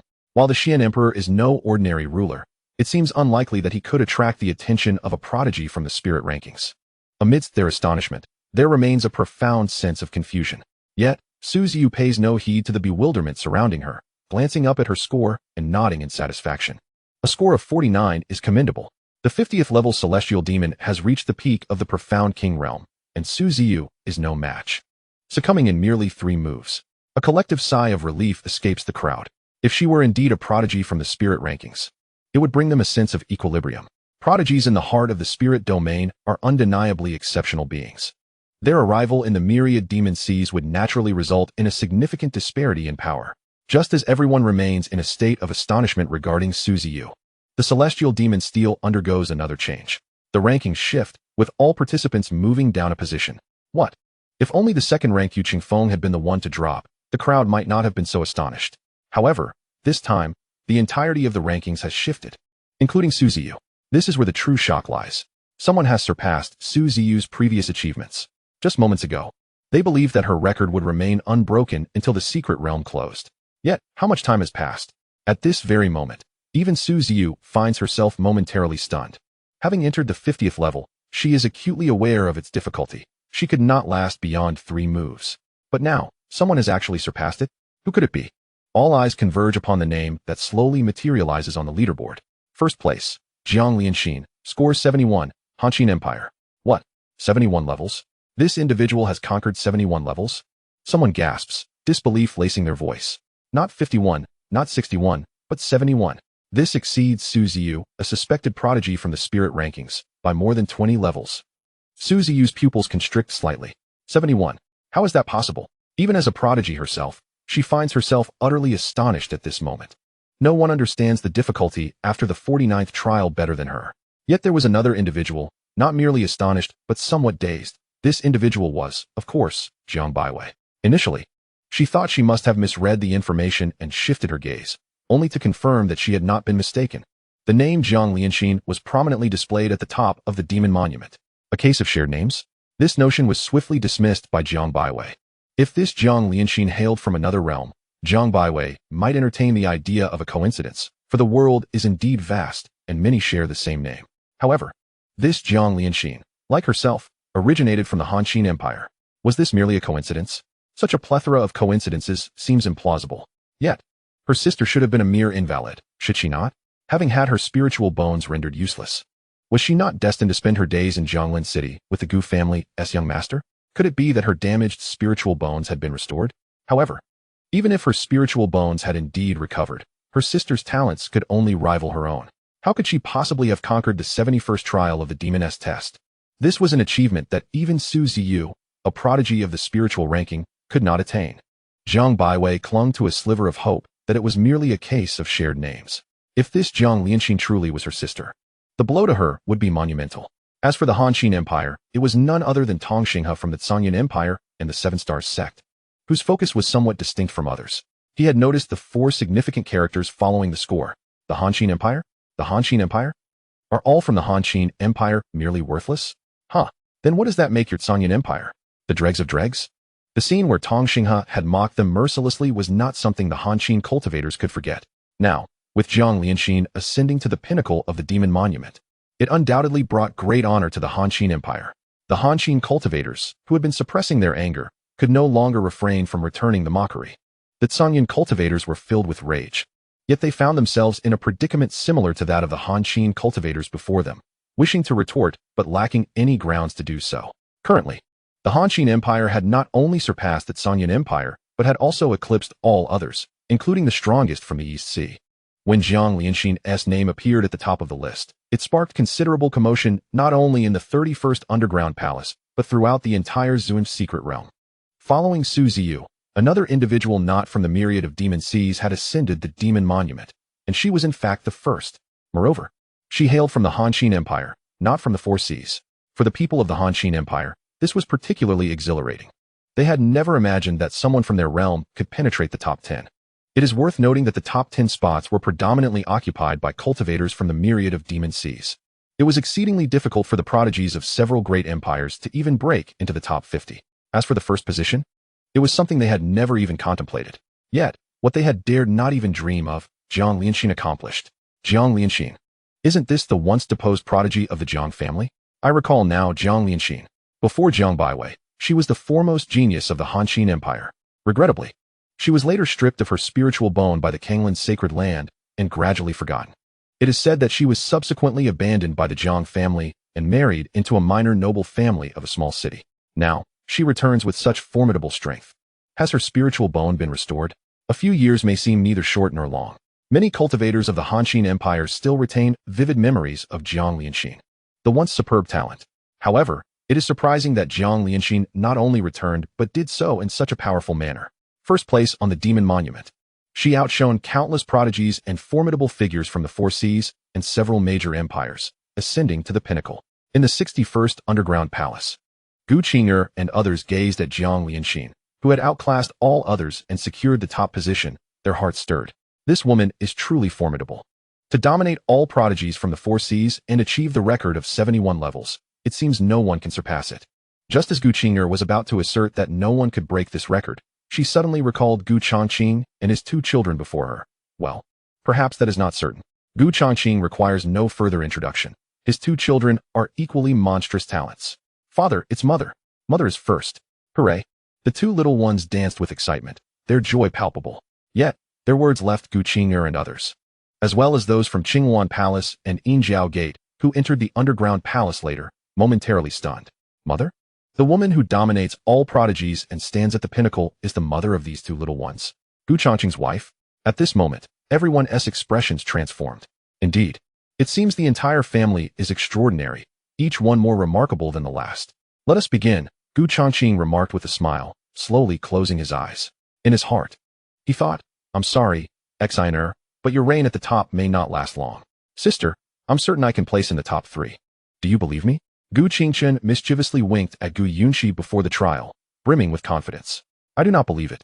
Placing in the top 3 means your performance in the trial must surpass both father and myself, as well as mother. The brother's talent is not lacking, but it depends on whom he is compared with. When compared to father, mother, and myself. Well, one can only say you are merely a younger brother. Humph, underestimate me. And we shall see, Gu Qingchen retorted, slightly indignant. Next, it appears the top 4 on the leaderboard will likely belong to this family. Gu Qing'er exhaled deeply, yet she felt an unspoken anticipation. Soon, this family is sure to deliver a small shock to the 4 seas and several major empires. When Gu Changqing opened his eyes, he discovered he was no longer within the underground palace, but in a realm of chaos. Not far ahead of him stood a figure of most peculiar appearance. One might even say it resembled a being that is not human. Its skin was a crimson hue, towering at about 5 meters tall, reminiscent of the extraterrestrial beings from films of Gu Changqing's past life. Is this a celestial demon? The term extraterrestrial demons is likely familiar to all inhabitants of the Tianxian continent. These malevolent beings once invaded and ruled over the continent for several centuries. The power of these extraterrestrial fiends is formidable, rendering the human cultivators of the same realm nearly powerless against them. Only the most exceptional among the human race stand a chance of contending with such foes. Before us is an extraterrestrial demon, not in its corporeal form, but rather as a projection. Though less potent than its true form, it remains a significant threat, a perfect projection of a mid-level demon king. It is no wonder that many cultivators participating in the trials have faltered at the first hurdle. How could ordinary cultivators possibly hope to match an extraterrestrial demon, even in its projected state? With a resounding hum, a sword is drawn, and the demon falls. The mid-level demon king projection, confronted by a human king of the same caliber, is almost effortlessly overwhelmed. Yet before Gu Changqing, it cannot even withstand a single strike. As the trials progress to the second stage, another projection of a mid-level demon king appears, this time 2 in number. However, for Gu Changqing, there is little distinction. He triumphs over the second stage as well. As he advances to the third and fourth stages, Gu Changqing loses track of how many challenges he has overcome. The demon projections have risen in rank from their initial mid-level status to that of the king realm. Yet, to Gu Changqing, a king is merely a target for his blade. After a period of time, having vanquished 6 fully realized king projections with his sword, the chaotic void reveals no further manifestations of demons. Has it come to an end? Gu Changqing muses whether a deity-level demon might emerge, but to his surprise, the trials conclude abruptly. Somewhat disheartened, he prepares to exit the trial space when a spectral figure gradually materializes before him. It is a woman, adorned with a phoenix crown, exuding an aura of nobility and possessing unparalleled beauty that rivals even that of Gu Changqing's wife, Jiang Lianxin. This is the first time he has encountered a woman whose beauty is on par with hers. Who is she? From her presence, Gu Changqing senses no trace of vitality. The ethereal beauty gazes at him with astonishment. You have pierced through the demon tablet? Who are you? I am Lan Qingxian, she responds. In the outside world, I am revered as the Xian Emperor. The Xian Emperor? You are the master of this secret realm? Gu Changqing exclaims, astonished to stand before the legendary figure. The Xian Emperor, known from millennia ago as the sovereign of the myriad monsters sea. The Xian Emperor shakes her head. I am the Xian Emperor. But I am not the master of this secret realm. It belongs to the demon. I have been sealed here by the true master of this realm, a demon emperor. And what of that demon emperor? Gu Changqing inquires. Dead, she replies, slain by my own hand within this secret realm. However, to achieve the demise of that demon emperor, I paid an exceptionally heavy price. The Xiantian palace was obliterated, and I was left with only this fragment of my soul, sealed within the demon tablet. As she speaks, the Xian Emperor gazes at Gu Changqing with gratitude. I had thought I would remain trapped here until my ultimate demise. Thank you. Chapter 58. Final rankings. She was sealed within the celestial demon steel, with but one means of escape. There existed individuals capable of reaching the final trial of the celestial demon steel, shattering its challenges. Yet, in the eyes of the Xian Emperor, this seemed an unattainable feat. The secret realm lay in this remote land, and the prodigies or formidable beings of the spirit domain were unlikely to venture here. Even if they did, reaching the final trial would be beyond their grasp. In the spirit domain, such individuals simply did not exist. In return for assistance, I shall grant you one request, said the Xian Emperor. She was not an ordinary sovereign.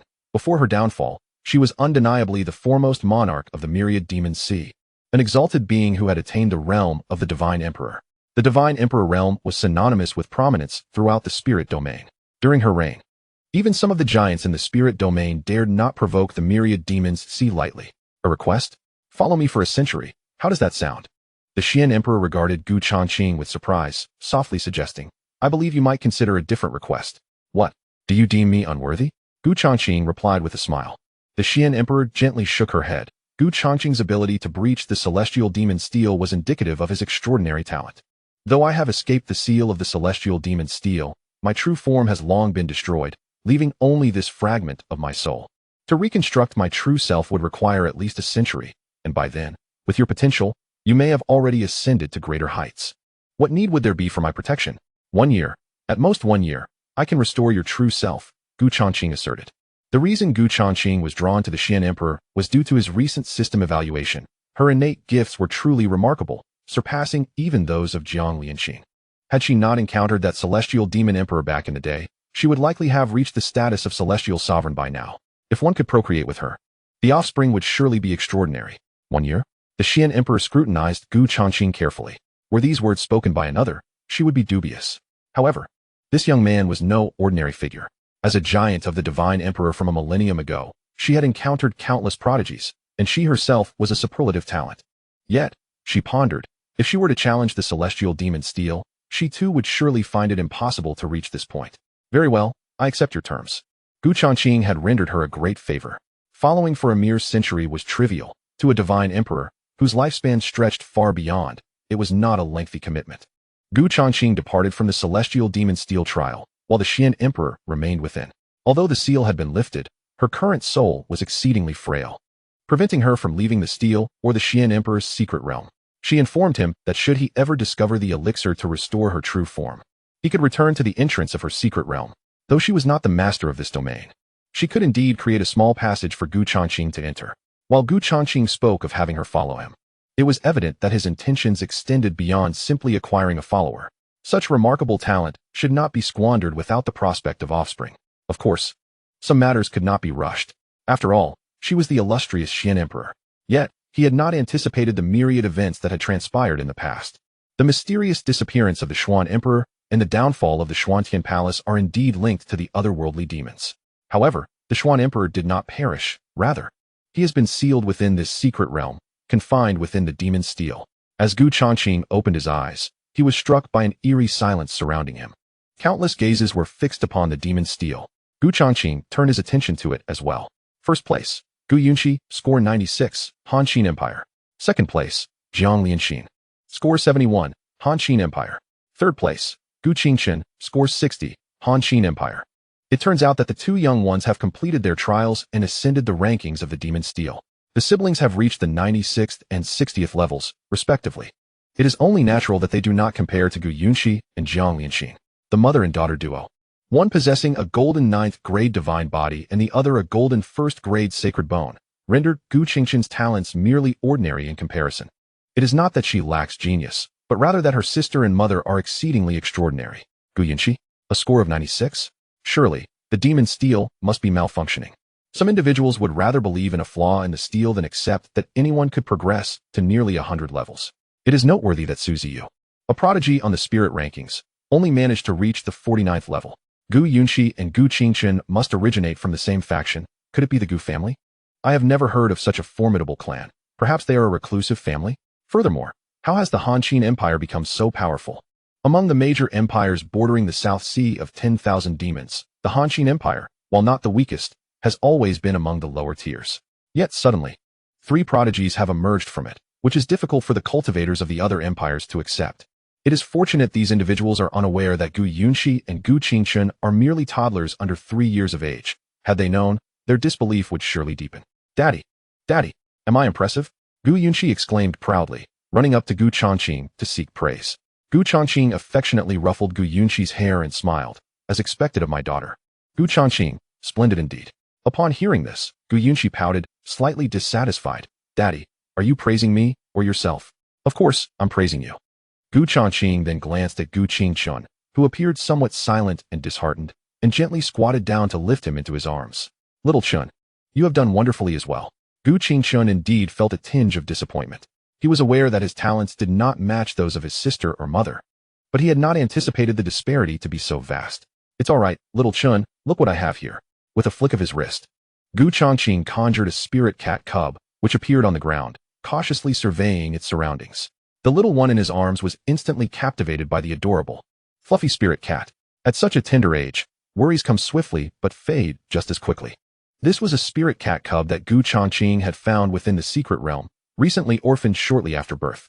He had discovered it while passing through a dense forest and had not intended to take it with him. However, it had persisted in following him. Considering that both Shi-Er and Chun-Er would surely adore such a fluffy little creature, he decided to bring it along. Wow, what a cute little spirit cat. Gu Yunxi's eyes sparkled with excitement as she played with the young spirit cat alongside Gu Qingchen. Let us depart, Gu Changqing announced, leading Gu Yunxi, Gu Qing'er, and the others away from the underground palace. As for the rewards, they would automatically be transferred into their respective storage rings once the trial of the demon monument concluded, requiring no further waiting. At the instant Gu Changqing turned to leave, a sudden disturbance rippled through the demon monument. All participants, including Gu Yunxi, who had been ranked second, found their standings diminished by one. A new name emerged at the pinnacle of the leaderboard. First place, Gu Changqing, scored 290, Hanshin Empire. In that moment, the entire secret realm erupted with excitement. Chapter 59, Husband, help me eliminate her.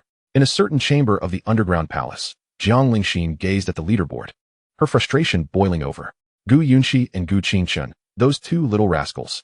The appearance of their names signified a clear understanding for Jiang Lingxin. It was evident that these two mischievous children had sneaked into the Xuanhuang secret realm without her knowledge. Yet, she reassured herself that they were likely with her husband, alleviating her concerns. The names of the three individuals had surfaced on the leaderboard almost simultaneously, suggesting they were indeed together at that moment.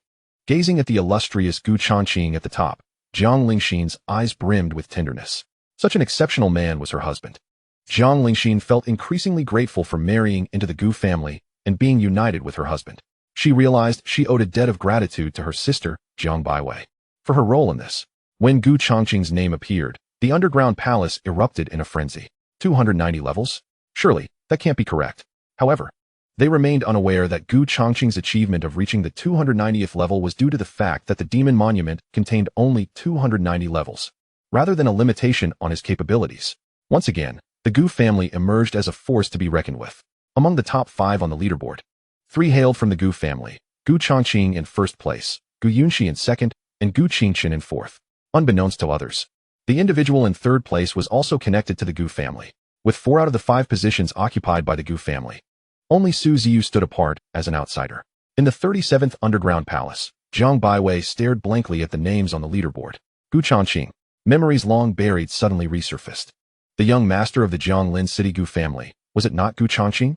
The one she had deemed a waste, inferior even to the most mediocre talents of the Jiang family, now surpassed everyone, including the prodigious Su Ziyu, to claim the top spot. A waste? If Gu Changqing was a waste, what did that make her? Jiang Baiwei's emotions were tumultuous. As Gu Changqing's name graced the leaderboard, any lingering hope she held dissipated. The Jiang Lingxin on the leaderboard was her own sister, and Gu Changqing was her brother-in-law. In just 2 short years, what had transpired within the Gu family? She felt compelled to visit the Jianglin Gu family once she emerged from this realm. Following the conclusion of the trial of the Heavenly Demon Steel, rewards have been duly distributed according to the final rankings. The essence of Xian Shui and the black gold sand were acquired. As soon as the rewards were in hand, the 2 little ones presented them to their father. Being their own son and daughter, Gu Changqing did not stand on ceremony. Notably, the black gold sand holds significant utility for him. However, despite having the materials, the process of refinement remains exceedingly arduous. Skilled artifact smiths are a rarity. The scarcity of 4th-tier smiths is already alarming, let alone the 5th-tier royal-grade smiths, of whom there are likely but a handful in the entire spirit domain. After this excursion into the secret realm, it is imperative for him to visit the heart of the spirit domain. The Hanshin Empire and the myriad of demons in the sea are simply too remote. Following the trial of the Heavenly Demon Steel, the journey to the Xianyuan secret realm has reached its conclusion. 3 days later, Gu Changqing and his companions were enveloped by a powerful force, which transported them out of the Xianyuan secret realm. Upon emerging, Gu Changqing immediately sensed the presence of Jiang Lianxin and his father among others. Father, Xinr. With the 2 little ones in tow, Gu Changqing instantly appeared before Jiang Lianxin and Gu Yuan. Mother, the 2 little ones, resembling children caught in mischief, hid behind Gu Changqing, casting timid glances at Jiang Lianxin. This scene elicited a suppressed chuckle from Gu Yuan, initially intending to admonish them. Jiang Lianxin's heart softened upon witnessing their expressions. Ah, you 2 little rascals, let mother see if you have sustained any injuries. Shaking her head, Jiang Lianxin crouched down to carefully examine the 2 little ones. Upon confirming that her children were unharmed, she finally exhaled in relief. Let us return to the Dust Heart Pavilion. In the surroundings, Changqing did not detect the presence of any familiar faces. It was uncertain whether the members of the Dust Heart Pavilion had yet to emerge or had already returned ahead of them. Before heading back, Changqing wished to visit the Dust Heart Pavilion to ascertain how matters were being handled with Mu Zi as it was en route. However, shortly after Changqing and his party departed from the Xianyuan secret realm and entered a desolate sea area, they were abruptly intercepted by 4 unfamiliar individuals. 1 woman and 3 men. The woman was a semi-king, while the 3 men behind her were all of king-level stature. Among them, an elderly man clad in black was not an ordinary king, but had reached the Celestial King realm. Changqing was slightly taken aback. In other realms, the Celestial King may not be deemed the pinnacle of power, yet within the outer 4 seas, particularly in the weakest southern sea, such a being is undoubtedly at the apex. It is worth noting that in the entire southern sea, only the true martial sect, reputed as the foremost sect, possesses a divine king. A celestial king stands nearly invincible in the southern sea. A heretical sect? The aura emanating from the group was exceedingly malevolent, contrasting sharply with that of righteous cultivators. Run. Why have you ceased your escape? The leading enchanting woman cast a cold gaze at Jiang Lianxin, her eyes flickering with profound animosity. Exiner, do you know her? Changqing inquired. The enchanting woman's gaze remained fixed upon Jiang Lianxin as she spoke, indicating that their acquaintance was far from simple. It was likely that there had been significant grievances between them. Upon encountering this woman in the secret realm, I engaged in a fierce battle for treasures. Defeated, she fled, gravely wounded, only to return with 3 formidable half-kings, relentlessly pursuing me for 3 entire days. Jiang Lianxin's gaze was equally cold and sharp. Having been hunted for 3 days, she was naturally filled with pent-up frustration. Were it not for the precious life-preserving talisman bestowed upon her by Changqing, she would have long since perished in the secret realm. During her pursuit, she incessantly proclaimed that escape was futile. No matter the distance, she would track her down and make her regret crossing her. To her astonishment, after exiting the secret realm, she truly found me, accompanied by 3 kings, no less. This clearly indicated that her identity was anything but simple. Flee. Who claimed I would run? Jiang Lianxin smiled and declared, Husband, assist me in vanquishing her. Now that we were out of the secret realm, did she truly believe I feared her? Today, Jiang Lianxin intended to demonstrate that in terms of strength, she surpassed her opponent, and in terms of backing, she had her husband, making her adversary even less formidable. Without a moment's hesitation, Changqing unleashed a sword strike. Chapter 60, Breakthrough. A beam of pure white sword light seemed destined to pierce through the very fabric of space. In the instant the brilliant sword light was unleashed, the 3 kings standing beside the enchanting woman were struck with horror. Even the heavenly king among them was not exempt. This was dire. As the sword light emerged, a terrifying sense of impending death enveloped them. The 3 kings instantly sensed the looming crisis. But how could they contend with Changqing's sword, capable of cleaving even a divine king in an instant? They recognized the threat, yet what could they do? The speed of the pure white sword light was unparalleled. At that moment, while their minds registered the peril, their bodies could not match the velocity of their thoughts. Thus, they could only watch helplessly as the purifying sword light obliterated them. Where the sword light passed, space began to warp. The azure sea was violently cleaved, creating a long trench that extended for miles. With a single stroke, 3 kings fell, one of whom was a heavenly king. Changqing and the others from the Dust Heart Pavilion were rendered speechless by this spectacle. Changqing fared somewhat better, however, for the remaining disciples of Dust Heart Pavilion. This was their first encounter witnessing Changqing's prowess. The 3 kings had perished just like that? How could the elder's strength have reached such extraordinary heights? The sole surviving enchanting woman trembled uncontrollably, staring in terror at the impassive Changqing. The others might have been insignificant, but the deceased elder Wu was a bona fide heavenly king. His standing and strength within the sect were second only to her grandfather. At that moment, regret washed over her. She lamented her foolishness in seeking vengeance against Jiang Lianxin. Predecessor, I am, yet another sword descended, severing the still unfinished words of the enchanting woman, reducing her to nothingness before she could even employ her life-saving measures.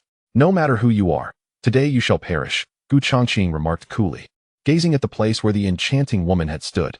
After this brief interlude, Changqing and his companions resumed their journey back to the Dust Heart Pavilion. Meanwhile, within the pavilion, the 3rd elder was reporting to the pavilion master and the grand elder about his experiences in the secret realm, including the incident where Changqing annihilated the palace guard with a single stroke.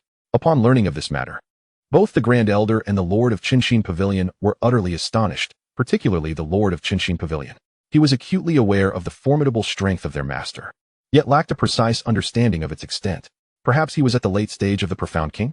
Or perhaps he had attained the perfection of the Profound King. These had been the speculations of the Lord of Changqing Pavilion for some time.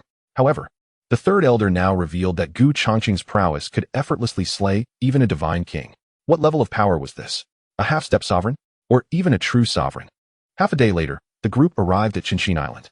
Yet, Gu Yuan did not accompany Changqing into Changqing Pavilion. Instead, he instructed Gu Qing'er to escort him to Wanqing Island to meet the head of the Gu family, who was also Gu Qing'er's father. Ever since discovering that Gu Qing'er bore the bloodline of the sacred Gu clan, Gu Yuan had nearly recognized her as his adopted daughter, inquiring incessantly about the recent state of the Gu family on Wanqing Island. Upon sensing Gu Changqing's aura manifest on Changqing Island, the Lord of Changqing Pavilion and the Grand Elder hastily came forth to extend their greetings. Arrange for me a place of seclusion. I intend to enter closed-door training for a period, Gu Changqing commanded. This expedition to the Xianhuang's secret realm had yielded bountiful rewards for him. The profound water spirit liquid, though only a single drop, was a fifth-tier elixir. Even sovereigns would be tempted by such a treasure. Additionally, there was the sweet dew pill, a spirit elixir that purifies spiritual power impurities, rendering the spiritual energy even more refined. While it may not rival the profound water spirit liquid, it too belonged to the fifth tier of elixirs. Furthermore, there were numerous high-tier spiritual herbs, which Gu Changqing had found along with Gu Yunqi and Jiang Lianxin, all destined for refinement into pills. In this period, he aimed to enhance his strength. Achieving the perfection of the mid-stage Profound King, a breakthrough was imminent. The profound water spirit liquid was divided into 4 drops, one each for himself, Jiang Lianxin, Gu Yunqi, and Gu Qingchen. Thus, Gu Changqing commenced his seclusion within Changqing Pavilion. Meanwhile, Zhang Baiwei had just emerged from the secret realm, recounting her experiences at the Heavenly Demon Steel to King Jiang and the head of the Jiang family. Upon hearing this revelation from Zhang Baiwei, both King Jiang and the head of the Jiang family initially reacted with disbelief. Jiang Lianxin's spirit bone had been rendered ineffective. While it could potentially be healed, such a feat would require the intervention of a revered expert or a master alchemist at the Danzun level. Yet, such beings were rare, even within the entire spirit domain, let alone in a place like the Han Empire. Moreover, even if Jiang Lianxin's spirit bone were repaired, her innate talent would likely be comparable to that of Zhang Baiwei. How could she possibly ascend the Heavenly Demon Steel, let alone surpass the prodigies on the spirit ranking? However, Zhang Baiwei's subsequent words rendered them speechless. In addition to Jiang Lianxin, the young master of the Gu family in the Han Empire, Gu Changqing, had also made the list. Furthermore, there were 2 other members of the Gu family. The likelihood of such a coincidence occurring was exceedingly low. Upon returning to the family, I shall personally visit the Gu family. We shall ascertain the truth then, the head of the Jiang family said slowly. Changqing Pavilion. 3 days later, a terrifying aura descended upon Changqing Island. At that moment, whether they were mere mortals residing on the island or disciples of Changqing Pavilion, all eyes turned towards the direction of the mountain gate of Changqing Pavilion. The terrifying aura emanates from the direction of the Dust Heart Pavilion. Inside the pavilion, Gu Changqing slowly opens his eyes, instantly retracting his aura. He has reached the pinnacle of the Xianhuang realm. A quarter drop of Xian water essence has allowed Gu Changqing to elevate his realm from the mid-Xianhuang stage to the complete late Xianhuang stage, bringing him just a step away from the Tianhuang realm. Furthermore, the Spirit Sword, a king-level weapon acquired from the secret realm, has also been successfully refined by Gu Changqing. The Execution Sword Array now possesses a 4th-tier king-level Spirit Sword. What level of strength do I now possess? Before my breakthrough, and before refining the king-level weapon, Gu Changqing estimated that he could contend with an ordinary emperor. Now, not only has his realm ascended to the complete late Xianhuang stage, but with the king weapon serving as the foundation for the Execution Sword Array. How formidable must his strength be? Exiner, grant me a little more time, and I shall take you to the Kanglan Holy Land to avenge the grievances of the past. Gu Changqing rarely mentioned this matter in front of Jiang Lianxin. It is a deep-seated pain in her heart. Yet, Gu Changqing has never forgotten. This is the very reason he has worked tirelessly to enhance his strength over the past 2 years. He seeks vengeance for Jiang Lianxin. He aims to obliterate the Kanglan Holy Land from this world. The Kanglan Holy Land is one of the premier sacred places in the southern spirit domain, where not only emperors reside, but it is said that even beings at the late Tianhuang level exist. The King realm comprises 3 stages, while the Emperor realm consists of 4, Xian Emperor, Tian Emperor, Divine Emperor, and Holy Emperor. The disparities between each stage are far greater than those in the King realm. Whether Gu Changqing can confront a Tian Emperor remains uncertain. Facing a late Tian Emperor would almost certainly result in defeat. Just grant me a little more time. Once I step into the Divine King realm, it shall be the end for the Kanglan Holy Land. With these thoughts, Gu Changqing strides forth from his secluded retreat. Chapter 61.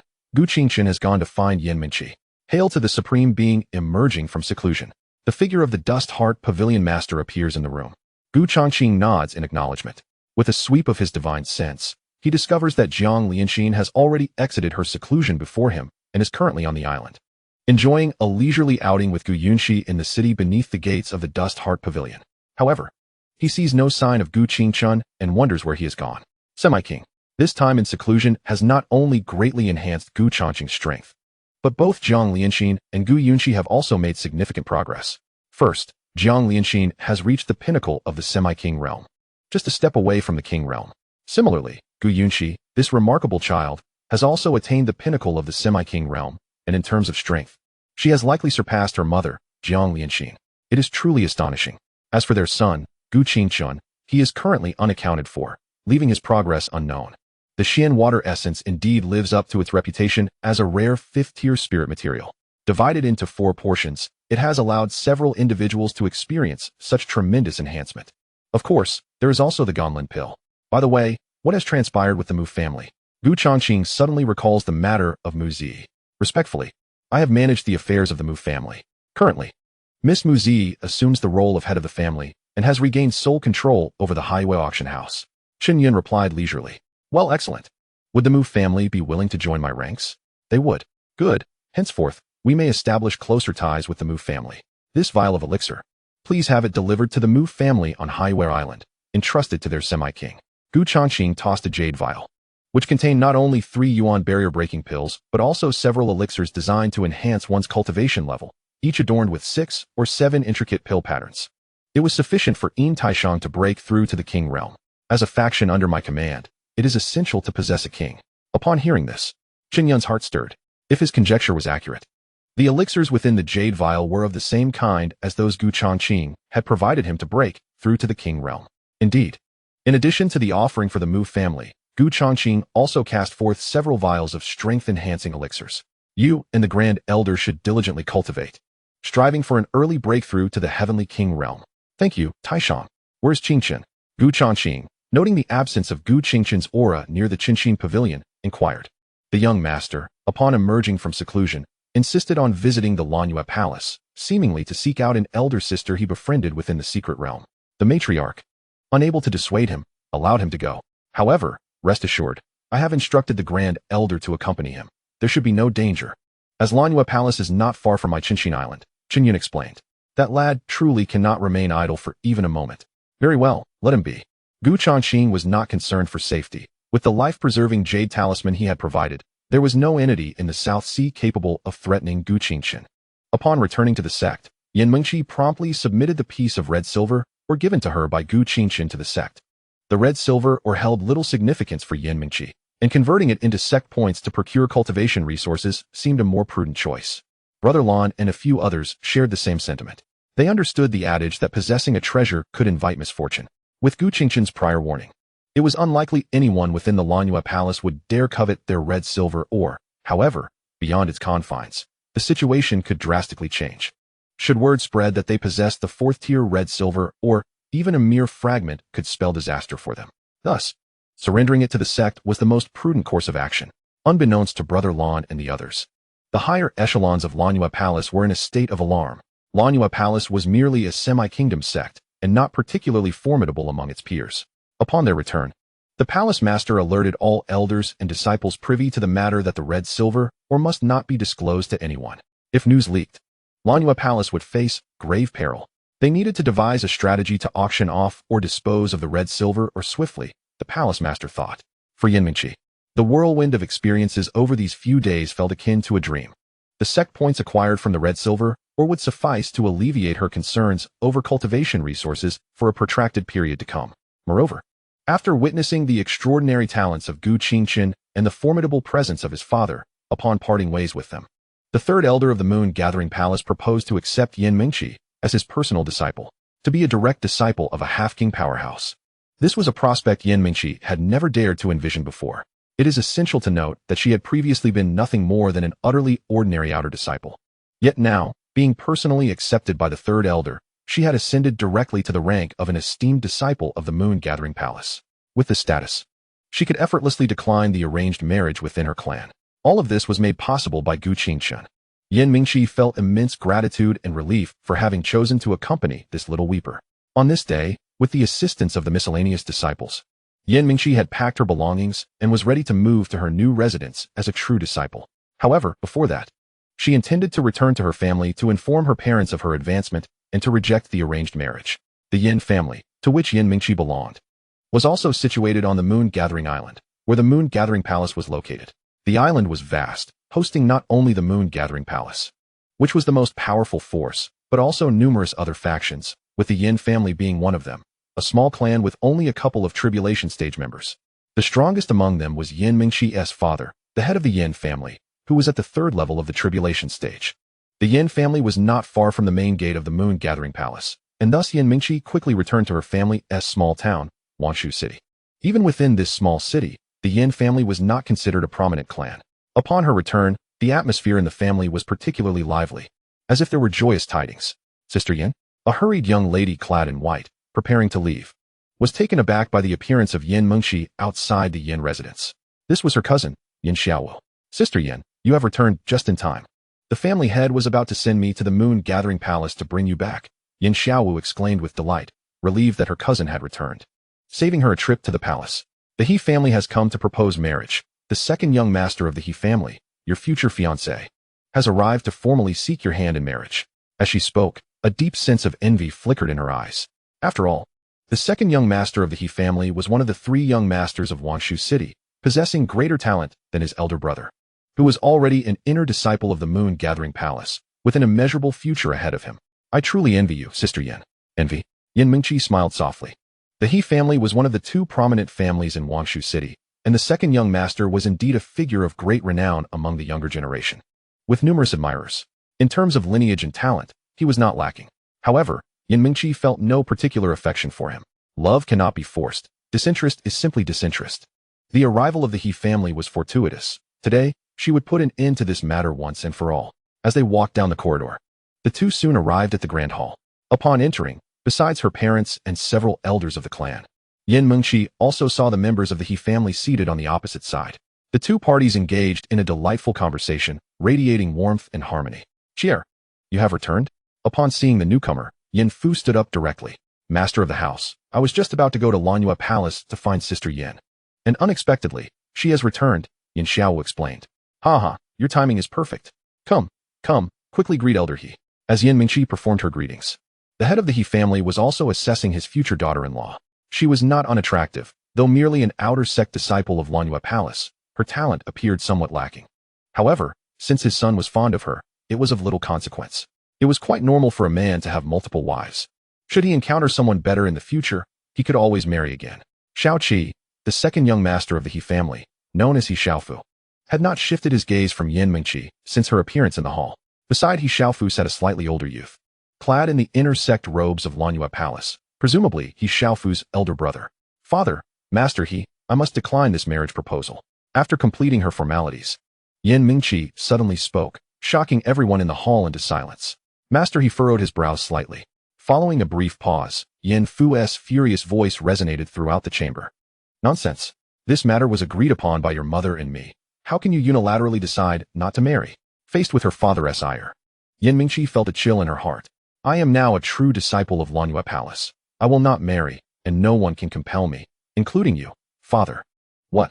A true disciple of Lanyue Palace? Uffed. Upon hearing Yin Mingqi's declaration, the initial reaction from everyone was not shock, but laughter. You? A true disciple? Even if you do not wish to marry my brother, there is no need to fabricate such a ridiculous lie. The youth seated beside He Xiaofu stood up slowly, his eyes filled with mockery. He was He Xiaofu's elder brother. Has someone been promoted to true disciple? As an inner sect disciple of Lanyue Palace, how could I be unaware? Achieving true disciple status is no trivial matter. It was not just the He family that was incredulous.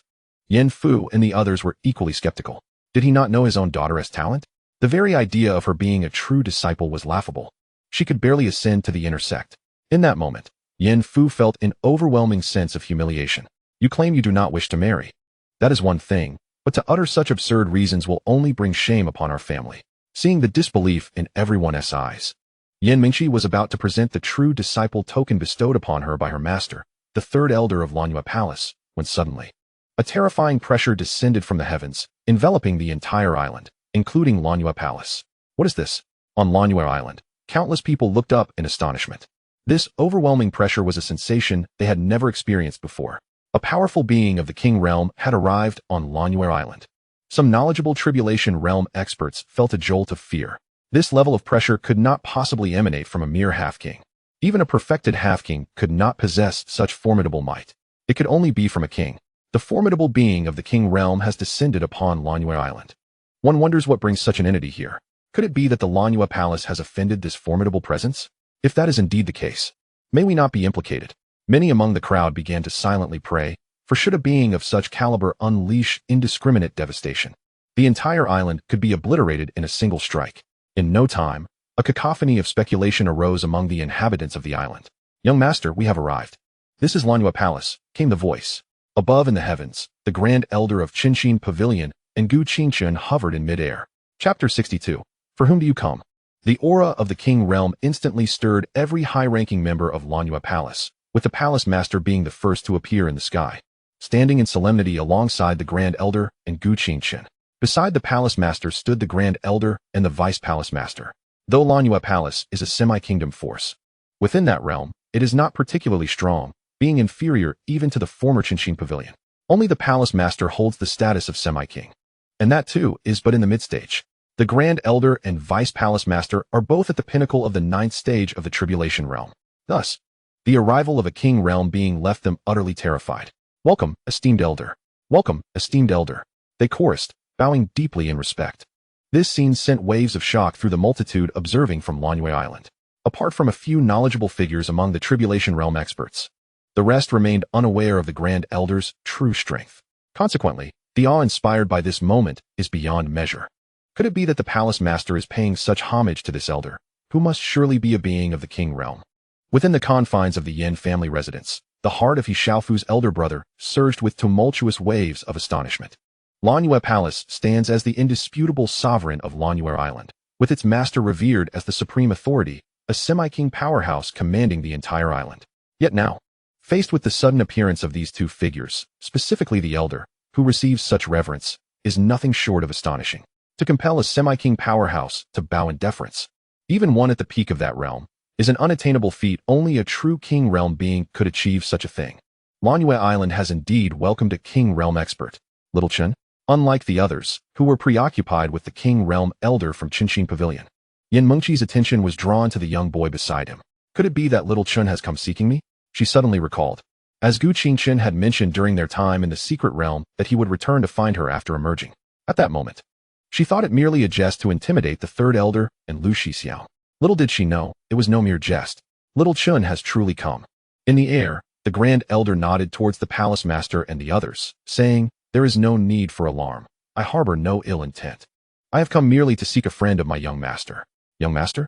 All eyes shifted towards the young boy beside the Grand Elder, none other than Gu Qingchen. So it turns out, this esteemed elder of the King Realm is but a retainer or guardian of the young boy. The crowd's hearts raced even faster at this revelation. While feeling a sense of trepidation, a profound bewilderment also loomed. Who, precisely, was this young boy? Upon hearing the words of the Grand Elder of the Dust Heart Pavilion, the Master of the Moon Embracing Palace finally felt a sense of relief. He had been genuinely fearful that the visitor bore ill intentions, a figure of royal caliber, if an adversary rather than an ally, would spell disaster for the Moon Embracing Palace. Hence, he inquired, "May I ask, esteemed elder, what is the name of the young master's friend? I shall send someone to summon them." However, scarcely had he uttered these words when the Master of the Moon Embracing Palace recalled a certain matter. The boy, the crimson silver stone. He suddenly remembered what the third elder had informed him. "Yan Mingqi, my sister is named Yan Mingqi."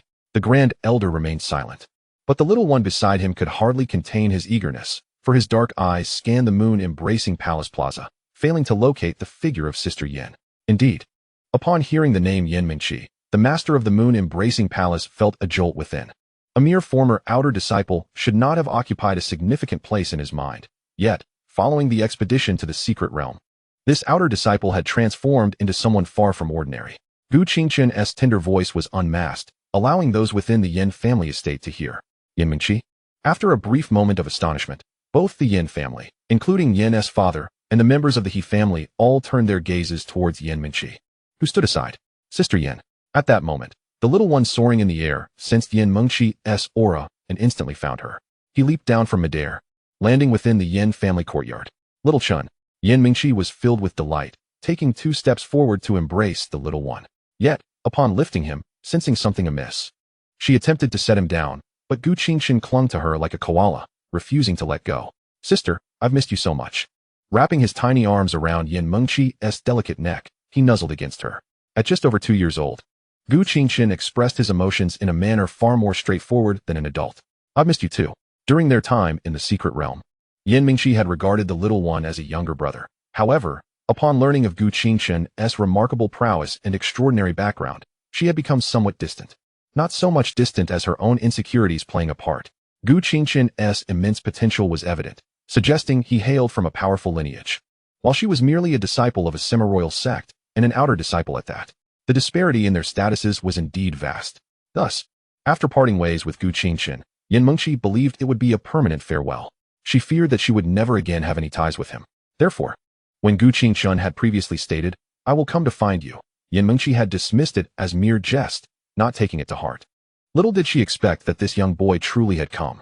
Yet, unbeknownst to them, their actions would profoundly impact Yin's father, the members of the Yin family, and the He family, particularly the young master of the He family. This young progeny, accompanied by formidable guardians of royal caliber, had come for Yin Mingqi. A few individuals felt a sudden dizziness. Chapter 63, A Choice That Determines a Lifetime. Yin Mingqi departed, leaving alongside Gu Qingquan. She held little affection for her family, and the same could be said for her parents. To them, she was merely a tool for marriage, a stepping stone for the Yin family's advancement. Her opposition and feelings were of no consequence. Had it not been for the changes brought about by Gu Qingquan, her fate would have been to marry the second young master of the He family, a man she did not love, and to spend the rest of her life in such a union. She would repay the debt of gratitude for her upbringing. Yet she never wished to set foot in the Yin family home again. Before departing, she did not forget to reveal her disciple token, showing it briefly to the crowd, particularly to the eldest young master of the He family. Just moments ago, he had confidently declared that Yin Mingqi could not possibly be a true disciple. What of it now? Each of his prior words resounded like tangible slaps against his face. Did it hurt? Undoubtedly. It turned out that every word Yin Mingqi had spoken was the unvarnished truth, though they had been unwilling to accept it. Moreover, compared to her identity as a true disciple of the Lanhua Palace, her other identity seemed even more formidable. Although Gu Qingquan was young, his background was astonishing. Having a king-level powerhouse as a retainer was unimaginable, hinting at the terrifying presence that lingered behind him. The intimate bond they shared, resembling that of siblings, was evidently extraordinary. This relationship was the most astonishing aspect of all. Watching Yin Mingqi lead Gu Qingquan away, Yin Fu felt a tumult of emotions. When Yin Mingqi had proclaimed her advancement to true disciple, his immediate reaction was not one of belief, but rather a conviction that she was lying, adding ridicule to the Yin family and bringing shame upon them. Subsequently, Gu Qingquan remained in the Lanhua Palace for 3 full days before taking his leave. He felt a tinge of reluctance. Gu Qingquan harbored a special feeling toward Yin Mingqi. In the secret realm, no one knew how terrified he had been. It had nothing to do with strength. It was the first time he had left his sister, Gu Yunqi, and faced the world without his parents, entirely alone. It was a fear of the unfamiliar and the unknown. Though he appeared to be 4 or 5 years old, his actual age was merely over 2, still a tender child. Yin Mingqi's arrival was akin to that of an angel, illuminating his world, continuously comforting and soothing him, alleviating much of his fear. The scene of humbly beseeching senior brother Lan and senior brother Lu to allow him to stay was one Gu Qingquan would never forget. Before departing, he bestowed upon Yin Mingqi several elixirs for enhancing cultivation and healing, which he had specifically requested from his mother, Jiang Lianxin, prior to his arrival. Sister Yin, I will come back to play with you. By the way, if you encounter any trouble, take this jade token and go to the Changqing Pavilion. The Changqing Pavilion is one of my father's forces and will resolve any issues you face. If they cannot, I will have my father intervene. Gu Changqing extended a small, plump hand, offering a jade token inscribed with the character for Chun. This is also the primary reason why Gu Qingquan sought out the Changqing Pavilion. Changqing Pavilion. She was certainly aware of it. Residing in the South Sea, one would inevitably be familiar with this newly ascended royal-level force. Despite being a recent addition to the ranks of royal sects, it boasted the presence of two formidable warriors at the king level, to both Lanyue Palace and Yanmingqi. The Changqing Pavilion was undeniably a colossal entity. However, it was astonishing that such a royal power was merely one of the factions under the command of Xiao Qian's father. Speaking of Gu Qingqian's father, the image of Gu Changqing subduing the silver-armored golem in the secret realm immediately flashed through Yanmingqi's mind. That ethereal young man clad in white was indeed Xiao Qian's father. The farewell between Yanmingqi and Gu Qingqian did not go unnoticed by many within Lanyue Palace. Among them were a few individuals who felt a pang of discomfort. These were the same individuals who, during their time in the secret realm, had chosen not to bring Gu Qingqian along, and thus had parted ways with Yanmingqi and her companions, led by senior brother Lu. In that moment, their feelings of regret reached a peak. If only they had not chosen to leave with senior brother Lu, everything might have been different now. Those who had fostered a friendship with Yanmingqi, like senior brother Lan, had already ascended to the status of core disciples, while they remained mere inner disciples. As time passed, the disparity would only widen. Presently, even the palace master treated Yanmingqi with utmost respect, almost in a manner that sought to please her. With the connection to Gu Qingqian, not even the palace master, let alone a king-level warrior, would dare to act against Yanmingqi without careful consideration. An opportunity once lay before them, which they failed to cherish, and now they were filled with regret. A single choice had irrevocably determined the course of their lives. Wherever there are people, conflict is inevitable. The maritime region where Lanyue Palace is located is no exception. This area, known as Fuhai, is rife with complex forces and hidden currents, with no fewer than 6 or 7 semi-royal powers, of which Lanyue Palace is merely one.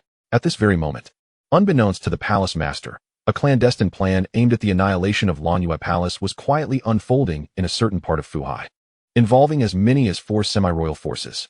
Leading the charge was the Tianming sect, a semi-royal sect that had been adversarial to Lanyue Palace for many years. Within the Tianming sect, 3 semi-royal figures had gathered, 1 in the mid-stage and 2 in the early stage, along with another semi-royal who had yet to arrive. The mid-stage semi-royal was none other than the sect master of Tianming sect. In order to eradicate Lanyue Palace, the 4 semi-royal forces had devised a detailed plan, ensuring that not a single soul from Lanyue Palace would escape. With the interests already distributed, they planned to take action in 3 days. The sect master of Tianming sect's eyes gleamed with a cold light. The scheme to destroy Lanyue Palace had not been conceived in a day or two, but had been in motion for over a year. Initially, only the Tianming sect and another semi-royal family were involved, which was not a secure arrangement. The strength of Lanyue Palace was not to be underestimated in Fuhai, particularly the palace master, whose formidable power could easily withstand 1 or 2 mid-stage semi-royals. Yet now, with 4 semi-royals, 2 in the mid-stage and 2 in the early stage, things had changed. Suddenly, a figure clad in a mysterious robe appeared between the 3. The belated figure in a dark robe, known as Fengqing, is the master of Fengyue sect, one of the semi-royal factions, and a formidable presence at the mid-semi-royal level. Akin to the leader of the Tianming sect. Upon his arrival, Fengqing's expression darkened as he approached the stage, tearing the meticulously crafted plans into shreds. Master of the Wind sect, what is the meaning of this? Questioned the Tianming sect leader along with 2 other semi-royal initiates, their brows furrowing in discontent. What has possessed Fengqing to act in such a manner? The plan to annihilate the Lanyue Palace is hereby revoked, Fengqing declared, casting a glance at the assembled individuals before turning to leave. Are you afraid? The frustration of the semi-royal figures was palpable as they pondered Fengqing's abrupt change of heart after over a year of strategizing. If you are afraid, then withdraw from the Windy Moon sect. We shall seek others, as long as you remain discreet, the Tianming sect leader replied coldly. Fengqing's role was pivotal to the plan, and his sudden withdrawal had thrown all arrangements into disarray. Afraid? Fengqing paused momentarily. Yes, I am afraid. If you wish to court death, do not involve me. I have just received news that a formidable being of the royal realm has arrived at the Lanyue Palace. Though I am uncertain of its connection to the palace, it is indeed a royal presence. With that, Fengqing departed, leaving the others in stunned silence. Chapter 64. The arrival of a great adversary? What? A royal presence? Fengqing had left, but his words echoed hauntingly in the minds of the others. They finally comprehended the reason behind his sudden retreat. This revelation. A royal presence. The closer one approaches the royal realm, the more one understands the weight of those 2 words. The title of semi-royal is merely a construct, a facade created by individuals desiring to distinguish themselves from the tribulation realms. In ancient times, there was no such thing as a semi-royal. One either faced tribulation or ascended to royalty. The concept of semi-royalty is but a means of self-aggrandizement. In the presence of a true royal, semi-royals are akin to mere ants, their existence insignificant. Even the most accomplished semi-royal is just a slightly larger ant, easily extinguished. The emergence of a royal being at the Lanua Palace, regardless of its connection to the palace, renders any action against it a perilous endeavor. This is the overwhelming deterrent of the royal realm. Of course, it is also possible that this royal presence is merely passing through or has some other reason for being at the Lanua Palace, with little actual relation to it. Yet, no one dares to take that gamble. The Tianming sect leader himself, along with his two semi-royal companions, understood the grave consequences of miscalculating. They could not withstand the wrath of a royal being. Very well, I shall personally visit the Lanua Palace. The Tianming sect leader sighed deeply. If there is any sense of reluctance, it undoubtedly exists. Yet, what can be done in the face of such dread? Tianming, are you truly going to the Lanua Palace? The words of the Lord of the Celestial Realm struck terror into the hearts of the two semi-kings. Casting a glance at the two cowards, he remarked, "Is it possible that the mere utterance of my name can instill such fear in you?" It is hardly surprising that the two semi-kings were alarmed. Should this matter involve them, it could spell significant trouble, and neither of them wished for their demise. This sect intends to extend an apology to the Moon-Gathering Palace and to make amends. Do you understand? Prepare the gifts. The Lord of the Celestial Realm's declaration relieved the two semi-kings. Wait, we shall accompany you. On this day, the master of the Moon-Gathering Palace summoned Yan Mingqi. In the Grand Hall, Yan Mingqi also encountered her mentor, the Third Elder. Palace Master, Mentor, may I inquire as to the reason for my summons? Yan Mingqi asked respectfully. Despite her connection to Gu Qingchun, even the Palace Master treated her with courtesy, yet Yan Mingqi remained humble, fully aware that all her achievements stemmed from Gu Qingchun. The Palace Master's true concern lay not with her, but rather with the relationship she shared with Gu Qingchun. It is nothing of great significance. I merely conferred with the Palace Master and concluded that it would be more beneficial for her to personally instruct you in your cultivation. The Third Elder said with a smile. Does the Palace Master wish to take me as her disciple? Yan Mingqi was somewhat taken aback. Indeed, that is the case. The Master of the Moon-Gathering Palace nodded affirmatively.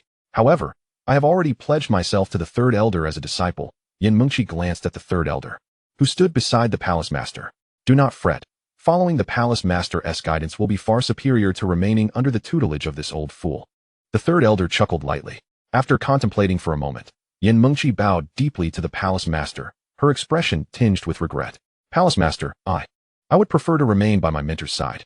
Whether within the secret realm or after their emergence, the Third Elder had treated her with great kindness.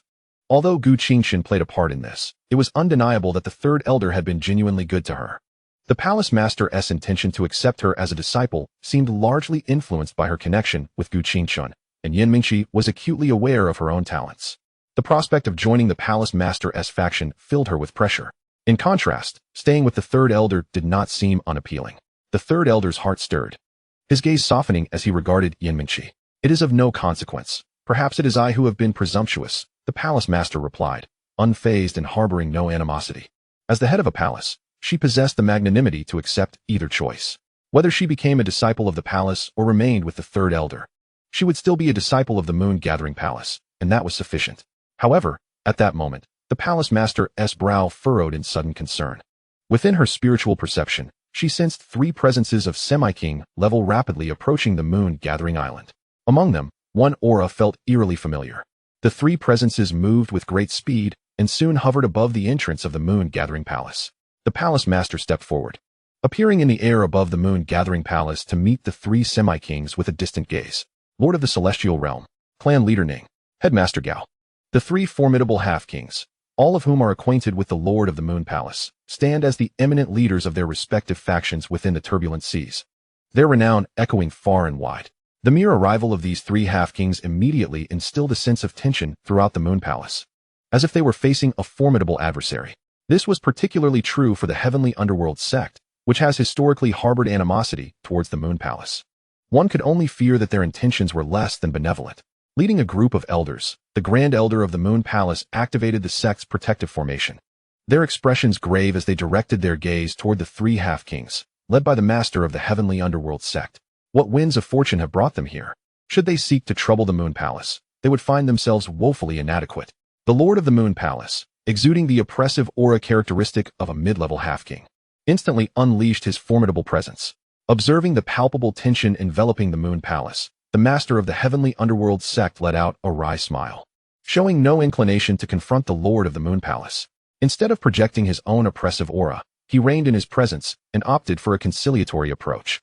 We are not here to provoke the Moon Palace, but rather to resolve the grievances that have long existed between our two sections. With that, the master of the heavenly underworld sect produced a storage ring and tossed it forth. Upon probing its contents with his spiritual sense, the lord of the Moon Palace was taken aback by the treasures within, which included a substantial quantity of spiritual stones. Furthermore, the heavenly underworld sect expressed their willingness to cede the spiritual vein located on Changqing Island, allowing the Moon Palace to exploit its resources. The notion of relinquishing the spiritual mine on Changqing Island, the very foundation of the heavenly underworld sect, was astonishing. The words of the heavenly underworld sect's master left everyone within the Moon Palace, including the Lord himself, momentarily speechless. For the heavenly underworld sect, longtime adversaries of the Moon Palace, to suddenly show humility and propose such significant concessions was bewildering. The Moon Palace could hardly fathom whether the master of the heavenly underworld sect had lost his senses or if there lay some ulterior motive behind this unexpected gesture of goodwill. Was it a ruse to lower their guard, only to strike later? The members of the Moon Palace were left pondering the true intent behind the master's actions. However, the Lord of the Moon Palace, having scrutinized the master of the heavenly underworld sect closely, ultimately accepted the storage ring. Very well, I consent. Henceforth, all grievances between the Moon Palace and the heavenly underworld sect shall be expunged. In 3 days, I shall dispatch personnel to assume control of the spiritual mine on Changqing Island. The master of the heavenly underworld sect exhaled a sigh of relief. Then we shall take our leave. Upon returning, I will issue orders for our people to withdraw from Changqing Island. With that, he departed. The other two half-kings, however, remained. Exchanging glances, they each produced a storage ring and presented it to the Lord of the Moon Palace. This is but a token of our goodwill. We hope you will accept it. The Lord of the Moon Palace received the rings, discovering their contents to be nearly as valuable as those provided by the master of the heavenly underworld sect. While the sudden display of humility from the master could be understood, the unexpected offerings from these two half-kings left many perplexed. Recognized by several present as the leaders of the two dominant half-king factions of the region, their prior interactions with the Moon Palace had been sparse, even non-existent. What could have prompted their sudden overture of friendship? Haha, well said, well said. The Lord of the Moon Palace, ever gracious, welcomed their offerings without hesitation. If you dare to give, I shall not shy away from receiving. Upon witnessing this, the two formidable semi-king powerhouses breathed a sigh of relief. Historically, they bore no animosity towards the Moon Gathering Palace, but after aligning with the annihilation plan orchestrated by the Lord of the Heavenly Void sect, the situation transformed entirely. Should this matter come to light in the future, while the Heavenly Void sect might remain unscathed, they could find themselves in peril. Thus, they sought to curry favor with the Moon Gathering Palace by presenting a grand gift, hoping to secure a path of retreat should the annihilation plan be exposed later on. In a hurried manner, they came and went. Palace Master, this situation is exceedingly unusual. I fear a conspiracy may be at play, remarked an elder, furrowing his brow as he observed the departing figures of the three from the Heavenly Void sect. Unusual? Not in the slightest, chuckled the Palace Master of the Moon Gathering Palace. Elder 4, you are overthinking it. There is fundamentally no conspiracy involved here. Elder 4 appeared taken aback. The Palace Master was indeed correct. There was no conspiracy at hand. The Grand Elder of the Moon Gathering Palace also stepped forward, stroking his beard with a smile. Do you all recall the powerful king-level expert who descended upon Moon Gathering Island a few days ago? With that single utterance, enlightenment dawned upon those present. They realized that it was the residual might of that king-level predecessor which had induced such behavior. Elder 4's face illuminated with understanding. Indeed, nodded the Palace Master. Is this the awe-inspiring deterrence of a king-level powerhouse? I have truly witnessed it. The mere presence of that king-level expert at the Moon Gathering Palace had compelled the Heavenly Void sect, which had long held enmity against them, to submissively seek reconciliation and offer apologies. King-level, the hearts of the crowd ignited with fervor, their eyes glimmering with deep admiration. Amidst the Moon Gathering Palace's triumphant dominance over the three sects, a momentous event transpired in the Han Empire. Upon returning from the Xianyuan Imperial Secret Realm, the esteemed Jiang Tianwang of the Jiang family withdrew into seclusion once more. Upon his emergence, he stirred a magnificent phenomenon, resonating across vast expanses, for he had finally breached a crucial threshold and ascended to the Divine King realm, the apex of the three realms of kingship, the Divine King realm. Within the Han Empire, such power represented the pinnacle, a solitary peak. Even the strongest ancestors of the Changqing royal family could only aspire to this level. Consequently, with the Zhang family's patriarch attaining the divine king realm, the Zhang family had now truly earned the right to stand on equal footing with the Changqing royal family. In a heartbeat, the entirety of the Changqing Empire was set ablaze with excitement. Particularly, the various family factions situated in the eastern region of Changqing, adjacent to the Zhang family, dispatched envoys bearing lavish gifts to the Zhang family's gates to congratulate the patriarch on his divine attainment. Even the Changqing royal family sent envoys to express their congratulations, elevating the spirits of the Zhang family to unprecedented heights. Even the Gu family, located in the distant Jianglin city, felt the ripple effects. Over the years, the Gu family had maintained a notably low profile. Yet, despite this, they had subtly emerged as a leading family within Jianglin city. However, when compared to the Zhang family, their reputation fell considerably short, and their influence was confined to the cultivators within Jianglin city. The Gu family's enterprises and personnel beyond Jianglin had encountered various frictions and conflicts with local powerful factions. However, in the present moment, with the emergence of a divine monarch from the Zhang family, the leaders of various factions have hastily instructed their subordinates to withdraw, no longer daring to provoke the Gu family. Although the relationship between the Gu and Zhang families has never been particularly close, with no envoys from the Zhang family visiting over the years, the kinship of a divine monarch's family carries weight. Who knows when the Zhang clan might decide to assist the Gu family in reclaiming their honor? They would not dare take that risk, nor would they wish to. Thus, they can only make concessions towards the Gu family. However, this gesture of goodwill, when conveyed to the Gu family, left them both amused and exasperated. The Zhang family? The divine monarch's lineage? What significance do they hold? The rise of the Gu family is attributed solely to their young master, Gu Changqing, and not to any support from the Zhang family. Yet, they find no need to explain themselves to those individuals. As for Gu Changqing, he remains indifferent. Since returning from the Xianhuang secret realm, he has resumed his seclusion, preparing to fully assimilate the gains from that journey. At this juncture, an unexpected group of guests arrives at the Gu family estate. Esteemed guests from afar, I apologize for the lack of a proper reception, Gu Yuan. Accompanied by several elders of the Gu family, said with a slight bow, his tone cool and far from warm. The so-called esteemed guests are none other than the head of the Jiang family, Jiang Yunshan, accompanied by several high-ranking members of the Jiang clan, including Jiang Baiwei. Upon hearing Gu Yuan's indifferent words, the Jiang elders, especially Jiang Baiwei, displayed their displeasure. With the Jiang family's ancestor having entered the realm of divine monarchs, the family's reputation within the Changqing Empire has soared. Even the imperial family of Changqing shows immense respect towards the Jiang clan.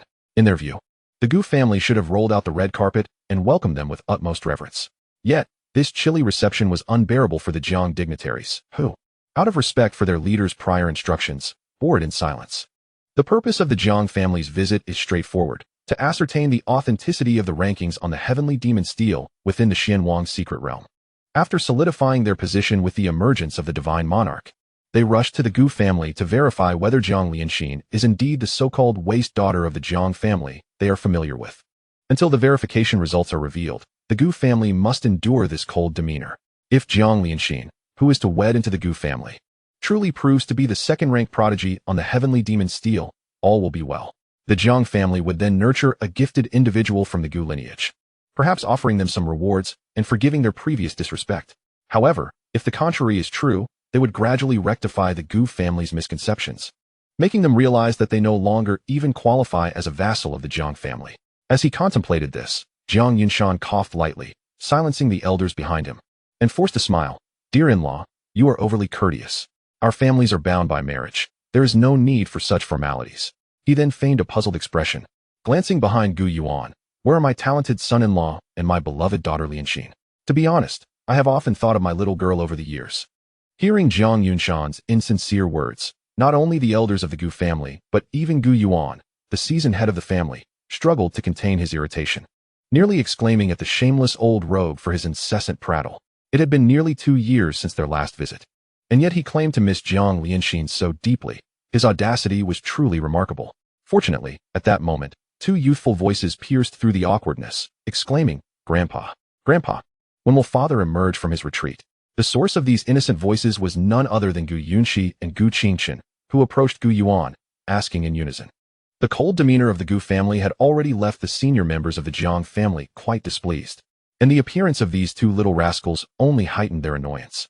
One of the Jiang family's higher-ups, a figure of the Wang realm, stepped forward to reprimand them. But before he could utter a word, he caught sight of the children's faces, causing his pupils to constrict in shock. Chapter 66. Changqing emerges from retreat. What is this? The Wang realm individual gasped, instinctively taking 2 steps back and lowering his voice as he glanced at Jiang Yunshan. The head of the Jiang family was similarly shaken, gazing at the siblings with expressions akin to seeing a ghost.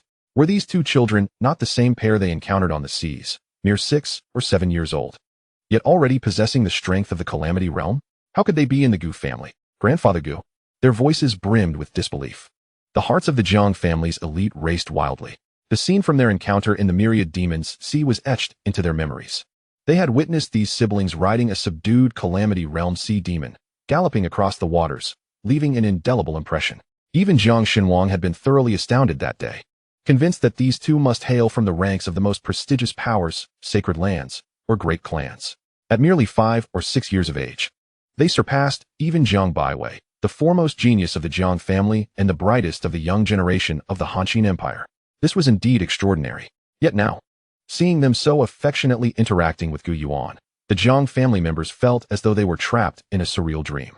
Even Jiang Yunshan could not help but swallow hard, struggling to regain his composure before finally speaking, turning his gaze toward Gu Yuan. Dear-in-law, these 2 children are. Observing the astonishment on the faces of the Jiang family, Gu Yuan felt an undeniable sense of pride swell within him. Though he maintained an air of nonchalance as he casually remarked, "These are my grandchildren, the offspring of Changqing and Lianxin." What? Impossible. Absolutely impossible. How could that useless girl Lianxin possibly give birth to such prodigies? The senior members of the Jiang family were utterly stunned by Gu Yuan's words. Jiang Baiwei, in particular, was left completely dazed. In her excitement, she even forgot that she was in the Gu household, referring to Jiang Lianxin as a waste of space. Initially, she clung to a glimmer of hope, thinking that perhaps Jiang Lianxin and Gu Changqing merely shared a name, and it was all a mere coincidence. However, now, upon seeing the Gu siblings, her last shred of hope was completely shattered, prompting her to cry out recklessly, "Who are you to call my mother a waste?" Upon hearing Jiang Baiwei's words, Gu Yunxi and Gu Qingchun could no longer contain themselves, particularly Gu Qingchun, who, after enduring rigorous training in the Xianhuang secret realm, had returned home under his mother's strict guidance.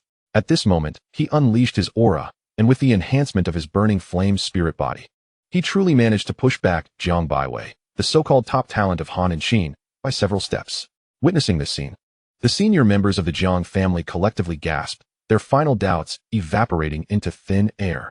Undoubtedly, these 2 young prodigies were indeed the extraordinary talents they had encountered in the sea region. Good. Jiang Yunshan regained his composure, but could not afford to comfort Jiang Baiwei. His gaze fixated on Gu Yunxi and Gu Qingchen, his face adorned with a friendly smile. Children, do not be upset. What she said was just nonsense. We are family, after all. Come here. Your grandfather has gifts for you. As he spoke, Jiang Yunshan attempted to pull Gu Yunxi and Gu Qingchen closer. If these 2 prodigies were brought back to the Jiang family, their future would far surpass even the Han and Qin royal families. Seeing this unfold, Gu Yuan furrowed his brow, preparing to intervene. Just then, a cold voice resonated from within the Gu estate, prompting the siblings to retreat voluntarily, without even glancing at Jiang Yunshan, turning instead to return. Yunxi, Qingchen, come back. Grandfather is receiving guests, do not disturb. Understood, mother. The 2 little ones immediately dashed back to the side of the stunningly beautiful woman who had spoken, causing Jiang Yunshan's expression to darken abruptly. But soon, he realized and lifted his head in shock. The woman speaking was none other than his youngest daughter, Jiang Lianxin. The senior members of the Jiang family, along with Jiang Baiwei, also sensed the powerful aura emanating from Jiang Lianxin. It was a level only attainable at the peak of the semi-king realm. Without a doubt, Lianxin, your spirit bone has been restored? Jiang Yunshan could scarcely believe his eyes. But once he regained his composure, he instinctively responded with an increasingly radiant smile. Wonderful. Truly a double blessing. Lianxin, you are unaware that our family has been trying to help you restore your spirit bone over the years, preparing numerous resources for you. Now that you have achieved this on your own, it matters not. The family will still reserve those resources for you. You need only return. Jiang Yunshan spoke, his gaze involuntarily drifting towards the siblings, Yunxi and Qingchen, his tone increasingly warm. You 2 children have returned as well. The family shall nurture you diligently. This will allow me to make amends for the shortcomings I have owed you over the years. Your husband may also join us in the Jiang family to enjoy the finest cultivation environment, free from worries about resources. As he spoke, Jiang Yinshan maintained a facade of sincerity, sighing deeply. Lianxin, you may not know, but over the years, father has felt a profound sense of guilt, constantly berating himself. Observing the family head's performance, the elders of the Jiang family promptly began to support him. Indeed, Lianxin, although the family head has not voiced it, he has always felt remorse towards you. Lianxin's heart swelled with indignation. We are all too aware that the family has harbored guilt towards you. But now, everything has changed. The ancestor has ascended to the divine king, and the family is no longer what it used to be. We have come precisely to bring you back, Lianxin. To compensate you well.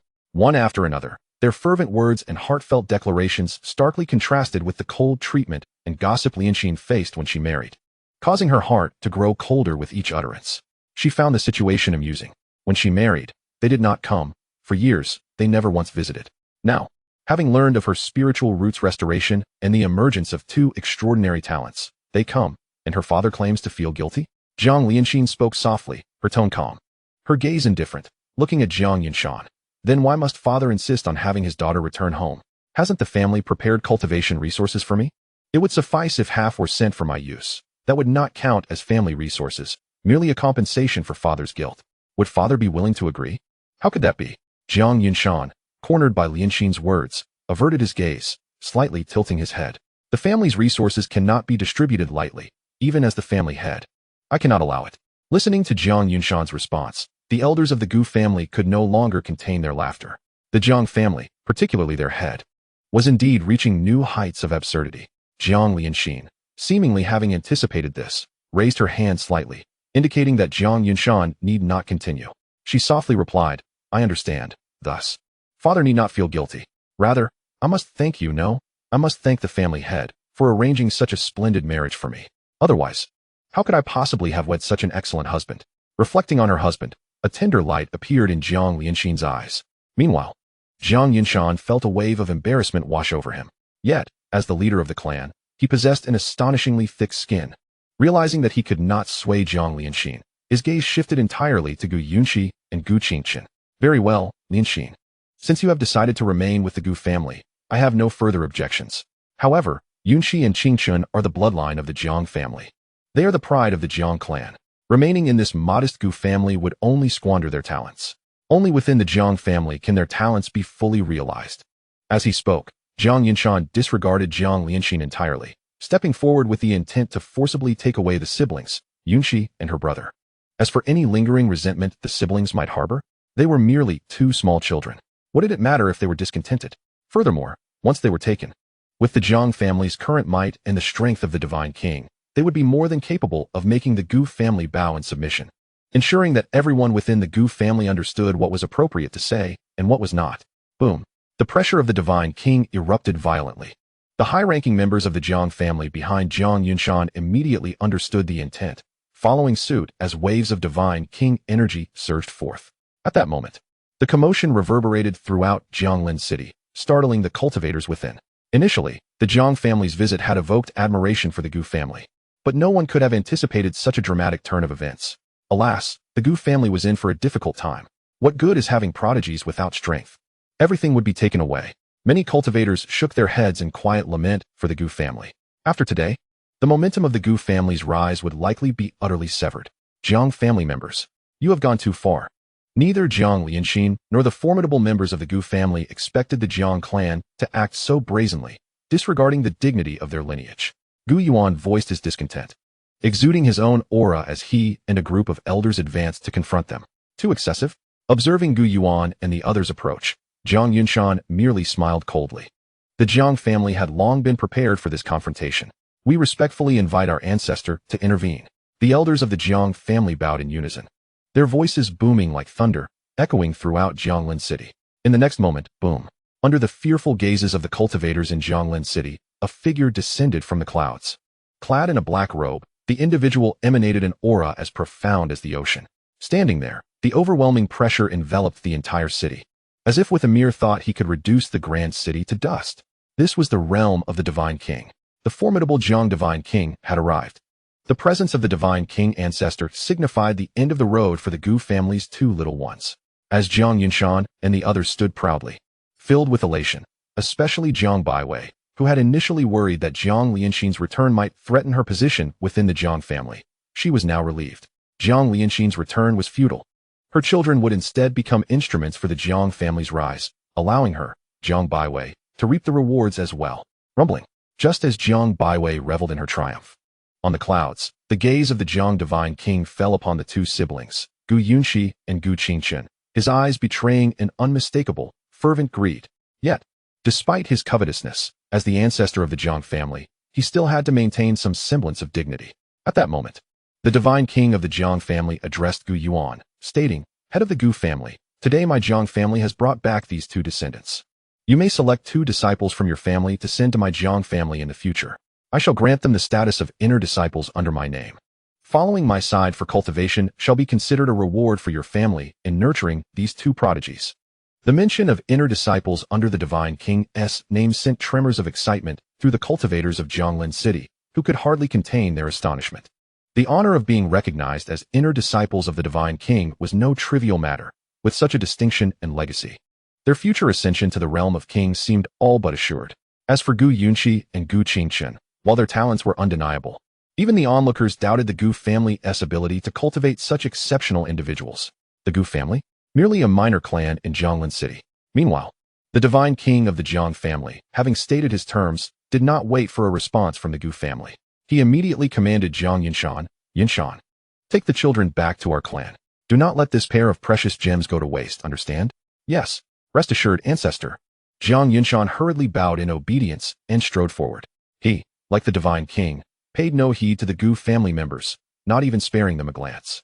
In his eyes, with the Divine King present, the Gu family would have to be entirely willing to meet their demise for anyone to dare oppose them. In the next moment, within the grand estate of the Gu family, a chilling voice echoed, "The offspring of the Jiang family? To be taken back to the Jiang family? A half-dead old dog dares to utter such words regarding my children?"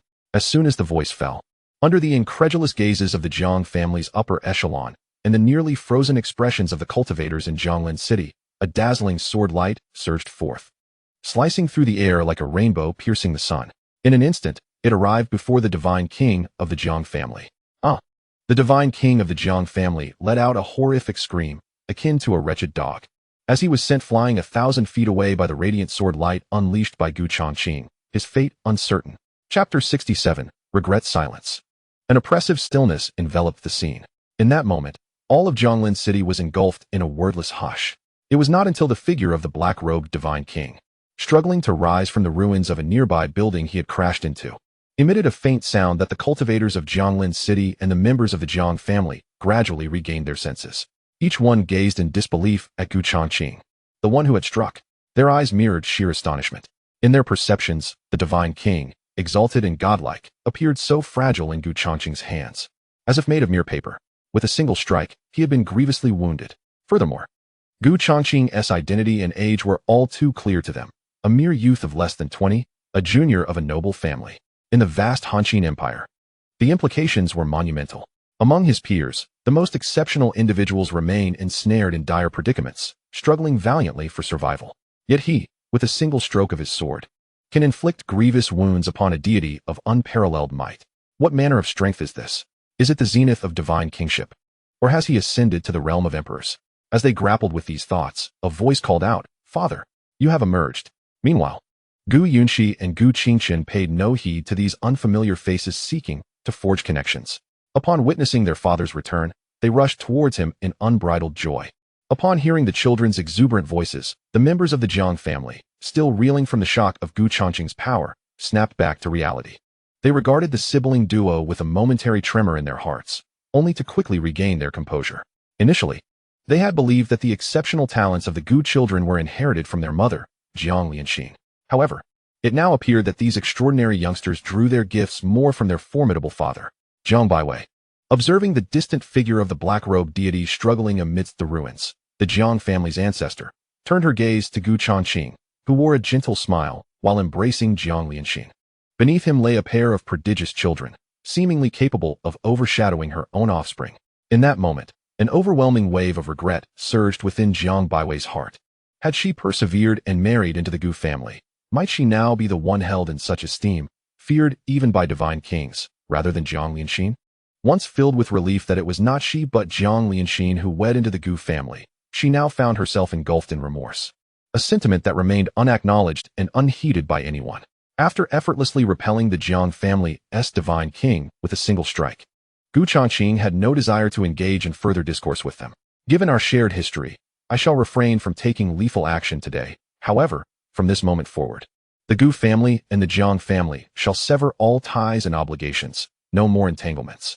Regardless of the circumstances, Jiang Yunshan remains the father of his wife, and the Jiang family is her kin. Had it been anyone else, Gu Changqing's nature would likely have ensured that none would leave Jianglin alive. Those who dared to return should be well aware of the consequences. Gu Changqing's gaze fixed upon the Jiang divine king, who had just been assisted out by Jiang Yunshan and others, a figure that had recently exuded an air of superiority. His tone was calm, devoid of threat, merely stating a fact. Yet, these words sent a shiver down the spines of the Jiang family, including the Jiang divine king, compelling them to retreat hastily. As they watched the Jiang family, once arrogant and domineering, depart in disgrace, they couldn't help but reflect on Gu Changqing's earlier display of prowess, the sword that had shattered the divine king. The cultivators of Jianglin City were reminded of the discussions and envy that had circulated months prior, when they admired the Gu family for their advantageous connections to a lineage of divine kings. Yet, what they had envied then was merely the Gu family's fortunate alliance with a powerful family, not realizing the true depth of their strength. Reflecting upon the discussions and thoughts of that time brings forth nothing but amused shakes of the head. The notion that the king of God's family serves as a formidable backing, with the prowess of the Gu family's young master, Prince Changqing, whose swordsmanship is unparalleled. One would think that even the mere demigods aspiring to follow him would have to be selectively chosen for acceptance. The Gu family indeed conceals its depths. This is hardly a trivial clan from a small town. On this particular day, news of the Gu family's young master demonstrating extraordinary brilliance, having severely injured the king of the Jiang family with a single sword strike, spread like wildfire. It swiftly permeated Jianglin City and the surrounding factions in a remarkably brief span of time.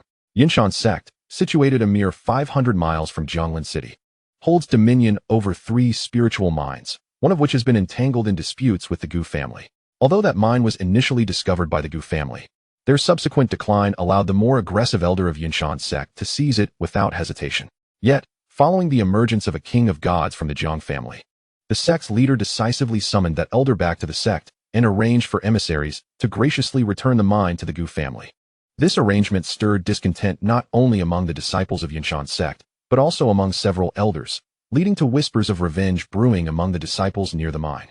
On that day, within the bustling marketplace of the town, a young disciple clad in the inner sect's robes proclaimed loudly, "The sect leader's decisions are unjust, but fret not. The true nature of the relationship between the Gu and Jiang families will become clear in 3 to 5 years. At that time, we shall reclaim the mine." His companions eagerly echoed, "Indeed, the second senior brother speaks wisely.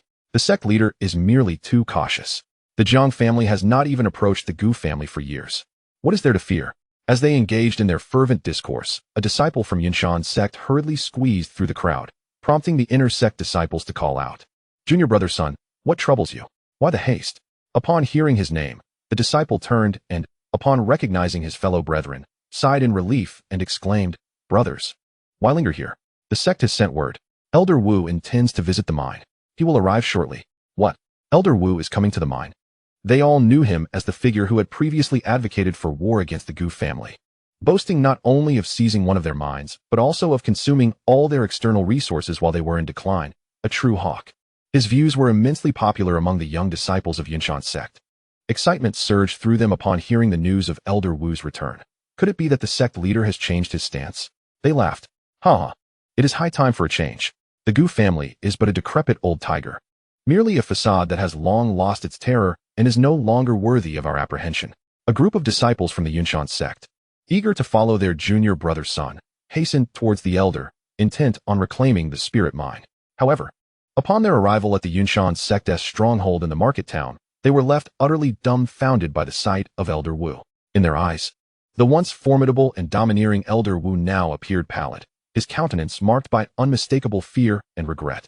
As he was escorted under the watchful eyes of 2 other elders and the venerable sect leader, without pausing even for a moment in the town. They were not en route to confront the Gu family and seize back the spirit mine. Rather, it seemed they were headed to the Gu family to seek forgiveness. What on earth was happening? Could it be that the Jiang family had truly accepted the Gu family as kin? The disciples of the Yunshan sect stared in disbelief, questioning the reliability of their own eyesight. As they voiced their speculations, attentive cultivators in the marketplace could no longer remain silent. What do you mean the Jiang family has accepted the Gu family as relatives? What is the Jiang family, that they should dare to associate with the illustrious Gu family? A true dragon among men? Spare me the jest. You young ones are too quick to believe hearsay.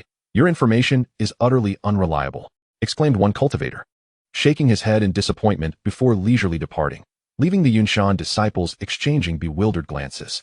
Soon, they hurriedly gathered spirit stones and rushed into the taverns and tea houses within the marketplace, desperately seeking information. After a brief interval, when they reconvened to share the intelligence they had gathered, their expressions turned vacant, their hearts nearly ceasing to beat at the shocking news they had received. The Jiang family's divine king had visited the Gu family, only to be severely wounded by the Gu family's young master, retreating like a beaten dog. Humiliated and fleeing from Jianglin City? Every word of the message was familiar to them, yet its collective meaning was beyond their comprehension, or perhaps too daunting to accept. On that day, the young disciples were not the only ones taken aback. Various factions neighboring the Gu family in Jianglin City had previously adopted a stance of avoidance toward the Gu family. Discontent simmered not only among the disciples, but also among the elders within their ranks. Yet, with the arrival of the news from Jianglin City, their grievances dissipated, replaced by profound relief and boundless respect for the Gu family. In Jianglin City, the Gu family remained unfazed by the clamor of the outside world. For Gu Changqing, the Jiang family had become nothing more than insignificant ants easily brushed aside. Moreover, after today, the Jiang family would come to recognize their true place. Hence, he would no longer waste his thoughts on the ensuing turmoil surrounding this matter. At that moment, he began to categorize and refine various treasures he had discovered within the Xianhuang secret realm, crafting a batch of spirit pills to present to his father, Gu Yuan, aimed at enhancing the overall strength of the Gu family. The remaining, relatively precious spiritual herbs were refined by him into more than 10 top-tier, 4th-grade spirit pills. Within the Gu family, only he, Jiang Lianxin, and 2 young ones were capable of refining these pills. Gu Changqing did not delay. He directly took his wife and children into seclusion. Time flew by, and in the blink of an eye, another year had passed. During this past year, the Gu family's sphere of influence had not expanded significantly. This was not due to a lack of strength. Although the Jiang family had sealed off their estate and ceased to make any noise since their hasty retreat from Jianglin City, the surrounding forces within thousands of miles were subtly aware that the Gu family was not to be trifled with. The respect towards the Gu family was immense, with numerous factions, including the Yunshan sect, willingly conceding resource points and coming to offer apologies. However, the Gu family merely stationed some personnel to manage these resources, while the true elite remained inactive. After all, the bounty from the Xianyuan secret realm was far too lucrative for the Gu family. It was paramount to first assimilate this harvest and elevate the overall strength of the Gu family. Furthermore, with the batch of spirit pills refined by Gu Changqing, the Gu family's hard power had significantly surged over the course of the year. This also instilled a profound sense of stability among the family members. Just months prior, Gu Changqing had ventured into the Xianyuan secret realm, and upon his return, he had directly assisted the Xianyuan emperor in reconstructing her true form, enabling her to reclaim the divine emperor realm, thus adding a divine emperor to the Gu family. Following this, the growth of the Gu family members was particularly remarkable. The most notable was Gu Yuan, the family head, who had ascended to the profound king realm. Additionally, Bai Heng, a guest elder of the Gu family, after refining the pill bestowed by Gu Changqing, not only solidified his realm, but also advanced further, reaching the mid-stage of the profound king realm, just a step away from the late stage. However, what truly astonished everyone in the Gu family were the breakthroughs of the 2 young ones, Gu Yunqi and Gu Qingqian. Gu Qingqian had stepped into the peak of the half-king realm, while the elder sister, Gu Yunqi, had gone even further. Just days ago, she had summoned purple lightning, awakening her purple sky-corroding thunder body. Under the tempering of the thunder spirit, she had directly entered the profound king realm. Meanwhile, her mother, Jiang Lianxin, was still merely in the early stage of the profound king realm. Thunder rumbled, just as the Gu family members were fully immersed in their cultivation. Within Gu Changqing's secluded courtyard, a surge of immense spiritual energy erupted, igniting a fervor throughout the entire Gu family. This magnificent phenomenon stirred the entirety of Jianglin City, lasting for half a day before finally subsiding. As the radiant spiritual light dissipated, Gu Changqing emerged from within, his aura unmistakably having reached the divine king realm. Chapter 68. The second daughter, Red Fate. So this is the sensation of the divine king realm. Indeed, extraordinary. Gu Changqing lightly clenched his fist. In her eyes, there flickered a brilliance that was both dazzling and fierce. Not far away, the hidden ace of the Gu family, the enigmatic Xian Huang, was stirred into action. Her beautiful gaze fixed upon Gu Changqing, filled with incredulity. Just how terrifying was the talent of this Taoist friend Changqing? Xian Huang murmured softly. As a divine emperor of her generation, her power placed her among the titans of the entire spiritual realm. Furthermore, she herself was a paragon of extraordinary talent. Yet, at this moment, standing before Gu Changqing, who had just stepped into the realm of the divine king, she felt a sense of threat akin to a formidable rival, one that seemed to surpass her own prowess. Xian Huang was utterly astonished. Meanwhile, the entire Gu family was engulfed in a sea of jubilation due to Gu Changqing's ascension to the divine king. Just then, the system's notification chimed again, bringing a radiant smile to Gu Changqing's face. This was what one might call a double blessing. However, this belated notification also served as a reminder that it was high time to seek out higher-level dual cultivation techniques. Both he and Jiang Lianxin were making remarkable strides in their cultivation, yet the difficulty of conception was increasingly daunting. Had he not spent the past year engaging in earnest dual cultivation by day and rather less serious endeavors by night with Jiang Lianxin, it would likely take him another year to conceive a third child. With this thought tucked away in his mind, Gu Changqing turned his attention to the notification displayed by the system. To his astonishment, a striking shade of red caught his eye. This was a red talent? Name: unnamed gender, female innate fate, Yuan Yang burning heaven body, red first grade, red talent. What does this signify? If his eldest daughter, with a golden ninth grade fate, was destined to become an emperor, then the red grade talent of his yet-to-be-born third daughter meant that, barring any unforeseen circumstances, ascending to the status of a sage beyond the emperor was undoubtedly within reach. For Gu Changqing himself, the golden ninth grade fate of his eldest daughter had previously resulted in a return of a red eighth grade fate. What fate level would his third daughter's red first grade fate yield? Indeed, the very next moment, the notification chimed. Congratulations to the host for obtaining the Heavenly Refined Sacred Body, red ninth grade. The Heavenly Refined Sacred Body is a supreme divine constitution, enhancing innate spiritual sense by 50/100, ensuring a 10,000 success rate in spiritual artifact forging, significantly increasing the likelihood of producing spiritual patterns and artifacts, and possessing the Heavenly Refined Divine Puppet for protection, with an initial strength at the level of a Heavenly Sovereign, capable of evolving alongside the host's realm, and can be activated for combat by consuming the puppet's essence. The duration lasts for 1 hour. Lines of information materialized before Gu Changqing's eyes, filling him with immense delight. The amplification of red ninth grade fate was indeed terrifying, providing a 50-fold increase in spiritual sense strength. Additionally, there was an astonishing 100-fold success rate in forging spiritual artifacts, and an increased probability of creating spiritual pattern-level artifacts. Coupled with the Heavenly Sovereign-level Heavenly Refined Divine Puppet, even Gu Changqing's calm demeanor was momentarily disrupted as he swallowed hard, striving to quell the tumultuous excitement within. Above the realm of the Imperial Way lies the Supreme Realm. The entire Supreme Realm is classified into 4 distinct tiers: the Profound Sovereign, the Celestial Sovereign, the Holy Sovereign, and the Tao Sovereign. In the southern lands, as well as throughout the entirety of the Spirit Domain, a Celestial Sovereign holds the power to move about unimpeded. A transcendent existence indeed. Even a so-called ruler like the Kanglan Holy Land would be extinguished with but a flick of the finger in the presence of a celestial sovereign. However, the Heavenly Refined Divine Puppet is not invincible. Each activation consumes the puppet's primordial essence, which, prior to Gu Changqing's ascension to the Supreme Realm, could not be replenished. Should this primordial essence be depleted prematurely, the Heavenly Refined Divine Puppet could no longer be summoned to vanquish foes, though the effect of substitution remains.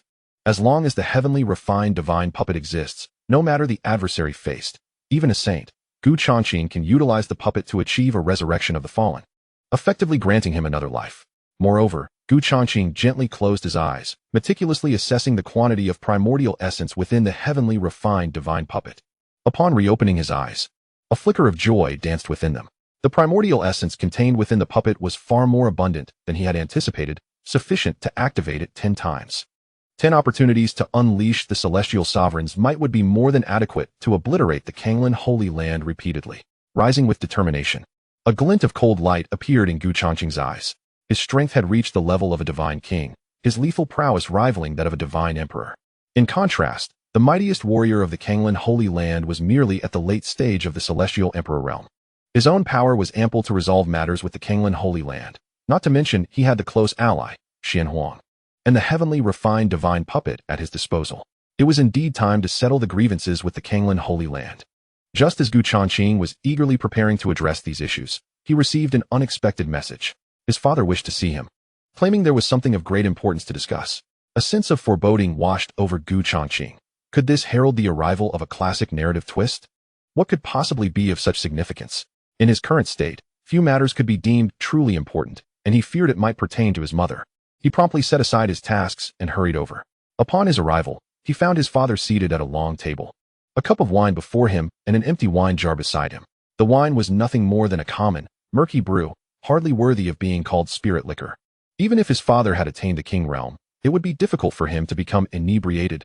Yet, when Changqing arrived, Gu Yuan appeared somewhat dazed, clearly having let down his spiritual defenses in a deliberate attempt to intoxicate himself. Seeing his son arrive, Gu Yuan gestured for him to take a seat across from him. "My son, what is the serious matter at hand?" Changqing could not help but inquire. Gu Yuan gazed at his son with a mixture of pride and comfort, exhaling deeply before speaking leisurely. "What I am about to discuss concerns your mother." Indeed, it was about her. Changqing felt a subtle stirring in his heart. His knowledge regarding his mother was rather limited. His father had never elaborated, merely stating that Changqing's mother had passed away shortly after giving birth to him. However, it now appeared that there was a classic tale shrouded in secrecy. It seemed that he could not escape the archetypal narrative of a male protagonist. When summoned, Changqing had an inkling that his suspicions were about to be confirmed. Indeed, upon observing his son's peculiar gaze, Gu Yuan sighed, a hint of shame flickering in his eyes, and said, "You've deduced correctly. Your mother did not die. She was taken away by her family." Listening to Gu Yuan's account, Changqing learned of the events from years past. Once, Changqing's mother, pursued by vengeful enemies, fled to this very place, gravely wounded, and was rescued by Gu Yuan. During her convalescence, the two developed a deep affection for one another, eventually giving birth to a son and a daughter. The son was none other than Changqing himself, while the daughter, his twin sister, was forcibly taken by their mother's family shortly after their birth. His mother was taken against her will, and due to her extraordinary talent, his sister was also forcibly removed from the Gu family. The Gu clan, including Changqing, narrowly escaped annihilation, only due to his mother's desperate pleas for mercy. In the face of such a formidable maternal lineage, the Gu family was utterly powerless to resist, left to witness these events unfold helplessly. At this juncture, Gu Yuan let out a bitter smile, his eyes reflecting immense pain and guilt. "Qinger, have I been utterly useless?" Changqing remained silent, merely shaking his head in response. From his father's account, it was evident that the power of his mother's family far surpassed that of the Gu clan at the time. Should they have dared to confront such a family directly, the outcome would have been inevitable. Total annihilation of the entire lineage, including Changqing, a newborn with mediocre potential. As both the family head and a father, Gu Yuan had no choice but to accept this harsh reality, burying his anguish deep within. "I initially did not wish to share this with you, but seeing you enter the Divine King realm has sparked a glimmer of hope. In my lifetime, I have ceased to expect to reunite with your mother and sister. Yet perhaps there is still hope for you, Qing," Gu Yuan said earnestly, locking eyes with Changqing. "I share this not to urge you to seek your mother and sister immediately, but to inform you of this past, for when you attain true strength in the future, you may revisit this matter." Changqing nodded, acknowledging his father's words. "Rest assured, father, I understand the gravity of this. However, from which family does mother originate?" "I do not know," Gu Yuan replied. "Your mother adopted an alias to evade her pursuers, revealing her true name only upon her departure. Their clan does not seem to belong to the forces within our spiritual realm, but hails from beyond it. Their surname is Nalan. Nalan family, Nalan Yin, and Gu Qingyuan." Upon returning to the courtyard, Changqing reflected upon the revelations imparted by Gu Yuan, etching the names of his mother and sister into his memory. Outside the courtyard, Bai Heng, tasked with gathering intelligence regarding the Kanglan sacred land for Changqing, had been waiting patiently for some time. Upon the master's return, Bai Heng promptly stepped forward and bowed respectfully. Changqing nodded and led him to his study, where he accepted the report from Bai Heng's hands. As he perused the contents, a hint of intrigue sparked in his brow. "Oh? The Southern Grand Ceremony is about to commence this year?" The Southern Grand Ceremony, a prestigious gathering of prodigies orchestrated by various sacred lands in the southern region of the spirit domain, attracts the finest talents from across the area. Held once every decade, the hosting duties rotate among the major sacred lands. The rewards for this grand event are undoubtedly immense, with the most coveted prize being the opportunity to enter the dreamy spring. The Dreamy Spring, an ancient sacred spring from times long past, offers practitioners the chance to cultivate within its waters, yielding exponential benefits based on their innate talents. For those exceptionally gifted, a single day of cultivation within could equate to nearly 1,000 days of effort in the outside world. However, the ancient sect that constructed the Dreamy Spring originally intended it for the elite youth of their order, imposing restrictions. It opens every 10 years, permitting only 200 entrants, with the additional stipulation that participants must be under 25 years of age. The outcome of the Southern Grand Ceremony directly influences the number of entries into the Dreamy Spring that each faction can secure. In theory, any force from the Southern Spirit Domain is eligible to participate, yet the prerequisite of being at the Tribulation Realm and under 25 years of age excludes the majority. Those capable of reaching the Tribulation Realm before turning 25 are undoubtedly considered top-tier prodigies within any empire, including the Han and Qin empires. For a force of the caliber of the Han and Qin empires, the Southern Grand Ceremony is merely a formality, an opportunity to broaden their horizons. Historically, this has always been the case. To aspire for a coveted spot in the Dreamy Spring, such hopes seem futile. Throughout history, the Han and Qin empires have participated in numerous Southern Grand Ceremonies, yet only a handful have succeeded in securing a place, and the last occurrence was quite distant. Nevertheless, this year's opportunity regarding the Dreamy Spring may be different. Changqing felt a stirring within him at the prospect of the Dreamy Spring's effects. As he continued to read about this year's host for the Southern Grand Ceremony, a familiar name caught his eye, eliciting a cold smile from Changqing. The host of this year's Southern Grand Ceremony is the Kanglin's Sacred Land? This certainly provides another compelling reason to participate. Lianxin, your vengeance shall be exacted. It is timely to attend the Southern Grand Ceremony, seize the opportunity for the Dreamy Spring, and then deliver a grand gesture to the Kanglin's Sacred Land. I trust they will appreciate this gift. Chapter 69, A Quest for Vengeance. Departing for the Kanglin's Sacred Land. Observing his master's glinting eyes. Beside him, Bai Hong hesitated for a moment before softly stating, "My lord, I have unearthed a piece of information. The sacred maiden Yueling Xian, who once harmed our esteemed matron, has a brother named Yu Bai Feng, who is said to have joined a sect in the central region of the Spirit Domain, where he has become a disciple of a formidable divine emperor. He is now ranked 9th on the spirit ranking as a disciple of this divine emperor." Upon hearing Bai Hang's concerned words, Changqing responded with a faint smile. At present, he considered himself comparable to a divine emperor. Furthermore, with the heavenly refining divine automaton by his side, he had no fear of mere disciples of divine emperors, let alone the divine emperors themselves or their entire sect. He was ready to embark on a journey to Kanglin City. Kanglin City, under the auspices of the Kanglin's Sacred Land, serves as a conduit between the sacred realm and the outside world. With the backing of the Sacred Land, this city has become one of the most prosperous locations in the southern region. Currently, it is designated as the venue for the upcoming Grand Southern Ceremony. Yes, I shall proceed to make the necessary preparations and contact the Merchant Guild to arrange for a flying vessel. Bai Hong promptly bowed and left to prepare. While those of the King Realm possess the ability to traverse the skies, prolonged aerial travel can greatly deplete their spiritual energy. Thus, even King Realm warriors often opt for flying vessels during long journeys. Just as Bai Hong was about to depart, Changqing called him back. There is no need to contact anyone else. With a gentle smile and a wave of his hand, a flying vessel materialized before them. This vessel, yet to be infused with spiritual energy, appeared no larger than a palm, yet it was exquisitely crafted. On its sides, at the front, rear, and at the center of the deck, there were 9 intricate formations. In that moment of manifestation, a small vacuum of spiritual energy formed within the courtyard, as all spiritual energy was drawn into the vessel, leaving Bai Hong momentarily dumbfounded. 9 formations? Is this a pinnacle flying vessel of the king tier? Sect flying vessels are incredibly precious, powered by spiritual stones, and each is adorned with at least 3 additional formations for offensive, defensive, and aerial traversal capabilities. The materials required for their construction are rare, and arranging the formations demands exceptional skill from the artifact smith. However, the finished product is nothing short of extraordinary. A beginner-level king-tier flying vessel is sufficient to render even a Xian king helpless. Only a heavenly king could possibly bring it down. At this moment, Changqing presented a vessel equipped with 9 formations, an elite flying vessel of the king tier, to inflict harm upon it, unless a sovereign-level being were to arrive. Even a coalition of dozens of divine kings would struggle to leave a mark. Such a vessel, to put it mildly, could easily deplete half of a sovereign's fortune. Where could my lord have procured such a treasure? Changqing chuckled softly. This was not something he had sought out, but rather a creation he had crafted during his training after awakening the heavenly refining sacred body. The original intent was merely to avoid squandering precious materials, to refine his skills and temper his blade before crafting a suitable royal-grade spiritual sword. However, the final product ultimately attested to Changqing's profound underestimation of his own heavenly forging sacred body and its enhancement of his abilities in the art of weapon crafting. As we journey to the Southern Grand Ceremony, you shall temporarily oversee matters within the clan. Changqing instructed by Hong, who promptly bowed in acknowledgement. He then took with him Jiang Lianxin and the Yunqi siblings, along with his father, and entrusted Xianyuan to discreetly accompany them.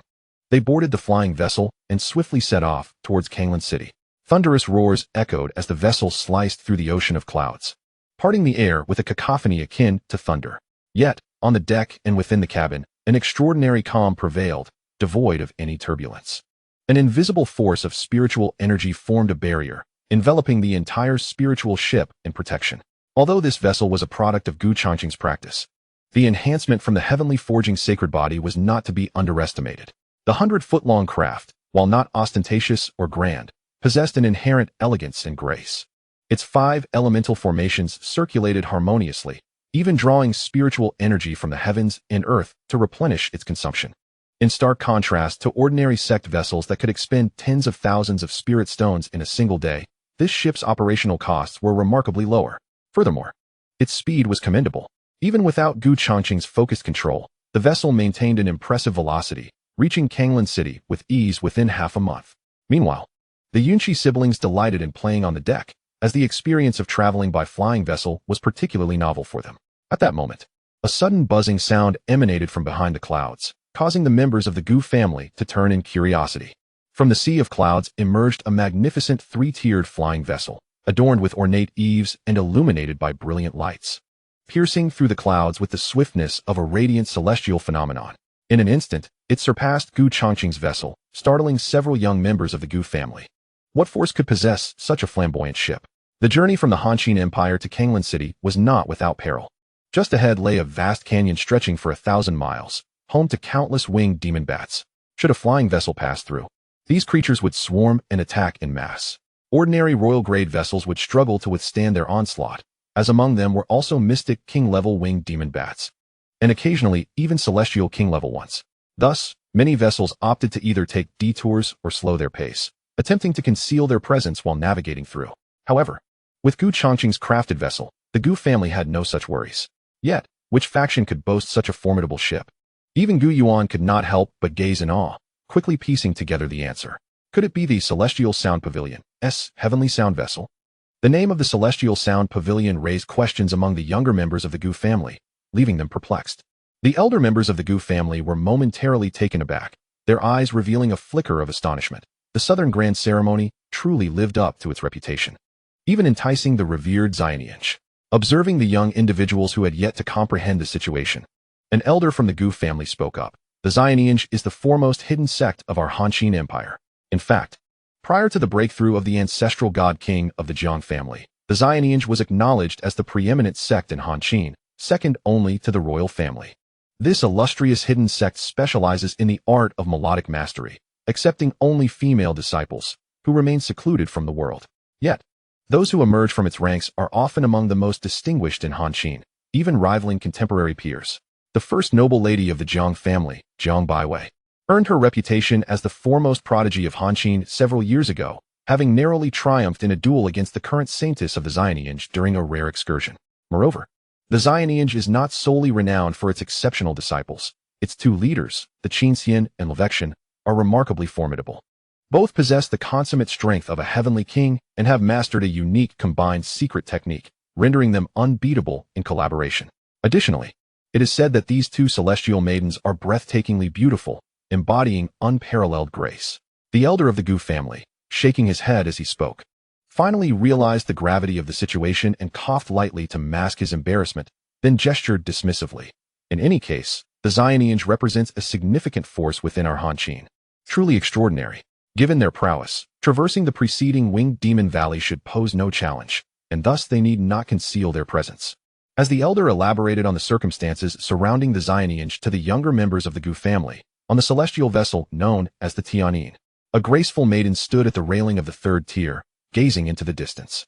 This maiden was none other than Livexian, one of the 2 leaders of the lineage. At that moment, her beautiful eyes were drawn to the Gu family's flying ship, a look of surprise flickering within them. What faction does that flying vessel belong to? She inquired softly to a nearby disciple, her voice melodious and clear as spring water, causing the equally lovely disciple to blush and turn to look, only to hesitate and sheepishly admit, "Mistress, I cannot discern it either." Curious about the flying vessel, Lovection was then overheard by an elder of the lineage on the second tier, who also turned to gaze at the Gu family's ship, somewhat taken aback. "Is there something remarkable about that vessel? To my eyes, it appears quite ordinary." "Ordinary? Not at all." Lovection gently shook her head. While she could not ascertain the precise grade of the Gu family's vessel, she sensed that it possessed at least 5 intricate arrays, harmoniously interwoven to significantly conserve spiritual energy. Even if the vessel itself was not of high grade, the individual who inscribed these formations must possess extraordinary skills in crafting, capable of establishing such elaborate arrays. In a place like the Changqing Empire, the emergence of such a vessel is indeed a rarity, and to describe it as precious would not be an exaggeration. Listening to her leader's insightful commentary, the subordinates were taken aback. "Slow down a bit. Ahead lies the Winged Demon Canyon. Given the powers at play, we are all subjects of the Changqing Empire, fellow countrymen. We ought to look out for one another." Liu, the celestial maiden, chuckled lightly and issued her command. She harbored no intentions of forming alliances. With the influence of her Xianin pavilion, even the Jiang family posed no threat. Within the Changqing Empire, it was only the other factions that sought to ally with Xianin pavilion. It was not for the pavilion to seek alliances with others. The tumultuous news from the outside world was of little concern to Xianin pavilion. Were it not for the earlier defeat of their holy maiden by Jiang by way of the Jiang family, they would scarcely have paid attention to their affairs. This was the confidence of the foremost hidden sect in the Changqing Empire. Liu's words were prompted purely by the benevolence that Xianin pavilion upheld. "Yes," the elder responded, bowing to accept the order. Though she still found little merit in the Gu family's flying vessel, she, like her leader, never shied away from aiding the weak. Immediately, upon Liu's command, the previously swift Tianyin spirit vessel subtly reduced its speed, maintaining a distance of 300 zhang from the Gu family's vessel. This distance allowed the Gu family's flying boat to evade the impending attacks from the winged demon bats, while not leaving them bewildered in the face of Xianin Pavilion's assistance. However, what the members of Xianin Pavilion did not foresee was the complex emotions of the Gu family disciples aboard their vessel as they exchanged glances, their expressions revealing a mix of feelings. Even Gu Changqing wore an odd expression. This unexpected aid was beyond his anticipation. Nonetheless, it must be said that Xianin Pavilion's actions did indeed earn Gu Changqing a measure of admiration. Was it due to the assistance from Xianin Pavilion? Beside him, Jiang Lianxin's beautiful eyes sparkled, yet Gu Changqing merely shook his head with a smile. "This is a trivial matter. My admiration for Xianin Pavilion stems more from their consistent demeanor and integrity. Many sects claim to uphold righteousness and propriety, with the Jiang family even declaring themselves the foremost righteous sect in Changqing. However, the arrogance displayed at the Gu family's doorstep belied any semblance of righteousness. In contrast, Xianin Pavilion was the first truly principled sect Gu Changqing had encountered, one that matched their words with actions. As Gu Changqing pondered, a series of chilling, beastly roars echoed through the heavens. As the two flying vessels approached the Winged Demon Canyon, the multitude of winged demons lurking on the cliff side suddenly opened their bloodthirsty eyes, all fixating on the two vessels above. Then, a cacophony of howls erupted, reverberating through the canyon, as the ferocious winged demon bats recklessly surged toward the two flying vessels, intent on attacking. "Activate the formation," commanded those aboard the Tianyin spirit vessel. The ethereal figure of the celestial maiden exuded an air of composure, her exquisite beauty untouched by the slightest hint of anxiety. With a serene demeanor, she spoke. And as her words resonated, a profound hum echoed. The 7 magical arrays aboard the Tianyin spirit vessel activated simultaneously, and as the spirit stones were consumed, a colossal curtain of spiritual energy, stretching for thousands of feet, unfurled. This formidable barrier shielded both the Tianyin spirit vessel and the Gu family's flying craft at the rear. Scores of winged demon bats roared and lunged forward. Yet they could not even ascend to the deck. They were met head-on by the spiritual energy curtain, which shattered them upon impact, transforming them into clouds of crimson mist that dissipated into the vastness of the sky. However, the residual blood mist only intensified the vengeful fervor of the remaining winged demon bats, prompting more to surge forward. Yet, the disciples of the Celestial Sound Pavilion remained remarkably composed. The elders of the Gu family instructed the younger generation, though the winged demon bats appear ferocious, they lack intelligence and merely charge recklessly. There are exceptions, though. Just as an elder from the Gu family spoke, a thunderous roar, far more formidable than that of the other bats, reverberated from beneath the Gu family vessel, causing the great spiritual barrier to shudder momentarily. It was the Lord of the Bats, comparable to the King realm. The faces of the Gu family elders paled slightly. Beneath their flying craft, a terrifying Bat King, towering over 5 meters, nearly double the size of an ordinary winged demon bat, emerged, its 3 pairs of violet wings unfurled. It bypassed the spiritual energy curtain of the Celestial Sound Pavilion's vessel, its crimson beastly eyes fixated on the deck of the Gu family vessel. In an instant, as its roar echoed, it lunged forward like a bolt of purple lightning, poised to pounce upon the Gu family disciples on the deck, as though they were the most delectable prey. How bold! Gu Yuan exclaimed, instinctively preparing to intervene. In truth, the defensive capabilities of the vessel would withstand the demon bat's assault without sustaining any damage. Gu Yuan, having recently broken through to the King realm, felt an itch to test his newfound strength. Yet, at the moment of collision, Gu Yuan was sent flying back over 10 feet, crashing onto the deck. His expression one of utter astonishment. So powerful. At that moment, a crisp voice resonated from within the cabin. "Grandfather, retreat. Allow me to handle this beast," Gu Yunqi declared, transforming into a streak of lightning as she leapt onto the deck, her gaze locked onto the distant Bat King, her eyes brimming with eagerness. Witnessing this, Gu Yuan felt a wave of relief wash over him. He was well aware of his granddaughter's strength. However, the disciples aboard the Tianyin vessel were far from calm. Chapter 70. The Celestial Maiden Strikes, encountering the Jiang family again as they beheld a delicate young girl, seemingly oblivious to the dangers, leap in front of a bloodthirsty and menacing Bat Lord. It was akin to a lamb entering the jaws of a tiger. "Lord!" One of the disciples of the Celestial Sound Pavilion instinctively cried out. The voice of the Law Fairy resonated. "No worries, I shall intervene." As her words faded, a melodious note emanated from the distant heavenly sound flying vessel, akin to the shattering of a silver vial. Immediately, under the watchful gaze of the Gu family disciples, a resplendent radiance, accompanied by the enchanting strains of the zither, cascaded downward. At the very moment the music descended, the demon Bat Lord became rigid and suspended in midair, utterly beyond its control. Subsequently, it was swept away by the brilliant spiritual light summoned by the zither's melody. A creature of formidable strength, at least at the late stage of the profound king, could not endure even a single breath before dissolving into nothingness, vanishing amidst the vastness of the universe. Witnessing the demise of their leader, the once audacious winged demon bats lost their bravado, howling sorrowfully as they flapped their wings and retreated into the depths of the canyon below, none daring to show themselves again. Observing this spectacle, many of the Gu family disciples, encountering the path of music for the first time, were left utterly enchanted. Particularly the young maidens, their eyes sparkling with wonder, gazed at the heavenly sound pavilion's flying vessel, where the Law Fairy, cradling her elegant zither, stood gracefully on the third-tier palace, her beauty surpassing all. Only Gu Yunqi pouted with a hint of frustration, having recently advanced to the King realm.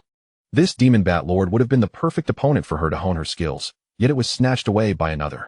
Nevertheless, her upbringing compelled her to bow in gratitude towards the Law Fairy. "Thank you, esteemed elder, for your assistance." Gu Yuan promptly led the Gu family disciples in a slight bow, expressing their gratitude. "We appreciate your intervention, Law Fairy," although they did not truly require such aid. Given the Gu family's strength, even if the family head were to falter, Gu Yunqi and Jiang Lianxin remained formidable allies. Moreover, with the inclusion of the young Master Changqing, the demon Bat Lord of mere late profound king status was hardly a concern. Yet, recognizing the good intentions of the Law Fairy, they deemed it unnecessary to be overly calculative. The Law Fairy merely smiled gently and waved her hand, saying, "No need for such formalities. We are all from the Hanshin Empire. While away from home, it is only natural that we support one another." With that, she returned to the cabin. Inside the cabin, a young girl sat cross-legged. Judging by her age, she appeared no older than 17 or 18. Yet, her ethereal demeanor and unparalleled beauty eclipsed even that of the Law Fairy, exuding an elegance that surpassed her by a margin. Her cultivation was equally impressive. Evidently at the early stage of Half-King, even stronger than Jiang Baiwei. She was none other than the contemporary saintess of the Heavenly Sound Pavilion, Bai Yuling. However, at this moment, Bai Yuling gazed out of the porthole, fixated on the direction of the Gu family's flying vessel. Only when the Law Fairy entered did she hurriedly retract her gaze. "What troubles you, Ling? Do you wish to join the fray against those demon bats? To practice your skills?" The Law Fairy, unaware of her true thoughts, assumed that her disciple merely sought to engage in battle to sharpen her abilities.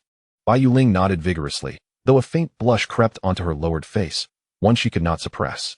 She felt too shy to confess to her master that just moments ago, she had been surreptitiously glancing at Gu Changqing within the cabin of the Gu family's flying vessel. He, too, is attending the Southern Grand Ceremony, is he not? Bai Yuling swiftly diverted the conversation, inquiring, Master, how much longer until we reach Kanglan City? How much longer? The celestial maiden, indeed captivated by the shift in topic, pondered for a moment, then smiled and replied, after we pass the winged demon gorge. It should be just a few more days before we arrive. A few more days, Bai Yuling came to her senses. Her eyes increasingly filled with the fervor of battle. Jiang Baiwei. The mere thought of her arch-nemesis, Jiang Baiwei, intensified her resolve. This time, she sought not only to secure a place at the Dreamy Spring, but also to avenge the humiliation of her past defeat against Jiang Baiwei. Yet, she wondered what had transpired within the Jiang family. Despite having achieved the status of a divine king, they seemed unusually low-key, shrouded in secrecy. Leaving Bai Yuling in the dark regarding Jiang Baiwei's circumstances. Observing the growing intensity of Bai Yuling's fighting spirit, the celestial maiden recognized her desire to delve into cultivation once more and chose not to linger. Initially, she had intended to share a piece of information she had gleaned regarding the Jiang family, that their sudden discretion was due to a lesson imparted by an unknown adversary, resulting in significant losses even for their divine king. However, this rumor seemed too far-fetched, having traveled thousands of miles and likely exaggerated along the way. After all, they were divine kings. Even the Xianin Pavilion dared only to suggest they could withstand such power. In the realm of Han and Qin, who could possibly teach them a lesson? Gossip from the streets was hardly reliable, and thus she refrained from sharing it with Yuling. With that, the celestial maiden retreated to her quiet chamber for meditation. In the blink of an eye, several days passed. The Gu family and Xianin Pavilion arrived successively at Kanglan City. At this moment, Kanglan City was bustling with an overwhelming throng. Nearly all the royal powers from the southern spirit realm had gathered. Not to mention the combatants. But even the spectators among the cultivators surely numbered in the hundreds of thousands. However, it was evident that the Kanglan sacred land had made ample preparations. The venue spanned 100 miles, capable of accommodating millions. Furthermore, above Kanglan City, a colossal light screen, powered by 80,000 spirit crystals, projected the proceedings of the Southern Grand Ceremony to the entire city and its surrounding area. Such grandiosity left many factions in awe upon their arrival. Nonetheless, the Gu family appeared unfazed. Whether it was Gu Changqing, Jiang Lianxin, or the two young ones, Gu Yuan and his companion, their expressions remained tranquil. Gu Yuan needed no mention. The Gu family currently had a hidden companion, a formidable presence at the divine emperor level. In comparison to the Kanglan sacred lands display, what significance did it hold? After verifying their identities, they entered the venue, taking their seats beside the Han-Qin Empire. As the most prominent hidden sect of the Han-Qin Empire, upon the arrival of the Xianin Pavilion, the various factions that had secured seats in the front rows immediately relinquished them, allowing them to sit alongside the Han-Qin royal family and the divine King Jiang family in the foremost positions.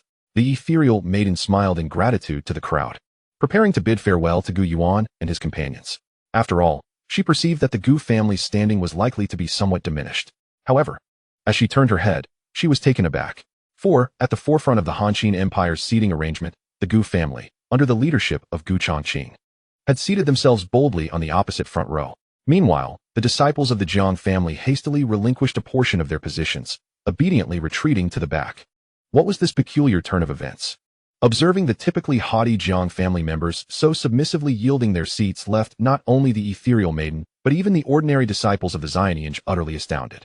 Chapter 71. For consecutive defeats, the Saintess of lineage emerges. The Jiang family's conduct in public had always been characterized by arrogance and tyranny. Even before their ancestor achieved the status of a divine king, their notorious reputation had already spread throughout the Han-Qin Empire.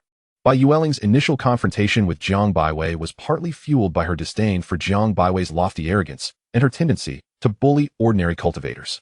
Yet now, what were the disciples of lineage witnessing?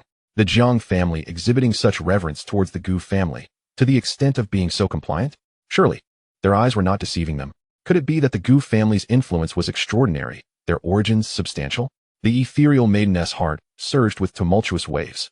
Yet, throughout her observations, Gu Yuan, the family head, appeared merely as an ordinary figure at the Xianwang realm. With such a level of competence in their patriarch, how formidable could the Gu family truly be? As the disciples of lineage grappled with their astonishment, Jiang Baiwei pursed her lips, casting a glance at the Gu family, who, despite being adjacent to the Jiang family, maintained a clear boundary, ignoring the Jiang disciples who had yielded their seats. She felt no discontent, even going so far as to address Jiang Lianxin, saying, "Sister, you've come as well." Jiang Lianxin, however, did not turn her head, merely responding with a faint In her view, after the Jiang family had used her as a mere pawn for marital alliances, her bond with them had been severed. Following the Jiang family's earlier attempt to forcibly take away her brother and sister, she felt utterly estranged from them. Reconciliation? That was out of the question. Despite the Jiang family's current deference to the Gu family, it was merely a consequence of the Gu family's newfound strength, if not for her fortunate husband. Jiang Lianxin could not help but scoff internally. As for Jiang Baiwei, realizing her futile attempts at conversation, she refrained from saying anything further. Meanwhile, the people of Lineage were left in a state of bewilderment. Sister? Is she Jiang Lianxin? The once renowned prodigy of the Jiang family, who was said to have had her spiritual bones destroyed and married off to a remote border town. Yet, she does not appear to be lacking in strength. Had her spiritual bones been restored? Speculations ran rampant. Suddenly, a resonant chime echoed through the venue, silencing the previously bustling atmosphere. Suddenly, at the center of the assembly, an elderly man clad in the robes of the Kanglan Holy Land manifested directly before the audience, atop a high platform. Instantly, a formidable pressure, characteristic of a divine monarch, was unleashed. A presence that not only matched but surpassed that of the ancestral figures by an immeasurable degree. The members of the Jiang family instinctively held their breath. The various factions present, aside from the practitioners of the Holy Lands, cast glances filled with reverence. This was the essence of the Holy Land. A mere elder could possess the cultivation of a divine monarch, and judging by his aura, he was undoubtedly at the later stages of divine monarch, if not beyond. Clearly, all factions had already entered the fray. The elder continued, "There is no need for further elaboration. The rules of the Southern Grand Ceremony are well understood by all." With his words, platforms began to rise around the central dais. 18 platforms ascended in a circular formation, expanding outward from the center. All participating prodigies could ascend the platforms, where victors would remain and vanquished would retreat. Each individual was granted but a single opportunity to challenge. "Let the competition commence," the elder proclaimed. In an instant, the eager prodigies from various factions leapt onto the platforms. For forces like the Han Empire, whose strongest member was merely the Jiang family's recently ascended divine monarch, their participation in the Southern Grand Ceremony was merely a formality. Yet, there were others who, though not comparable to the major Holy Lands, possessed formidable ancestors who were established divine monarchs. Their offspring were eager to demonstrate their prowess. The 18 platforms soon became filled, erupting into a flurry of battles. In this arena of contention, each prodigy exerted their utmost, resulting in swift conclusions to the clashes. The quickest encounters were resolved in the time it took for a stick of incense to burn, while the slower engagements lasted merely a quarter of an hour. Before long, numerous prodigies withdrew, their spirits dampened. Meanwhile, those still on the platforms began to show signs of fatigue. Witnessing this, several prodigies from the Han Empire, who held the right to compete, could no longer remain idle. "Master, Patriarch, we shall take our turn." Without hesitation, a few prodigies from Han leapt onto the platforms, targeting those exhausted defenders among the 18. Indeed, these defenders had already attracted the attention of numerous challengers. However, the Han Empire's timely intervention left their rivals feeling somewhat vexed. It was a fortuitous opportunity for these three individuals. As they observed the fortunate Han prodigies, many from the southern factions, including their accompanying elders, expressed a tinge of envy. Some elders even began to inquire, "Is there anyone familiar with the situation of the Han Empire?" In their estimation, the confidence exuded by these Han prodigies suggested they would likely succeed in claiming victory on the platforms. Thus, as they prepared to confront these challengers from Han, it was only prudent to gather intelligence about them beforehand. Even the proud guardians of the ring exhibited solemn expressions as they regarded their opponents, each prepared to exert their utmost effort. Yet, within the span of merely a single incense stick's burning time, these three were unceremoniously cast down from the platform by their adversaries, leaving the cultivators of the Han Empire utterly humiliated. The members of the Han royal family, unable to remain composed, felt the mocking gazes of their fellow practitioners bore down upon them. At that moment, amidst the ranks of the Han royal family, a young man clad in white rose to his feet. With no time to concern himself with the embarrassment of his three peers, he surged toward the arena.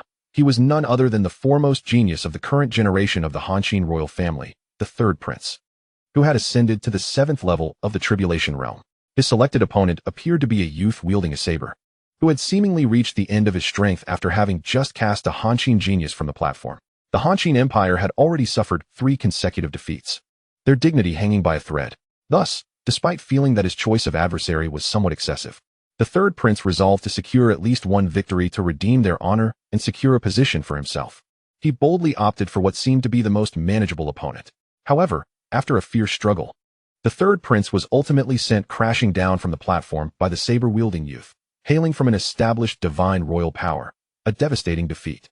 Henceforth, the Han Empire had suffered 4 losses, with the remaining eligible geniuses left thoroughly astonished by their rivals from the venerable divine royal factions. Was the disparity truly so vast? Were they merely present to play the role of spectators this time? The cultivators of Han instinctively lowered their heads, overwhelmed by an acute sense of shame. Even Zhang Baiwei felt a twinge of intimidation, hesitating to ascend the platform. Her abilities were undoubtedly sufficient, yet she lacked the courage to compete. After all, if she were to lose in such a public forum, how could she, the foremost genius of Han, ever hold her head high in the future? In that moment, the seats of the Han Empire fell into a profound silence, eliciting an increasingly amused scrutiny from the surrounding factions. Just then, a cool and ethereal voice resonated from within the Han ranks. "Master, I shall take the stage." With that declaration, a graceful figure descended, clad in a gown as pure as snow, landing upon the battlefield. It was none other than the saintess of the Xianin Pavilion, Bai Yuling. Her chosen opponent was not one of the previously exhausted defenders from the Han Empire, but rather a formidable adversary who had successfully claimed the platform and had already withstood 2 rounds of challenges, with no one daring to confront him. As yet another genius from the Han Empire stepped onto the stage, many observers expressed their disdain. Even the cultivators within the Han Empire shook their heads in disbelief, failing to hold any hope for Bai Yuling. After all, in previous years, she had struggled against Zhang Baiwei, who now stood paralyzed by intimidation and dared not ascend the platform. What hope did Bai Yuling have, especially given her choice of a formidable opponent?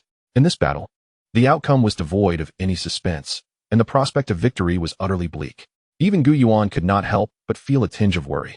On the way from the Xianin Pavilion, they had previously assisted the Gu family, and the old man recalled this favor, glancing at Gu Changqing.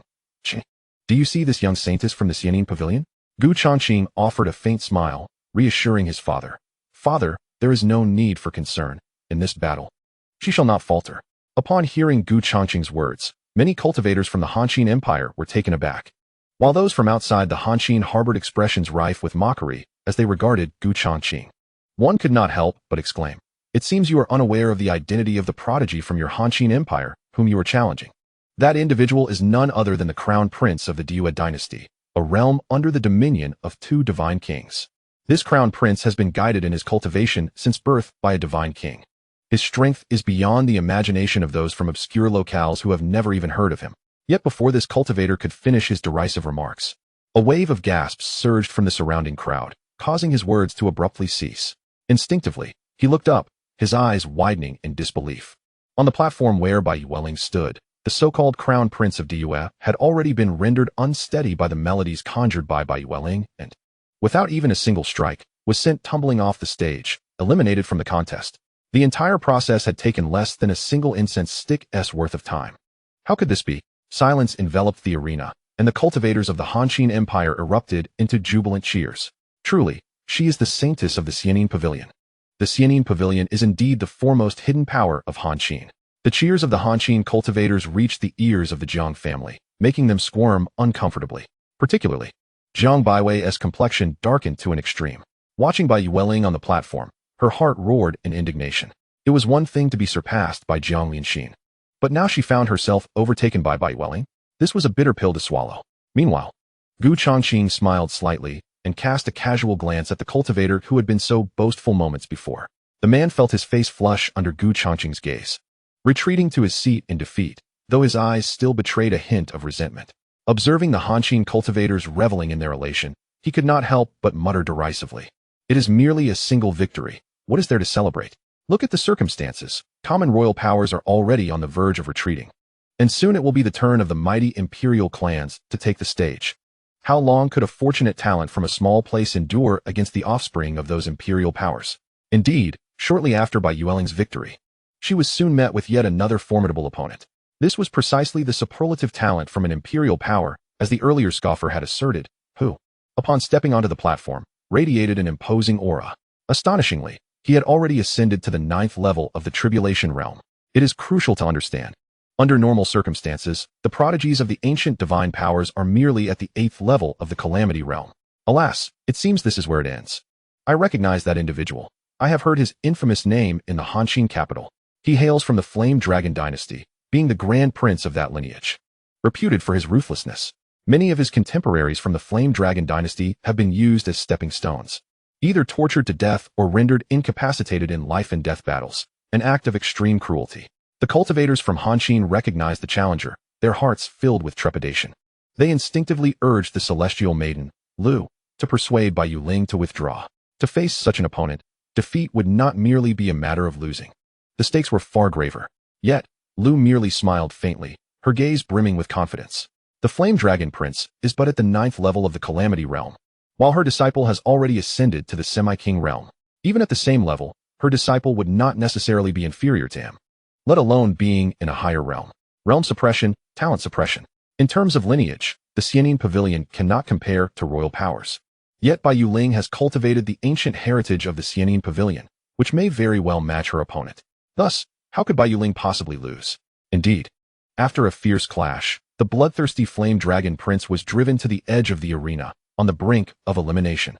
The eyes of the audience were irresistibly drawn to the spectacle, astonished by the unexpected outcome. Their gazes towards Bai Yuling were filled with awe.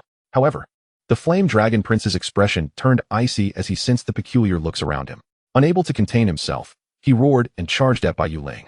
This was a tactic of trading injury for injury, more accurately, a gamble of life for injury. He anticipated that Bai Yuling would not dare to strike fatally due to his status. He was indeed correct. She refrained from lethal force. Yet her strength exceeded his expectations. With a slight bite of her silver teeth, Bai Yuling gracefully waved her hand, causing the guqin in her grasp to soar. Her spiritual power swept across the strings, producing a cascade of melodious notes that transformed into flowing light. In an instant, she sent the Flame Dragon Prince flying off the stage, where he coughed up a mouthful of blood and fell unconscious. Victory! The Saintess of Yuling triumphed. Witnessing this scene, the cultivators of the Changqing Empire instinctively erupted in cheers, but their jubilation was abruptly silenced. All eyes turned to the unconscious Flame Dragon Prince, filled with profound dread. Even Bai Yuling was no exception. From the seating of the Flame Dragon dynasty, several figures surged forth, each exuding immense power. Swiftly retrieving the Flame Dragon Prince to commence his healing. In the front row of the seating, a commander-like figure clad in golden armor rose, his eyes burning with palpable fury. In that moment, he unleashed his aura like a mountain, directing an aggressive gaze towards Bai Yuling on the arena, proclaiming, "You young ones, how can you strike with such venomous intent? Still refusing to kneel and apologize to me?" Boom. The pressure from the God King descended. It was the overwhelming aura of an ancient and formidable God King, a master of the highest order, capable of unleashing such might. In that moment, it felt as though a vast divine mountain had crashed down, instilling a profound sense of despair in Bai Yuling, leaving her utterly at a loss on how to counter it. Just then, within the array of the Xianin Pavilion, the celestial maiden, Lu, flickered and gracefully landed on the arena. With a wave of her delicate hand, the guzheng emitted a melodious tune, transforming into a luminous barrier that surged forth to meet the oppressive force. However, her strength ultimately fell woefully short. Not even the Qinsan could withstand the pressure from an ancient God King. In the blink of an eye, that barrier of celestial sound shattered into fragments. Lu was also forced back several steps, coughing up a mouthful of blood. The entire sequence transpired in a flash. Upon witnessing Lu cough up blood, the God King's fury softened considerably, yet his gaze remained icy as he fixed it upon the Xianin Pavilion. At such a tender age, to strike with such ferocity. When the Southern Grand Ceremony concludes, I shall see how your Xianin Pavilion educates its disciples. With that, the God King prepared to resume his seat. Hearing his relentless words, Bai Yuling's face turned pale, knowing full well that she had likely brought calamity upon her sect. A profound silence enveloped the venue. Many cultivators from the south regarded the Xianin Pavilion with sympathy. Of course, there were also those who had previously felt humiliated by Bai Yuling, now wearing expressions of glee. As for the Changqing factions, who had once taken pride in their association with the Xianin Pavilion, their expressions were complex. Some wore looks of concern, while others had already discreetly distanced themselves from the Xianin Pavilion. The Jiang family was among them. Meanwhile, Bai Yuling's heart turned cold as she gazed at the blood still lingering at her master's lips, filled with utmost remorse. Master, I have brought misfortune upon our sect. Once the ceremony concludes, I shall seek out the Yanlong dynasty to make amends, even if it costs me my life. I will ensure they do not vent their anger upon the Xianin Pavilion. Foolish child, this is not your fault. Hearing Bai Yuling's words, Lu shook her head with a bitter smile. In the arena, swords know no mercy. Your victory is a testament to your skill. If blame is to be laid, it should fall upon me for my inadequacy, which allowed such humiliation to befall you despite your triumph. As Lu spoke, a glimmer of determination flashed in her eyes. She had already resolved that once the ceremony concluded, she would find a way to send Yuling away. Thus, should calamity truly befall the Xianin Pavilion, with Bai Yuling remaining, there would surely come a day for the reconstruction of the pavilion. Just then, a chilling voice emerged from the ranks of the Han-Chin Empire. After the Southern Grand Ceremony, you still wish to settle scores with the Xianin Pavilion? How intriguing. I never anticipated that amidst this grand ceremony, I would encounter such shameless individuals as your Yanlong dynasty. In the arena, swords know no mercy. Life and death are at the discretion of the individual. Once you step onto the stage, you must be aware of this. If your skills are lacking, then death is merely self-inflicted. Moreover, how could you, the Prince of the Flame Dragon Empire, presume that the assembly is composed of blind fools? Gu Changqing's tone was calm, yet laced with a chilling undertone, his gaze fixed upon the members of the Flame Dragon Empire, causing their ranks to turn pale, in unison. The leader among them, a divine king, wore an expression as dark as the bottom of a pot, his eyes riveted on Gu Changqing. You young brat. Do not slander us here. The moment the words fell, a deafening roar erupted. The divine king's oppressive aura surged once more, crashing toward Gu Changqing with tremendous force. Witnessing this, Lady Lu's countenance shifted dramatically. She had not anticipated Gu Changqing would rise to defend the interests of their Xianin Pavilion. Yet her inherently benevolent nature prevented her from wishing for the Gu family to follow in the footsteps of the Xianin Pavilion. However, in the next instant, Lady Lu, along with the other cultivators from Han-Chin, and those who had hurried from various regions of the Southern Spirit Domain, all widened their eyes in astonishment. Young brat. Under the astonished gazes of the crowd, Gu Changqing let out a cold chuckle and softly responded, Old fool, who do you consider your junior? Chapter 73. Gu Changqing takes the stage. Old witch, dare you descend for a duel? As the words resonated, a powerful, dragon-like energy surged from within Gu Changqing, rising to meet the imposing presence of the Divine King from the Flame Dragon Empire. The two forces collided fiercely, and with a resounding crash, the Divine King's mountainous pressure shattered instantly, causing him to stagger back several steps, his eyes betraying an unmistakable shock as he regarded Gu Changqing. A Divine King? This diminutive Han-Chin Empire concealed a being of at least late-stage Divine King prowess? He could scarcely believe his own eyes. The Han-Chin Empire?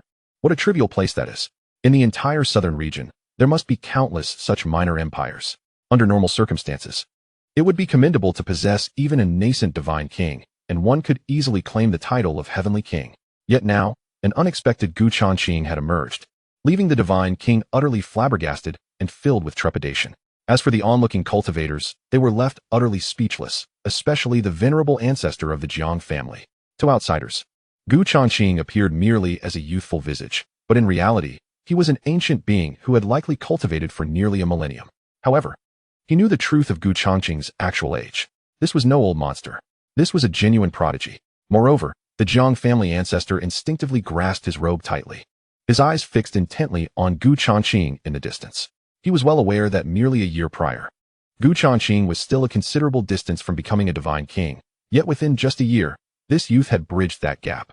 Such talent, even calling it prodigious, might not suffice. Meanwhile, on the arena, Lady Lu, Bai Yuling, and the elders and disciples of the Xianin Pavilion beside the Jiang family were all rooted in place, their beautiful eyes shimmering with brilliance as they beheld Gu Changqing confronting the Divine King of the Flame Dragon Empire, fiercely denouncing the injustice and repelling the Divine King. The heart of the esteemed fairy Lu quivered involuntarily, reflecting on the scene from their encounter in the Winged Demon Canyon. She could not help but let out a self-mocking smile. It turned out that their intervention had been unnecessary. Indeed, the actions of the Xianin Pavilion had been somewhat superfluous. As the gathered crowd marveled at the prowess displayed by Gu Changqing, the reigning god of the Kanglan Holy Land, who presided over the event, finally spoke up. Enough. Both of you. Are you truly intent on engaging in a fierce battle at this Southern Grand Ceremony? His authoritative voice echoed through the venue. Instantly, from the depths of the Kanglan city, hidden amidst the sea of clouds, several formidable auras began to ascend. If the aura of the god from the Yanlong dynasty radiated like a pillar of light, connecting heaven and earth, then these new presences resembled the abyss itself, capable of cleaving the world in twain. Undoubtedly, These auras represented the imperial-level beings covertly maintaining order during the Southern Grand Ceremony. As these powerful auras surged forth, the god from the Yanlong dynasty found a way to retreat gracefully. With a cold snort, he cast a lingering glance at Changqing and uttered a sharp remark to preserve his dignity. Very well. I shall remember the Han Empire. He refrained from making further threats, recognizing that the earlier display of power had revealed Changqing's strength, which might very well surpass his own. Changqing, however, paid him no heed. Remember? Remember this, you old fool. If not for the pressing matters he had to attend to, he would have effortlessly dispatched this old dog with a single strike. Xianin Pavilion, my gratitude to Lord Gu for your intervention, Changqing declared as he withdrew his hand. Fairy Lu, accompanied by Bai Yuling and the women of Xianin Pavilion, gracefully bowed in appreciation.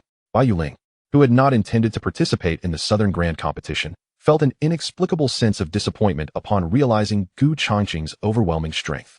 Changqing, with a subtle wave of his hand, signaled that there was no need for concern and turned his gaze toward the arena. As time passed, the champions upon the stage continued to grow in strength. Even those hailing from imperial-level factions began to appear inadequate. The superlative talents from various holy lands emerged, showcasing their prowess. Generally, the elites from the imperial factions were at the 9th level of the tribulation realm, with only a few attaining the semi-king level. In contrast, the super talents from the holy lands were predominantly at the semi-king level, entering the mid-phase, and many even reached the late phase or complete phase of the semi-king realm. At that moment, a resounding crash echoed through the venue. In the center of the arena, atop the first platform, a figure descended gracefully, instantly captivating the attention of all present. It was the Kanglan Saintess, Yu Lingxian. Clad in resplendent palace attire, she exuded an air of regal elegance. Gazing down upon her opponent with an air of superiority, before her stood another super talent from a holy land, who regarded Yu Lingxian's ascent with a hint of trepidation in his eyes. Yet, as a prodigy of the sacred land, he would not concede easily. Lady Yu, I have heard of your renowned reputation, but to defeat me will not be a simple endeavor. As these words fell, this super genius stepped forward with a resounding force. Boom. His aura surged forth, revealing that he had already reached the mid-stage of the half-king realm, drawing the attention of numerous onlookers among the cultivators present. The mid-stage of the half-king realm. Such power places him among the elite of the prodigies from various sacred lands. However, Yu Lingxian remained unperturbed, her expression exuding pride with not a trace of fear, only a cold smile. Is this the extent of your prowess, daring to act arrogant before me? As her words echoed, whoosh, Yu Lingxian had already appeared before the super genius with astonishing speed. So swift was she that the genius merely felt a gust of wind rush past, and by the time he regained his senses, he could only see a spiritual energy palm imprint crashing down upon him. Splash! This super genius of the mid-half-king stage did not even have the chance to retaliate before being sent flying off the stage by Yu Lingxian's strike, eliminated from the competition. The arena fell into silence. Everyone stared blankly at Yu Lingxian atop the first platform, unable to believe their own eyes. While it was known that as the saintess of the Kanglan sacred land and the host of this southern grand ceremony, her strength was formidable, no one expected it to be to such an extraordinary extent. A single palm sending a mid-half-king flying? Could it be that she was on the verge of entering the king realm? Some prodigies could not help but murmur in disbelief. Amidst the astonishment of the crowd, Yu Lingxian cast a haughty glance over her opponents below, her gaze laced with contempt. Who among you dares to step forward and challenge me?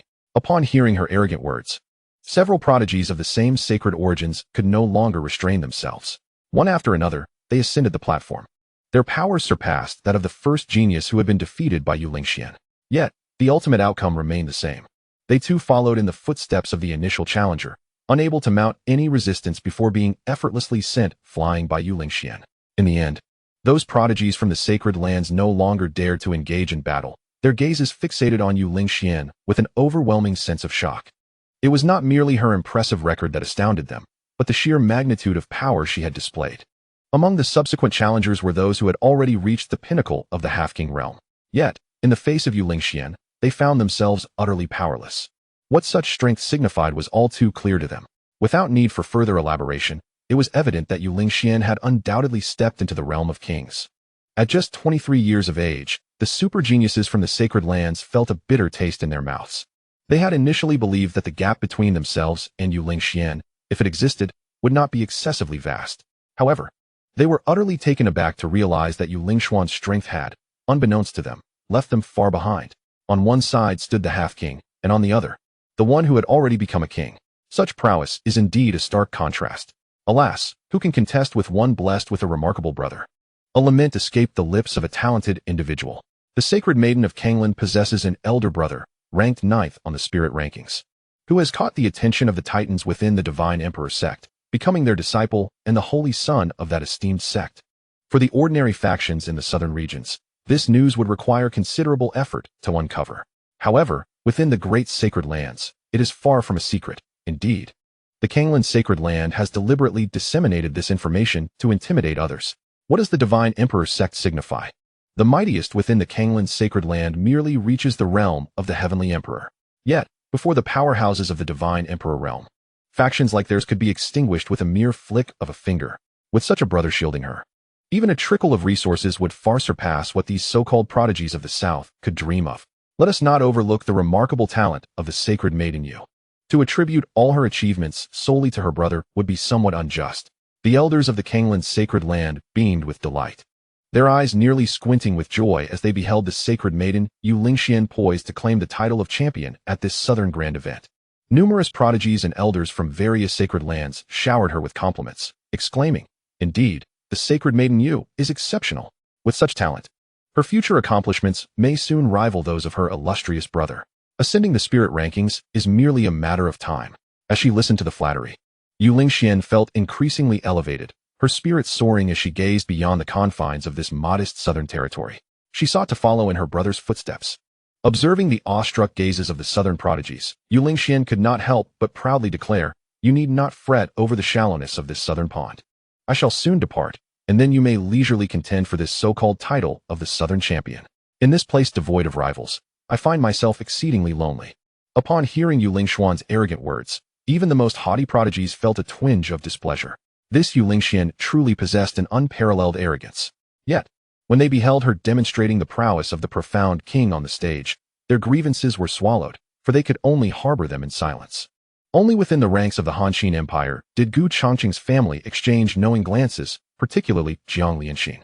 The news had been tightly sealed. It was likely that, aside from a select few, no one was aware of the fierce battle between Yu Lingxian and me from years past. Moreover, it seemed that the sacred maiden had enjoyed a smooth journey in recent years, to the point of forgetting that bitter defeat from long ago. Jiang Lianxin murmured softly, preparing to step forward.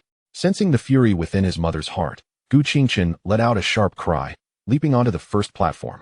"Old hag, cease your grandstanding. Watch as I, the young master, put you in your place." Changqing's voice rang out, bright and youthful, yet his words were imbued with a commanding presence, instantly capturing the attention of the entire arena. Many outstanding talents, previously feeling utterly frustrated by Yu Lingxuan's words, found immense satisfaction upon hearing Changqing's reprimand. "Old hag." This insult was so piercing that it drove Yu Lingxian into a fit of rage. As the holy maiden of Kanglan, she was accustomed to reverence from even the elders within her sect, who would dare to insult her. However, upon seeing Changqing, who appeared to be merely a child of 5 or 6 years, a mocking smile involuntarily crept across her face. Where did this little brat come from? Such a lack of upbringing. How dare you send a mere child to disrupt the proceedings? A hint of murderous intent laced her words. Naturally, she would not truly lay hands on Changqing. It would be beneath her dignity as a holy maiden to deal with a mere child. Even if she emerged victorious, it would only bring her shame. Nevertheless, she did not hesitate to unleash her killing intent, pressuring the individual behind the child to step onto the stage. Of course, if they chose to remain hidden, she would not mind capturing the boy and bringing him back to the Holy Land for execution. How dare he insult her as an old hag? He had already chosen his path to demise. As the murderous aura emanated from Yu Lingxian, the cultivators from the southern sects below the arena turned pale. Numerous prodigies could not help but voice their concerns.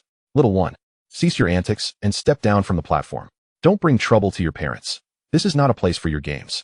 A crowd of voices urged Changqing to descend, as no one truly regarded him as a contender in the grand competition. Only the members of the Jiang family held their breath in astonishment the moment Changqing ascended the stage, their eyes filled with boundless shock. They were acutely aware of Changqing and Yunxi's extraordinary talents, especially Jiang Baiwei, who had witnessed Changqing's name on the Demon Steel list during her time in the Xianyuan secret realm. This child was indeed a genuine prodigy of unparalleled caliber. On the stage, Changqing, feeling the contempt of the crowd, grew increasingly furious. He fixed his gaze on Yu Lingxian and shouted, How is it that you have the audacity to boast about being unmatched in the South, yet lack the courage to engage in battle with me? Observing this 5 or 6-year-old child calling himself this young master, the crowd couldn't suppress their amusement. Engage in battle with you? Yu Lingxian glanced at Gu Qingchen and was resolute in her belief that this child was likely sent by a rival faction to disrupt the event. Engaging him would only tarnish her reputation. Yet, she could not allow this child to continue his brazen declarations on the platform. With this thought in mind, she commanded, "Bring this brat down from the stage." As soon as Yu Lingxian's words fell, a figure descended swiftly from the Kanglan City Lord's residence. "Rest assured, holy maiden, I shall take care of this brat." A half-king steward from Kanglan City approached with an obsequious expression, clearly recognizing the murderous intent hidden beneath Yu Lingxuan's facade of calm. He intended to seize Gu Qingchen and deliver him to the inner sanctum of the Holy Land. Yu Lingxian cast a satisfied glance at him, causing the attendant to feel increasingly elated. Without hesitation, he launched an attack towards Gu Qingchen. Boom! The attendant, driven by a desire to curry favor with Yu Lingxian, struck with unparalleled ferocity. Though not lethal, if his attack landed, Gu Qingchen would certainly suffer a devastating blow. Instantly, several prodigies turned their heads away, unable to bear the thought of witnessing Gu Qingchen's grim fate. Yet, in the face of that surging spiritual energy, Gu Qingchen's eyes shimmered with a chilling glint. Daring not to descend into the fray himself, he instead sent forth his loyal companion to battle. As he spoke, the little creature let out a long howl, advancing rather than retreating, charging fiercely at the half-king attendant. In the depths of its eyes, a spark of brilliance flickered, and a radiant surge of spiritual energy erupted forth. Bang! With a single strike, the half-king attendant was sent flying off the arena, howling in agony, blood cascading through the air as he fainted on the spot. Yet, no one paid heed to his plight. Everyone, including Yu Lingxian, gazed in disbelief at the child on the arena, who appeared no older than 6. Their eyes mirrored an overwhelming incredulity. This aura, was that of a perfected half-king? Chapter 74. You sing, I take the stage, a cycle of humiliation. Astonishment. Utter astonishment. At that moment, the entire assembly's attention was drawn to Gu Qingchen on the arena. Even the elder from Kanglan's sacred land, responsible for maintaining order, abruptly opened his previously half-closed eyes, his gaze filled with incredulity as he beheld Gu Qingchen, a perfected half-king. At such a tender age? This was nothing short of astounding. A mere child. What madness was this? A 6 or 7-year-old stepping into the realm of perfected half-king. What does that signify? Even a future divine king or one destined for the emperor's realm would be incapable of such strength at this age. Especially those who had earlier cautioned Gu Qingchen that this was a grand event, not a child's play, now found their minds buzzing in disbelief. Was a perfected half-king entrance merely child's play? What did that make their earlier warnings? Nonsense. Meanwhile, on the arena, Yu Lingxian involuntarily held her breath. Her astonishment at Gu Qingchen no less than that of the others. While she was momentarily taken aback, an impatient Gu Qingchen had already stepped forward, launching an attack against her. Open for me. The little creature let out a cry, a sound wave erupting from within, transforming into a phantom of a dragon, soaring towards Yu Lingxian with great velocity. Little brat, you possess remarkable talent, but there exists a vast chasm between the realms of king and half-king. Yu Lingxian scoffed. Yet at that moment, she dared not regard Gu Qingchen as an ordinary child. Raising one hand, adorned with a jingling white jade spirit bracelet, the formidable spiritual energy of the profound king realm, under her command, manifested as a silvery halo. A breath of annihilation emanated from within. It was the annihilation technique of the Kanglan sacred land, a supreme art said to be grasped only by a heavenly king. How astonishing that it was wielded by the Saintess of Yu. Unbelievable. It became clear that this Yu Saintess had not even exerted her full strength before. The audience was taken aback. The silvery halo radiated an aura of extinction, slicing through the void as it collided with the dragon shadow conjured by Gu Qingchen. With a mere thud, the formidable dragon illusion was reduced to nothingness. Observing this scene, the practitioners below could not help but shake their heads slightly. Indeed, the disparity in realms was immense. The difference between a half-king and a true king was an entirely different concept. This young prodigy, whose talent was undeniably terrifying, was still far too young and inexperienced. If he were to cultivate for a few more years and ascend to the king realm, he might stand a chance against Yu Lingxian. However, at present, his strength fell woefully short. Even if this individual were not the Saintess of Kanglan, but merely an ordinary initial stage Xian king, he would still be no match for this young genius. Moreover, Yu Lingxian was far from an ordinary initial stage Xian king. As the Saintess of Kanglan, her cultivation methods and martial arts were all of the highest caliber. Against typical peers of the same realm, she would undoubtedly dominate.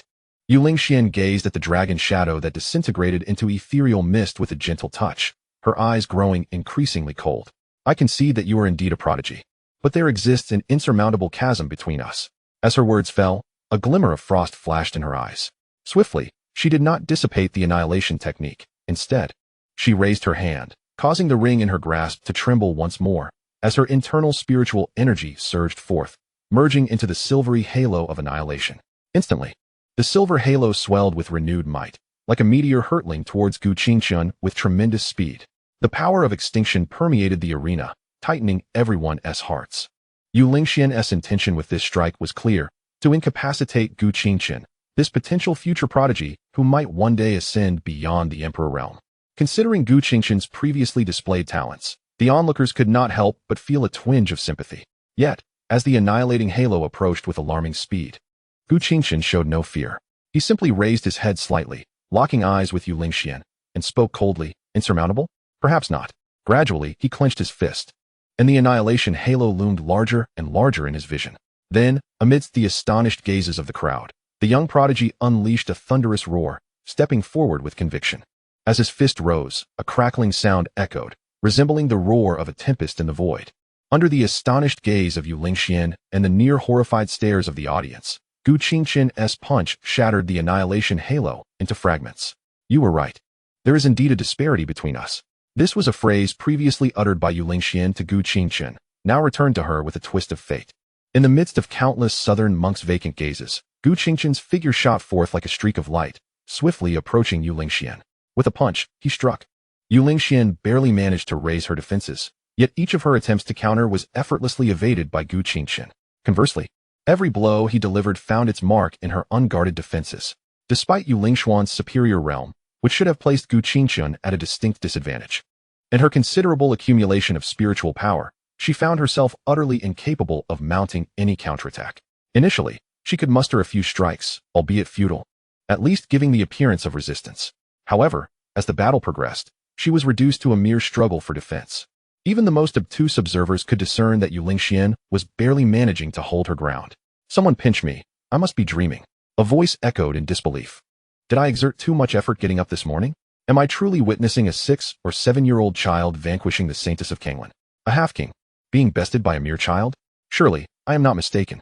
The first prodigy of the South found themselves utterly confounded, particularly those who had previously fallen to Yu Lingxian. In that moment, they were rendered speechless.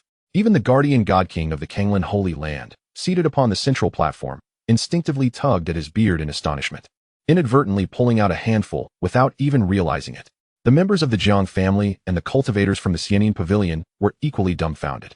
The latter, however, were somewhat less affected, as they were initially unaware of Gu Changqing's identity and prowess. Yet, the Jiang family was well acquainted with the siblings Gu Yunxi and Gu Qingchun. They perceived Gu Qingchun's realm to be merely at the threshold of the tribulation stage, having seen him just months prior. They subconsciously believed that his presence at the Southern Grand Ceremony was merely a whimsical endeavor. However, they overlooked the extraordinary nature of Gu Qingchun's ability to reach the tribulation stage at such a tender age, an accomplishment that defied ordinary logic. A complete half-king, not to mention, he was decisively overpowering Yu Lingxian, the Saintess of Kanglan, firmly suppressing her.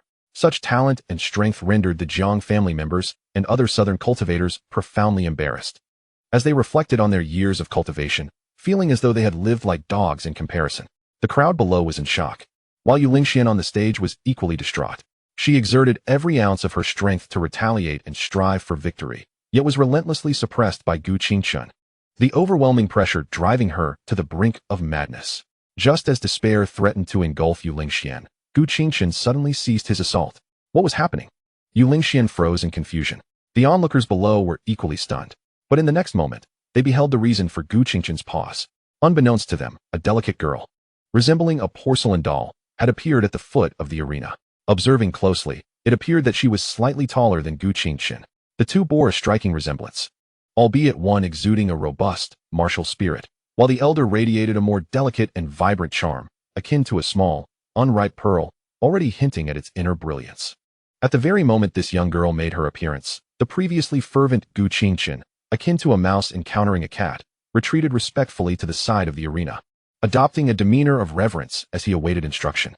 Have you had enough of the fight? Indeed. Do you know what to do next? Yes. In the midst of this exchange, before the audience could fully comprehend the situation, Changqing, without hesitation, slightly cupped his hands in a gesture of respect towards Yulingxian, proclaiming with clarity, "In this round, I have lost. I concede." Yulingxian, the spectators. Was this an act of humiliation directed at me? As the crowd stood in stunned silence, Yulingxian's expression darkened considerably. Below the stage, the exquisitely crafted young girl leapt lightly back onto the platform. "Now, I shall accompany you in battle. You wouldn't dare to shy away, would you?" Hearing the girl's earnest proclamation, the entire venue descended into a profound silence once more. Chapter 75. Jiang Lianxin, the mother of the two? Another little girl has appeared? What is the nature of this situation? What connection does she have with the earlier one? Changqing. After a brief silence, the southern cultivators erupted in murmurs. The porcelain doll-like girl, clad in a purple dress, appeared adorably radiant. Yet, at this moment, she wore a serious expression as she fixed her gaze upon Yulingxian, articulating each word with an authoritative force that compelled the onlookers to hold their breath. It felt as though, on the stage, this was not merely a 6- or 7-year-old girl, but rather a sovereign queen commanding the realm. This young girl, of course, was Gu Yunxi. She and Changqing had conspired beforehand. Today, their intent in taking the stage was to avenge their mother and to humiliate the Kanglan Saintess thoroughly. Thus, Changqing's earlier act of conceding was merely a ploy to keep the Kanglan Saintess on the stage. As for Yulingxian, she was on the brink of collapse. The esteemed Kanglan Saintess, already humiliated by one child, now faced another daring to confront her directly? Did they truly believe she, Yulingxian, could be trifled with? However, gazing at the girl before her, who bore a notable resemblance to Changqing, Yulingxian could not afford to underestimate her. Gritting her teeth, she fixed her stare on Gu Yunxi and demanded, "What is your name? What is your relation to that child?" "This young lady is called Gu Yunxi." As for your earlier reference to that child? Gu Yunxi slightly raised her gaze, though she appeared as a child. The glint in her eyes sent a shiver down the spines of many cultivators in the audience. "He is not merely a child. He is my brother, Changqing. Additionally, regarding your impudent term of child, I shall ensure you learn to keep your tongue in check." "Very well, very well, very well." In the eyes of Yulingxian, a chilling glint emerged. "I shall see how you compel me to keep my silence." The moment her words fell, a tremendous force surged forth. As the elder of the two, Yulingxian boldly struck first, her anger overwhelming any concern for dignity. At that instant, an explosive surge of spiritual energy erupted within her, igniting her power and elevating her combat prowess to new heights. Clearly, having learned from Changqing's previous lesson, Yulingxian, despite her brashness, approached the situation with heightened caution. Prepared to be defeated. As she spoke, her offensive maneuver commenced. Her hands moved rapidly before her, forming 36 intricate seals in the blink of an eye, accompanied by the tumultuous flow of her burning spiritual energy. With a resounding crash, she summoned forth a dark golden thunderbolt, which transformed into a spear of lightning. Expertly maneuvered before her, aimed directly at Gu Yunxi. Is this the Xianlei breaking the heavens technique? This secret of the Kanglan sacred land, which has been kept hidden, has Yulingxian mastered it as well? The spear of lightning flickered with a dark golden hue, arcs of electricity coursing over its surface, instilling fear in all who beheld it, prompting involuntary gasps from the observing cultivators, particularly the super geniuses hailing from other sacred lands. Being disciples of sacred lands themselves, they were well aware of each other's trump cards. At this moment, the dark golden thunder spear summoned by Yulingxian was a terrifying technique typically wielded only by elders of the Kanglan sacred land at the divine king level or above. The might of a single spear could annihilate opponents of the same realm. However, such a technique demanded an exorbitant amount of energy. Even if Yulingxian were to burn through all her spiritual energy, she would still struggle to control it. Thus, the situation was clear. This technique was evidently sealed within Yulingxian's body by the elders of the Kanglan sacred land to prevent her from facing an opponent she could not withstand during the Southern Grand Ceremony. Such an action may lack honor, yet it proved effective. Even if Yulingxian's cultivation was insufficient, diminishing the spear's might by over half, it remained formidable enough to sweep away all opponents below the late stage of the Changqing realm. Even those at the late stage of the Changqing realm would suffer severe injuries if struck by this thunder spear. Before her stood Gu Yunxi, merely a child of 6 or 7 years. No matter how extraordinary her talent, it was unlikely to surpass that of Changqing. How could she possibly withstand such a spear? Yet, upon witnessing Yulingxian unleash a thunderous technique, Gu Yunxi's expression took on an unusual aspect. "This is your own doing. Do not blame me." With a glimmer in her eyes, the young girl darted forward like a purple butterfly, showing no hint of fear in the face of the terrifying thunder spear wielded by Yu Lingxian, charging directly ahead, seeking death. A flash of cold intent crossed Yu Lingxuan's gaze as she hurled the thunder spear. The sound of the spear slicing through the air resonated with a thunderous roar, filling Yu Lingxian with a sense of exhilaration at that very moment. She could hardly contain her excitement at the thought of witnessing the moment when Gu Yunxi was hurled out of the arena by that thunder spear. However, the instant Yu Lingxuan's gaze landed on Gu Yunxi, her vision froze. Under Yu Lingxuan's incredulous stare, the aura within Gu Yunxi erupted with a resounding force. The unique fluctuation of spiritual energy that belonged solely to a King Realm cultivator radiated from her, causing the hearts of everyone present to momentarily skip a beat. King Realm. She is in the King Realm, at the same level as the Saintess of Kanglan? Even the deity of Kanglan Holy Land could no longer remain seated, rising abruptly to fix an intense gaze upon Gu Yunxi on the stage, almost unable to believe his own eyes. As for Yu Lingxian, her reaction was even more pronounced. Yet, she quickly recalled the thunder spear she had launched, and her heart momentarily lightened. What if she was in the King Realm? Before Yu Lingxian could finish her thoughts, a shattering sound abruptly interrupted her, prompting her to involuntarily raise her eyes towards the source of the noise. In the distance, the Xianlei broadspear erupted with a thunderous roar, rushing towards Gu Yunxi in an instant, only to be grasped by Gu Yunxi, who then exerted her strength. Begone! The young girl cried out, her King Realm pressure resonating throughout the arena. To the astonishment of all, that spear, capable of inflicting severe damage even to a late-stage king, was effortlessly turned back by her, hurtling towards Yu Lingxian instead. Instinctively, Yu Lingxian attempted to evade. Yet, her speed could not compare to that of the Xianlei broadspear. Even though the spear had been weakened by Gu Yunxi's earlier strike, it still struck Yu Lingxian squarely in the front, unleashing a tempest of lightning that sent her flying, crashing heavily at the edge of the arena. Whether intentional or not, most of the lightning focused on Yu Lingxuan's face, scorching it black, her mouth moving futilely as her tongue went numb, unable to utter a single word, perfectly embodying Gu Yunxi's earlier statement. Was this truly just a single strike that defeated Yu Lingxian? Everyone was left dumbfounded, gazing at the disheveled Yu Lingxian, unsure of what to say. However, before the crowd could recover from their shock, Gu Yunxi, much like the previous Gu Qingqian, did not pursue her advantage but instead decisively admitted defeat and exited the arena. Then, under the watchful eyes of the crowd, she leapt down from the stage, rushing back to Jiang Lianxin's side, her face alight with joy. Mother, how was my performance just now? Wasn't it impressive?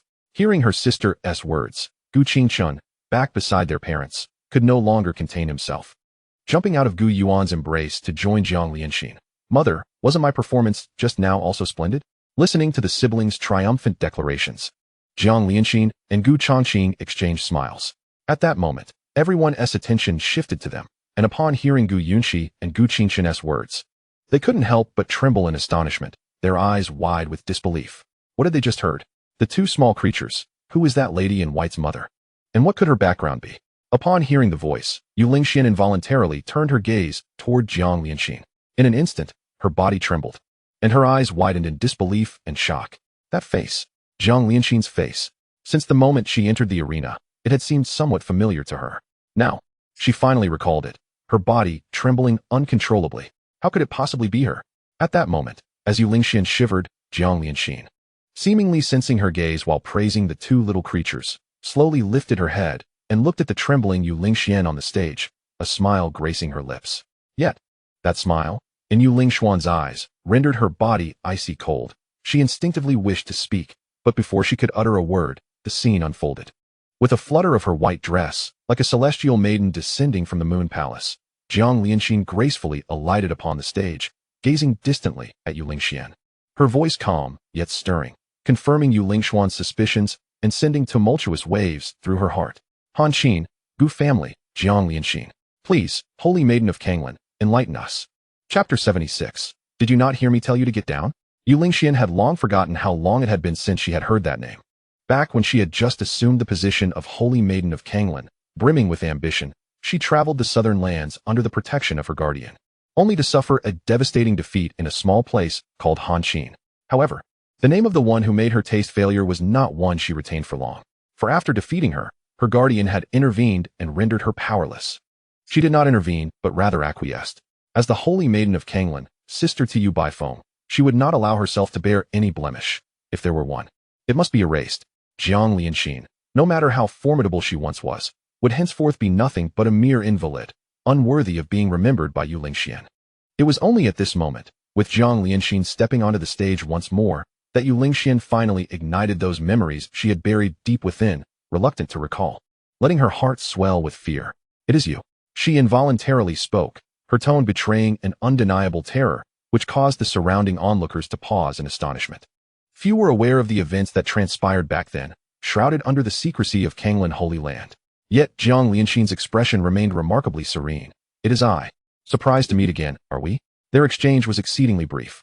However, it sparked a commotion among the crowd, for previously, the Gu siblings had challenged Yu Lingxian twice, only to concede defeat before vanquishing her, repeatedly humiliating and trampling upon her dignity. Such actions inevitably raised suspicions regarding a prior conflict between the two parties. At this moment, the dialogue exchanged only serves to validate their conjecture. However, the palpable fear in Yu Lingxuan's words stirred a sense of unease among the cultivators present. What manner of adversary could instill such dread in the Saintess of Kanglan? As they pondered this, Jiang Lingxin stepped forward, compelling Yu Lingxian to confront her.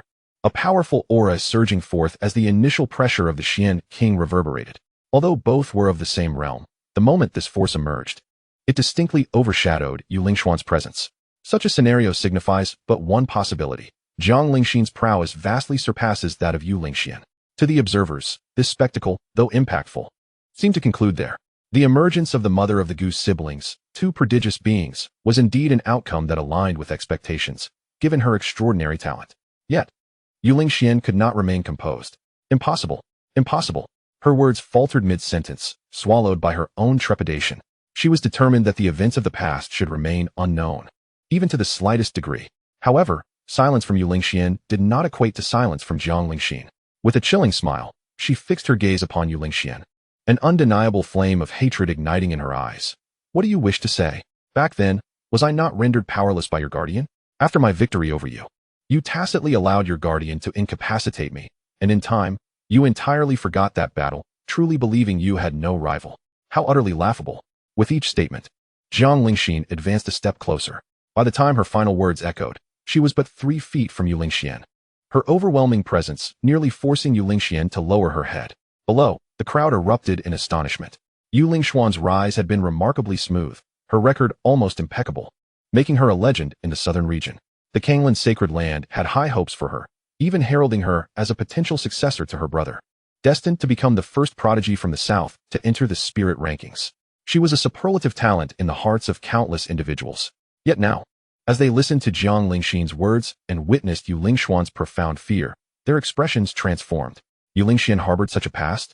Initially, it seemed the Kanglan Sacred Land had produced an unparalleled prodigy, but now it appeared that whether she was truly unmatched remained uncertain.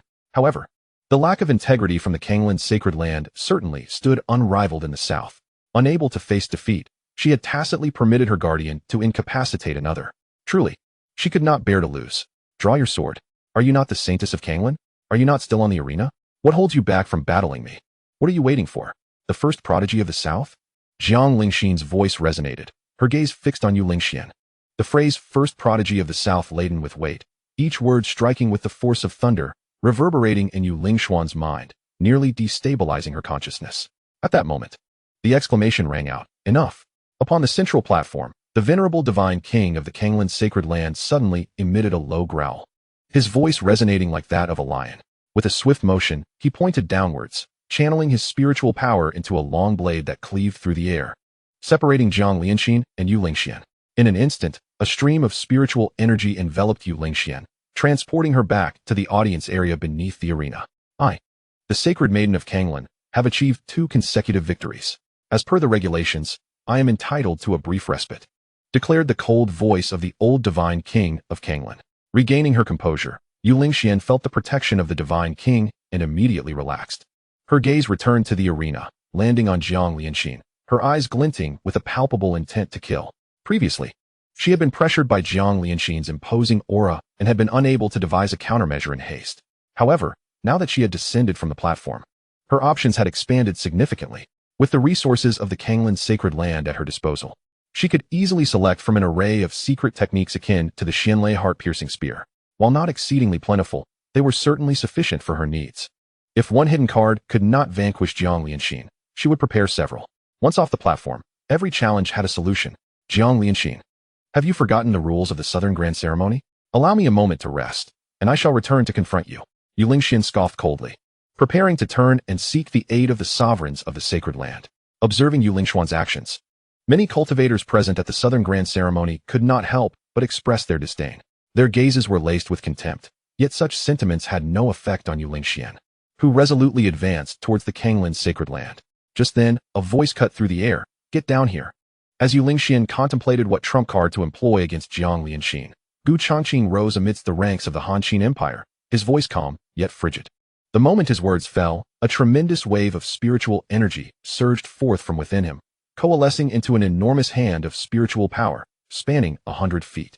With a mere tug, it yanked Yu Lingxian, who was on the verge of reaching the entrance of the sacred land, back onto the arena. "Did you not hear me? Get down here." The assembly erupted in turmoil upon witnessing Yu Lingxian being forcibly returned to the platform by Changqing. Everyone was struck dumb by his audacious act. Even the old divine king of Kanglin momentarily lost in astonishment. Once Yu Lingxian was pinned back onto the arena, the divine king regained his senses and roared in fury, unleashing a palm strike that gathered an overwhelming force into a handprint, hurtling towards Changqing with unmatched might. Crack! The air itself seemed to shatter under the pressure. As if unable to withstand the potency of this perfected divine king, the cultivators of the Han and Qin empires were enveloped within the grasp of this hand seal, their faces pale as death. The members of the Jiang family were utterly terrified, with even the venerable ancestor trembling in fear, instinctively wishing to flee, neglecting even Jiang Baiwei and the others. Yet, amidst the terror of the Han and Qin crowd, Changqing chuckled. Daring? This was far from sufficient audacity. In the very instant his words fell, whoosh. All present beheld Changqing transform into a beam of sword light, streaking across the venue like a fallen star, arriving in a heartbeat before the central platform, where the elder of the Kanglin Holy Land stood. With a delicate hand, he reached out and pressed against the elder's forehead. And then, with a sudden exertion of force, it was done. With a sickening sound, the elder of the Kanglin, a figure of consummate divine king status, did not even have time to scream, as Changqing's palm forced his head back into his chest, extinguishing his life on the spot. The formidable hand seal of spiritual power, deprived of its source, dissipated in an instant, vanishing from existence. In the suffocating silence that followed, all gazes were fixed in stunned disbelief upon the figure standing on the central platform, their hearts stirred by tumultuous waves of shock. This Kanglin elder was undeniably a genuine figure of divine king perfection, and with the various secret techniques of the Kanglin Holy Land at his disposal. His combat prowess was not to be compared with that of ordinary divine kings. Even the divine king of the Yanlong dynasty would likely falter before him in mere 3 exchanges. Yet, before Changqing, such a formidable figure had been rendered utterly powerless, dispatched with effortless ease. What manner of strength was this? The female cultivators of the Xianin Pavilion gazed at Changqing on the central platform, their eyes brimming with awe, particularly the likes of Liu Xianzi and Bai Yueling, whose gazes sparkled with admiration. Changqing's prior display of divine king prowess had already left them in astonishment. Yet they could hardly fathom that this was far from his ultimate limit, especially Bai Yueling, who gazed upon Changqing standing tall upon the platform, his white robes billowing like a celestial being. Instinctively, she cast a glance at Jiang Lianxin on the arena, her eyes revealing a hint of envy. This Jiang Lianxin not only possessed remarkable talent, but also had the fortune of being betrothed to Senior Gu. Such luck was indeed enviable.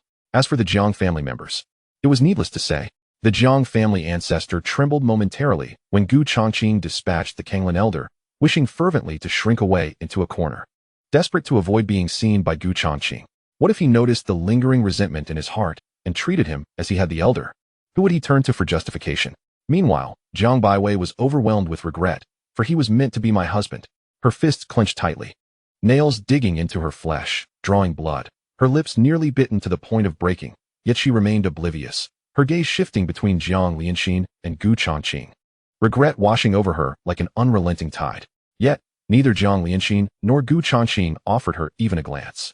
After the elder of the town, Kanglin, was slain, Yu Lingxian found herself utterly stunned, especially when she realized that Jiang Lianxin's gaze had once again returned to her. A sense of dread began to blossom in her heart. Instinctively, she took a few steps back, staring at Jiang Lianxin, urgently imploring, "Do not act rashly. You still have room for negotiation. Do not commit any foolish acts." As she spoke, she directed her attention to Changqing on the central platform, raising her voice. "I can intercede on your behalf. We still have a chance for reconciliation. Do not act impulsively. Yu Lingxian believed that the Holy Land would swiftly receive news and react accordingly, but she was uncertain if she could endure until that moment. Given Gu Changqing's previous display of lethal force, she harbored no doubts that in an instant, she could be obliterated by either Gu Changqing or Jiang Lianxin. Thus, it was imperative to buy time. However, as she observed Jiang Lianxin's movements, despair enveloped her even further. Jiang Lianxin paid no heed to Yu Lingxuan's words, stepping forward and striking with lightning speed. Boom! The same aura of the initial stage of the Xian King erupted. Yu Lingxian instinctively employed her movement technique, attempting to evade, conjuring countless afterimages. Yet, before Jiang Lianxin, they bore no effect whatsoever. With a mere flick of her hand, she effortlessly traversed those phantoms and seized Yu Lingxuan's form. In an instant, spiritual energy coursed through all 365 acupoints within Yu Lingxian, completely sealing her cultivation and imprisoning her. As she felt Jiang Lianxin's terrifying prowess, panic gripped Yu Lingxian. What do you intend to do? Did you not hear my words? We can negotiate. Negotiate? That is unnecessary, Jiang Lianxin replied coolly, gazing at the utterly terrified Yu Lingxian. As for what I intend to do, that is simply to settle accounts. Hearing the murderous intent in Jiang Lianxin's final words, Yu Lingxuan's heart shattered completely. She opened her mouth to plead for mercy, but Jiang Lianxin had already lost patience for further dialogue. As Jiang Lianxin prepared to strike, Yu Lingxian could no longer restrain herself and cried out, "No, you cannot kill me. My brother is Yu Baifeng, ranked 9th on the spirit list, a direct disciple of the Divine Emperor within the Deluo Heavenly Palace. If you kill me, the Divine Emperor will not spare you. You, your family, and your husband will all face the Divine Emperor's reckoning." The Divine Emperor? Deluo Heavenly Palace? Upon hearing these names, Jiang Lianxin indeed hesitated. She was aware that her clan had recently gained a Xianyuan Emperor, an elder saved by her husband. Yet, the Xianyuan Emperor was merely a Divine Emperor. She had no certainty about withstanding the might of a behemoth like the Deluo Heavenly Palace. Observing Jiang Lianxin's uncertainty, Yu Lingxian felt she had grasped a lifeline. Her fear diminished, and a sense of triumph returned to her eyes. It seems you are aware that my identity transcends that of the Kanglan Saintess. Even if you are unafraid of the Kanglan Holy Land, as long as you remain within this spiritual domain, you cannot afford to offend the Deluo Heavenly Palace. Spare me. Before she could finish her plea, her words were abruptly interrupted by Gu Changqing's calm voice from the central platform. Lianxin, do not hesitate. Strike her down. Jiang Lianxin instinctively looked up, only to meet the gentle gaze of her husband, Gu Changqing. A mere divine emperor is not to be feared, he declared. Chapter 78, The Wrath of Kanglan, The Emergence of the Five Emperors. As Gu Changqing's words resonated in her heart, Jiang Lianxin felt a tremor within her. Husband. She took a deep breath, refraining from uttering more words and casting aside her doubts. To linger even a moment longer would be a disrespect to her husband's affection. She gently summoned her spiritual energy, transforming it into a spiritual sword, and aimed for Yu Lingxuan's heart, all while being watched by her horrified gaze. No, no, no. I am the Holy Maiden of Kanglan, the sister of the Divine Emperor's direct disciple. You cannot kill me. How dare you?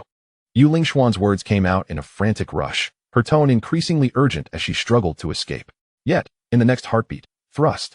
Amidst the astonished gazes of countless cultivators in the assembly, Jiang Lianxin's spiritual sword descended without hesitation, blood splattering across the arena, plunging the entire venue into an abyss of silence. The Holy Maiden of Kanglan, Yu Lingxian, had perished by her blade. Was she truly dead? It wasn't until Jiang Lianxin raised her hand to dissipate the spiritual sword, leaving Yu Lingxuan's lifeless body sprawled on the stage with a dull thud, that the spectators below began to regain their senses. Gazing at the lifeless form of Yu Lingxian, they felt as though they were trapped in a dream. Particularly shaken was the divine king of the Yanlong dynasty, whose body trembled at the sight. In his eyes, a palpable sense of trepidation and even fear towards Gu Changqing emerged. Initially, he had perceived Gu Changqing merely as an ancient figure of equal standing. However, after witnessing Gu Changqing effortlessly eliminate the accomplished elder of Kanglan, who was capable of contending with half-emperors, fear had taken root in his heart. Now, seeing Gu Changqing actually encourage his wife to slay the Holy Maiden of Kanglan, the divine king's heart swelled with a sense of relief. This individual must possess some formidable trump card, or perhaps had the backing of an emperor, which emboldened such audacity. Alternatively, he could simply be a reckless madman, unfazed by the consequences of his actions. If it were the former, the Yanlong dynasty could not afford to provoke him. If it were the latter, then he, as a divine king of the Yanlong dynasty, would find it impossible to withstand. After all, he dared to kill even the Holy Maiden of Kanglan. Had he persisted in challenging this old monster named Changqing, he might have found his own head resembling that of the elder from Kanglin's inner sect. Nevertheless, amidst the shock, as he gazed at the undeniably lifeless Yuling, the divine king of the Yanlong dynasty could not help but shake his head. While avenging this act felt satisfying, it also heralded immense trouble. He was willing to wager that the higher echelons of Kanglin had not anticipated that Jiang Lianxin and Changqing would truly dare to strike with lethal intent. After all, she was the holy maiden of Kanglin. Moreover, this transpired within the territory of the Kanglin sacred land. At this moment, they are likely just as bewildered as the monks present, still unable to comprehend the situation. However, once they regain their composure, an extraordinary conflict is bound to erupt. After all, the Kanglin sacred land is no ordinary imperial-level force. In the southern region of the spirit domain, Kanglin's influence ranks among the top 3. Even though Changqing possesses imperial strength, the ancestors of the Kanglin sacred land are not merely of the same caliber. They have reached the advanced stages of the heavenly emperor realm, having cultivated for nearly several millennia. Within the venue, there are numerous formidable beings, such as the God King of the Yanlong dynasty, who share similar thoughts. Indeed, as they come to their senses, the powerful figures of the Kanglin sacred land also finally react. Before Jiang Lianxin can descend from the arena, a resounding boom reverberates. Deep within Kanglin City, shrouded in boundless spiritual mist, terrifying pillars of light, capable of annihilating ordinary king-level experts, surge forth into the sky. Each pillar corresponds to a red-robed figure, an imperial being adorned with the elder's token of Kanglin. The red robe and emblems signify imperial cultivation. The 5 esteemed elders of the Kanglin sacred land have emerged. A spectacle is certainly about to unfold. In the distant sky, 5 pillars of light soar, vast as the abyss. The faces of the 5 imperial elders from the Kanglin sacred land turn ashen, their gaze fixated on Jiang Lianxin and Changqing, their eyes brimming with murderous intent. Just as the God King of the Yanlong dynasty speculated, they initially had a plan. Yet, upon the revelation of Yu Lingshuan's identity, they realized that with 100 or even 1,000 times the courage, they would not dare to act against her. Little did they anticipate that these 2 juniors would be so reckless. It is truly unexpected that such audacious young rogues still exist in the south. They dare to threaten the Kanglin Holy Maiden, and moreover, within Kanglin City, just as everyone is awestruck by the overwhelming presence of the 5 imperial elders. Another chilling voice resonates from the deepest part of the Kanglin sacred land. In an instant, under countless astonished gazes, a figure clad in a crimson robe, adorned with intricate patterns of mountains and rivers that shimmer with myriad spiritual light, emerges. At the moment he appears, the spiritual energy of the world seems to be subdued by his presence, becoming stagnant. Such a terrifying aura leaves no room for doubt regarding the identity of the elder in the crimson robe. He is none other than the Kanglin ancestor, a heavenly emperor at the pinnacle, who has not emerged from seclusion for a century. The countless cultivators present involuntarily hold their breath, their hearts filled with an undeniable sense of dread. The Kanglin sacred land is genuinely enraged. A whisper escapes the lips of a cultivator as he gazes at Jiang Lianxin and Changqing on the arena, already condemning them to death in his heart. 5 imperial beings, 1 heavenly emperor at the pinnacle. Who could possibly withstand such a formidable assembly? Gazing upon the southern realm of the spirit domain, such a formidable assembly is unparalleled. Even when juxtaposed with the other 2 sacred sites of the south, which stand alongside the Kanglin sacred land, they can merely assert a tenuous stance of not being utterly defeated against such a lineup. Moreover, this is Kanglin City, the very territory of the Kanglin sacred land. As the venerable ancestor of Kanglin, with but a thought, he can mobilize the grand formation of the entire sacred site to bolster himself. With the advantage of geography, the combat prowess of the Kanglin ancestor at this moment is indeed unrivaled in the south, a statement that is far from exaggerated. Thus, upon witnessing the emergence of the Kanglin ancestor, many cast glances at Jiang Lianxin that were tinged with sympathy. Not to mention, the extraordinary talent exhibited by Jiang Lianxin is exceedingly rare, a true gem not seen in the south for a millennium. And her 2 children, alas. It is a grave misfortune, an impulsive folly that should never have occurred. Now, she has led herself and her beloved offspring into a dire predicament. Even if there were formidable imperial powers backing them, it would be implausible for them to ensure their safety. Yet, there were those whose eyes flickered with expectation as they turned their gaze towards Changqing. Among the forces harboring such thoughts, the other 2 sacred sites in the south, which stand alongside the Kanglin sacred land, were most prominent. Despite the outward appearance of unity among the 3 sacred sites, beneath the surface lies a web of intrigue and a struggle for dominance.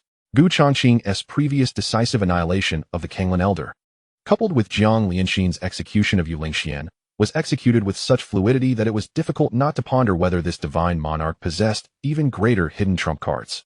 Perhaps another emperor? Chapter 79. Who is to stand down? The Kanglan ancestor was evidently concerned about this very possibility. Thus, upon making his appearance, he raised his hand, and the 5 elder figures of the Kanglan's sacred land instantly dispersed. They activated the vast grand formation of the Kanglan's sacred land, encircling the ancestor within its protective embrace. This not only augmented the ancestor's combat strength, but also served as a formidable safeguard against any unforeseen assaults.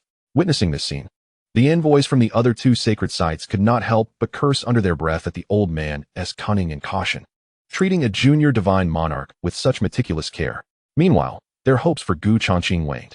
At this juncture, they believed he had no possible avenue for a comeback. The Kanglan ancestor, too, felt the weight of this realization. After completing these arrangements, he cast a cold glance at Gu Changqing and spoke icily. Junior, are you prepared to atone for the offense against Kanglan and the murder of our sacred maiden with your life? As he stepped forward, his presence loomed like a towering mountain, overwhelming Gu Changqing under the fearful gazes of the assembly. However, Gu Changqing's demeanor remained remarkably serene, as if he were oblivious to the imposing aura emanating from the ancestor of Kanglan. Only upon hearing the mention of his clan as elders did his brow slightly arch, and a cryptic smile danced upon his lips. My family as elders, to atone for their sins? Ha ha. Gu Changqing discerned the subtlety in the ancestor's words, which suggested a probing inquiry into his background, aimed at determining whether to employ lethal force against him. Yet, Gu Changqing truly possessed no significant connections. Though there was a celestial protector and a divine emperor at his side, they were hardly inclined to intervene against a mere Kanglan sacred land. As he spoke, Gu Changqing rose to his full height, embodying the essence of a sword's light, soaring into the vast heavens. Under the astonished gazes of all present, he boldly faced the overwhelming might of the ancestor of Kanglan, charging forth with unwavering determination. Seeking death, this scene ignited a surge of fury within the ancestor's eyes. With a low growl, he gestured towards Gu Changqing, intent on subduing him. In an instant, the swirling spiritual energy of the heavens and earth converged in his palm, coalescing into a dark purple thunder spear, the very manifestation of the Kanglan legacy, the Xianlei Pai Tianju, which Yu Lingxian had previously wielded. However, the same legacy, when unleashed by the ancestor of Kanglan, bore a terrifying might that could seemingly rend the very sky asunder. The overwhelming aura compelled the onlookers to instinctively retreat, fearing the residual force of that dread thunder spear. Die! With a thunderous cry, the ancestor unleashed the formidable spear, nearly 100 feet in length, its divine might surging forth like a tempest, crashing heavily upon Gu Changqing. Then came a cacophony of explosive sounds, akin to a swarm of bees buzzing, as countless fissures, resembling a spider's web, appeared upon the dreadful spear. Under the nearly horrified gazes of the ancestor and the 5 imposing figures behind him, Gu Changqing merely swung his sword lightly. The spear, which they believed would be insurmountable even for a late-stage celestial emperor, was effortlessly dispelled by a single stroke of his blade. Celestial Emperor perfection? After a brief silence, a cultivator finally regained their composure, exclaiming in disbelief. The ability to shatter the thunder spear so easily suggested that only someone at the pinnacle of the celestial emperor realm could achieve such a feat. In other words, this enigmatic powerhouse from the Hanqin Empire was not merely a divine king, but rather an extraordinary ancient being of celestial emperor perfection. The ancestor of Kanglan and the elders behind him were left stunned, their mouths agape, scarcely believing their own eyes. When Gu Changqing's gaze fell upon them, piercing through with an icy chill, they involuntarily swallowed hard. The ancestor of Kanglan, now devoid of the courage to confront Gu Changqing any further, realized that a celestial emperor at perfection was more than sufficient to contend with their Kanglan sacred land. Even with the formidable array's support, the most that would result is the annihilation of the Kanglan sacred land, while this mysterious old monster, emerging from the shadows, would merely suffer injuries. However, for the ancestor of Kanglan, this would undoubtedly be a regrettable bargain. With this thought in mind, the ancestor of Kanglan swiftly retreated, distancing himself from Gu Changqing, and called out loudly, seeking to temporarily cease hostilities. After all, even if he felt aggrieved, he could simply wait for representatives from the Deluo Heavenly Palace to settle this grudge. Friend, let us speak reasonably. The only one who holds a grievance against you is that Yu Lingxian. The speed of his change in tone was indeed remarkable. Now that she has been subdued, we can let this matter rest. I, Kanglan, shall not pursue your responsibility for the death of our holy maiden. However, the Deluo Heavenly Palace will require your attention. The ancestor of Kanglan spoke rapidly, his demeanor exceedingly sincere. Yet before he could finish, Changqing let out a cold laugh. Who says we can just let this go? It was not Yuling Xian who incapacitated Jiang Lianxin. She merely condoned it. The true attackers were the elder members of the Kanglan sacred land. Grievances have their origins, and debts have their rightful owners. It is naive for the Kanglan sacred land to think they can extricate themselves from this affair. Moreover, I have sensed the murderous intent from your group quite clearly. Come to your death. Changqing raised his hand, unleashing another streak of sword light that soared through the air with an overwhelming momentum, striking towards the ancestor of Kanglan. Damn it! The ancestor of Kanglan exclaimed. But there was no time to evade. He immediately activated his techniques, channeling the spiritual energy from his surroundings. The power gathered from the entire array surged into him, causing his aura to swell dramatically. Though he could not match a true pinnacle of the heavenly sovereign, he was not far from it. This augmentation of power filled the ancestor of Kanglan with confidence, and he let out a long roar as he charged forward. Then came a torrent of blood. The sword light unleashed by Changqing shattered all of the ancestor's defenses with a single strike, rendering them to nothingness. Its momentum unyielding. It cleaved through his great formation and struck him directly. The ancestor of Kanglan, a formidable figure at the peak of the heavenly sovereign realm, was sent hurtling back 1,000 zhong, blood gushing uncontrollably, his presence reduced to a mere shadow of its former self. As for the 5 elder members of the Kanglan sacred land, they were also consumed by Changqing's strike, along with the entirety of their great formation, reduced to ash. How could this be possible? Everyone stood in stunned silence, as if caught in a dream. Did the ancestor of Kanglan lose so decisively? Was the disparity so vast? Changqing's power had evidently surpassed the typical limits of a heavenly sovereign. At that moment, the god king of the Flame Dragon dynasty trembled with fear. His gaze towards Changqing filled with an unmistakable dread, mingled with a sense of relief for not having made an irreconcilable enemy of him. As the venerable ancestor Kanglan was severely wounded by Changqing's sword strike, he watched in despair as his grand formation and elders were reduced to mere ashes. His heart was engulfed by an overwhelming sense of dread. Observing Changqing's figure approaching him with murderous intent, ancestor Kanglan opened his mouth to plead for mercy. However, Changqing paid no heed to his words and raised his hand, poised to deliver a fatal blow. At that moment, a terrifying aura surged from the gathering below, piercing the heavens and enveloping the entire venue, casting a shadow over ancestor Kanglan. All eyes involuntarily converged upon this spectacle, their expressions betraying a profound astonishment and disbelief. Could it be that yet another emperor had reached perfection?